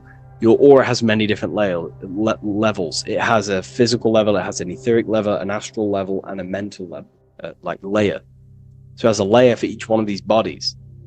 If you dwell on this thought and you keep giving attention, power, you start to imagine this because you're worrying about it. You literally create a elemental or energetic substance that clouds your aura. And this is what people have been called demons, people call spirit guides, whatever you want to call it. This is what it is. It's a thought form. But this is not something that's come after you. This is something that the individual has created. And wherever they go, this cloud of thought forms that they've manifested literally clouds their aura. You can see it within the astral plane and the mental plane. You can see how it's affecting them. Wherever you go, you start to randomly think about it. You keep thinking about it. You know, it's infecting you. It's like a demon. It's tormenting you. But it's simply just a force, an astral force, and a mental cloud that they've manifested within their aura. Thought forms. The 33rd degree Mason has very powerful thought forms. And this is, you know, if you're a Mason yourself, and you're not aware of this, this is why it's great to be around a 33rd degree Mason within your lodge, because they have very powerful thought forms, and you being in the present of them, you're also taking on his thought forms, and they can assist you. We're all affecting each other through thought transference through the mental field or the mental plane. Okay. Now I'm not going to go too deep into that because, you know, people can use that knowledge for really bad. But ultimately it represents thought forms also, symbolized by these clouds. Clouds are a symbol of thought forms, because they manifest themselves as basically like a cloud form energy within the aura of an individual. So this represents the mastery over the intellectual side of consciousness, of thought, sharpening the mind, gaining mastery. Then we have 33 in a triangle. A triangle in alchemy symbolizes, well, the upwards triangle, the upright facing triangle symbolizes the element of fire. The downright facing triangle represents the element of water. So an upright triangle represents fire. Fire is very transformative. If you place, I don't know, a pencil into fire, the fire will burn it down into its raw material. And this is ultimately what this triangle represents. It represents the consciousness of the 33rd degree Mason, who has basically transformed themselves from ego consciousness, only dwelling within the limits of their ego, their old belief systems of thinking they were the body, only reacting to five sense thinking, linear thinking, low base consciousness, not knowing right from wrong. It's basically transforming themselves. They have burnt themselves down to their raw soul form, and they understand that they are a soul, and they've experienced this, by casting off all the attachments to consciousness. This is why there is the number 33 within this triangle, because 33 is the age that Jesus dies. It's also the number of the Kabbalah tree, because the Kabbalah tree has 10 Sephiroths, 22 pathways, and one hidden sphere called Dot, which all adds up to 33. And the Kabbalistic tree of life, just to give you a bit of context, basically is a blueprint of how God manifested the world, and you are an expression of God. So it's also representing how your soul fell into matter, how consciousness creates matter. And it's also a diagram of how reality is not fixed, but it's ever unfolding creation through these forces of consciousness. So the Kabbalah teaches a way back to source consciousness if you go from the bottom of the tree to the top. And in order to go to source consciousness, you have to die symbolically. It's the death of the self, the death of the ego, the death of the old self, the old belief systems that you had. That has to die. The old person has to die to give room to be spiritually reborn, so you can actually figure out who you actually are. Your ego has to die. Now, that's not saying ego death, but you have to basically give away all of your old belief systems to then be spiritually reborn. That's why Jesus dies at 33 and is resurrected. Ice melts from ice into water at 33rd degree. So it's symbolic of transforming. And again, the upright triangle is the fire element, symbolizing burning things to its base raw material. 33, which is again death and resurrection. So it's all about burning the old self and being spiritually reborn again. This is the teachings of Hermeticism, Christianity. It's in everything. You'll see this symbolism or this story of death and resurrection absolutely everywhere in the ancient myths, because it's all talking about the same thing. You have to symbolically die. You have to kill off the old self to be spiritually reborn, to be initiated into a mystery school. So the 33rd degree Masons basically saying, well, they have resurrected. They have resurrected the connection to their soul, because as we grow older in this life, we lose connection with our true authentic self as the ego develops as we get older. And if we don't stop developing the ego, we never actually connect with who we truly are, which is a divine, immortal, formless being who has the infinite power of creation. This is what you actually are. Okay, so it's also symbolizing the union of opposites, hence why we have a double-headed eagle here. It has opposites. Obviously, this is massive within the occult. You see this everywhere, union of opposites.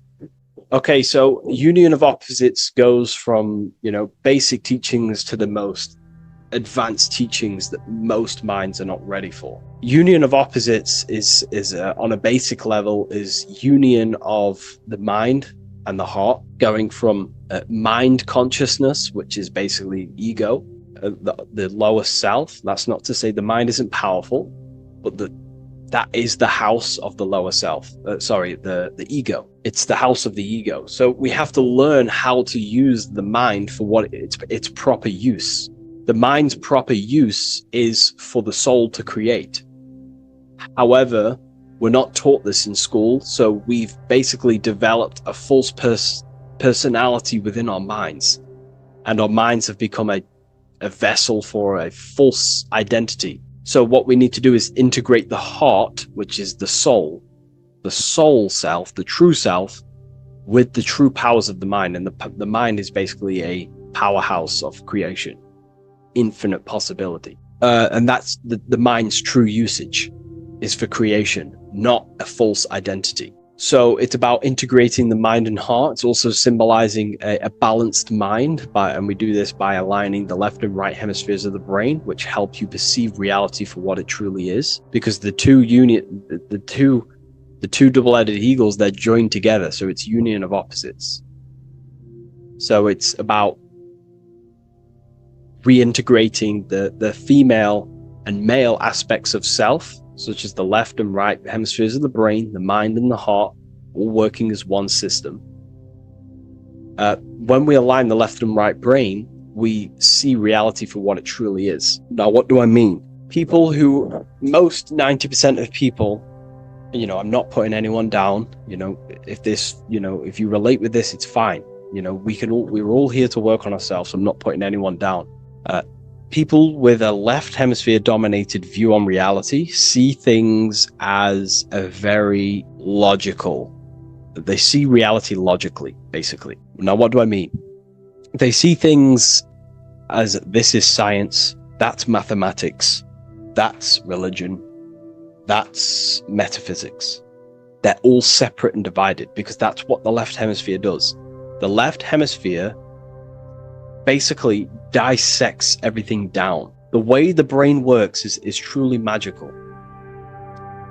The right hemisphere of the brain allows us to basically see a bigger perception on reality. It sees the bigger picture. The bigger picture, for example, the woods. It sees the woods as a whole unified woods. But then the left hemisphere of the brain takes that view and perception of the woods, dissects it down and analyzes it into individual branches, trees, leaves, animals, insects. But in reality, it's all one, because all is manifested from the one God, the one source, the unmanifested consciousness, the unmanifested force. So it's union of this. We have to view the world as in, yes, everything is one, but I'm also living in my personal consciousness. Yes, there is a collective consciousness. We're all one consciousness, but I also have my personal consciousness. I need to think about both, making sure that my thought, emotion, and action is contributing towards the evolution of myself and the evolution of humanity. A person who is only left hemisphered only thinks about themselves mainly, 90% of the time. They only, they're trapped in ego, and the individual can't see pattern recognition, really. Pattern recognition is more the right hemisphere because it sees the whole. So it's about aligning the brain hemisphere so we can actually see reality for what it is, so we can, without distortion or illusion, and be neutral. Okay, we have light rays. Light rays are very symbolic within the occult, especially Freemasonry. Light rays are symbolic of force. Force and form. These are the two dualities within the occult. Force and form. The internal world is force, external world is form. Everything outside of you is a formation of force. No force ever takes place on the physical plane. All force takes place within mental, astral, or etheric. The physical world is formation. Therefore, what is the force that drives you? What is the desire that's a force? Emotion, force, thought, force. What are the forces driving you to take action in the physical world? And we need to gain mastery over these forces. Light is also a symbolic of knowledge, because knowledge is considered light. This is why Freemasons say going from darkness to light. Darkness is ignorance. People who are only aware of their five senses, they don't want to know anything else. Their minds are completely shut off. I have my belief system. That's it. I'm happy. I don't care. That's their ego limiting themselves and building their own prison. Light, on the other hand, is about going from a state of unconsciousness, not being aware, into a state of light. Light makes things reveal itself. If I shine light on you when it's dark, I reveal truth. You're there, you're manifested. If you're in a dark room and I shine a torch on you, you're revealed. The veil is lifted. The darkness is gone.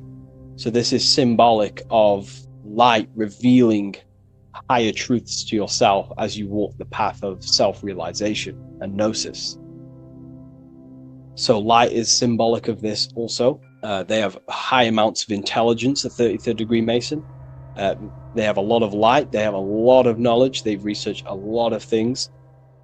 They're intelligent in many different areas of life, within speech, within grammar, the way they portray thought, their mastery, their level of mastery, their understanding of themselves is very advanced.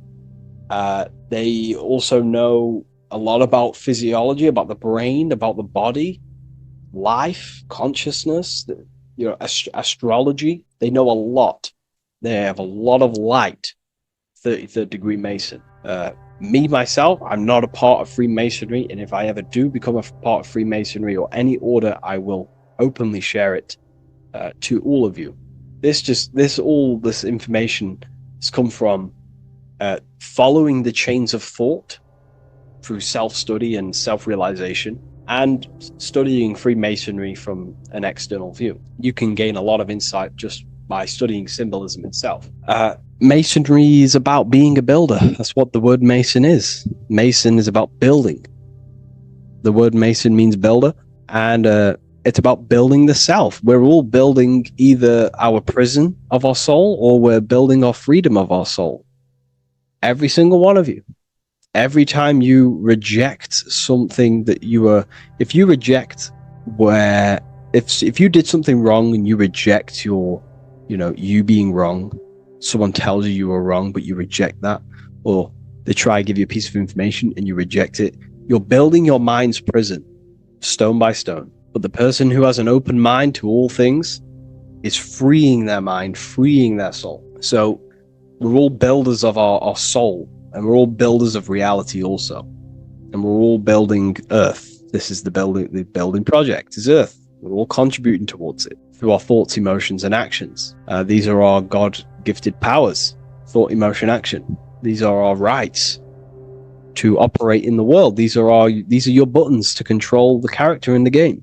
So I hope this information has given you a lot of insight about this symbol. Please leave.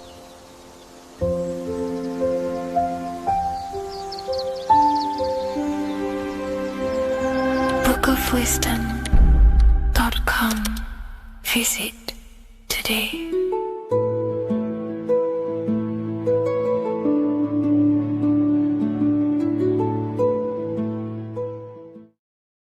So depression doesn't actually exist, and in this video I'm going to show you how depression is actually a choice. And I'm going to give you some solutions on how to deal with it. And this is probably going to change your life forever just by doing this alone. Okay, so the first thing you need to understand about depression is that it exists in your conscious mind. It exists in your thinking mind.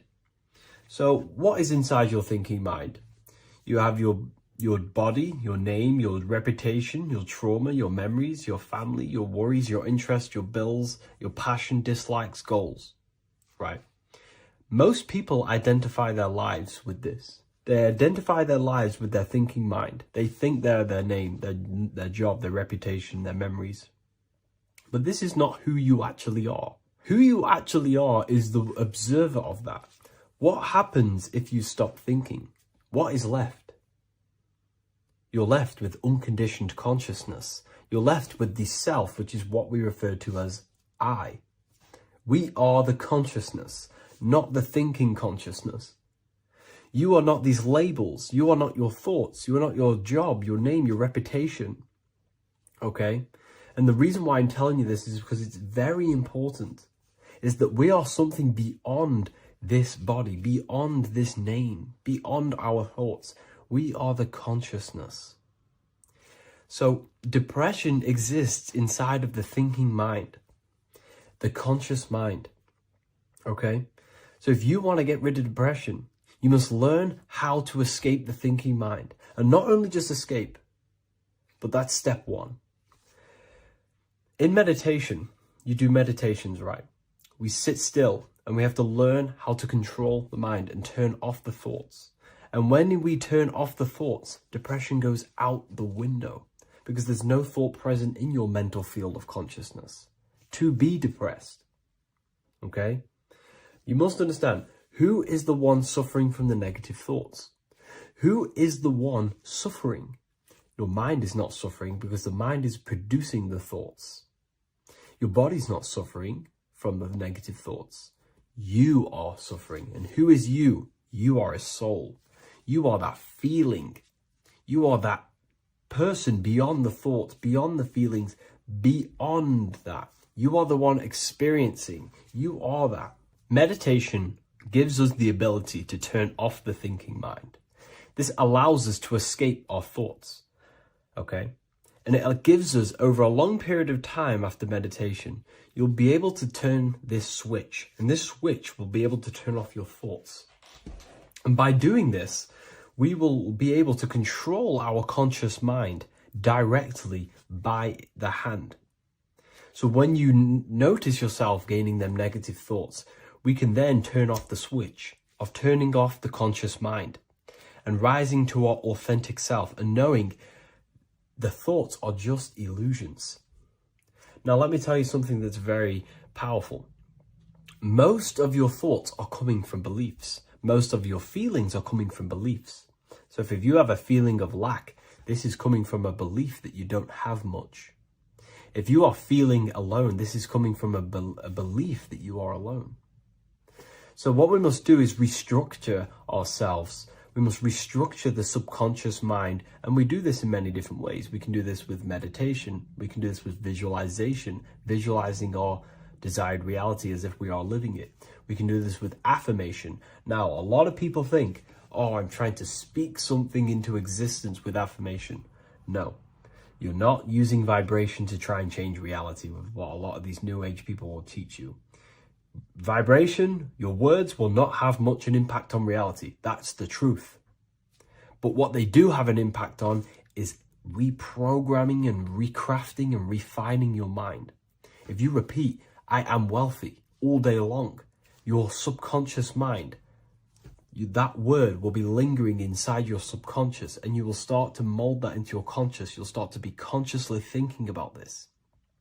Most of your thoughts are coming from your subconscious. So if you want to get rid of depression, you got to figure out the trigger. What are you depressed about? What are you feeling? What are the beliefs that are making you feeling and thinking this way? And that's what you must restructure.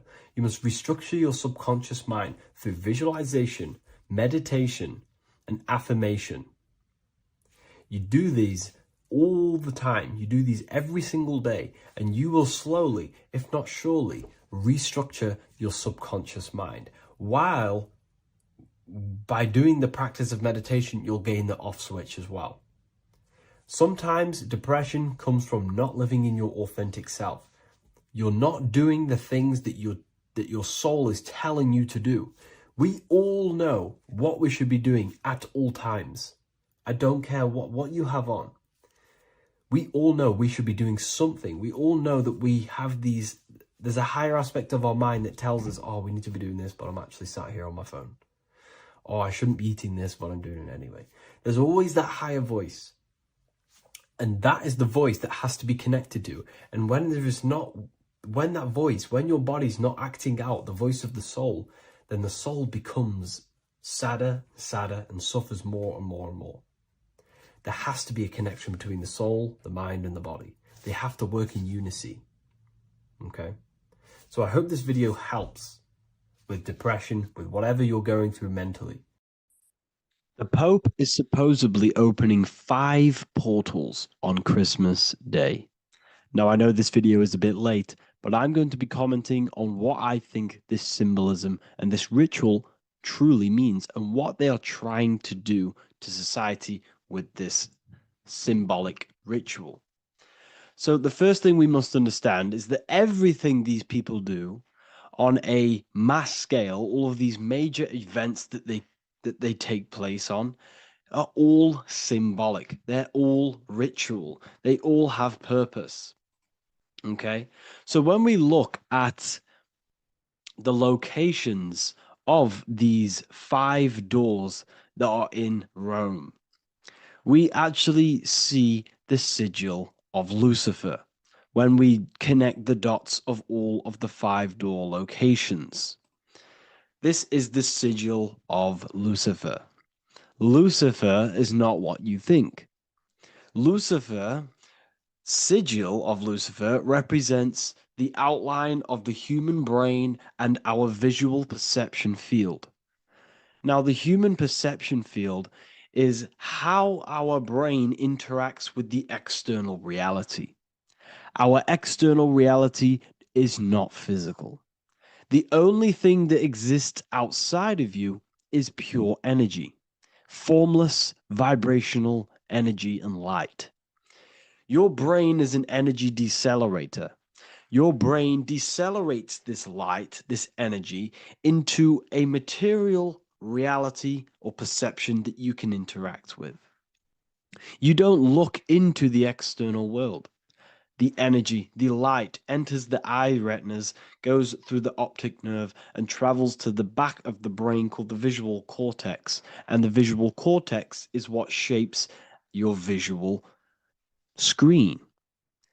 Now, if you are seeing the screen, this means that you are not the body, you are not the brain, you are the perception observing the screen that you are seeing. You are the eye behind that, you are the person behind that. So, what this is actually symbolizing is perception. This is a symbol of perception, of perceiving the material plane, of how spirit interacts with matter. Now, what's Lucifer? Now, the word Lucifer means the light bearer. He's known as the light bearer. The word Lucifer originates in Latin. Luci means light, and fer means to bring. It's the light bringer. The eyes, the visual perception of the light bringer to your reality. You see, everything outside of you is light. You are made of light. The word hue man means light. Hue means color, which is a form of light. And man means manifest. We're light manifested into material form. Every single one of us is Lucifer. When we fall for the material world, the external world, is an illusion. It is the false world. It can elude you. It can make you fall in love with the material things, material pleasures, lust, money, fame. These things make you fall. This is the fall of Lucifer. This is the mythological story. This is the symbolism behind Lucifer. It's you. Are you falling for material pleasure because you are a divine spiritual being from the higher planes, not from this plane? Now, if you let your divine being fall for this material plane and fall for the evil that can take place in this plane, then you are Lucifer. It represents the false light, the false reality. This symbol, the sigil of Lucifer, it symbolizes the interplay between light, consciousness, and the perceptual experience of the physical reality. The external world is truly internal. What we visually perceive is essentially light waves carrying information, which then gets processed by our brain, the central computer of our nervous system. Okay? So, how many doors are open? 5 doors. So 5 is the number of perception as well. 5 fingers on each hand, 5 points on the human body, 5 toes on each foot. We have 5 senses. 1, 2, 3, and 4, they're spiritual numbers. 6, 7, 8, and 9, they're material numbers. 5's the gateway. 5 is the middle bridge of how our spiritual self interacts with the physical self, how spirit interacts with matter. So this ritual is symbolic of perception. This is maybe bringing in a new perception. A new event will happen after this, a new perception of the world. Or personally, I think this ritual was to obviously shape the collective consciousness, because your reality is an externalization of your inner consciousness. It's simply just a mirror. Your material life, your material world outside of you is simply a mirror reflecting with mathematical and geometric precision of your internal consciousness. Your consciousness is creating and causing the effect called reality, physical reality. Your life is a result of every thought you thought in the past. Therefore, with that being said, everyone who perceives this ritual of, the Pope's opening 5 spiritual portals, who's letting in demonic energy into the world, they're going to let demonic energies and demonic spirits all in the world. Well, what if I told you the only portal they're opening is a portal in your own mind for negativity? By you believing in negative forces coming into the world and going to possess everyone, that's opening up your own mind. The collective spiritual community has been brainwashed in thinking there's going to be demonic energy. Therefore, what will happen? there will be demonic energy. Not because the Pope opened up a portal to the demonic energy, it's because everyone opened up their own minds to the demonic energy. Therefore, we as a collective consciousness shape the external world on a macrocosm scale. For example, the microcosm is your personal life. Your personal life. You have created it through consciousness. Your belief system is just externalized in your world. But on a collective scale, we all believe in money, for example. And because we all believe in money, and we believe that this piece of paper holds value in our minds, okay, in the mental plane, this has an effect on the physical plane by shaping the physical plane by being ruled by this belief on a macrocosm scale. Yes, I know that money doesn't exist. It's just a belief in my mind. But that doesn't have an effect because the collective consciousness believes that money has effect, has power, when it doesn't. It's just a piece of paper with a belief behind it. If the collective consciousness stopped believing in money, then the collective consciousness would have broke the spell and we would have no longer had a material plane ruled by money. You see, our beliefs is ruling and shaping our physical plane. This physical world outside of you is truly just an effect of the mind, an effect of our consciousness, our inner world. So I believe this ritual was done to change our perception, to make us think the Pope is bringing this spiritual energy and negative forces into the world. And it's just simply us creating the negativity in the world by believing in this, by thinking this.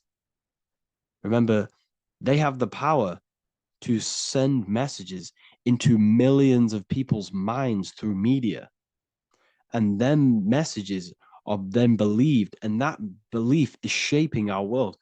What have I told you? That the New World Order is not manifested by the elite, it's manifested by you and us. We're all manifesting the New World Order. They can't manifest it. We can, because we are the ones believing it. We believe it. It is reality. It shapes our own prison. We're all shaping our own prison by believing in the prison, by believing in money. So this ritual was all to do with perception, creating a new perception, creating fear in our minds to, of course, distract us from what's really going on.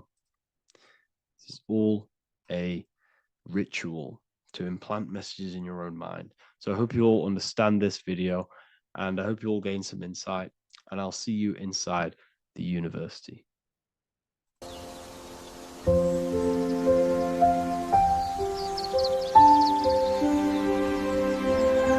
bookofwisdom.com. Visit today.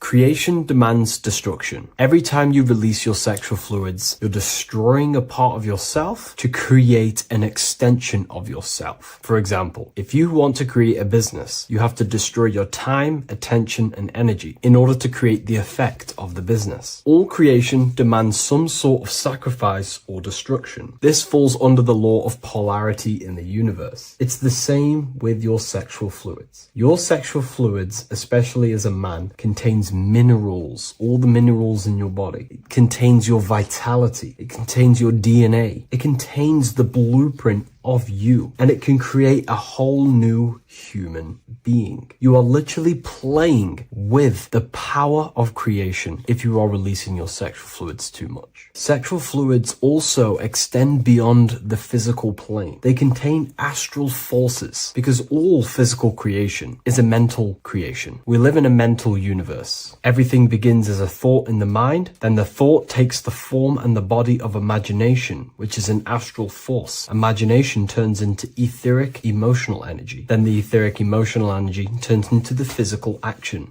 and the physical manifestation. We live in a mental universe. Therefore, these dimensions do not exist separately. They are permeating and mixing in with all. Your physical body has an astral body. Everything physical has astral forces behind it. Semen is known as the astral fluid of the soul. It feeds nerves, the channels of life force and consciousness within the body. And every time you release it, you're destroying a part of your vitality, your brain, your nerves, your energy levels, your creativity, and your DNA to create an extension of you. Therefore, it is a sacred fluid within your body and not something to be played with and to be released too much. Think about it. This is a very creative energy, your sexual fluids. It can create a whole new human being. This is how powerful it actually is. It is the power of creation, and the misuse of this power can destroy your own vitality and your life of your body. Because that life you are giving in order to create an extension or a child is the same life you could keep inside of you and not waste to recycle and regenerate the body. Sexual energy has been for thousands of years associated with regenerating the body, longevity of life, and maintaining youth. Not only that, every time you release your sexual energy, it floods the brain with dopamine. Dopamine is the brain's reward system, created within the middle of the brain. It releases every time you've achieved something. However, sex or an orgasm is the most powerful feeling you can feel. It's the most amazing, intense feeling and release of dopamine you can possibly feel as a human. Therefore, if you flood your brain with this high amount of dopamine every single day, you are getting the epitome of human feelings every single day. Therefore, you will become numb to everything else in reality. You won't be able to enjoy the small things in life. And I know this firsthand because I experienced this myself. As soon as I stopped, this is when I started to enjoy the little things in life, seeing family, and I actually gained more energy, more ideas. We'll get into this a bit later. It is a creative energy. It creates a whole new human being. Therefore, if we maintain this energy, we can maintain our creative power within us, because that's what we are. We are all creative beings, moving energy from higher dimensions of consciousness, the mind, into lower dimensions of consciousness, the physical world. You hold the power to create. You are not in a world. The world is working through you. You do not possess a life. Life is working through you. You are not in a universe. You are the universe. It's moving through you. There is no past, present, and future. The present moment is you. When we release every single day or frequently throughout the week, like I said, we're triggering the brain's reward system, dopamine, which makes you feel as if you have already achieved something. And if your brain is telling you you have already achieved something by overusing your sexual fluids, then you will not have the motivation to achieve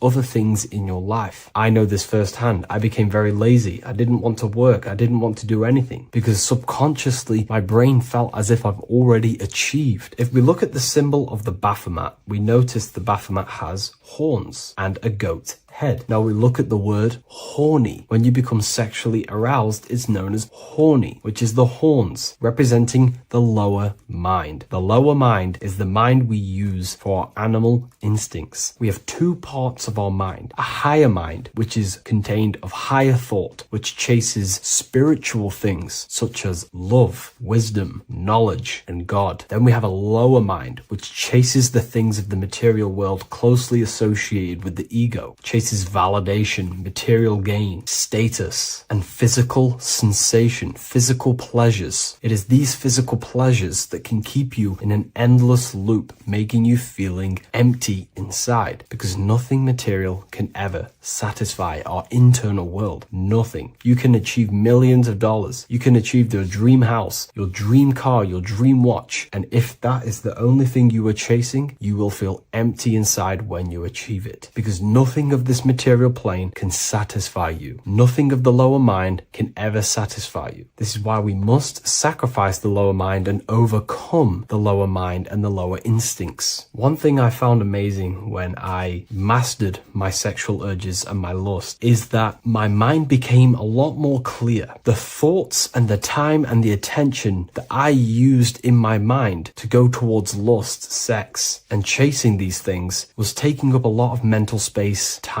and energy. But as soon as I removed it and mastered it, my mind became an open vessel for higher thoughts to be received from the higher mind. The mind is like a radio antenna. Whatever we attune it with, that's what we receive. If we're constantly thinking about lust and low-level pleasures, we're going to just receive low-level thoughts. But once we remove all of the lower mind and we conquer our physical body and physical urges, our mind becomes an open channel for divine thoughts and spiritual thoughts. This is what most people call today as downloads. You receive wisdom from your higher self. Not only do you receive more wisdom, you just receive more power to create. The male and the female come together to create a child. That's how you were created. Now, the law of correspondence teaches as above, so below. It refers to everything in the universe. Therefore, in order for you to create a reality, to give birth to something, you have to bring together the masculine and the feminine. Your masculine forces are willpower and actions. Your feminine forces are emotions and imagination. When you combine the willpower, action, emotions, and imagination and combine them together, you can give birth to reality. But it's important to only give birth to things that are spiritual, that are good, that are for the benefit of yourself and humanity, and not for the ego and the lower mind. Killing our lower mind is essential for spiritual ascension when we die. The thoughts that we give the most attention and energy to when we die are pretty much the same thoughts that we're going to think when we die. When you die, your physical body and external world is stripped and you're left with your internal world of consciousness, more than likely be resonating within the lower astral plane before you move on to any higher dimensions of the astral. It's important that we kill any addictions such as sex, food, attachments, emotional attachments to people, any desire for material things before we physically die. The Hindus taught this, Buddhism taught this, the ancient Egyptians taught this. We have to remove the desires in our heart for material and things before we physically die, because when we die, we cannot fulfill physical pleasure. Therefore, we will create our own suffering within the astral dimension. So sex is the biggest part of this. We have to remove the desire for sex or releasing any of our sexual fluids before we physically die to master ourselves. And not only that, it's going to benefit the way you feel, the way you think, the way you act towards people once you have mastered this. Porn psychologically damages you. You are quite literally the person in the corner of a room watching two other people give pleasure to each other. Psychologically, that is not good. And what happens in darkness is always revealed in light. What you do in your alone times will show in your confidence, in your eye contact, in your presence, in your aura, your energy. You cannot hide things that you do in the dark, because they always reveal themselves in a subconscious way, whether physically or through an energetic spiritual way. Sex can be known as sacred energy exchange. You are exchanging energy, bioelectrical energy. It's a scientific fact that when you hold hands with another person, your brain waves of each individual become synced. Your emotions sync. And you exchange electromagnetic energy because you are an electromagnetic being. But when you have sex with someone, you are literally exchanging emotional energy. Your aura is not just an electromagnetic field. It is literally a manifestation of your internal consciousness. Your consciousness contains your thoughts, your beliefs, your traumas, your emotional state. And this manifests externally through the vortex of your heart into an energy presence around your body. This is why you can feel sad when someone else is sad next to you, because their energy is merging with yours. When you have sex with someone, you are quite literally exchanging consciousness, beliefs, traumas, emotions, feelings, vibrations, and your consciousness merges with their consciousness. So be careful with just having casual sex. Now, I'm not here trying to say never release, never have sex with your partner. I'm not saying that. I'm saying take caution with these things. Take my teachings with a pinch of salt. If it benefits you, that's great. I'm not here to tell you how to live. I'm simply giving you my research and the things that have helped me in my life on my esoteric research, awakening, or spiritual path. I don't like calling it a spiritual path because it's not spiritual. It's simply just life, the knowledge of consciousness and the self. So I hope this video helps. If you'd love to read this book, I'll leave a link in the description. This book I wrote myself called The Book of Wisdom, Volume 2. What if I told you that the Egyptians were trying to give you instructions on how to not reincarnate and come back to this material world and ascend your consciousness, your soul, to a higher plane that exists in the various dimensions of consciousness? This is Anubis, and this is his scales. You can find this image in the famous Book of the Dead, which is a famous Egyptian book and text talking about death, reincarnation, and the different things that go into death and how to prepare our mind, our souls for death. The Egyptians saw this as a massive thing in life. We must prepare our consciousness for the transition from a physical reality to a non-physical, tangible reality. The first thing we must understand in order to understand death is the term as above, so below. We die every single night. Consciousness goes to sleep, which is the withdrawal of consciousness from the material body into the inner realms of the mind. At nighttime becomes the darkness, and consciousness goes within itself. When the daytime comes around and the sun becomes more powerful, the rays of the sun increase the brain waves, and the body becomes active again, and consciousness manifests things externally. So the nighttime is the internal world, death or sleep, and the daytime is life, the external world. When we die, it's just a bigger version of sleep. We enter into our inner realms of consciousness. However, this transition needs some preparation. In order to understand the universe, understand what happens after we die, we have to understand that life is mental and the mind is not the brain. The brain is just a physical computer for the mind to operate the physical technology of the physical body. What you are seeing right now in your eyes is a simulation produced by your brain. Light waves entering in your eyes and the visual cortex at the back of the brain producing an image of what you call reality. Therefore, reality is not outside of you, it's a simulation produced by the body. The five senses are just electrical threads of light, all sending information back to your brain, and your brain is interpreting these electrical signals as senses: touch, taste, smell, and hear, and see. So everything you're experiencing right now is a simulation produced by the brain and the nervous system. But you are the observer of that reality, of that simulation produced by the technology of the body. So when you die, the technology,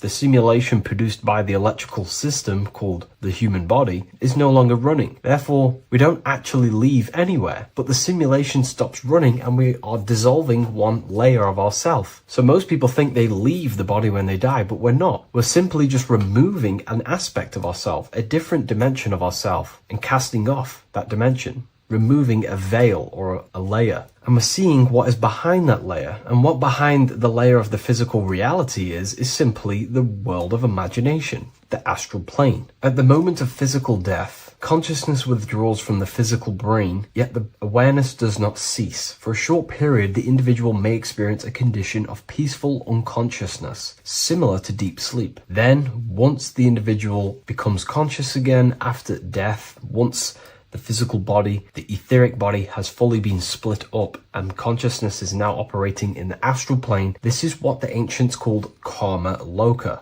Arthur E. Powell mentions this. C.W. Ledbetter mentions this place as well. Karma Loka is a place in the astral plane. The astral plane is the realm of imagination. It is where the forces of the mind manifest desires as imagination. All of your desires, your desired realities, the screen that you have in your mind, that screen you manifest a visualization on, exists in the dimension of the astral plane. It is a realm made of thoughts. It is an object made of thoughts. If you think of a chair, for example, and imagine that chair in your mind's eye, that screen you are seeing in your mind's eye is a thought animated. That thought is an animated desire, and that exists in the realm of the astral plane, a realm of subtle thought forms. Therefore, the physical world has an exact copy of this world, however, in the astral plane. Just like how if you remember the house that you grew up in as a child, if you could sit down right now, wherever you are, and you can imagine, walk around that house in your mind. You can imagine the layout of the street of the house. So in our minds, we have our own layout and map of our house, but then now connect all of the collective consciousness's minds and memories of places on the earth, come together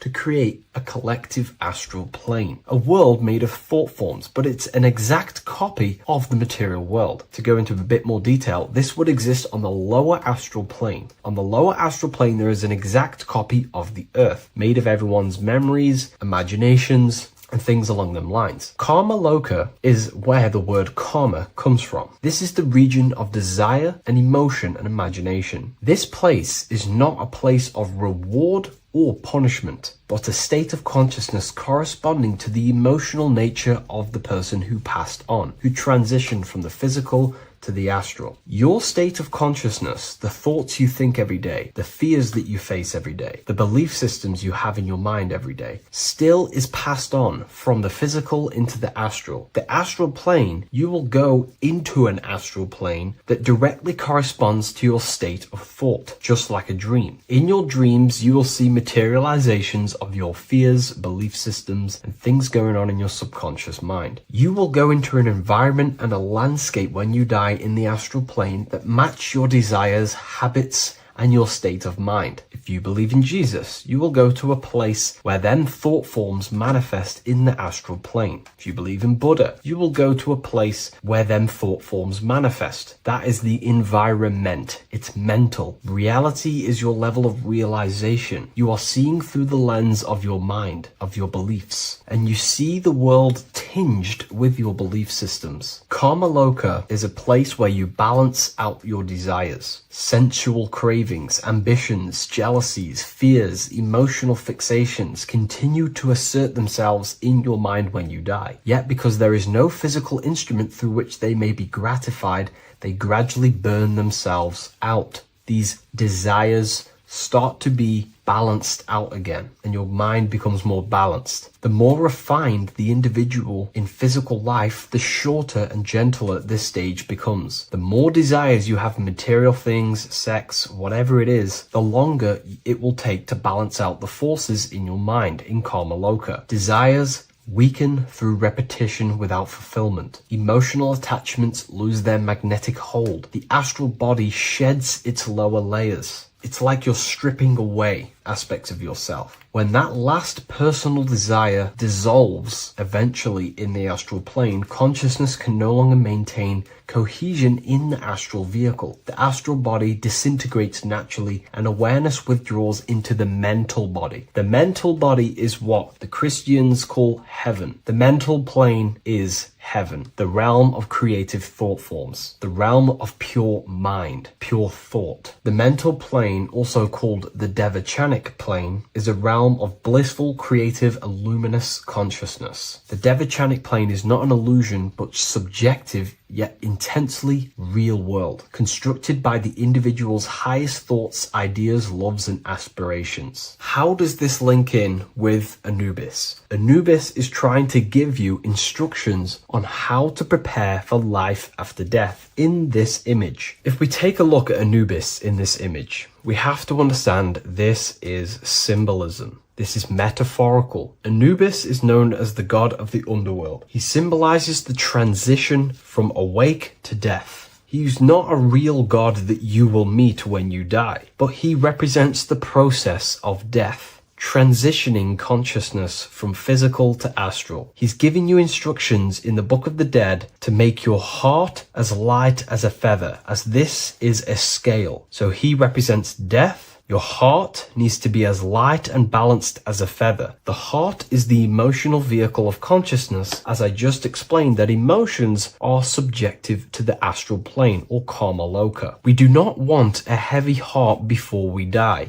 We do not want addictions to smoking, addictions to pornography, addictions to status, the ego, material gain. If we die with these things, This means we have a heavy heart, and this will manifest in the astral plane when you die and take longer to balance out them emotions and desires. So this is telling you to remove any addictions, any emotional attachments, mental attachments you have to the material plane. This does not mean go full monk mode and don't have anything physical, don't chase after anything material. We should definitely have material things as we are spiritual and material. However, do not place your heart on it. We should all aspire to have the best possible life, have the most possible resources as possible in our lives, have an abundance in everything. That's completely fine. But placing our soul on it, your desires on the material world, will only pull you down in life after death, take you longer to balance out them forces and desires. This is why transformation during physical life is essential. We need to release attachments to master our thoughts and emotions and align with truth. We don't want to die with false identifications, that thinking and believing that we are the physical body. We need to balance out our heart. Yes, have material things. Yes, chase the best possible life for ourselves, but also have connection with the divine and practice detaching from the material world. Maybe even fasting from any addictions that you have, the phone and things along them lines. When this is achieved, when you are fully balanced and have no more addictions and attachments to your mind and consciousness, the scales are balanced. The soul becomes free and rises beyond the lower planes of existence when you die. It transcends the physical body and more than likely enters the mental body. We can't take anything physical after this life. The only thing we can take is spiritual things such as wisdom, understanding, and connection. We can only take internal things. So we have to master our internal world before we pass on to a world where we cannot fulfill our physical desires. Now, this is kind of what heaven and hell is. There is a hell realm in the astral plane. If you desire horrible things, you desire to kill people, or you desire to do horrible things, then you will manifest in a place where that is taking place, with people, with entities that assimilate with that vibration. You might have to watch this video a few times to get a full understanding of this, but Anubis is trying to teach you, make your desires as light as a feather, purify your heart, purify your soul, and place your heart on the spiritual things, knowledge, information, connection, thought. Because if you desire material things, then you will more than likely desire to manifest yourself back into the material world and reincarnate. If you've read the Book of Symbolism, you already know this information. You can now find this book in the description of this video. Please leave a like, comment, and subscribe to the channel if you like this information. And we also have the Book of Symbolism available on Amazon.com now. Take care, everyone. I'll see you in the next video.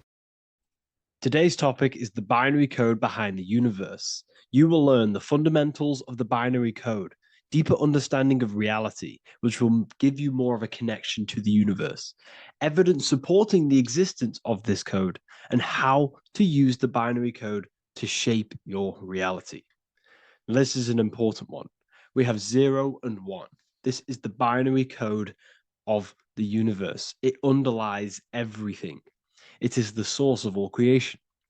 The universe is binary in nature, meaning it exists as both something and nothing, on and off, male and female, light and dark.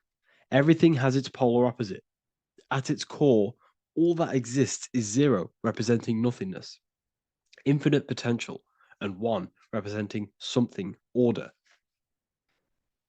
0 represents the feminine, vast, formless, and infinite potential. It is the space from which all things emerge, the womb of creation, the receptive and expansive force. 1 represents the masculine, structure, form, and order. It is the active principle, the initiator, the force that defines and shapes reality.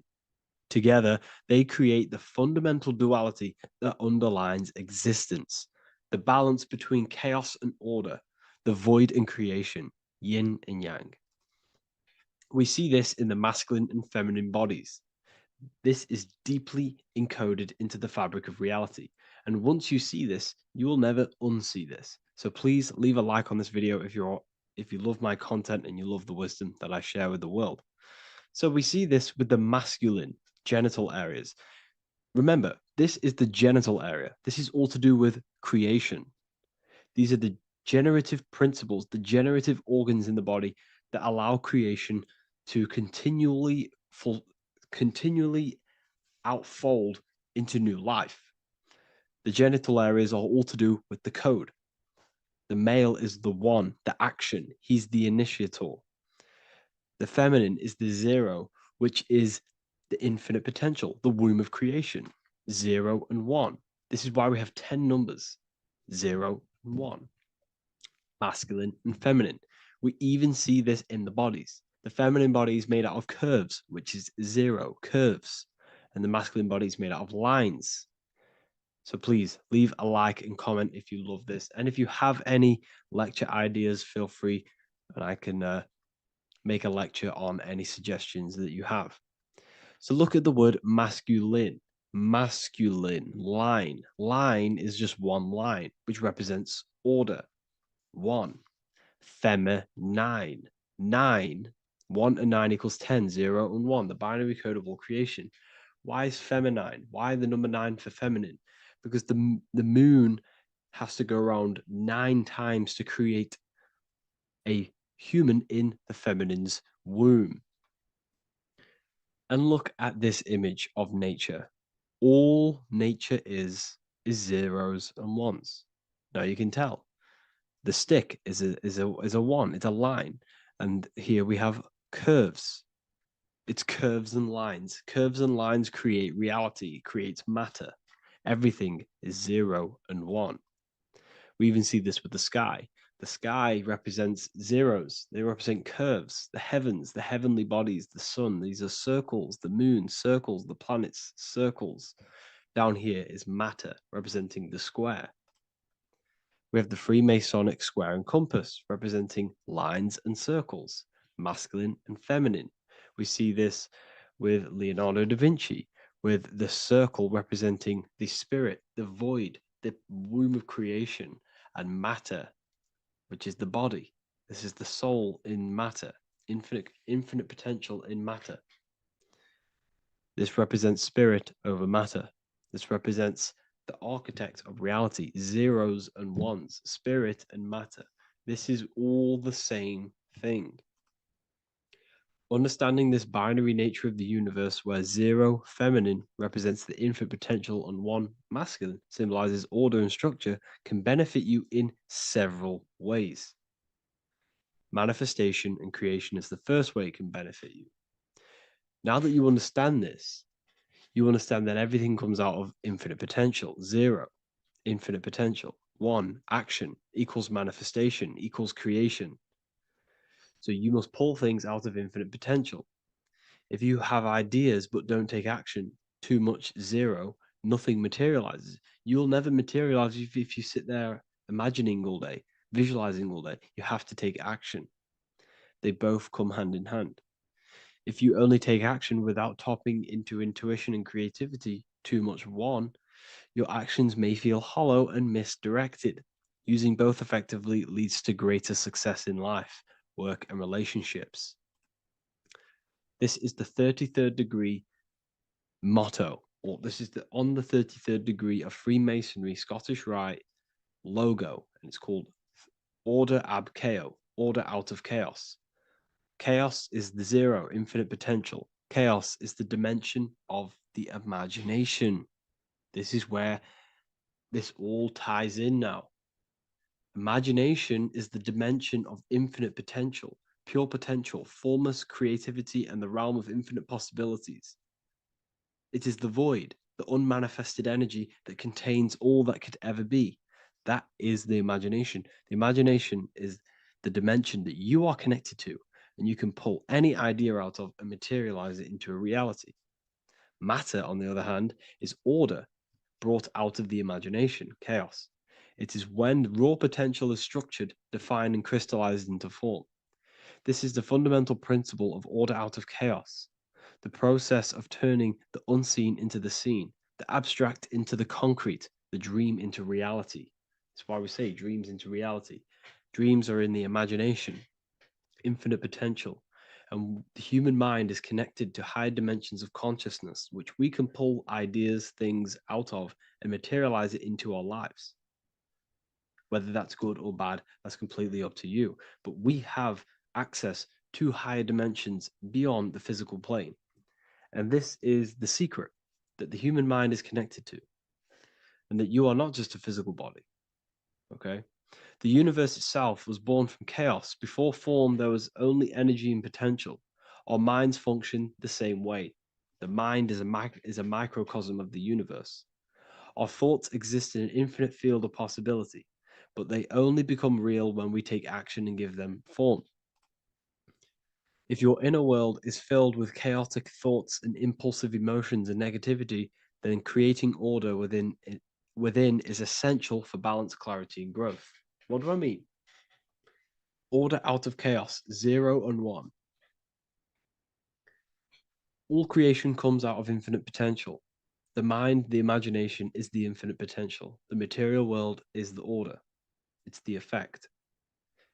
Therefore, if your material world has chaos, if your room is messy, if your body is out of shape, if you do not look after yourself, everything in the physical world is just a reflection of what's going inside of you, what's going on inside of you.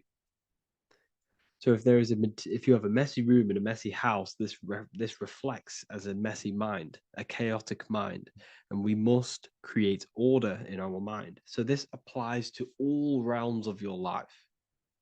This applies with your mind. It applies with your emotions. It applies with your manifestation. It applies with the physical world, with the masculine and feminine.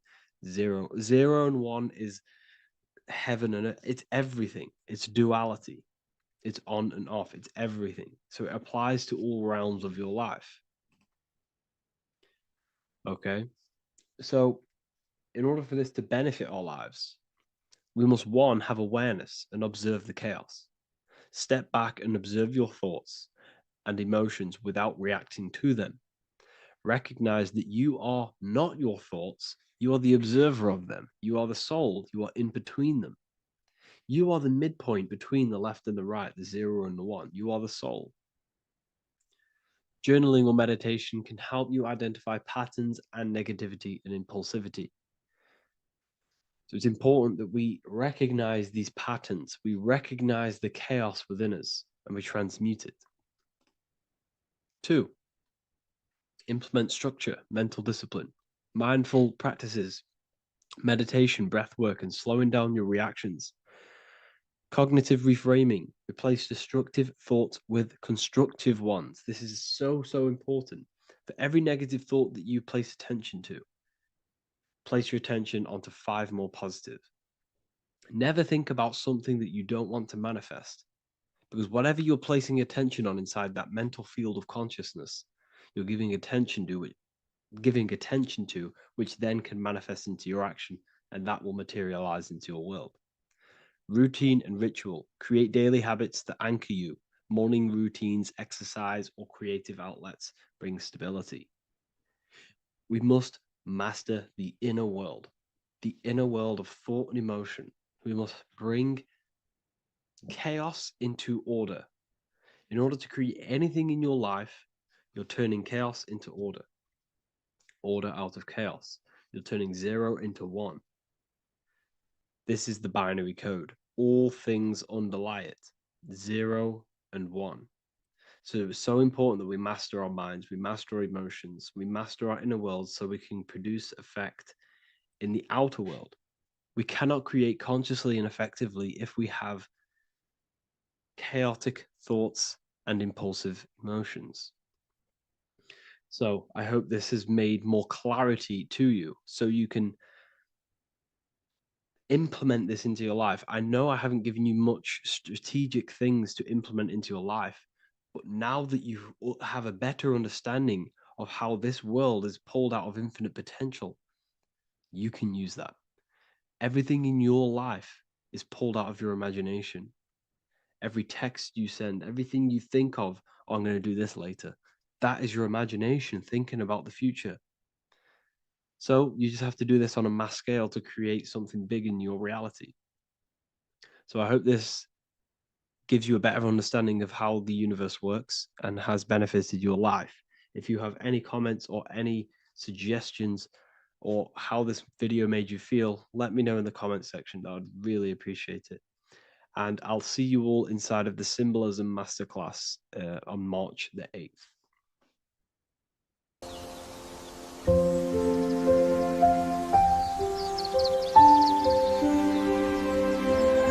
bookofwisdom.com. Visit today.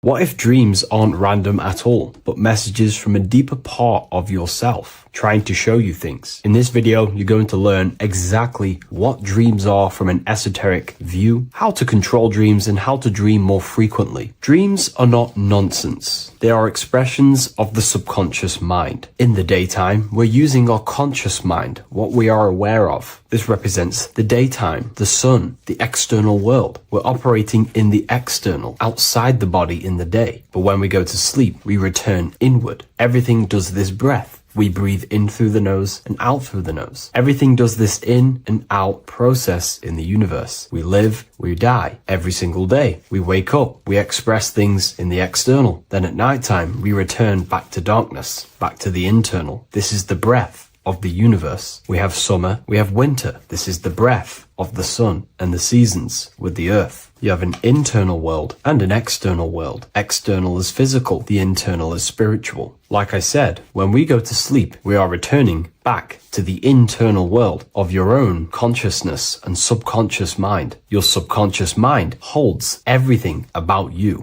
your memories, your traumas, everything you've ever learnt, your language, your name, your job, everything you identify with is stored within this vast network of the subconscious mind. It is your own personal consciousness. Therefore, when we dream, we return back to the subconscious mind, and we are in fact thinking, but in a subconscious way. The subconscious does not speak the same language as the conscious mind. The conscious mind uses language, thoughts, and all things that are very logical and very easy to understand. The subconscious is the complete opposite. It is very indirect, metaphorical, and symbolic. The subconscious communicates and works in symbols. Ultimately, symbolism is the language of consciousness. This is why in occultism and esotericism, it is filled with occult symbols, because symbols are used to communicate directly with the consciousness within, the subconscious mind. And the subconscious mind is ultimately connected to the collective consciousness. We are all connected and tapping into the mental plane, where we receive thoughts, ideas, depending on what we attune our mind to. That's why we call it a mindset. But getting back on topic, the subconscious mind is your own personal network. It is like a net, an interconnected web of your thoughts, memories, traumas, emotional blockages, and all the things you identify with and have experienced in your life is stored within this network. It can be seen as a web. One example of the subconscious mind using symbolism is this next story I can tell you. Let's say I was in a very traumatic car crash as a young child. I experienced a lot of emotional trauma in that car, and that deeply impressed my subconscious mind with that trauma of emotion that I felt. Therefore, every time I see a car in my external world, that car is now a symbol that represents the state of consciousness I was feeling in that particular time of the traumatic car crash. The car is a symbol for a state of consciousness within my subconscious mind. Just like when you see a word, that word triggers what you believe that word to be in your subconscious mind. Symbols are the language of the subconsciousness. Therefore, when we dream, we are basically seeing symbols of our own personal subconscious mind. Our higher mind, which is basically our subconscious, the higher version of you that exists beyond your human thinking mind, communicates using symbolism. The higher mind does not speak human thoughts, human language. It speaks the language of symbolism. Therefore, when we dream, every event, every person, everything that happens, and everything you see is your own personal subconscious mind materializing within the plane of the astral plane. This is a dimension that sits just above the physical world that everything is pulled out of. For example, look around you. Everything you see around you was thought then imagined. Imagination is the astral plane, and this astral plane sits above the physical world. As above, so below.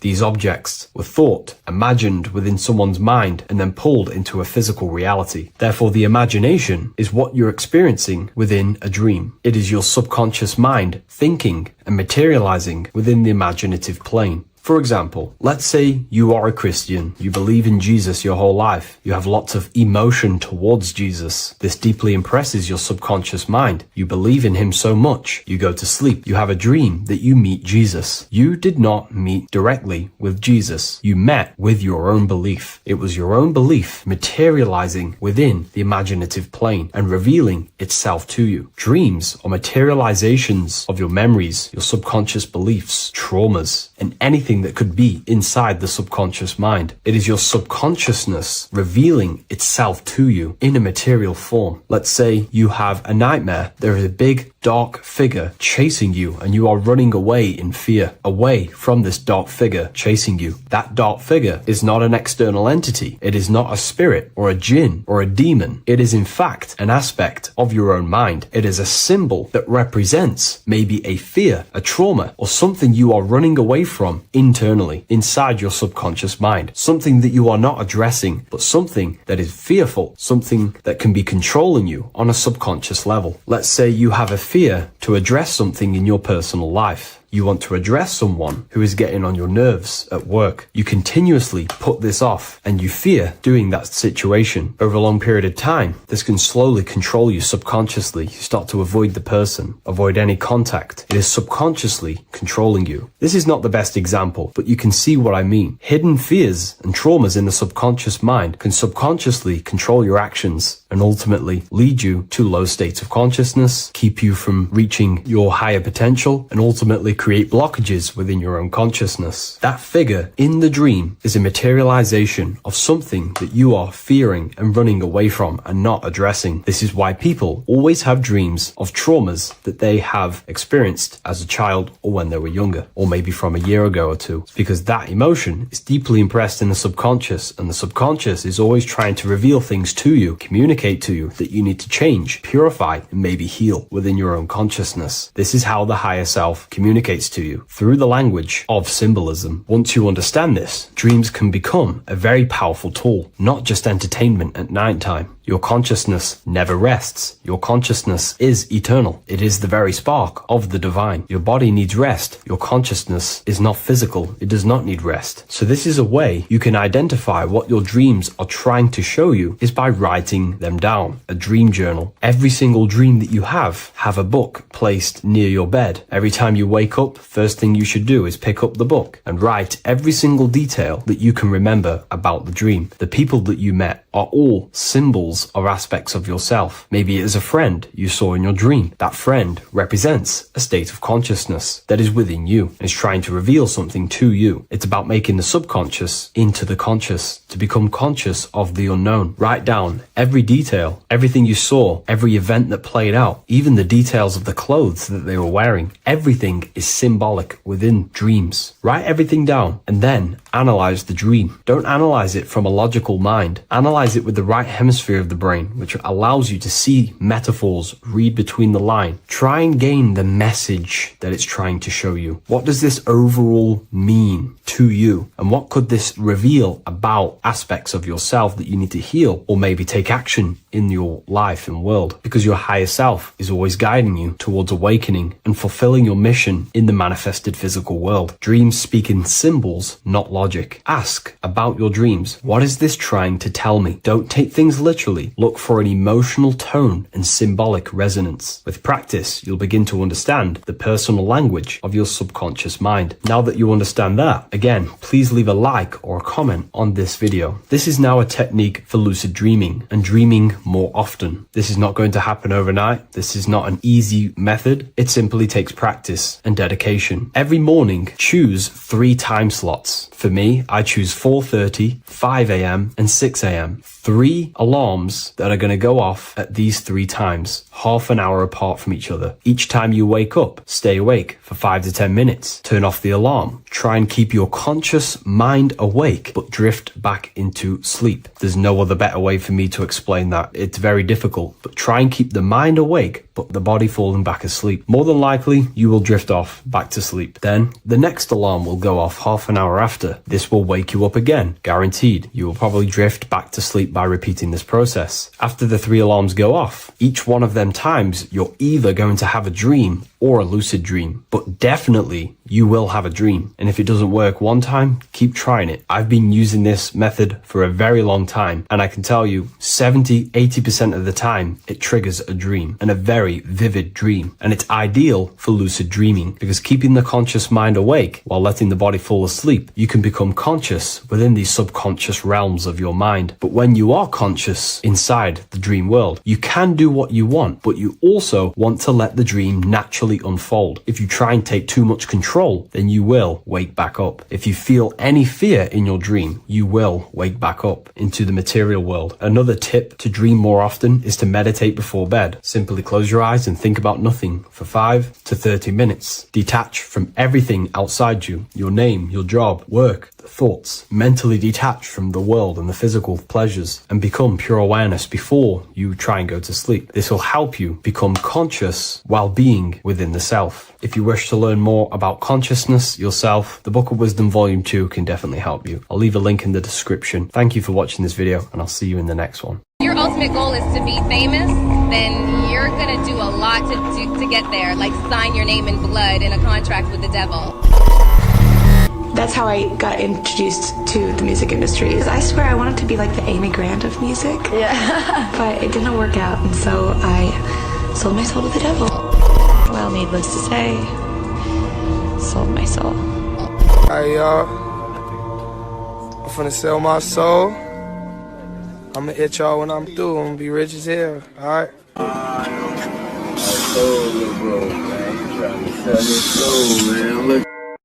So what exactly is selling your soul?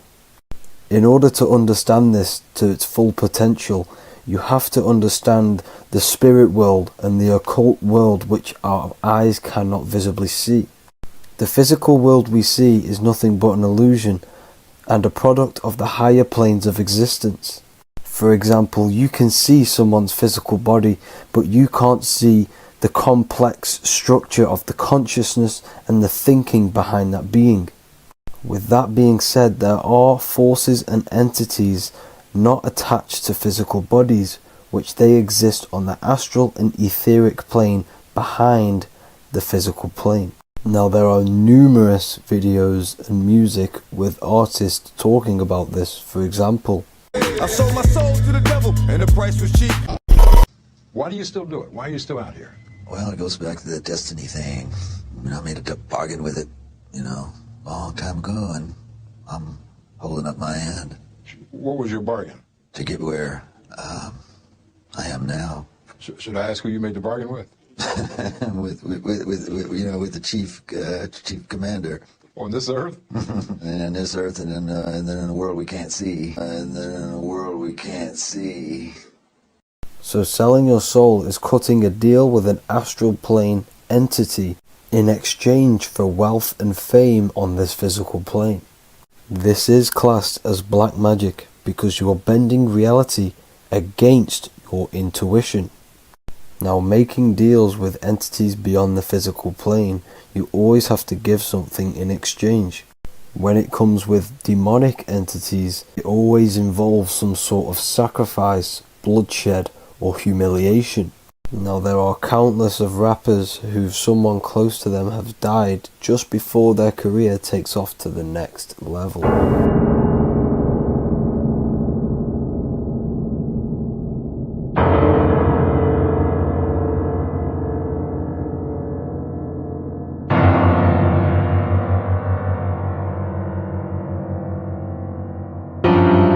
My mama was sacrificed. Me too. You understand? Yeah, I'm Christian. Michael Jordan, what about him? His daddy, right? Bill Cosby, his son, right? Dr. Dre, his son. You're out in Hollywood, a lot of people come up missing. So these rappers and celebrities do have to do sacrifice rituals in order to take their career to the next level. Top flight, I've been growing up, it's a ritual. So the occult side of this reality is heavily connected with the music industry and the elites. This is why they are all connected to Freemasonry.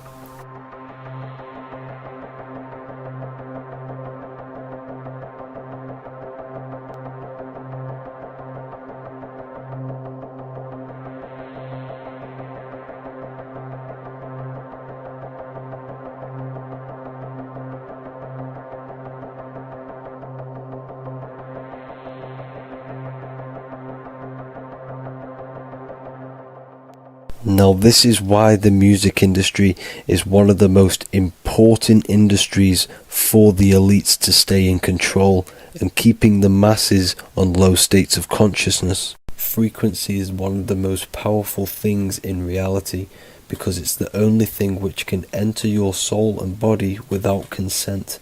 The frequency on Spotify and all major platforms are all tuned to 440 Hz, which was set by the Rockefellers. 440 Hz turns off the whole right side of your brain, and the right side of your brain is to do with critical thinking, imagination, and your intuition. Music has the ability to influence your intent, your emotions, your thoughts, and your actions just by frequency itself. By controlling the music the celebrities put out and the things they talk about, they're actually molding society because of the celebrities' huge amount of influence over the younger generation and cultures within society. This is why the music industry is mainly talking about sex, guns, violence, and hating other people. These are all very low vibrational acts and things to do which destroys humanity and societies, keeping us all conquered and divided in order for them to stay in power. Music can actually reprogram your subconscious mind, and it is a form of MK Ultra, which is mind control. It's in my brain. Do you know that? It's living rent free. I can't get it out. You did that. Yeah, it's hypnosis. Yeah, it's hypnosis. You're so awesome and dope. You do need to be very careful with what you're listening to and what frequency it's playing at, because all of this has an effect on your electromagnetic field and your state of consciousness. Now let's go back to selling your soul. When these rappers and celebrities sell their soul, they now gain eternal life on this physical plane. When you do sell your soul, you are allowed to live forever. And these people that are called youngins, rookies, new booties, like I was, had no idea that these people still live. They will prey, haunt, kidnap, anything to stay on top. This is their world. They have nothing but time, is what they believe. Now this explains why there's so much Saturn worship, because Saturn is the father time. He's the god of time and crystallization in the physical realm. If you want more information on that, go to my previous video. Now here is A$AP Rocky standing inside of a pentagram, but notice the way he's standing, it's an inverted pentagram. The pentagram is associated with magic, however the upright pentagram is the 5 elements with spirit on the top. It's either called spirit or ether. It's at the top because it rules the other 4 elements, because it's the baseline of reality, which is spirit and matter. Spirit is behind the physical reality. However, when it comes to black magic, they invert the pentagram, so spirit is at the bottom because they worship the physical world. This is why the Baphomet is the inverted pentagram. These people are operating off their animal instincts. They do not want anything to do with spirit. These are antichrist. All of these celebrities know full well the effect that what they're doing on the rest of the world. They have sold themselves out, and the elites use them as puppets to push this new world order and mold society in the way they want it. This is why all the celebrities are linked to Freemasonry, because in Freemasonry you have to take the oath of silence, where you can't speak on anything that they learn inside of Freemasonry. This is the symbol of silence.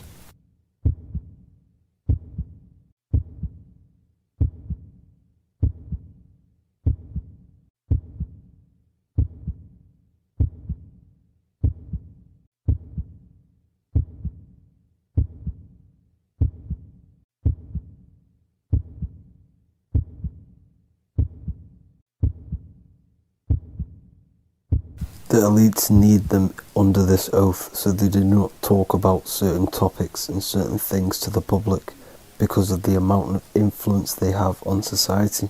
Now, even the name Hollywood is an occult term, because back in the ancient days when they used to create wands, they used to create them out of holly wood, out of the holly tree, because each wood has certain attributes and virtues when it comes to magic. And the holly tree was known as the holy wood, and they used to create the wands out of it to cast spells. And Hollywood are still casting magic to this day through the films and through the music to the masses. That's it for this video, people. Hope you enjoyed. Please like and comment and subscribe. Peace and much love.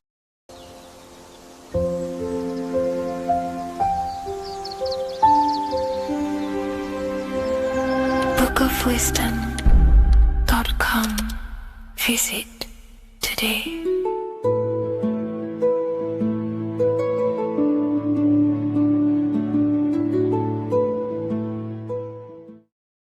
The earth has become a realm in order to trap souls within so that they can harness our electricity, our energy. Even the Bible is talking about how this realm is controlled by the wicked one in John 5:19. We know that we are the children of God and that the whole world is under the control of the evil one. Ephesians 6:12. For our struggle is not against flesh and blood, but against the rulers, against the authorities, against the powers of this dark world, and against the spiritual forces of evil in the heavenly realms. So the Bible is telling us that this is not the only world. There are other worlds, there are other realms that we can go to, considered as heaven. Heaven being a higher realm where there is no evil, no darkness. This is a midpoint realm where there is good and evil. Now, we're going to explain how the soul trap is how it's working, and how your soul is being harnessed for its energy, and how you are tricked to come back to this realm after death. What you need to understand is first is that you are the invisible intelligence behind the physical body.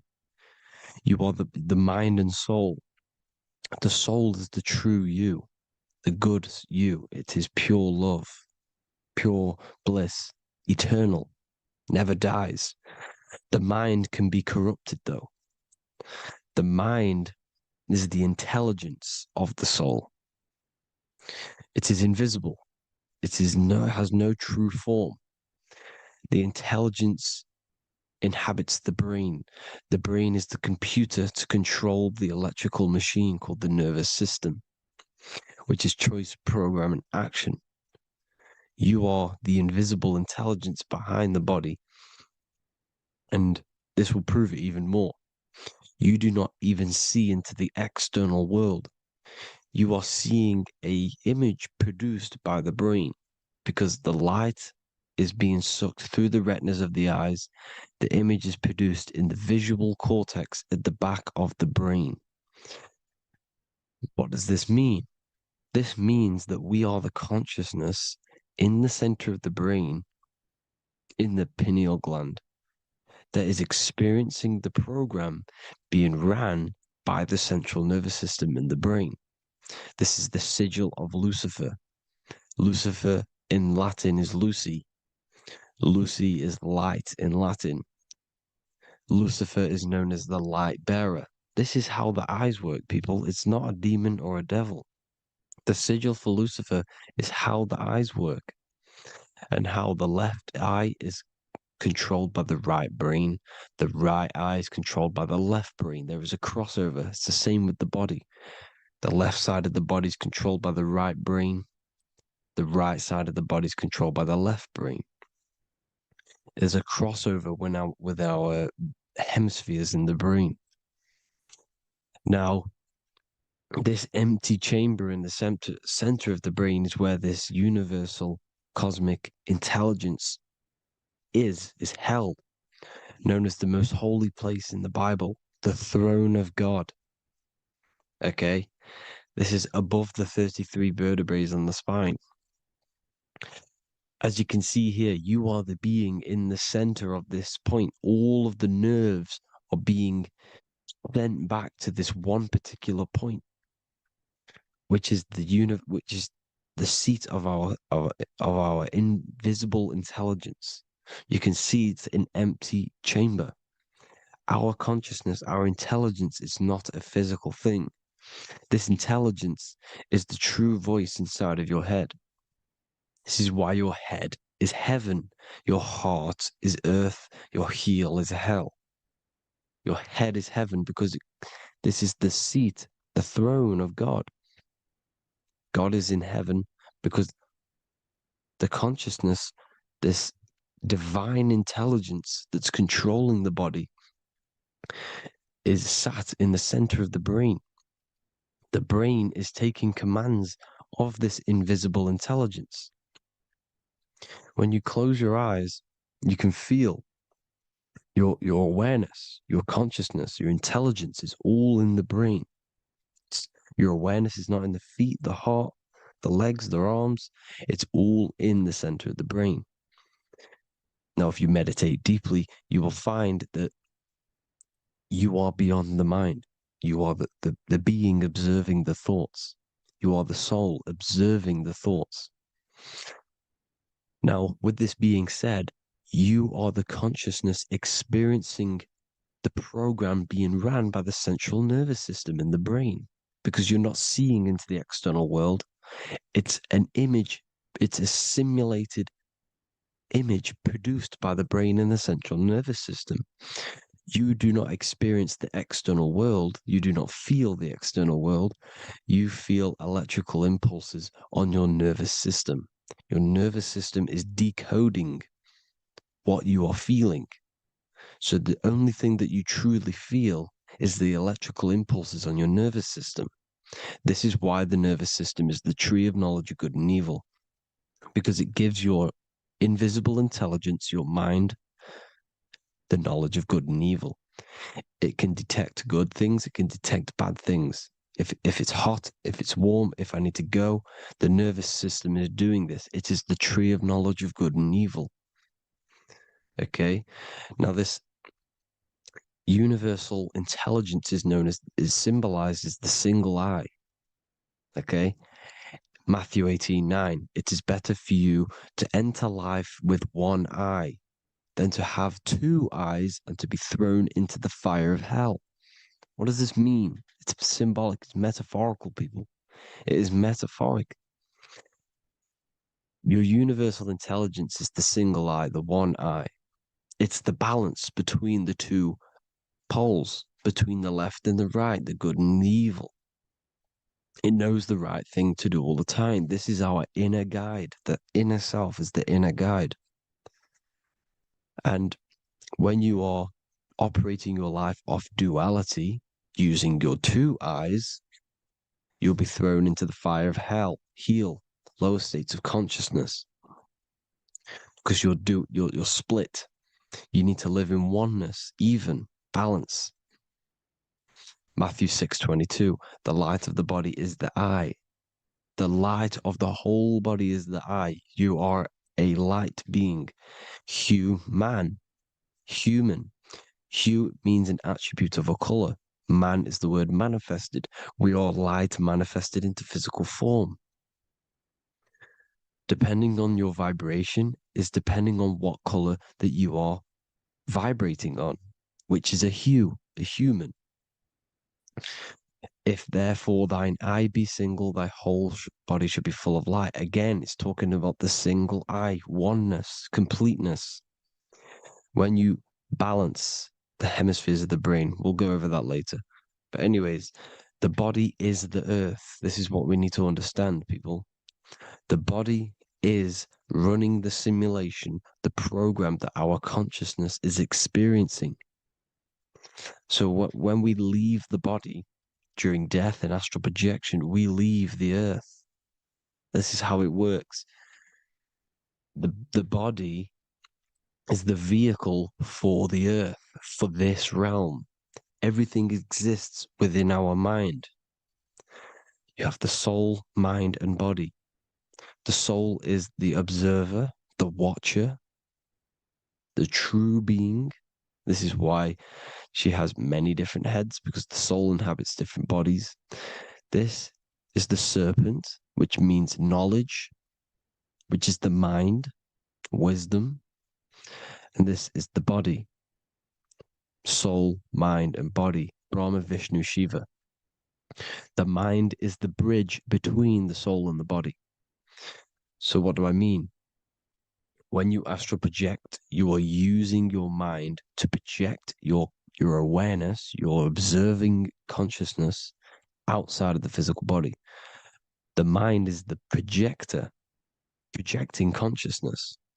By using your mind, you can project your consciousness outside of the body, which is known as the astral realms, which is known as walking on water. Jesus was never walking on physical water, people. It's metaphorical. Leaving the physical body. The water is the ether, which is the veil between the physical and the astral realm. It's a fluid substance. It's on either side. It's physical and astral. The ether is the fifth element that they hide from us. Why? Because they're trapping you in the physical. They are hiding all of these realms. Etheric, astral, and mental. People think their mind is their brain. It's two separate dimensions. These are completely different dimensions. The mind is way more intelligent. The mind is formless. There is no form to the mind. You can think anything you want. You can manifest anything you want within your mind. It is not a physical object. The physical realm is being controlled by the mind. Everything's being controlled by the mind. Everything exists within the mind. This is why the Egyptian says the universe is mental. So when we project our consciousness outside of the physical, we go to the astral. The ether is the water that Jesus is walking on. This is the veil between the physical and the astral world. The word together has ether within it because it joins the two worlds together, together, the astral and the physical. The word either is ether because the ether is on either side, physical and astral, physical and spiritual, physical and non-physical. In the astral realm, the mind can manifest anything we want. We incarnate to restrict our minds. This is why Saturn, if you go and watch my video on Saturn, how Saturn is this simulation, okay, our minds can manifest anything we want in the astral plane in the click of a finger. However, when we incarnate in matter, we now have to labor for our manifestations. This is why Saturn's known as the great teacher in astrology, because he teaches you a lesson. When your mind incarnates into matter, it's teaching your mind a lesson, the knowledge of good and evil. This is why the Bible says you shall be gods and know the knowledge of good and evil. When you incarnate here, you have to know the knowledge, you need to know the knowledge of good and evil to become a god. Okay? Now, the square is the physical plane. The triangle's the ethereal plane. The circle's the eternal plane. The circle has no beginning, no end. It's eternal. The physical plane is the square. It's limited. The square is limited. The cube is the geometric shape which gives rise to matter. Now, the term think outside the box has truth in plain sight. You have to think outside the box to project your consciousness, use your mind to project your consciousness outside of the box, the physical plane, into the astrals. The astral realm is the realm of the stars. Above us is the stars. Through the stars is the astral plane. This is why astral has the word star within it. The devil is the deveil. When you sell your soul to the devil, quote unquote, it's metaphorical. The devil exists in the physical plane. It's the lowest state of consciousness. The deveil, you deveil yourself into the physical when you are the devil. The deveil. The ethereal plane. Now, we all know what the famous symbol of the all-seeing eye, right? The all-seeing eye with the eye in the triangle. Look at the Masonic artwork showing you the triangle above in the sky. This is symbolizing the ethereal planes. The eye in the triangle symbolizes your invisible intelligence, your mind, which has the ability to see on either side. Because the triangle's the ethereal plane. The eye is your consciousness, your intelligence. And this intelligence has the ability to see in the physical plane and to see in the ethereal planes, in the astral planes. This is why it's above the earth. It's above the ground. Because it can see here, it can see in the heavenly realms. Now, the stars are, well, this is known as heaven, the realms of the astral planes. This is some quotes from the Emerald Tablets of Thoth. Out of the darkness ye must rise upwards, one with the light and one with the stars. Man is in process of changing to forms that are not of this world. Grows he in time to the formless, a plane on the cycle above. So there's other worlds. The Bible's telling you there's other worlds, there's other realms. Know ye must become formless before ye are one with the light, the astral light above, which shining through the stars. Not of the earth are ye, earthy, but a child of the infinite cosmic light. You are the invisible intelligence controlling the physical body. The body's not you. It's the vehicle that your soul lands in when your mind projects your consciousness into that realm. Free from the body, I flashed through the night. Unlocked at last for me was the star space. Wow, that's powerful. The star space, the astral planes. This is what it's talking about. We are all a star. We descended from the astrals, which is the star. We are all a star. Look at the ancient paintings of Jesus' birth. It's the star beaming his consciousness down into the physical plane. Here's another one. Here's some Freemasonic artwork showing you, again, the ether, that invisible intelligence, the eye, manifesting itself inside of here, in the physical realm, where the people are. You see? It's the same here. This is Jesus. Here's the bird symbolizes the Holy Spirit, your invisible intelligence, descending into the waters, the ether, the ethereal, everything. The ether's the base of all physical matter. Here's Truth in Plain Sight. Mr. Bean, the famous TV program in England, in the UK. He begins the program like we all begin the program for falling from the stars. He falls down with a beam of light. And this is truth in plain sight. This is false. The aliens don't exist. They're a lie, alien. But this symbolizes the star beaming our consciousness. And when we die, this star will suck us back up. Just like this UFO is doing. It's truth in plain sight. So, this is some more Freemasonic artwork, going from duality to singularity. Sun, moon, masculine, feminine. Right hemisphere, feminine, left hemisphere, masculine. The consciousness in the center, the balance point. Here's another more Freemasonic artwork. The two pillars, left and right hemispheres, and the invisible intelligence between the left and right hemispheres, the light of the body. This is why light's coming off it. Because it's light, it's pure light. The blazing star. The stairs go from the checkered board, the duality, up to oneness, in between the sun and the moon, the masculine and the feminine.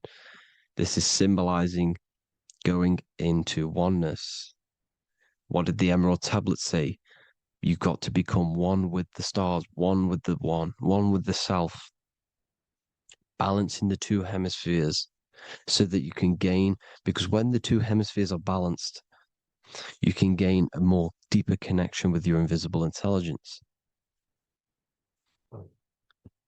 Same with the chakras.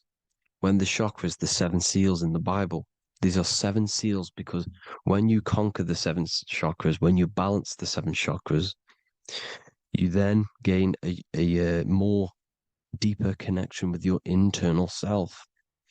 Because your mind is not filled, it's not being ran, it's not being dominated by these 7 deadly sins, the 7 seals, the 7 chakras.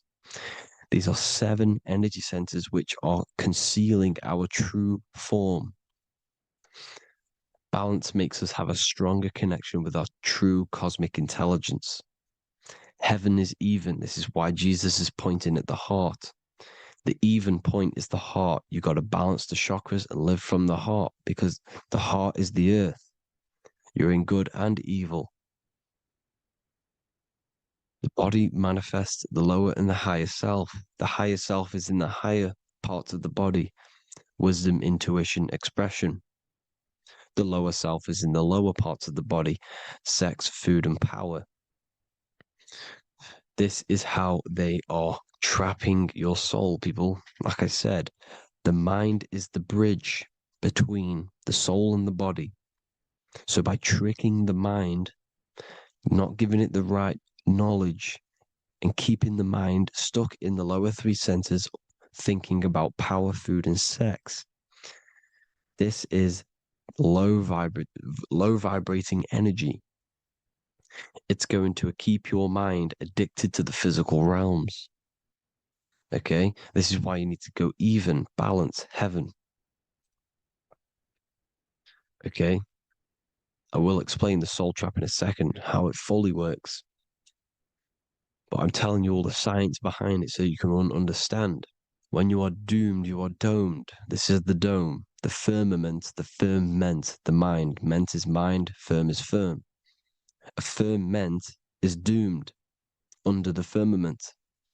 You must have a loose mind, an open mind to expand your consciousness beyond the stars, beyond the ethereal barrier. You have to vibrate higher than this world. Your consciousness must be expanded more than the physical plane. You need to learn how to astral project. You need to learn how to leave the body, how to operate outside of the body, so that you, when you do leave the body, you will have recognition. You'll have knowledge. You'll have practice. But this is as above, so below. The woman's belly is the earth. It's as above, so below. It's a microcosm of the macrocosm. We are the children in the womb. We are the people in the earth being ready to be born into the heavenly realms. As above, so below. It's a microcosm, macrocosm. Everything is in everything on a bigger and a smaller and a larger scale. Now, when the baby figures out that there is a world beyond its mother, what happens? The baby starts to move around and tries to get out of the mother. Because once it starts to hear the external world, starts to hear people, it's going to wonder, what's outside of why am I in here? What's outside? So the baby will force its way out of the mother. It's the same with our minds, as above, so below. When our minds figure out that there are other realms beyond this world, we will seek a way out. This is the womb, the Mother Earth, Mother Nature. It's the mother. We're in the womb. We can be born out of this world, which is being born again in the Bible. When you are doomed, you are domed under the dome, under the firmament, the firm mind. The firm mind will keep you under the firmament. Due to the law of polarity, there has to be other realms. There has to be. Because the law of polarity works in this world, and it will work on every scale possible. It's universal laws. These are universal laws. The law of polarity means that there are other realms polarizing this realm. There is a hell, there is a heaven. There is a midpoint, which is Midgard, which is the one we are in now. Earth, heart. Earth is the heart. Heart is the center, good and bad. The balance between good and bad. Your reality is your level of realization. Your mind realizes other worlds, you will seek a way to them worlds. It's that simple. The soul trap is to keep you stuck in this physical body, which is the earth. This body is the earth. It's running the program, like I said at the beginning. It's running the simulation that your consciousness is experiencing. You are an electromagnetic being, and you're hidden in a cage, your rib cage, and you're stuck in cells, a prison cells. Look, you're in cells. We produce electromagnetic energy. Your soul produces this energy. And by trapping your consciousness inside of this physical realm, they harness this energy within the astral realms. They're using you to manifest demons, because your mind creates demons through emotions and mental thought energy, which is a whole nother video. I could make a video on that. You're manifesting everything for them because they're trying to create a hive mind. This is why they want everyone to believe in one belief system, one government, one belief system, one religion, because they're creating a hive mind. This hive mind will manifest and be summoned within the astral planes, because the mind manifests the astral plane. The astral plane is the realm of imagination. The mental plane is the realm of just thought alone. The etheric plane is the energy. The physical plane is the matter. So all of our minds together are manifesting these demons within these subconscious realms, the astral. Now, how are they keeping you stuck to this realm? Well, when you die and you're stuck in your lower three chakras, okay, when your mind and soul detaches from the body, which is the earth, when you leave the earth, you're still going to have these mental addictions to the food, the sex, the materialism, the phone, the cigarettes, everything. This is why they get you addicted to everything possible. The TikTok, the YouTube, they get you addicted to as many things possible. Because when your mind is addicted to these things, and when this mind leaves the physical body, you're still going to have these addictions. Okay? You're still going to have these thoughts. And you will be manifested into the lower astral realms because you're thinking materialistic, you're thinking negative, because your level of realization was your reality. You were manifesting hell on the earth. When you leave the body, you're going to manifest hell in the astral planes, which means you'll be vibrating on the very low, which will put you in the lower astral realms. So guess what? You're going to come back. You're going to come back into materialism. You're going to reincarnate. Because you haven't prepared for life after death. You must detach from the external world. Okay? Moon is mind. The sun is the soul. The earth is the body. The moon is the mind. This is why we say lunatic. In your mind, you have a specific mood. Moon. Money, M-O-N, is the moon. Money exists in the mind. They get you addicted to the money. The Bible's telling you this. Do not conform to the pattern of this world. but be transformed by the renewing of your mind. It's telling you, of this world, but be transformed by the renewing of your mind. Who knew that the Bible was this deep? Matthew 16:26, what good will it be for someone to gain the whole world yet forfeit their soul? James 4:4, don't you know that friendship with this world means enmity against God? Therefore, anyone who chooses to be a friend of this world, of the world, becomes an enemy of God. John 4:4, dear children, are from God and have overcome them, because the one who is in you is greater than the one who is in the world. It's talking about the invisible intelligence. It's greater than the physical world. John 2:15, do not love this world, nor the things it offers you, because this world will create you to, if your mind has attachments to what this world offers, sex, money, and power, pretty much, you will reincarnate here. You will come back here, because when you leave the body, your mind will still have these addictions. Do not love the world, nor the things it has to offer you. All of this is in my newly published book. The paperback versions are now available. Finally, for all the people who have been waiting, the Book of Wisdom. All of this knowledge is inside of the Book of Wisdom. The paperbacks are available. There's worldwide shipping. You can get it anywhere, pretty much, any country. My new website, it's amazing. There's going to be some amazing products coming on the new website. But I thank you all for the support. Before I leave, I need to explain what is going on with the soul trap. Like I said at the beginning, the mind's the bridge between the soul and the body. The body's the realm. By tricking your mind with false knowledge, they are keeping your soul stuck to this realm. They get you addicted to all the physical things, and that is it. As soon as you're addicted and you die, you're going to come back. So by tricking your mind, which is the bridge between the realms, they keep your mind stuck within this body. They keep you in physicality. They deveil you, the devil, the deveil. Thank you all for the support, people. If you do want to join the Academy, all the links will be posted below this video for the book, the Academy. Thank you all for the support and have an amazing day.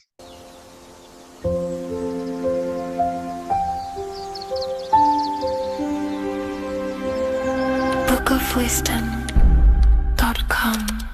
Visit today.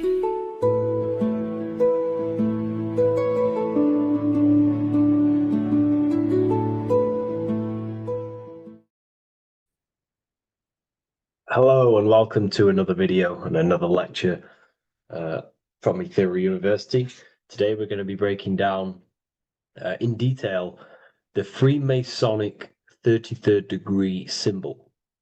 Now, of course, this is a complex symbol, and it's composed of many symbols put together to create a greater meaning. So, as you should know from my previous videos, a bit of context behind Freemasonry, what it particularly is, and I will give you a brief overview before we go into this. It's definitely important to know what Freemasonry is before we break down this symbol, okay? Because without the knowledge of Masonry and what it is, it's difficult to understand what the symbol truly means. So Freemasonry is all about building. The word Mason means to build. And we're either building with light or we're building with darkness. So that we have good Freemasonry, we have good Masons, people who want to spread the truth, people who want to help people awaken their mind and liberate them and bring them up to higher consciousness. Or we have Masons who want to divide, keep the knowledge to themselves, create walls, build walls in people's minds, construct illusions in people's minds for their own personal gain. Okay, so we're either building with light or you're building with darkness. You're either building with light or bricks, spirit or matter. God and the devil, same thing. You're either uplifting people or dividing people. Each and every single one of you is a Freemason. Well, a Mason. Not a Freemason, but a Mason. You are a builder. And you're either constructing division in you and other people, or you're either creating oneness. Everyone is doing this. Everyone is building. Everyone is contributing towards the world and building our reality.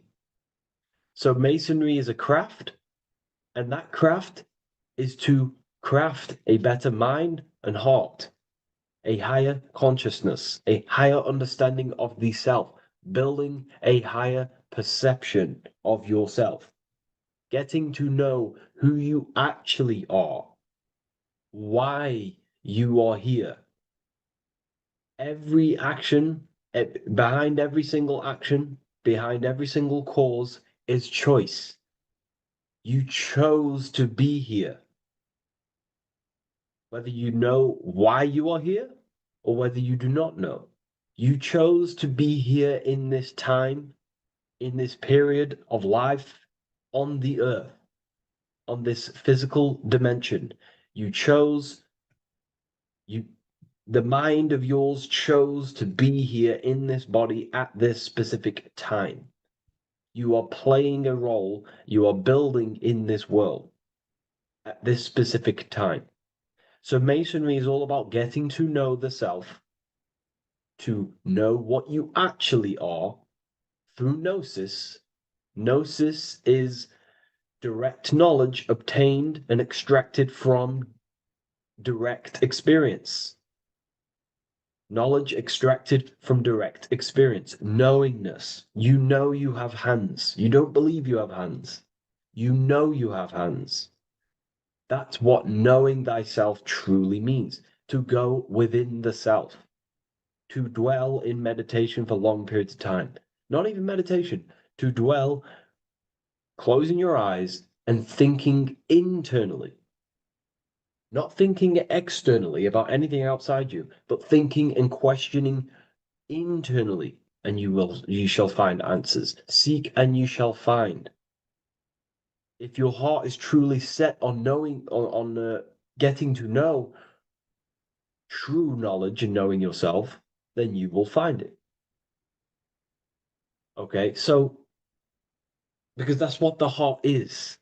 The heart is where we find our treasure.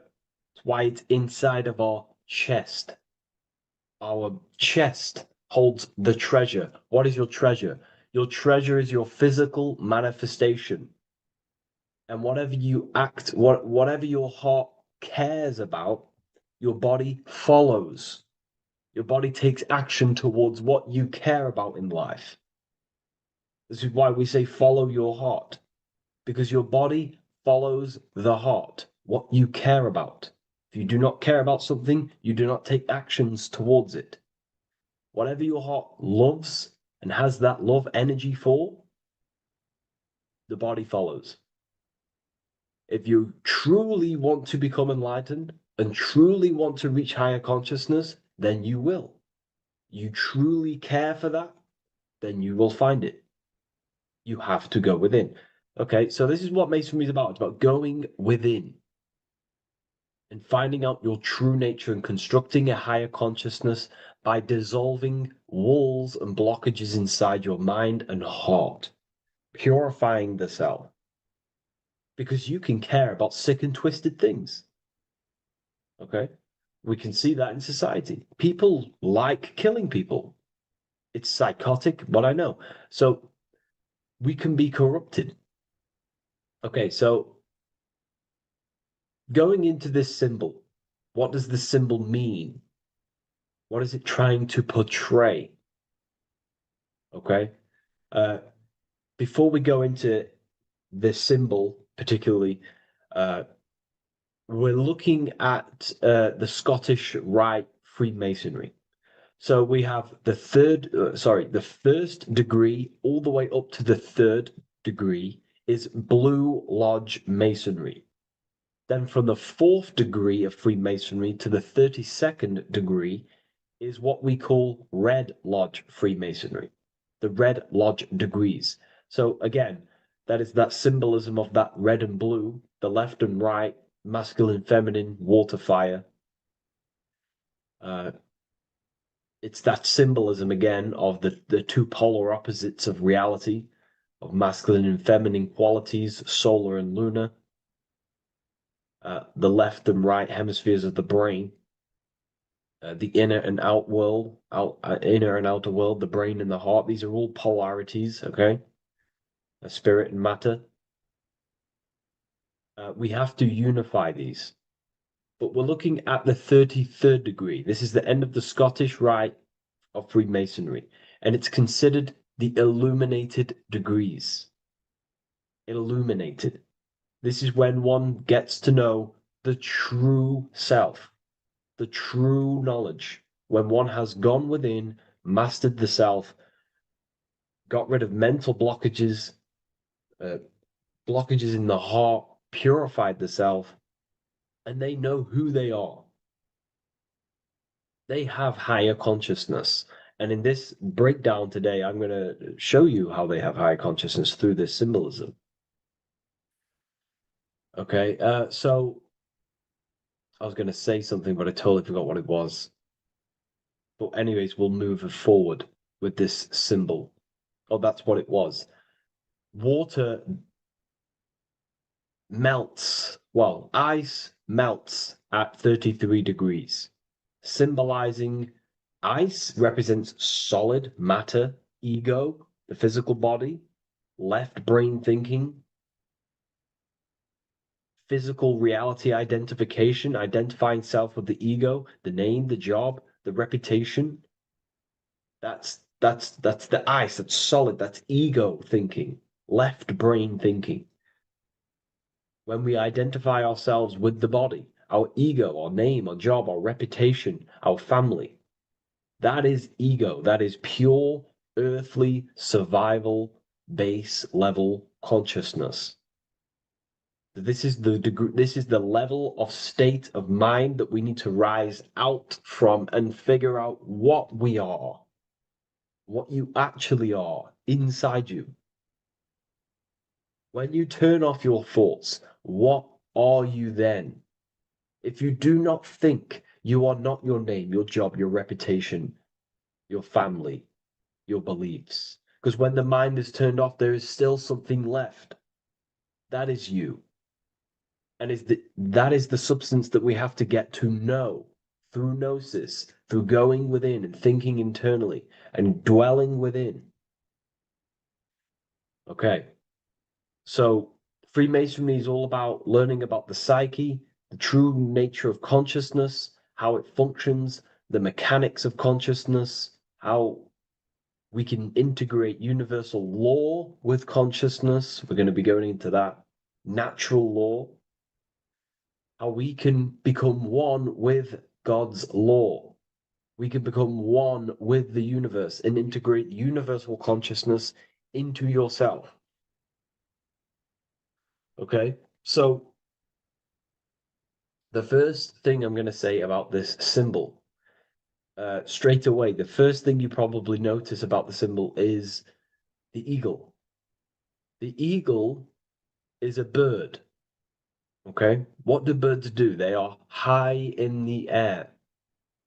They are above the earth, which represents rising consciousness, rising the mind out of the lower mind, earth-based survival, impulsive, reactive, egotistical mind. And we're pulling us up, we're rising from that. The earth represents that lower base survival consciousness, ego-driven thoughts. And we're rising up. The bird is free. It's free from the earth. Okay? It's free. It's elevated. It looks down upon the earth. So the eagle is a bird which represents higher view of self, a higher understanding of the self. It's elevated. We have a higher view of myself when I reach the 33rd degree. That is what it's showing you. That is what it's symbolizing. Okay? It's above the earth. It is free. It looks down. When you have higher consciousness, you become enlightened.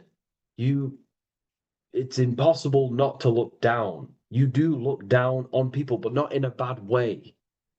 Not in a bad way. That sounds bad. I understand that sounds bad, but that's not a bad way. I don't mean that in a bad way or a bad-hearted way. I mean that as when you have higher consciousness, you can see people who are living and dwelling in zombie mode, low-level earth-based consciousness. They think they're the body, they think they're their name, their job, their reputation, their family. So it represents looking down because I have higher awareness of myself. I know what I truly am. The water is flowing at the 33rd degree. The water melts at the 33rd degree, representing the flowing of consciousness, the flowing of the mind, flowing of light energy entering the body. Because when we reach higher consciousness, when you raise your consciousness, which is just an easier way of saying mastering thoughts, mastering yourself, we no longer give attention to negative thoughts because we understand what thoughts are and why would you let your own mind take away your own power? So again, Freemasonry is about gaining personal power, not in a bad way. Well, it can be used for bad.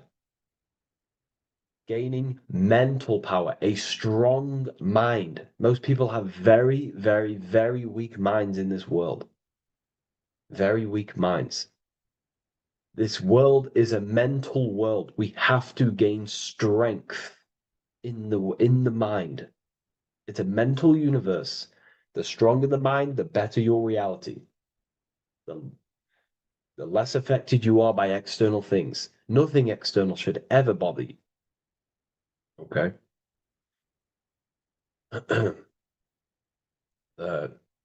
So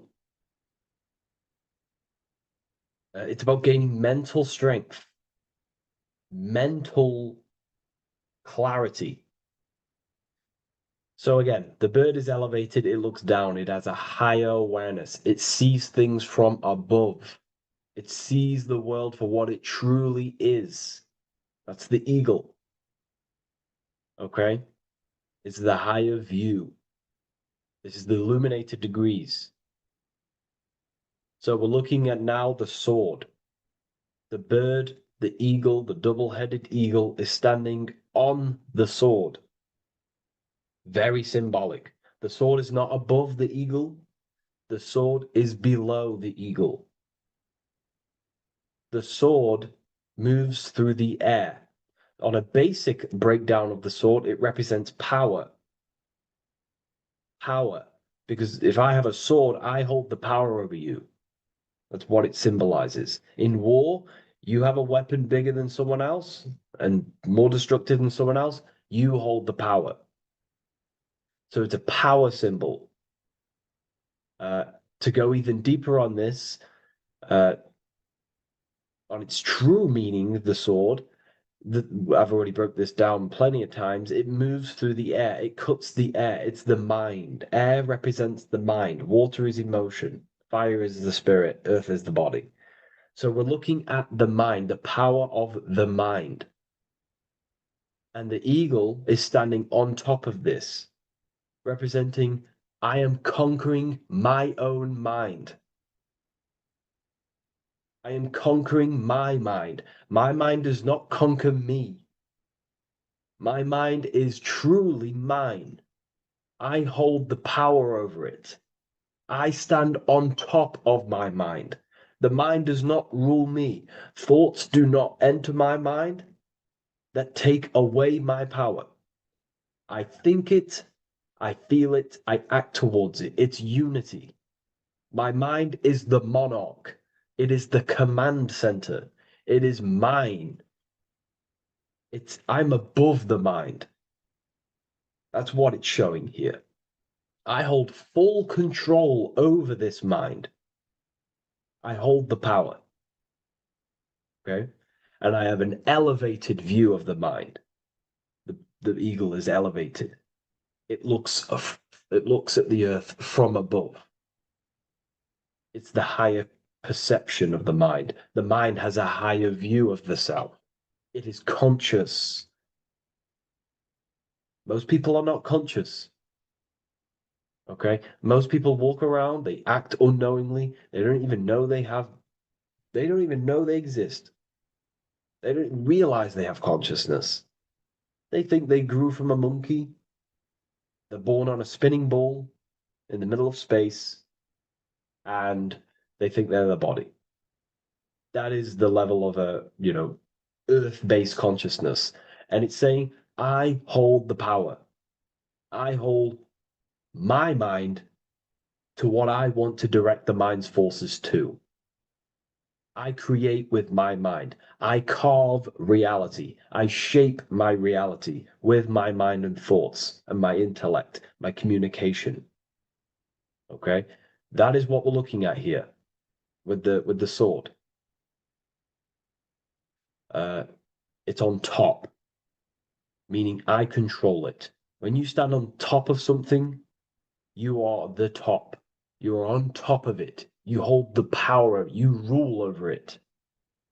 When you are the boss of your business, you rule the business. That's what we're looking at here. The sword needs sharpening. It always needs sharpening. You can't use a sword forever. You need to sharpen it. The mind will not stay powerful and strong and and aligned with what you actually want unless you continuously refine the sword. The mind needs to be refined or reminded. If you stop doing affirmations, the mind will fall back to old ways of thinking. If you constantly meditate, you constantly implant the messages into your subconscious mind, you constantly visualize, you are keeping the mind sharpened with what you want in life, what you are trying to create. And the mind will continue to think with that power, with them words, with them visualizations. If you fall off, if you stop meditating, you will lose control of your own mind. Okay? This is symbolizing you have to keep on top of the mind. You have to keep control. This is what the world is. The world is like Minecraft. You ever played Minecraft? You're a builder. Okay? What do? You control the man in the world. That's what you are. You need to control this body in the world. It's all about control. You are in a game. It's like Grand Theft Auto. You don't know how to use the buttons. You're going to create chaos, and you're not going to have that much fun in the world in GTA if you don't know how to work the buttons. Same with this world. You are in a world, and you need to learn the buttons of the body, the mind, the soul, the heart. How will these things function so you can actually live a better life and create what you want in the world, aligned with natural law, of course, unless you want to walk down the path of Satanism. So this is what we're looking at with the sword. Now, moving on, we're looking at this little banner here. This says "God and my right" in Latin. God and my right. What is your right? Natural law is your right. What is natural law? You already know the natural laws. We all intuitively know the natural law. What is natural law? Do good. We all subconsciously, on a soul level, we know to do good. We know to do right. It is wrong to hurt people. It is wrong to control people. What is your natural law? What are the forces that you hold power over, that you have full control over? You have full control over what you think, what you feel, what you act. Thought, emotion, action. If you start to try and control things outside of them three forces, that is now you breaking natural law. If I try to control and manipulate someone else, that is now breaking natural law. I'm going against my inner law. My soul tells me what is right and wrong through emotion. So it's about aligning the self, my actions, my thoughts, with my emotion, my intuition, my natural law. These are your rights. Your right is to think, feel, and act with the law, with good, with God, with love, with care for one another. Am I building with light to bring good things to the collective? You see, most people are stuck in their left brain, and the left brain only sees me, ego-driven thinking. That's why they trap us in our left brain. They train us to be left brain. They tell us to write with our right hand to strengthen the left brain.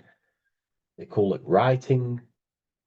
Everything in this matrix is to activate your your left brain. Why? They need you in ego consciousness so you can be controlled and manipulated. So you do not recognize patterns. That's the right brain. The right brain recognizes patterns, symbolism, metaphors. They don't want you reading between the lines. They want you logical. They want you divided, because the right brain sees the whole. The right brain sees the woods. The left brain sees the trees. And that tree is your ego. And the woods is the collective consciousness. They want you only thinking about you. Because that way you are divided from the collective consciousness. And we're all one consciousness family. We're all God. We're all God experiencing himself. And we are all building this world. So it's about aligning the self with my right, with God, with natural law. It's what Freemasonry is about. True Freemasonry, light Freemasonry, not dark Masonry, or evil Freemasonry, whatever you want to call it. The crown, royalty. Royalty wear crowns. And what do the royalty have? Again, this is another power symbol. They hold control. Yes, royalty hold control. And that's why this crown is at the top of the image, not at the bottom of the image. It's at the top, representing I control the left, I control the right. I control my left brain and my right brain, the two eagle heads, the two views. The eagle has one eye on each side. It's looking, it's seeing. And that's symbolic of the left and right brain. We see, not physically see, but I mean perceive. We perceive reality with the left brain and we perceive reality with the right brain. And it's about unifying these two brains so we can see and perceive reality from a true lens. Because if we see reality only from the left brain, and a left brain dominated brain, we see everything as divided. But if we see everything from a right brain perspective, we see everything as whole. When everything is in the middle, you need to see reality from the middle. Yes, I have my own personal consciousness, and yes, there is a collective consciousness. So I need to balance between that. I need to see reality between the line, between the left and right brain, and align this worldview, and align my thoughts, align my actions with this. Because if you're left-brained dominated, you're only going to take action on ego. You're only going to take action on me. You're only going to think about me, me, me. But if you're right hemisphere brained, you're only going to take action for the collective, which is, yes, that's good, but you also need to think about yourself. Why did you come here? Your life has a meaning as well. It's not just about the collective, it's about you as well. But we need to balance this. You see? This is what we're looking at. The crown is in the middle, representing the balance, the power over the two. Okay? It's the balance, it's mastery, it's control. Royalty hold control over society, royal families. So it's about controlling the self. It's control over the eagle, control over the sword, over the mind. It's about personal power we're looking at here. Self-control. Now we're looking at a upright triangle, which represents the element of fire, which is masculine. Masculine is all to do with action. Action, the physical body. We're looking at fire, which represents spirit or transformation. Fire is a very transformative element. It transforms things. Okay, so we're looking at self-transformation through action. This is what we're looking at here. Fire is a very, very masculine force. A very penetrating and transformative force. So we're looking at transforming the self, not through knowledge, but through action. We have transformed the self, 33rd degree. I've reached the 33rd degree and I have now fully transformed. Now, there are higher degrees than 33rd degree, but we're just breaking down the symbol. That's a whole of a lecture. But this represents full transformation. 3, another, if you watch my video on numerology, you know 3 is all about what? Transformation. Thoughts, emotions, actions. These are the transformative forces that turn and create reality. Jesus dies and dies and resurrects after 3 days. Transformation from dead to the awakened. Brahma, Vishnu, Shiva. God is threefold. 3, 3, 3, 3, 3, 3. Electricity, magnetism, dielectricity. The 3 forces that pretty much create physical matter. Transformation is 3.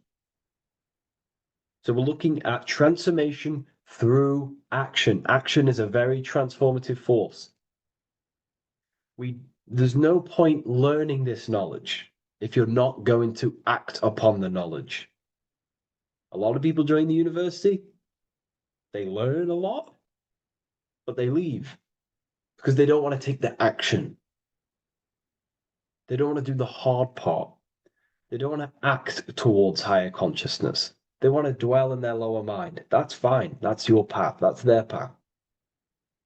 But if you truly want to raise your consciousness, you have to act upon it. You have to actively not take the action. It's about what you do and do not do, because not doing something is also an action. If you are not participating in the low-level pleasures like sex, casual sex, masturbation, going out and getting blind drunk. These are low-level pleasures. It's going to keep you on a low-level frequency and a low-level consciousness. That is also an action, not doing that. It's about what you not do as well, which is very important. You have to act upon it to reach this degree. You will not reach this degree if you have not taken a lot of action towards reaching higher consciousness, reaching self-mastery over the mind, controlling the mind. This is what, again, it's about taking action on actually controlling the mind, controlling the self, gaining your power. Okay? Okay. this is another fascinating part about the eagle head and wings. It also represents the past, present, and future. The crown is, again, symbolic of the crown chakra. This is all to do with knowledge. So we're looking at knowledge of the past, the eagle on the left looking behind, and the eagle on the right looking forward. So we're looking at the crown, knowledge of the past and the future. Looking at your past is very powerful. What has led you to this very point in your life? What actions have taken you to this point? And not only you, remember, there is a collective. Remember, you always have to keep that in mind. Every action you take, you have to always align it with the collective consciousness. It's not just you in the world. We have a collective. So how did you and how did the collective get to this point in life, in this present? How did we get here? How did we get into this mess? Humanity is in a mess. A straight up chaotic mess. And if you think everything is perfect and everything's divine and everything's just, there's some people out there in the spiritual community saying, everything's divine, everything's meant for this purpose. No, there are people actively manipulating and using mind control methods to control this reality. How have we got into this mess? So we have to look into the past to analyze patterns so we can take action now in the present to change the future of the collective and your personal life. That's what we're looking at here. So the eagle looking left is looking in the past, representing analyzing the past, analyzing the actions in my life and the collective life. The actions that led to this mess now, to this state now. And what can I do now with my knowledge to change the future to a better future, aligned with, again, natural law, aligned with goodness, aligned with God, aligned with care and love for one another and the self. So it's all about knowledge of the past and knowledge of the future. And what I can do now to take action, the triangle pointing at the middle, which is the present, what can I do now to change the future? To create a better future, to transform the world. 33, transformation. To transform the future. Okay, this is what we're looking at here with the two double-headed eagles as well.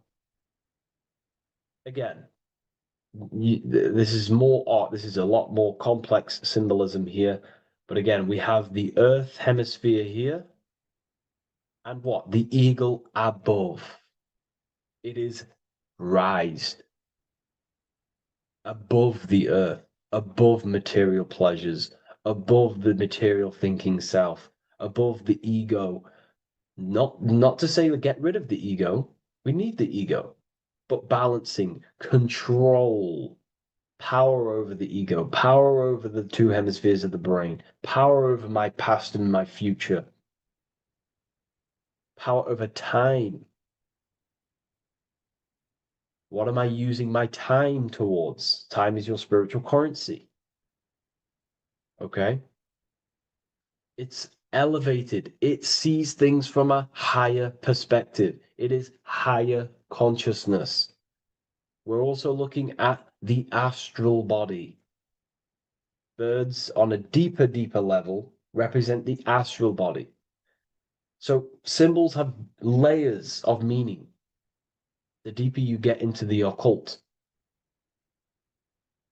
So when you join the first degree, you get, a good interpretation, and the higher degree you go, the more deeper the symbol reveals, as the more deeper you know yourself.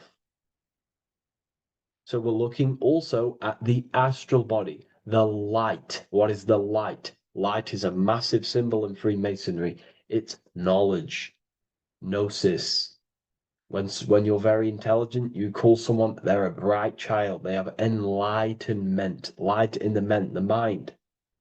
Looking at light, a lot of knowledge, a lot of self-knowledge of the self, of the psyche, how I function, what I am, knowledge of the astral body, rising above the earth, astral projection, exploring your true nature, exploring consciousness. This is what we're looking at here. And in order to explore your astral body and explore the astral realm, you have to control the sword, the mind. And you can then explore. You are free like a bird to fly. This is all symbolic of rising consciousness. All symbolic. So I hope this video has gained a bit more clarity on this symbol and given you some insights. And I will see you in the next one. Thank you for tuning in today.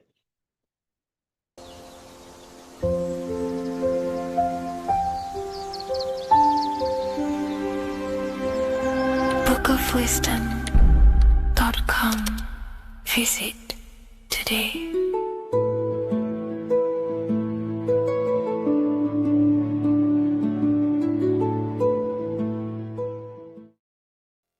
Welcome people, we're back with another video.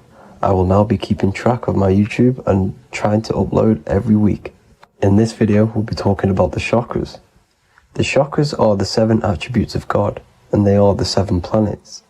These are literally vortex portals within us that connect us to these vices and characteristics of God. Each one of these energy centers are a spinning wheel of energy which controls the cells and organs in that particular area of the body. For example, it's literally a mini brain for that area of the body. Each chakra has a vice which you need to turn to a virtue in order to climb up through the system. They work like a stairway system. You have to go through each chakra in order to unlock the one above. This process is turning matter into spirit as you descended from spirit to matter. Saturn is Satan, that's why it's the lowest chakra, and that's why the devil is red, because red is the lowest vibrational color. When you are in these lower states of consciousness, you are in your animal nature.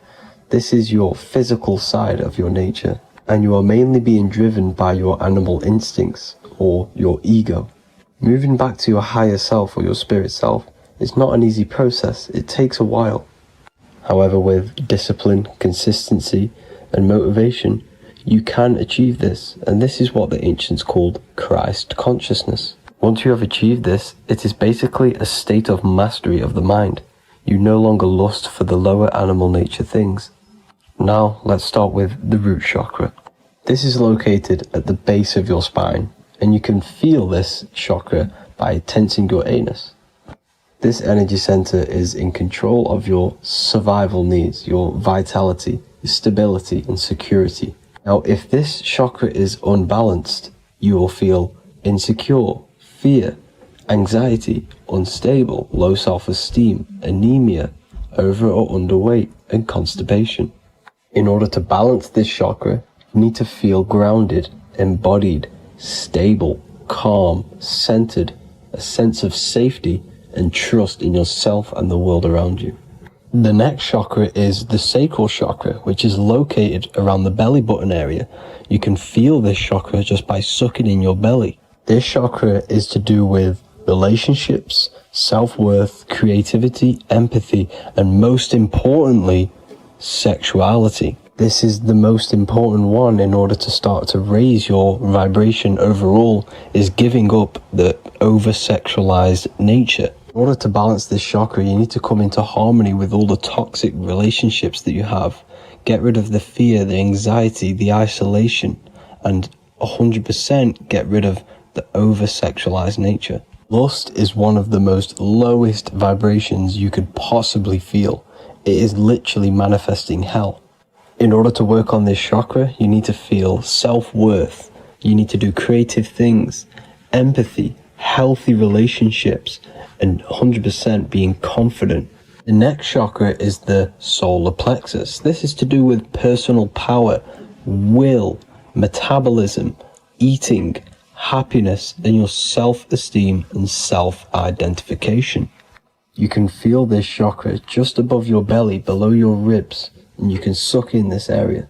If this chakra is blocked, you will feel lack of confidence, difficulty in manifesting your desires, low self-esteem, misuse of power, misuse of dominance, weak will, and shame in yourself. Biggest one for this chakra is overeating, as it's to do with metabolism. If you are overeating, you are literally unbalancing a lot of your lower chakras, not just the solar plexus. In order to work on this chakra and balance it, you want to have a positive self-identification. You want to feel happy, a happy self-esteem, effectiveness to people, not overeating, and a strong willpower. Now for the heart chakra, one of the most important chakras. Chakra is to do with love, understanding, trust, hope, openness, compassion, balance, and forgiveness. The most important because your heart is the tree of life in the body. It is the center of the toroidal field. It is the most powerful chakra. Your heart is 5,000 times stronger magnetically than your brain. Once you have hit the heart chakra and you start surpassing the heart chakra, you are now turning matter into spirit, as the lower three chakras are dense and physical, and the above the heart chakra are turning to spirit.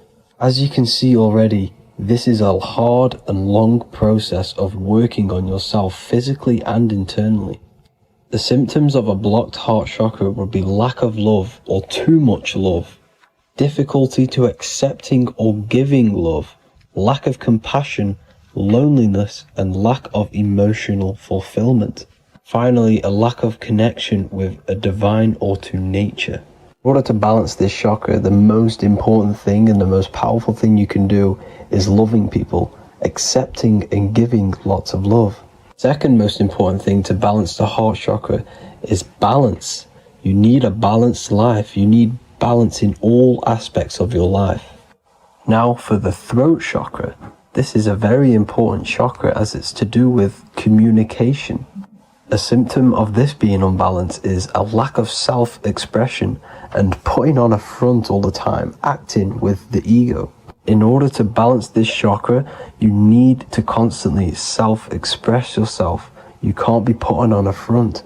That voice inside your head, you have to let it come outward. Don't just block it off with a wall. Self-expression will lead to you gaining friends who actually like you for being you, and not these fake friends that you have to put on an ego for. In order to balance this chakra, you need to express yourself, express the word that's within you.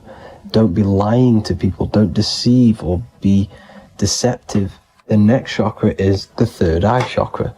This is starting to get very advanced and you are coming very close to spirit. Just before we head on, I want to announce the PDF is now available, containing all the presentations I've ever made, all into a condensed 38-page PDF. The link will be below this video for you to access. And if you want to learn how to create reality using your mind, how to attract your desires, how to get out of the situation you are in, the link will also be there for the Manifestation Mastery course.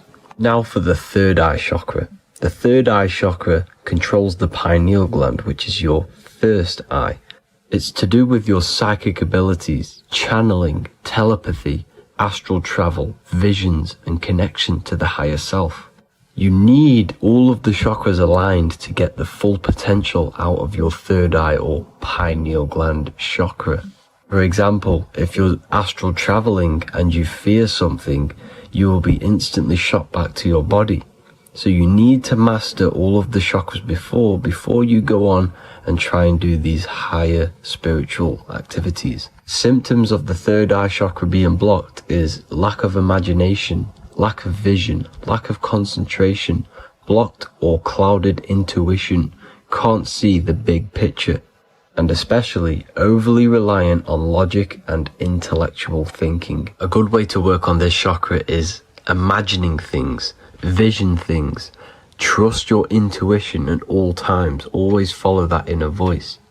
Cut out the tap water which contains fluoride. Fluoride blocks the pineal gland. And cut out all junk food because all of this is affecting your pineal gland. When in meditation, you want to focus your eyes and your attention to the center of your head between the two eyebrows. This is where the pineal gland is located. This will help and awaken the pineal gland over time when you keep doing these meditations. Finally, for the crown chakra, this is to do with universal consciousness, all-knowing, enlightenment, cosmic connections, the God source. This chakra is blocked by being cut off from spirituality, plagued by the senses, being tricked into the five senses and being tricked into thinking you are the body. In order to work on this chakra, you need to feel grounded. You need to know yourself, your real self, the voice within you. Have common sense. Have specific decisions that you're making. Be very direct. Now we've got out of the way all of the chakras, I can now introduce methods and meditations which will help you unblock them spiritually. When meditating, you want to get into the present moment in a nice, comfortable position. Bring yourself to the present moment by saying, I am here right now, nothing else matters. Keep repeating this over and over with your eyes open or closed. After a couple minutes of bringing your attention to the present moment, you can now start to breathe in through the nose deeply and breathe out through the mouth slower than you breathed in. Place your attention on the chakra that you want to balance.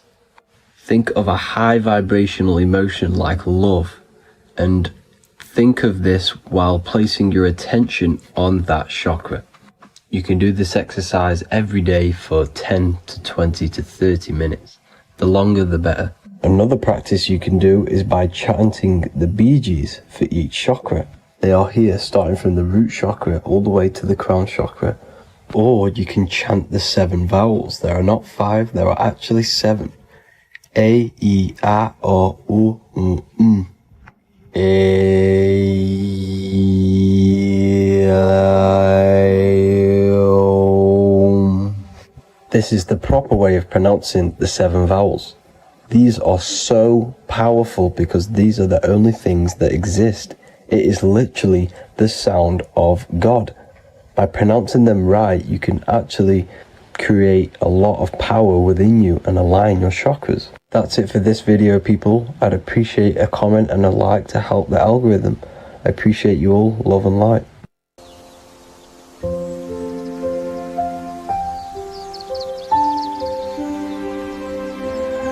bookofwisdom.com. Visit today.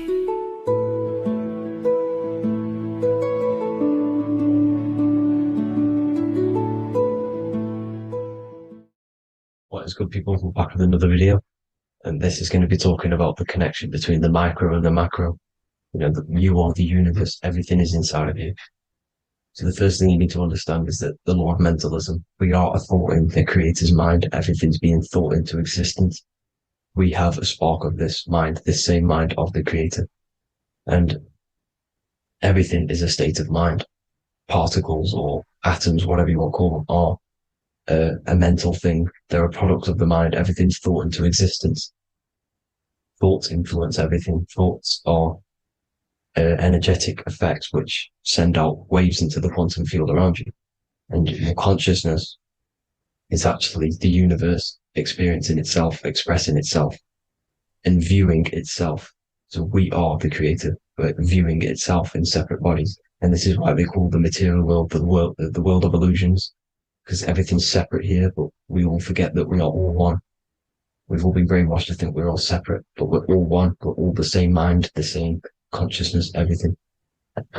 So everything's created out of toroidal fields. God created the toroidal field. That's the only thing that exists because atoms are toroidal fields, and it's the basis behind all creation. As you can see it in the owl's eyes, it creates the infinity symbol.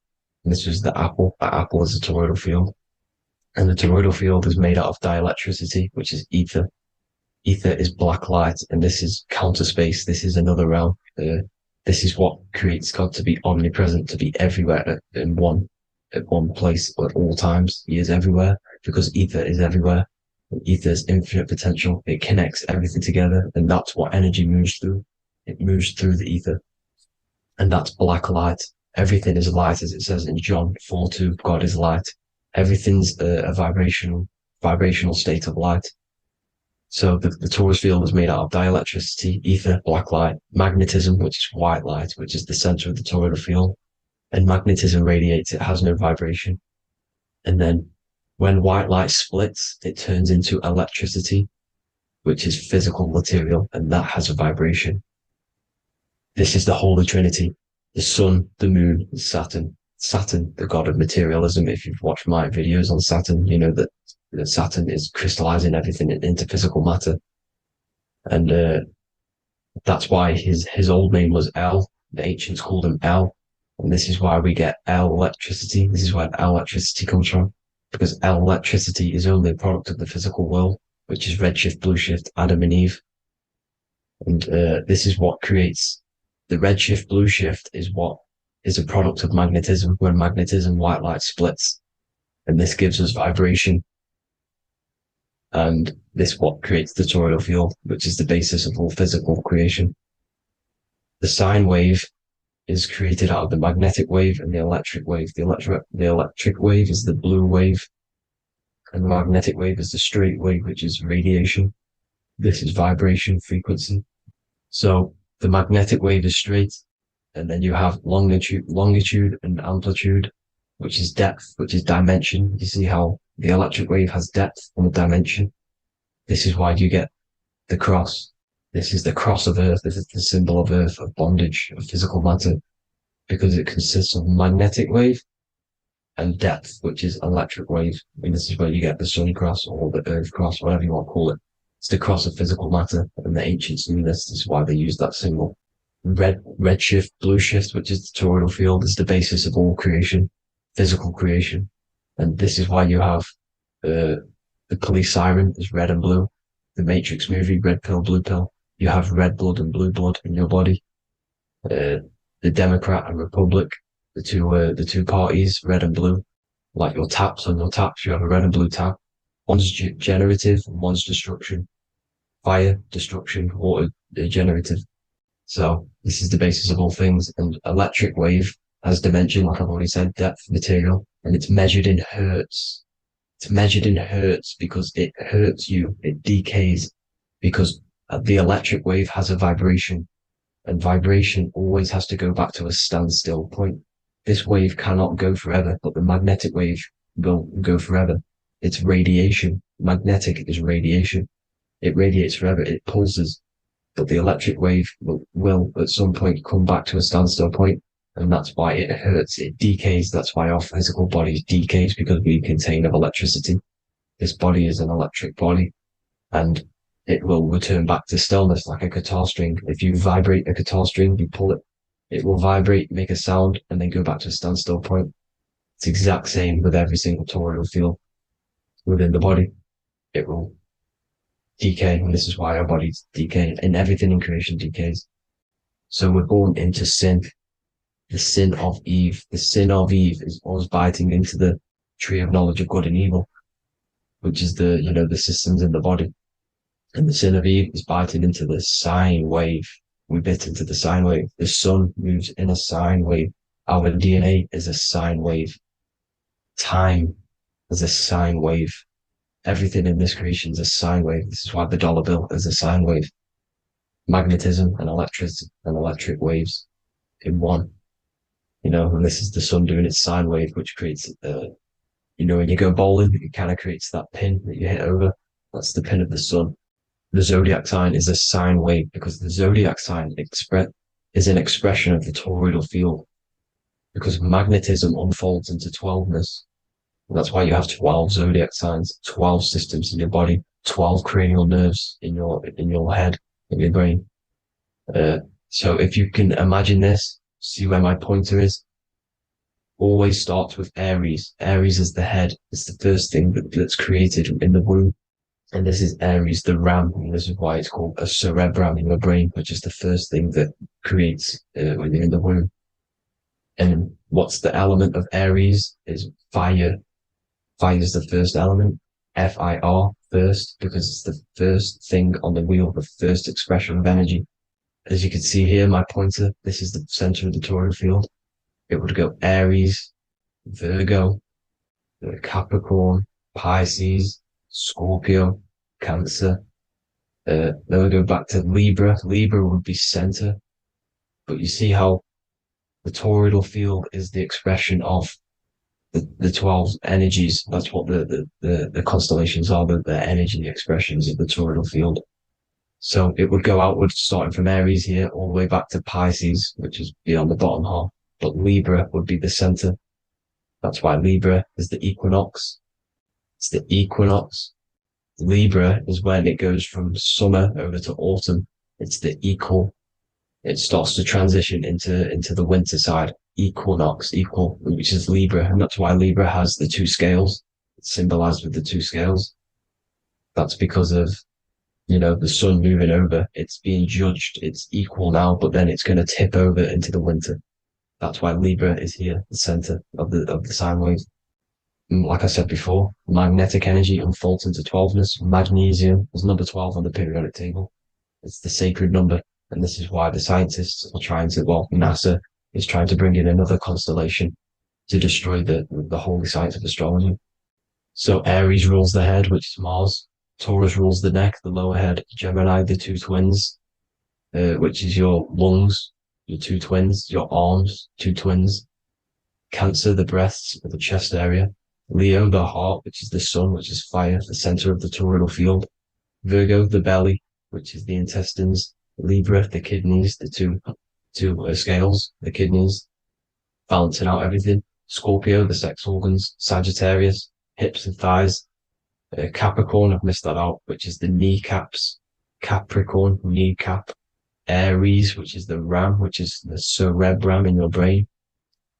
And then Aquarius, the calves and the ankles. And the Pisces, the two fish, the 2 feet. So everything corresponds, as you can see here. This is an ancient way of depicting it, of the folded human. And this is everything. Each constellation rules that part of the body, gives energy to that part of the body, makes you do certain things. So magnetic energy unfolds into 12ness, electricity unfolds into 7s. That's why when you get electric, the light spectrum that we see, it consists of 7 colors. Why we have 7 planets. The 7 planets give us our 7 metals and the 7 solfeggio scale frequencies. So the rotor, this is the rotor, and rotor is an anagram for Torah, the Torah, which is I think it's the Hebrew Bible. Don't quote me on that, but it's one of the holy books. Which is the Torah, the Taurus. Everything goes back to the Taurus field because it's the basis of all creation. So the chief cornerstone, it says in the Bible that the builders rejected the chief cornerstone. The chief cornerstone, you are the builder. You decided to incarnate into the physical world, into the electric world, El, the world of El, Saturn. When you are created in the womb, it takes you 9 months for you to be created. So for example, if your parents, if you went into the womb here, it'd take you 9 months. So let's say you're born in Scorpio. So you'd go back 9 months, 1, 2, 3, 4, 5, 6, 7, 8, 9. You consist of all of these 9 energies because it takes 9 months or however long you took to be born. Some people are born earlier. You'd have to find out how many months you were in the womb for. But you consist of these 9 energies, and each constellation has a cell salt associated with it. And these cell salts are vital for your health, and your cells and the optimal health of your body. So the chief cornerstone that you rejected is these 3 cell salts, these 3 constellations. So you're mineral deficient in these 3 constellations. For example, fluoride, magnesium, phosphate, and potassium sulfate. So That's the chief cornerstone. And a cornerstone, people always get it rejected with the cornerstone. The cornerstone is not, it doesn't say the cornerstone in the Bible, it says the chief cornerstone. The cornerstone is a cornerstone of a building, but a chief cornerstone is the top of the pyramid. This is where we get the pyramid of the wheel. So you're mineral deficient in whatever 3 zodiac signs you're not. You were not in the womb for. This is the chief cornerstone you rejected. So the human body is the micro. It is the universe in a physical form. It consists of everything in the universe, just like your consciousness is the universe watching itself, experiencing itself. Your body is the whole universe, 12 systems in the body, 12 zodiac signs, 7 chakras are the 7 planets. The Holy Trinity of you is your Temple of Solomon, the soul and the mind, the sun and the moon. You know, everything is in you. You consist of everything, all the energies, everything. Heaven and hell. Heaven and hell is a mind state. It's a state of the mind. Head, H-E-A, which is heaven, and the heel, the bottom of your foot, is hell. And the bottom of your foot is the soul. So they're basically saying, large wordplay, they're saying that your soul is in hell because, you know, with the elites being in control. So they call the bottom of your foot the soul, trying to say that you're in hell. The Christ is in you. And this Christ is Greek for what? Christos. And Christos is Greek for the oil. And this oil is produced in the cerebrum, the Aries, the ram, the cerebrum. It goes down the pineal. Well, the pineal and the pituitary are underneath the cerebrum. Goes down the pingala and the ida. The pingala being the positive charge connected to the pineal gland, pin, and the ida connected to the pituitary. And this is the 2 serpents going down the spinal column. And this is why Jesus goes from Nazareth to Bethlehem, and then Joseph and Mary are waiting for Jesus in Nazareth. Joseph and Mary are the pineal and the pituitary gland waiting for Jesus to come back up the River Jordan, your spinal column. So this is the oil. This is the story of Santa as well. Santa comes from the North Pole. Why? Because the North Pole of the Earth is the center of the toroidal field, and the North Pole of you is your spinal column, which is the North Pole of the toroidal field. The North Pole, he comes from the North Pole. This is the North Pole. This is the South Pole of the toroidal field. Comes from the North Pole, which is your mind. And he goes down the chimney and then back up the chimney. This is the chimney. And he drops off the present, which is the Christos, the oil. And this is why Jesus is crucified at 33, because he crosses over the vagus nerve at the top of your spine. When this oil comes back up the 33 vertebrae, these are your vertebrae here. When it goes up the 33 vertebrae, it gets crucified at 33 because it crosses the vagus nerve, and he's crucified on the cross at 33. This is the story behind Jesus and Santa. The Ark of the Covenant in the Bible is the 2 hemispheres which cover the vital parts of your mind, the brain side, which is the cerebrum, the pineal, the pituitary, etc. So the 2 hemispheres are the 2 angels, the Ark of the Covenant. This is the Ark of the Covenant covering the 2 vital parts of your brain. So these are the optic thalamus is another part, and it protects the Christ oil, which is inside at the center of the brain. See, the Bible is all a massive metaphor about yourself because you are the universe. You are a microcosm of the universe. Your consciousness is experiencing itself, and the universe experiencing, and your body is the whole universe. Your head's heaven. So Moses crosses the Red Sea. These are the 2 hemispheres of your brain. This is the corpus callosum, the Red Sea. So he's pretty much saying that he's uniting the 2 hemispheres of your brain, because most people in this generation are stuck in the left brain, which is just logic, reasoning, science and maths, writing. You know, this is what school teaches you to do. It keeps you stuck in your left brain. And you want to cross over to you want to cross the Red Sea, which is the corpus callosum, to the right brain, which is awareness, art awareness, creativity, imagination, intuition, insight, you know, using the higher mind, creativity, imagination. If you don't have intuition, then you can't read energy, you can't pick up on bad things. This is what Moses is symbolizing by crossing the Red Sea. And it's also the upper room where Jesus met the 12 disciples. 12 disciples are the 12 cranial nerves in your brain. It doesn't just represent the 12 zodiac signs, the 12 disciples. symbolizes many different things. It's like I said, energy the universe consists of 12ness. So you have 12 cranial nerves in your brain, and that's the 12 disciples as well. And they want you stuck in your left brain, which is the five senses, materialism. So they say in the Bible that Satan blinds the mind. Satan is Saturn. If you've watched my videos, Satan is Saturn. And you consist of the Holy Trinity, which is the sun, moon, and earth. The soul, moon, the soul being your sun, the solar, the moon being your mind, the earth, your physical body. And Satan blinds the mind. Why? Because we enter a soul system.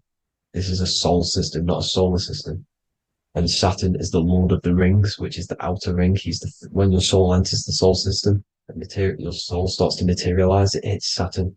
Why? Because Saturn starts to materialize you.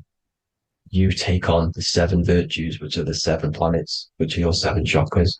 And to get out of this soul system, you must get out of your lower nature, your animal nature, which is lust, desire, greed. You know, the number of the beast, 666, which is Saturn, Satan. So you enter the soul system, you take on the 7 energies, which you turn into physical matter. And this is your descension from heaven to, well, to say hell. And then you must raise back up from matter to spirit. They say Satan blinds the mind. Why? Because your mind gets materialized. Your soul and mind get materialized. And when you get materialized, it's an intense experience. You lose the divinity within you. You forget the divinity. So Satan, which is the first planet, the first energy you take on, the material body, he blinds the mind. He makes you forget everything, your divinity. Then you must remember, ascend up Jacob's ladder, the 33 vertebrae, to heaven. And this is a microcosm of the macro, because you will ascend back up to heaven if you do this, when you leave your physical body, when your body decays. So when it talks about in the Bible, completely destroy them, the Hittites, the Amorites, the Canaanites, all the ites, this is what God says to the Israelites. It says completely destroy them. It's basically symbolizing saying destroy your lower nature. The Canaanites, cannibals. We're under a Canaanite system now, which is cannibalism. And this is flesh eating, lust, greed, all the demonic stuff, all the lower vibrational stuff. You know, the lower nature, eating, sex, and survival, the lower 3 chakras. You must get out of these lower 3 chakras and return back to spirit, which is heaven, which is spirit, love, being holy, being truthful, being passionate. Going back to Satan blinding the mind, all of the planets are made out of these 3 symbols. Satan blinds the mind, and that's why Satan's symbol, this is the symbol for Saturn, Satan, the symbol for Saturn is the cross, which is physical matter, the earth, over the moon. The moon is your mind. So the Saturn symbol saying matter over mind. He blinds the mind. Satan blinds the mind once you enter the soul system. And you must remember, in the Bible, it talks about the Genesis, which is Eve, the sin of Eve, which is biting of the tree of knowledge, with the serpent, which wraps around the tree. It says the serpent placed himself on the tree. Well, the serpent is the spinal column. It's the serpent telling you eat from the tree of knowledge of good and evil, which is your nervous system.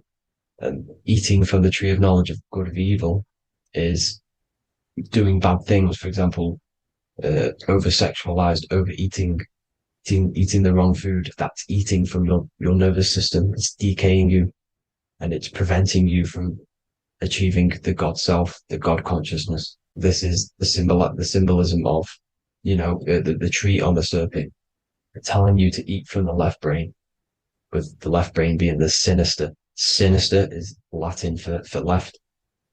That's sin. Sin is left. And left is lefty Lucy, Lucifer, right, righteousness, right, God, godly. The tree of knowledge of good and evil, which is your nervous system, because it determines good or bad. That's the only thing you experience in this world is your nervous system. And then the tree of life is the cardiovascular system, and the Garden of Eden is your body. So that's it for this video, people. I hope you've got a greater understanding of how you are the universe and everything is inside of you. Just keep in mind you are the universe experience in itself, and your body is a reflection of everything. The 12 constellations, the 7 planets, everything's inside of you. This world is an expression from the inside outwards. You can't affect the outside world to manipulate reality. Everything's inside of you. I hope you got a greater understanding of this. God bless.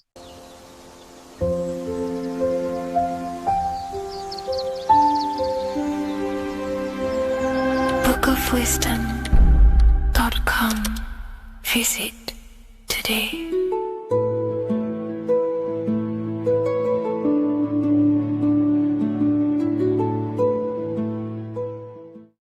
You're living in 4 planes of existence right now, but most people are only aware of one.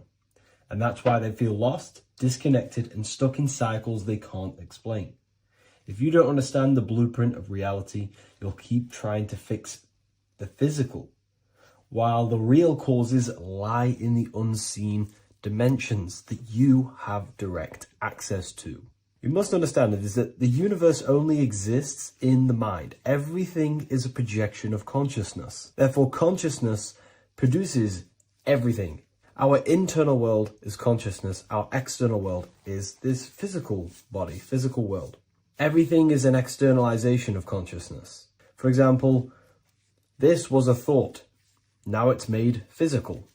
But before this was invented, it was existing in someone's mind, in consciousness, invisible.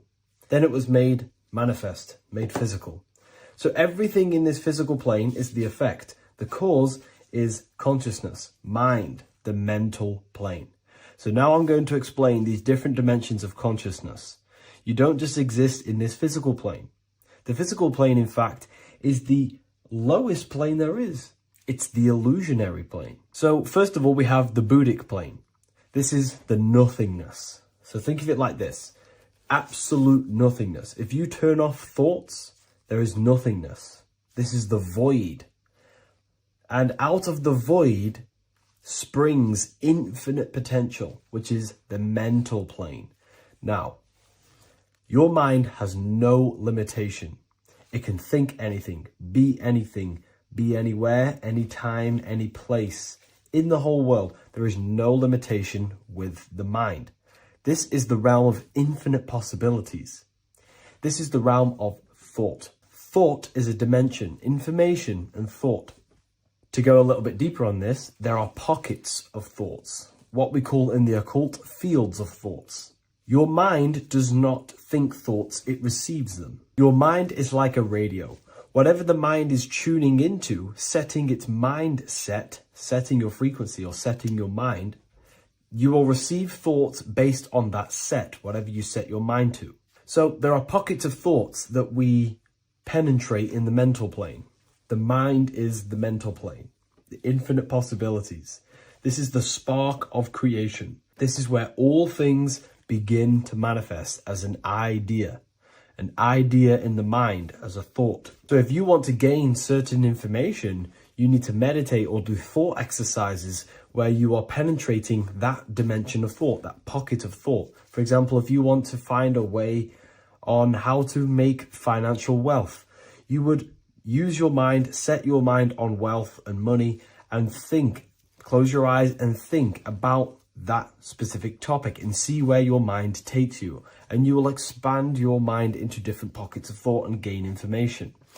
So this is the mental plane. This is how you can use the mental plane. You can use the mental plane to do this. Then we have the astral plane. We have higher, middle, and lower astral plane. The astral plane is the body for thought. So every dimension, physical, etheric, astral, mental, Buddhic, is a body for a dimension above. Each dimension below is a product of the dimension above. So for example, the astral plane is imagination. This is the lucidic realm of imagination. This is where thoughts begin to manifest into some sort of form. It's not a physical form because this is physical, but imagination is a lucidic form. It's not really physical, but it's there. It's a projection of light. It's astral matter condensed by the willpower of the mind. So depending on the vibration of that thought will depend whether it manifests in the higher astral plane, middle astral plane, and lower astral plane. If you think about more material things and visualize material things, this will manifest on the lower astral plane because material matter is low vibration. Now, that does not mean it's evil. That does not mean it's bad. Okay? It just means low vibration just means more material. But if you think and imagine more spiritual things, this manifests on the higher astral plane. So the astral plane is the screen in your mind that allows you to vision an apple, that allows you to vision anything. It's that mental projection that's inside of your mind. Now, this is what we call the third eye. It's an eye because the eye is the mind, and the mind can see into the astral plane. It perceives this spiritual world, this lucidic realm that we have access to. This is where also infinite potential takes place. This is the realm of spirits, demons, jinns, whatever you want to call them. Spiritual entities exist in this because this is where thought forms manifest into form. This is where thoughts create bodies. Think of it like this. The mental plane is a thought of a chair. The astral plane is the imagination of that chair and all of the different possible chairs that could possibly be. The etheric plane is the energy double of that chair. And the physical plane is the physical chair. So as you can see, the higher we go up, the more formless and lucidic it is.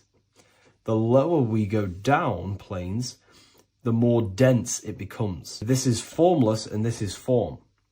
Everything manifests through this process. This highlighter is down here in the physical plane, but the idea began in the mental plane. Everything begins in consciousness before it creates a physical body. It goes through this process. Therefore, if you want to start to mold and create your own reality and create things in your world, you can use these planes to your advantage. You can use your mind to do mental thinking exercises by closing your eyes and expanding your mind into a different pocket of thought to gain wisdom, gain information, gain downloads. The way you do that is simply get into a meditative state, close your eyes, pick a topic that you want to think about, and see where your mind takes you, but always remain centered on that topic. And you can do this for maybe an hour or two or half an hour, and your mind will take you places where you will unlock information. You can even use this to make decisions in your life.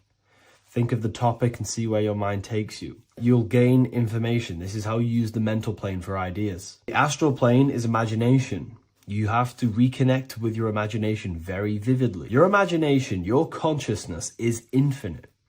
It's not a three-dimensional plane. It's an infinite plane. You can think and make form anything in your consciousness, in your imagination. You can think anything and you can imagine anything in the most vast details. You just have to reconnect with your imagination. I have a free book on my website. I'll leave the link in the description. It's an ebook. It's called Activating the Inner Eye. This is going to help you reconnect with your imagination. It's a practical guide on how to imagine. So once you know how to use the mental plane and astral plane, thought and imagination, you pretty much need to use the physical plane to take physical action with this physical body that you have and start to manifest these desires you have in the higher planes. Now, it's very important that we master the mind because the mind is the very fabric of reality. We become what we think about. Your life is a product of every thought you thought in the past. It is the mind that directs the flow of consciousness. And wherever this consciousness is flowing is what you will create in your life. Consciousness is the most potent force in the universe, and the mind is pretty much the universe in a microcosm form. It is infinite potential, and your mind will continue to expand into new realms of thought forever and ever and ever. You are eternal. You are not this physical body down here. You are consciousness, literally dreaming that you are in this physical body. So everything begins with the mind. We need to be conscious of the thoughts that enter our mental field of consciousness. There is a level of self-awareness that you can reach where you can become conscious of pretty much every single thought that enters your mental field. Now, we have over 7,000 thoughts a day. You can gain such mastery over your mind where you can become conscious of every thought you think. And that is when you gain superior power. Because when the mind is fully under control of self, you can direct the mind's potent force into a specific goal. Most people's minds are dualistic. They want something, but their mind is thinking something else. They have limiting belief systems. They have the little voice that comes in and says, you can't do this, you're a failure. That is a fractaled mind. The mind needs to be singular. It needs to be on your team and not an enemy. Do not let your own mind take away your power. Your mind should be on your team, giving you power, giving you the best possible thoughts and the best possible beliefs. When the mind is in this condition and on your team and not taking away your power through the destructive thoughts, it becomes a potent, powerful force used for manifestation to create anything. And the way we get the mind on your team is through constant meditation to learn how to control the mind and turn it on and off. Subconscious reprogramming through visualization, affirmations, cultivating emotions associated with your goal. All these three ways we can reprogram the mind slowly over time so that it becomes powerful and becomes on your team and doesn't give you negative contradicting thoughts. When the mind is fully aligned on one thing, it can create massive empires and things in your physical reality. So I hope this video helps, and I'll see you in the next one.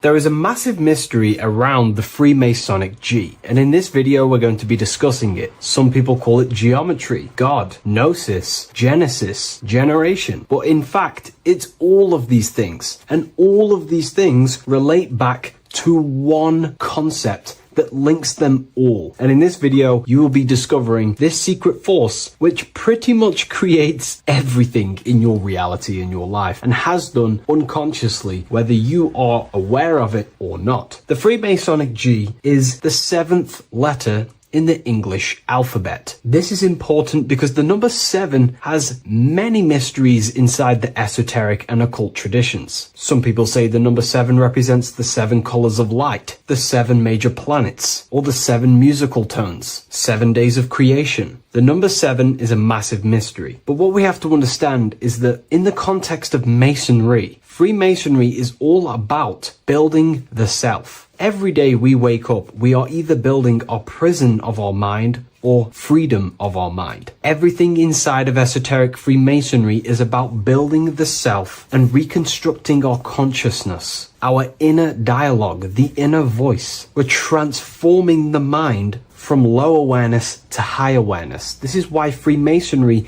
uses the allegory of stonemasonry, stones, chipping away at stones. The stone is in fact you, and we are perfecting the stone, which is your very own mind. Because the universe is a mental construct. Life is happening to us inside our minds. We are all the universal mind expressed and clothed in a different body. Therefore, now we understand that everything is about the internal inside of Masonry. This G relates to something inside of you. Hence why you see the G inside of the square and the compass. It's something internal in you. G is the 7th letter of the English alphabet, and the number 7 symbolizes the 7 cognitions of the mind. In esoteric and initiatory traditions, the 7 psychological cognitions of the mind refer to the 7 distinct modes through which human consciousness perceives, interprets, and transforms reality. Different schools use different names, but across Hermetic, occult, Gnostic, and mystical systems, the same underlying pattern emerges. The mind has 7 functional powers, each representing a layer of awareness and a stage of inner development. Number 1 would be perception. The first cognition is the raw reception of sensory and subtle impressions. It is the gateway where the outer world enters the inner world of our minds. Perception involves learning to see without distortion, to notice the symbolic dimension behind ordinary appearances in an occult interpretation of perception. The second one is interpretation. After perception comes the act of making meaning. The mind organizes impressions into patterns, beliefs, and judgments. Esoterically, this cognition determines whether a person interprets life through the ego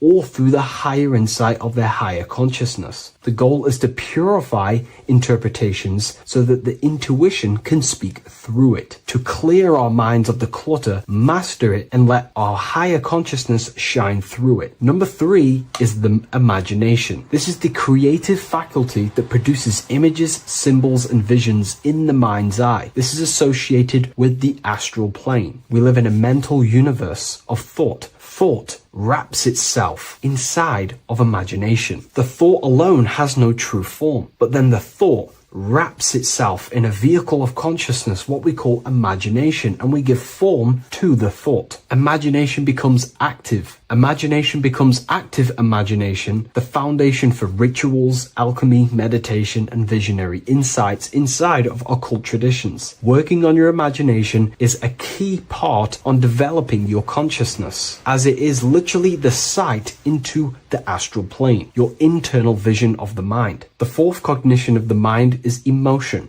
Emotion is energetic response that gives intensity, direction, and magnetism to thoughts. Emotion fuels the magical will. Unrefined emotion binds us to lower impulses. Refined emotions become devotion, compassion, and the inner fire to transform thought into a tangible reality, to become a conscious creator. The 5th cognition is will, the faculty of intention, decision, and directed energy. Will is the power that aligns personality with the higher self. It is the driver of discipline, transformation, and the capacity to act consciously rather than react unconsciously. Most people walk through life as an unconscious zombie, living day to day, running off subconscious programmings, never actually using their conscious mind. We develop our will and try to align our will with the highest will possible so we can align our will with our higher mind. So the higher mind can manifest through us in the material plane. The 6th cognition of the mind is memory, the storehouse of experience, impressions, and archetypes. It shapes identity, determines how one repeats and transcends past patterns. Memory includes not only personal memory, but also a deep strata of the subconscious and the collective subconscious field, what we call the Akashic records. Memory is a massive quality that you must work on inside the Masonic system. You are required to remember certain rituals and certain things so that you can regurgitate them to pass on along the degrees. Based off my research, I myself personally am not a Mason. The 7th cognition of the mind is intuition, the highest cognition possible. It's direct knowing. It bypasses the linear reasoning and reveals truth as the inner illumination. Intuition is the voice of the soul. It is the guiding force, guiding our physical vehicle of consciousness through this physical experience, providing revelations, insights, and even sometimes gnosis and higher understandings.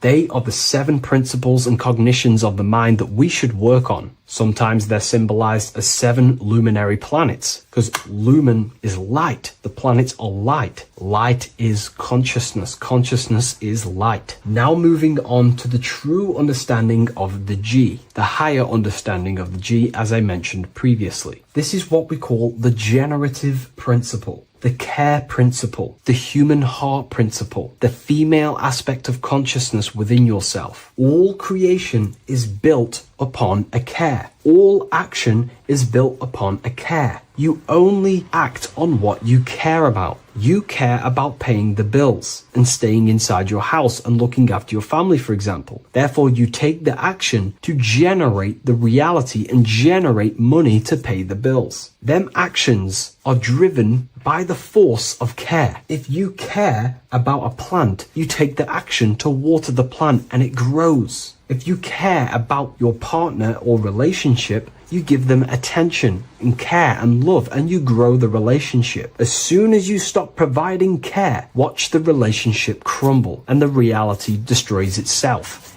Care is the generative force of reality. This is the generative principle that generates your experience in this world. We are in a continual state of becoming. Each cause gives birth to an effect, and that effect gives birth to a new cause. The G is the generative principle that drives creation in the present moment. Reality is creating, unfolding in the present moment, and the G is the force inside of you that generates your experience. You're watching this YouTube video right now because you have a care in your heart for the information I have provided in the past, and you have a care about watching this video. As soon as you don't care, you take action to do something else with your time that you actually care about. The G is the generative force of the heart. It is the love energy. You only take action on what you love or care about. The whole world is built upon this principle. This is why we say money makes the world go round, because the whole world has a G or a care for money, and it's making everyone wake up in the morning, take actions, and make the world go round. It is the G, the care for that principle or money object to generate that reality. It is the force that drives you, hence why the G is sometimes surrounding with light rays, because it represents a force, emanation, something that is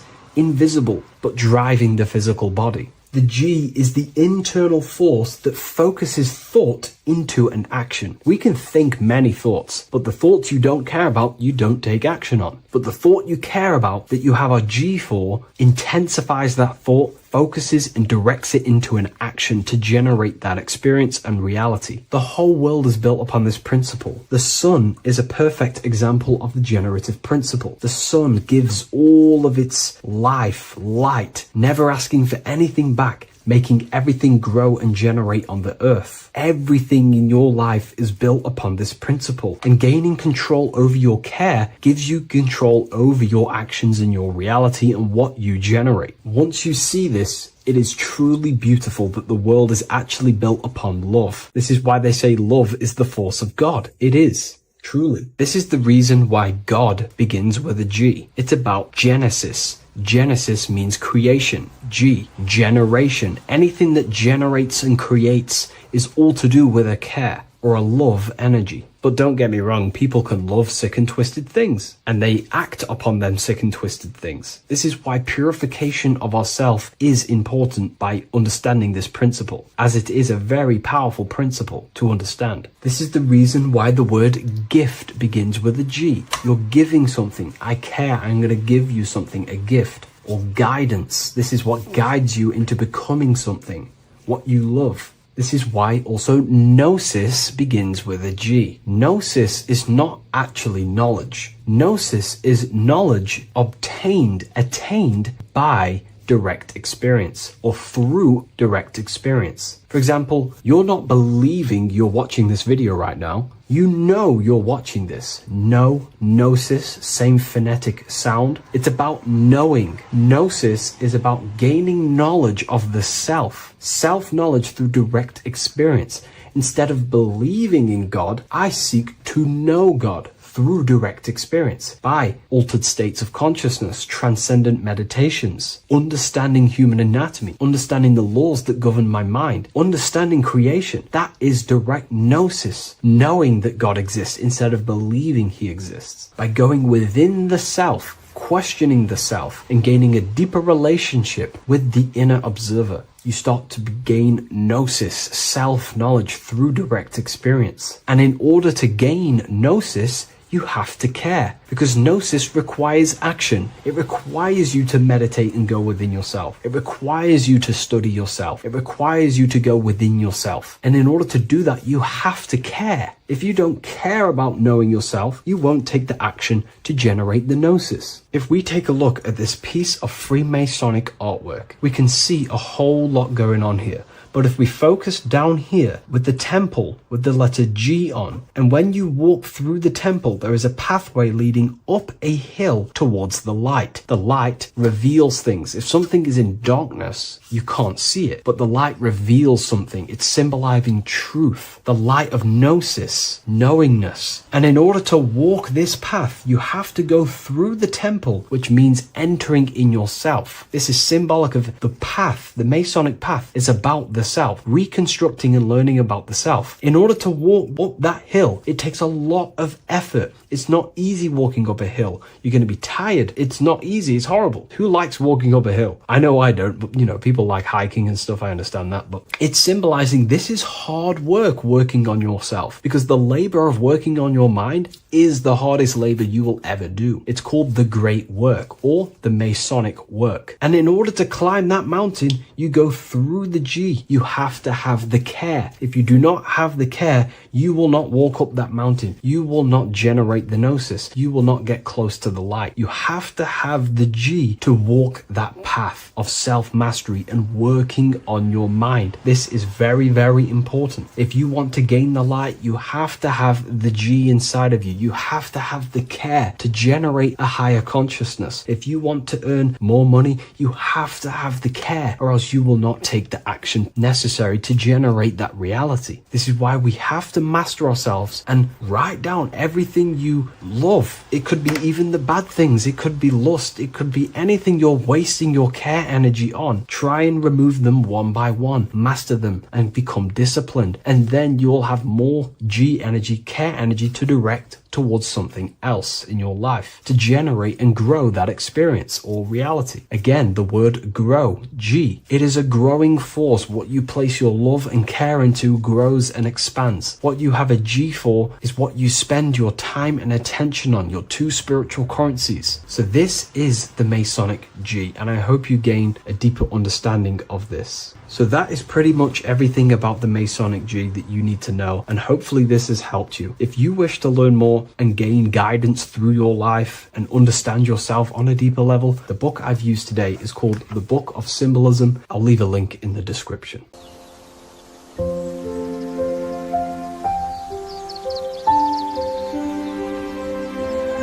bookofwisdom.com. Visit today.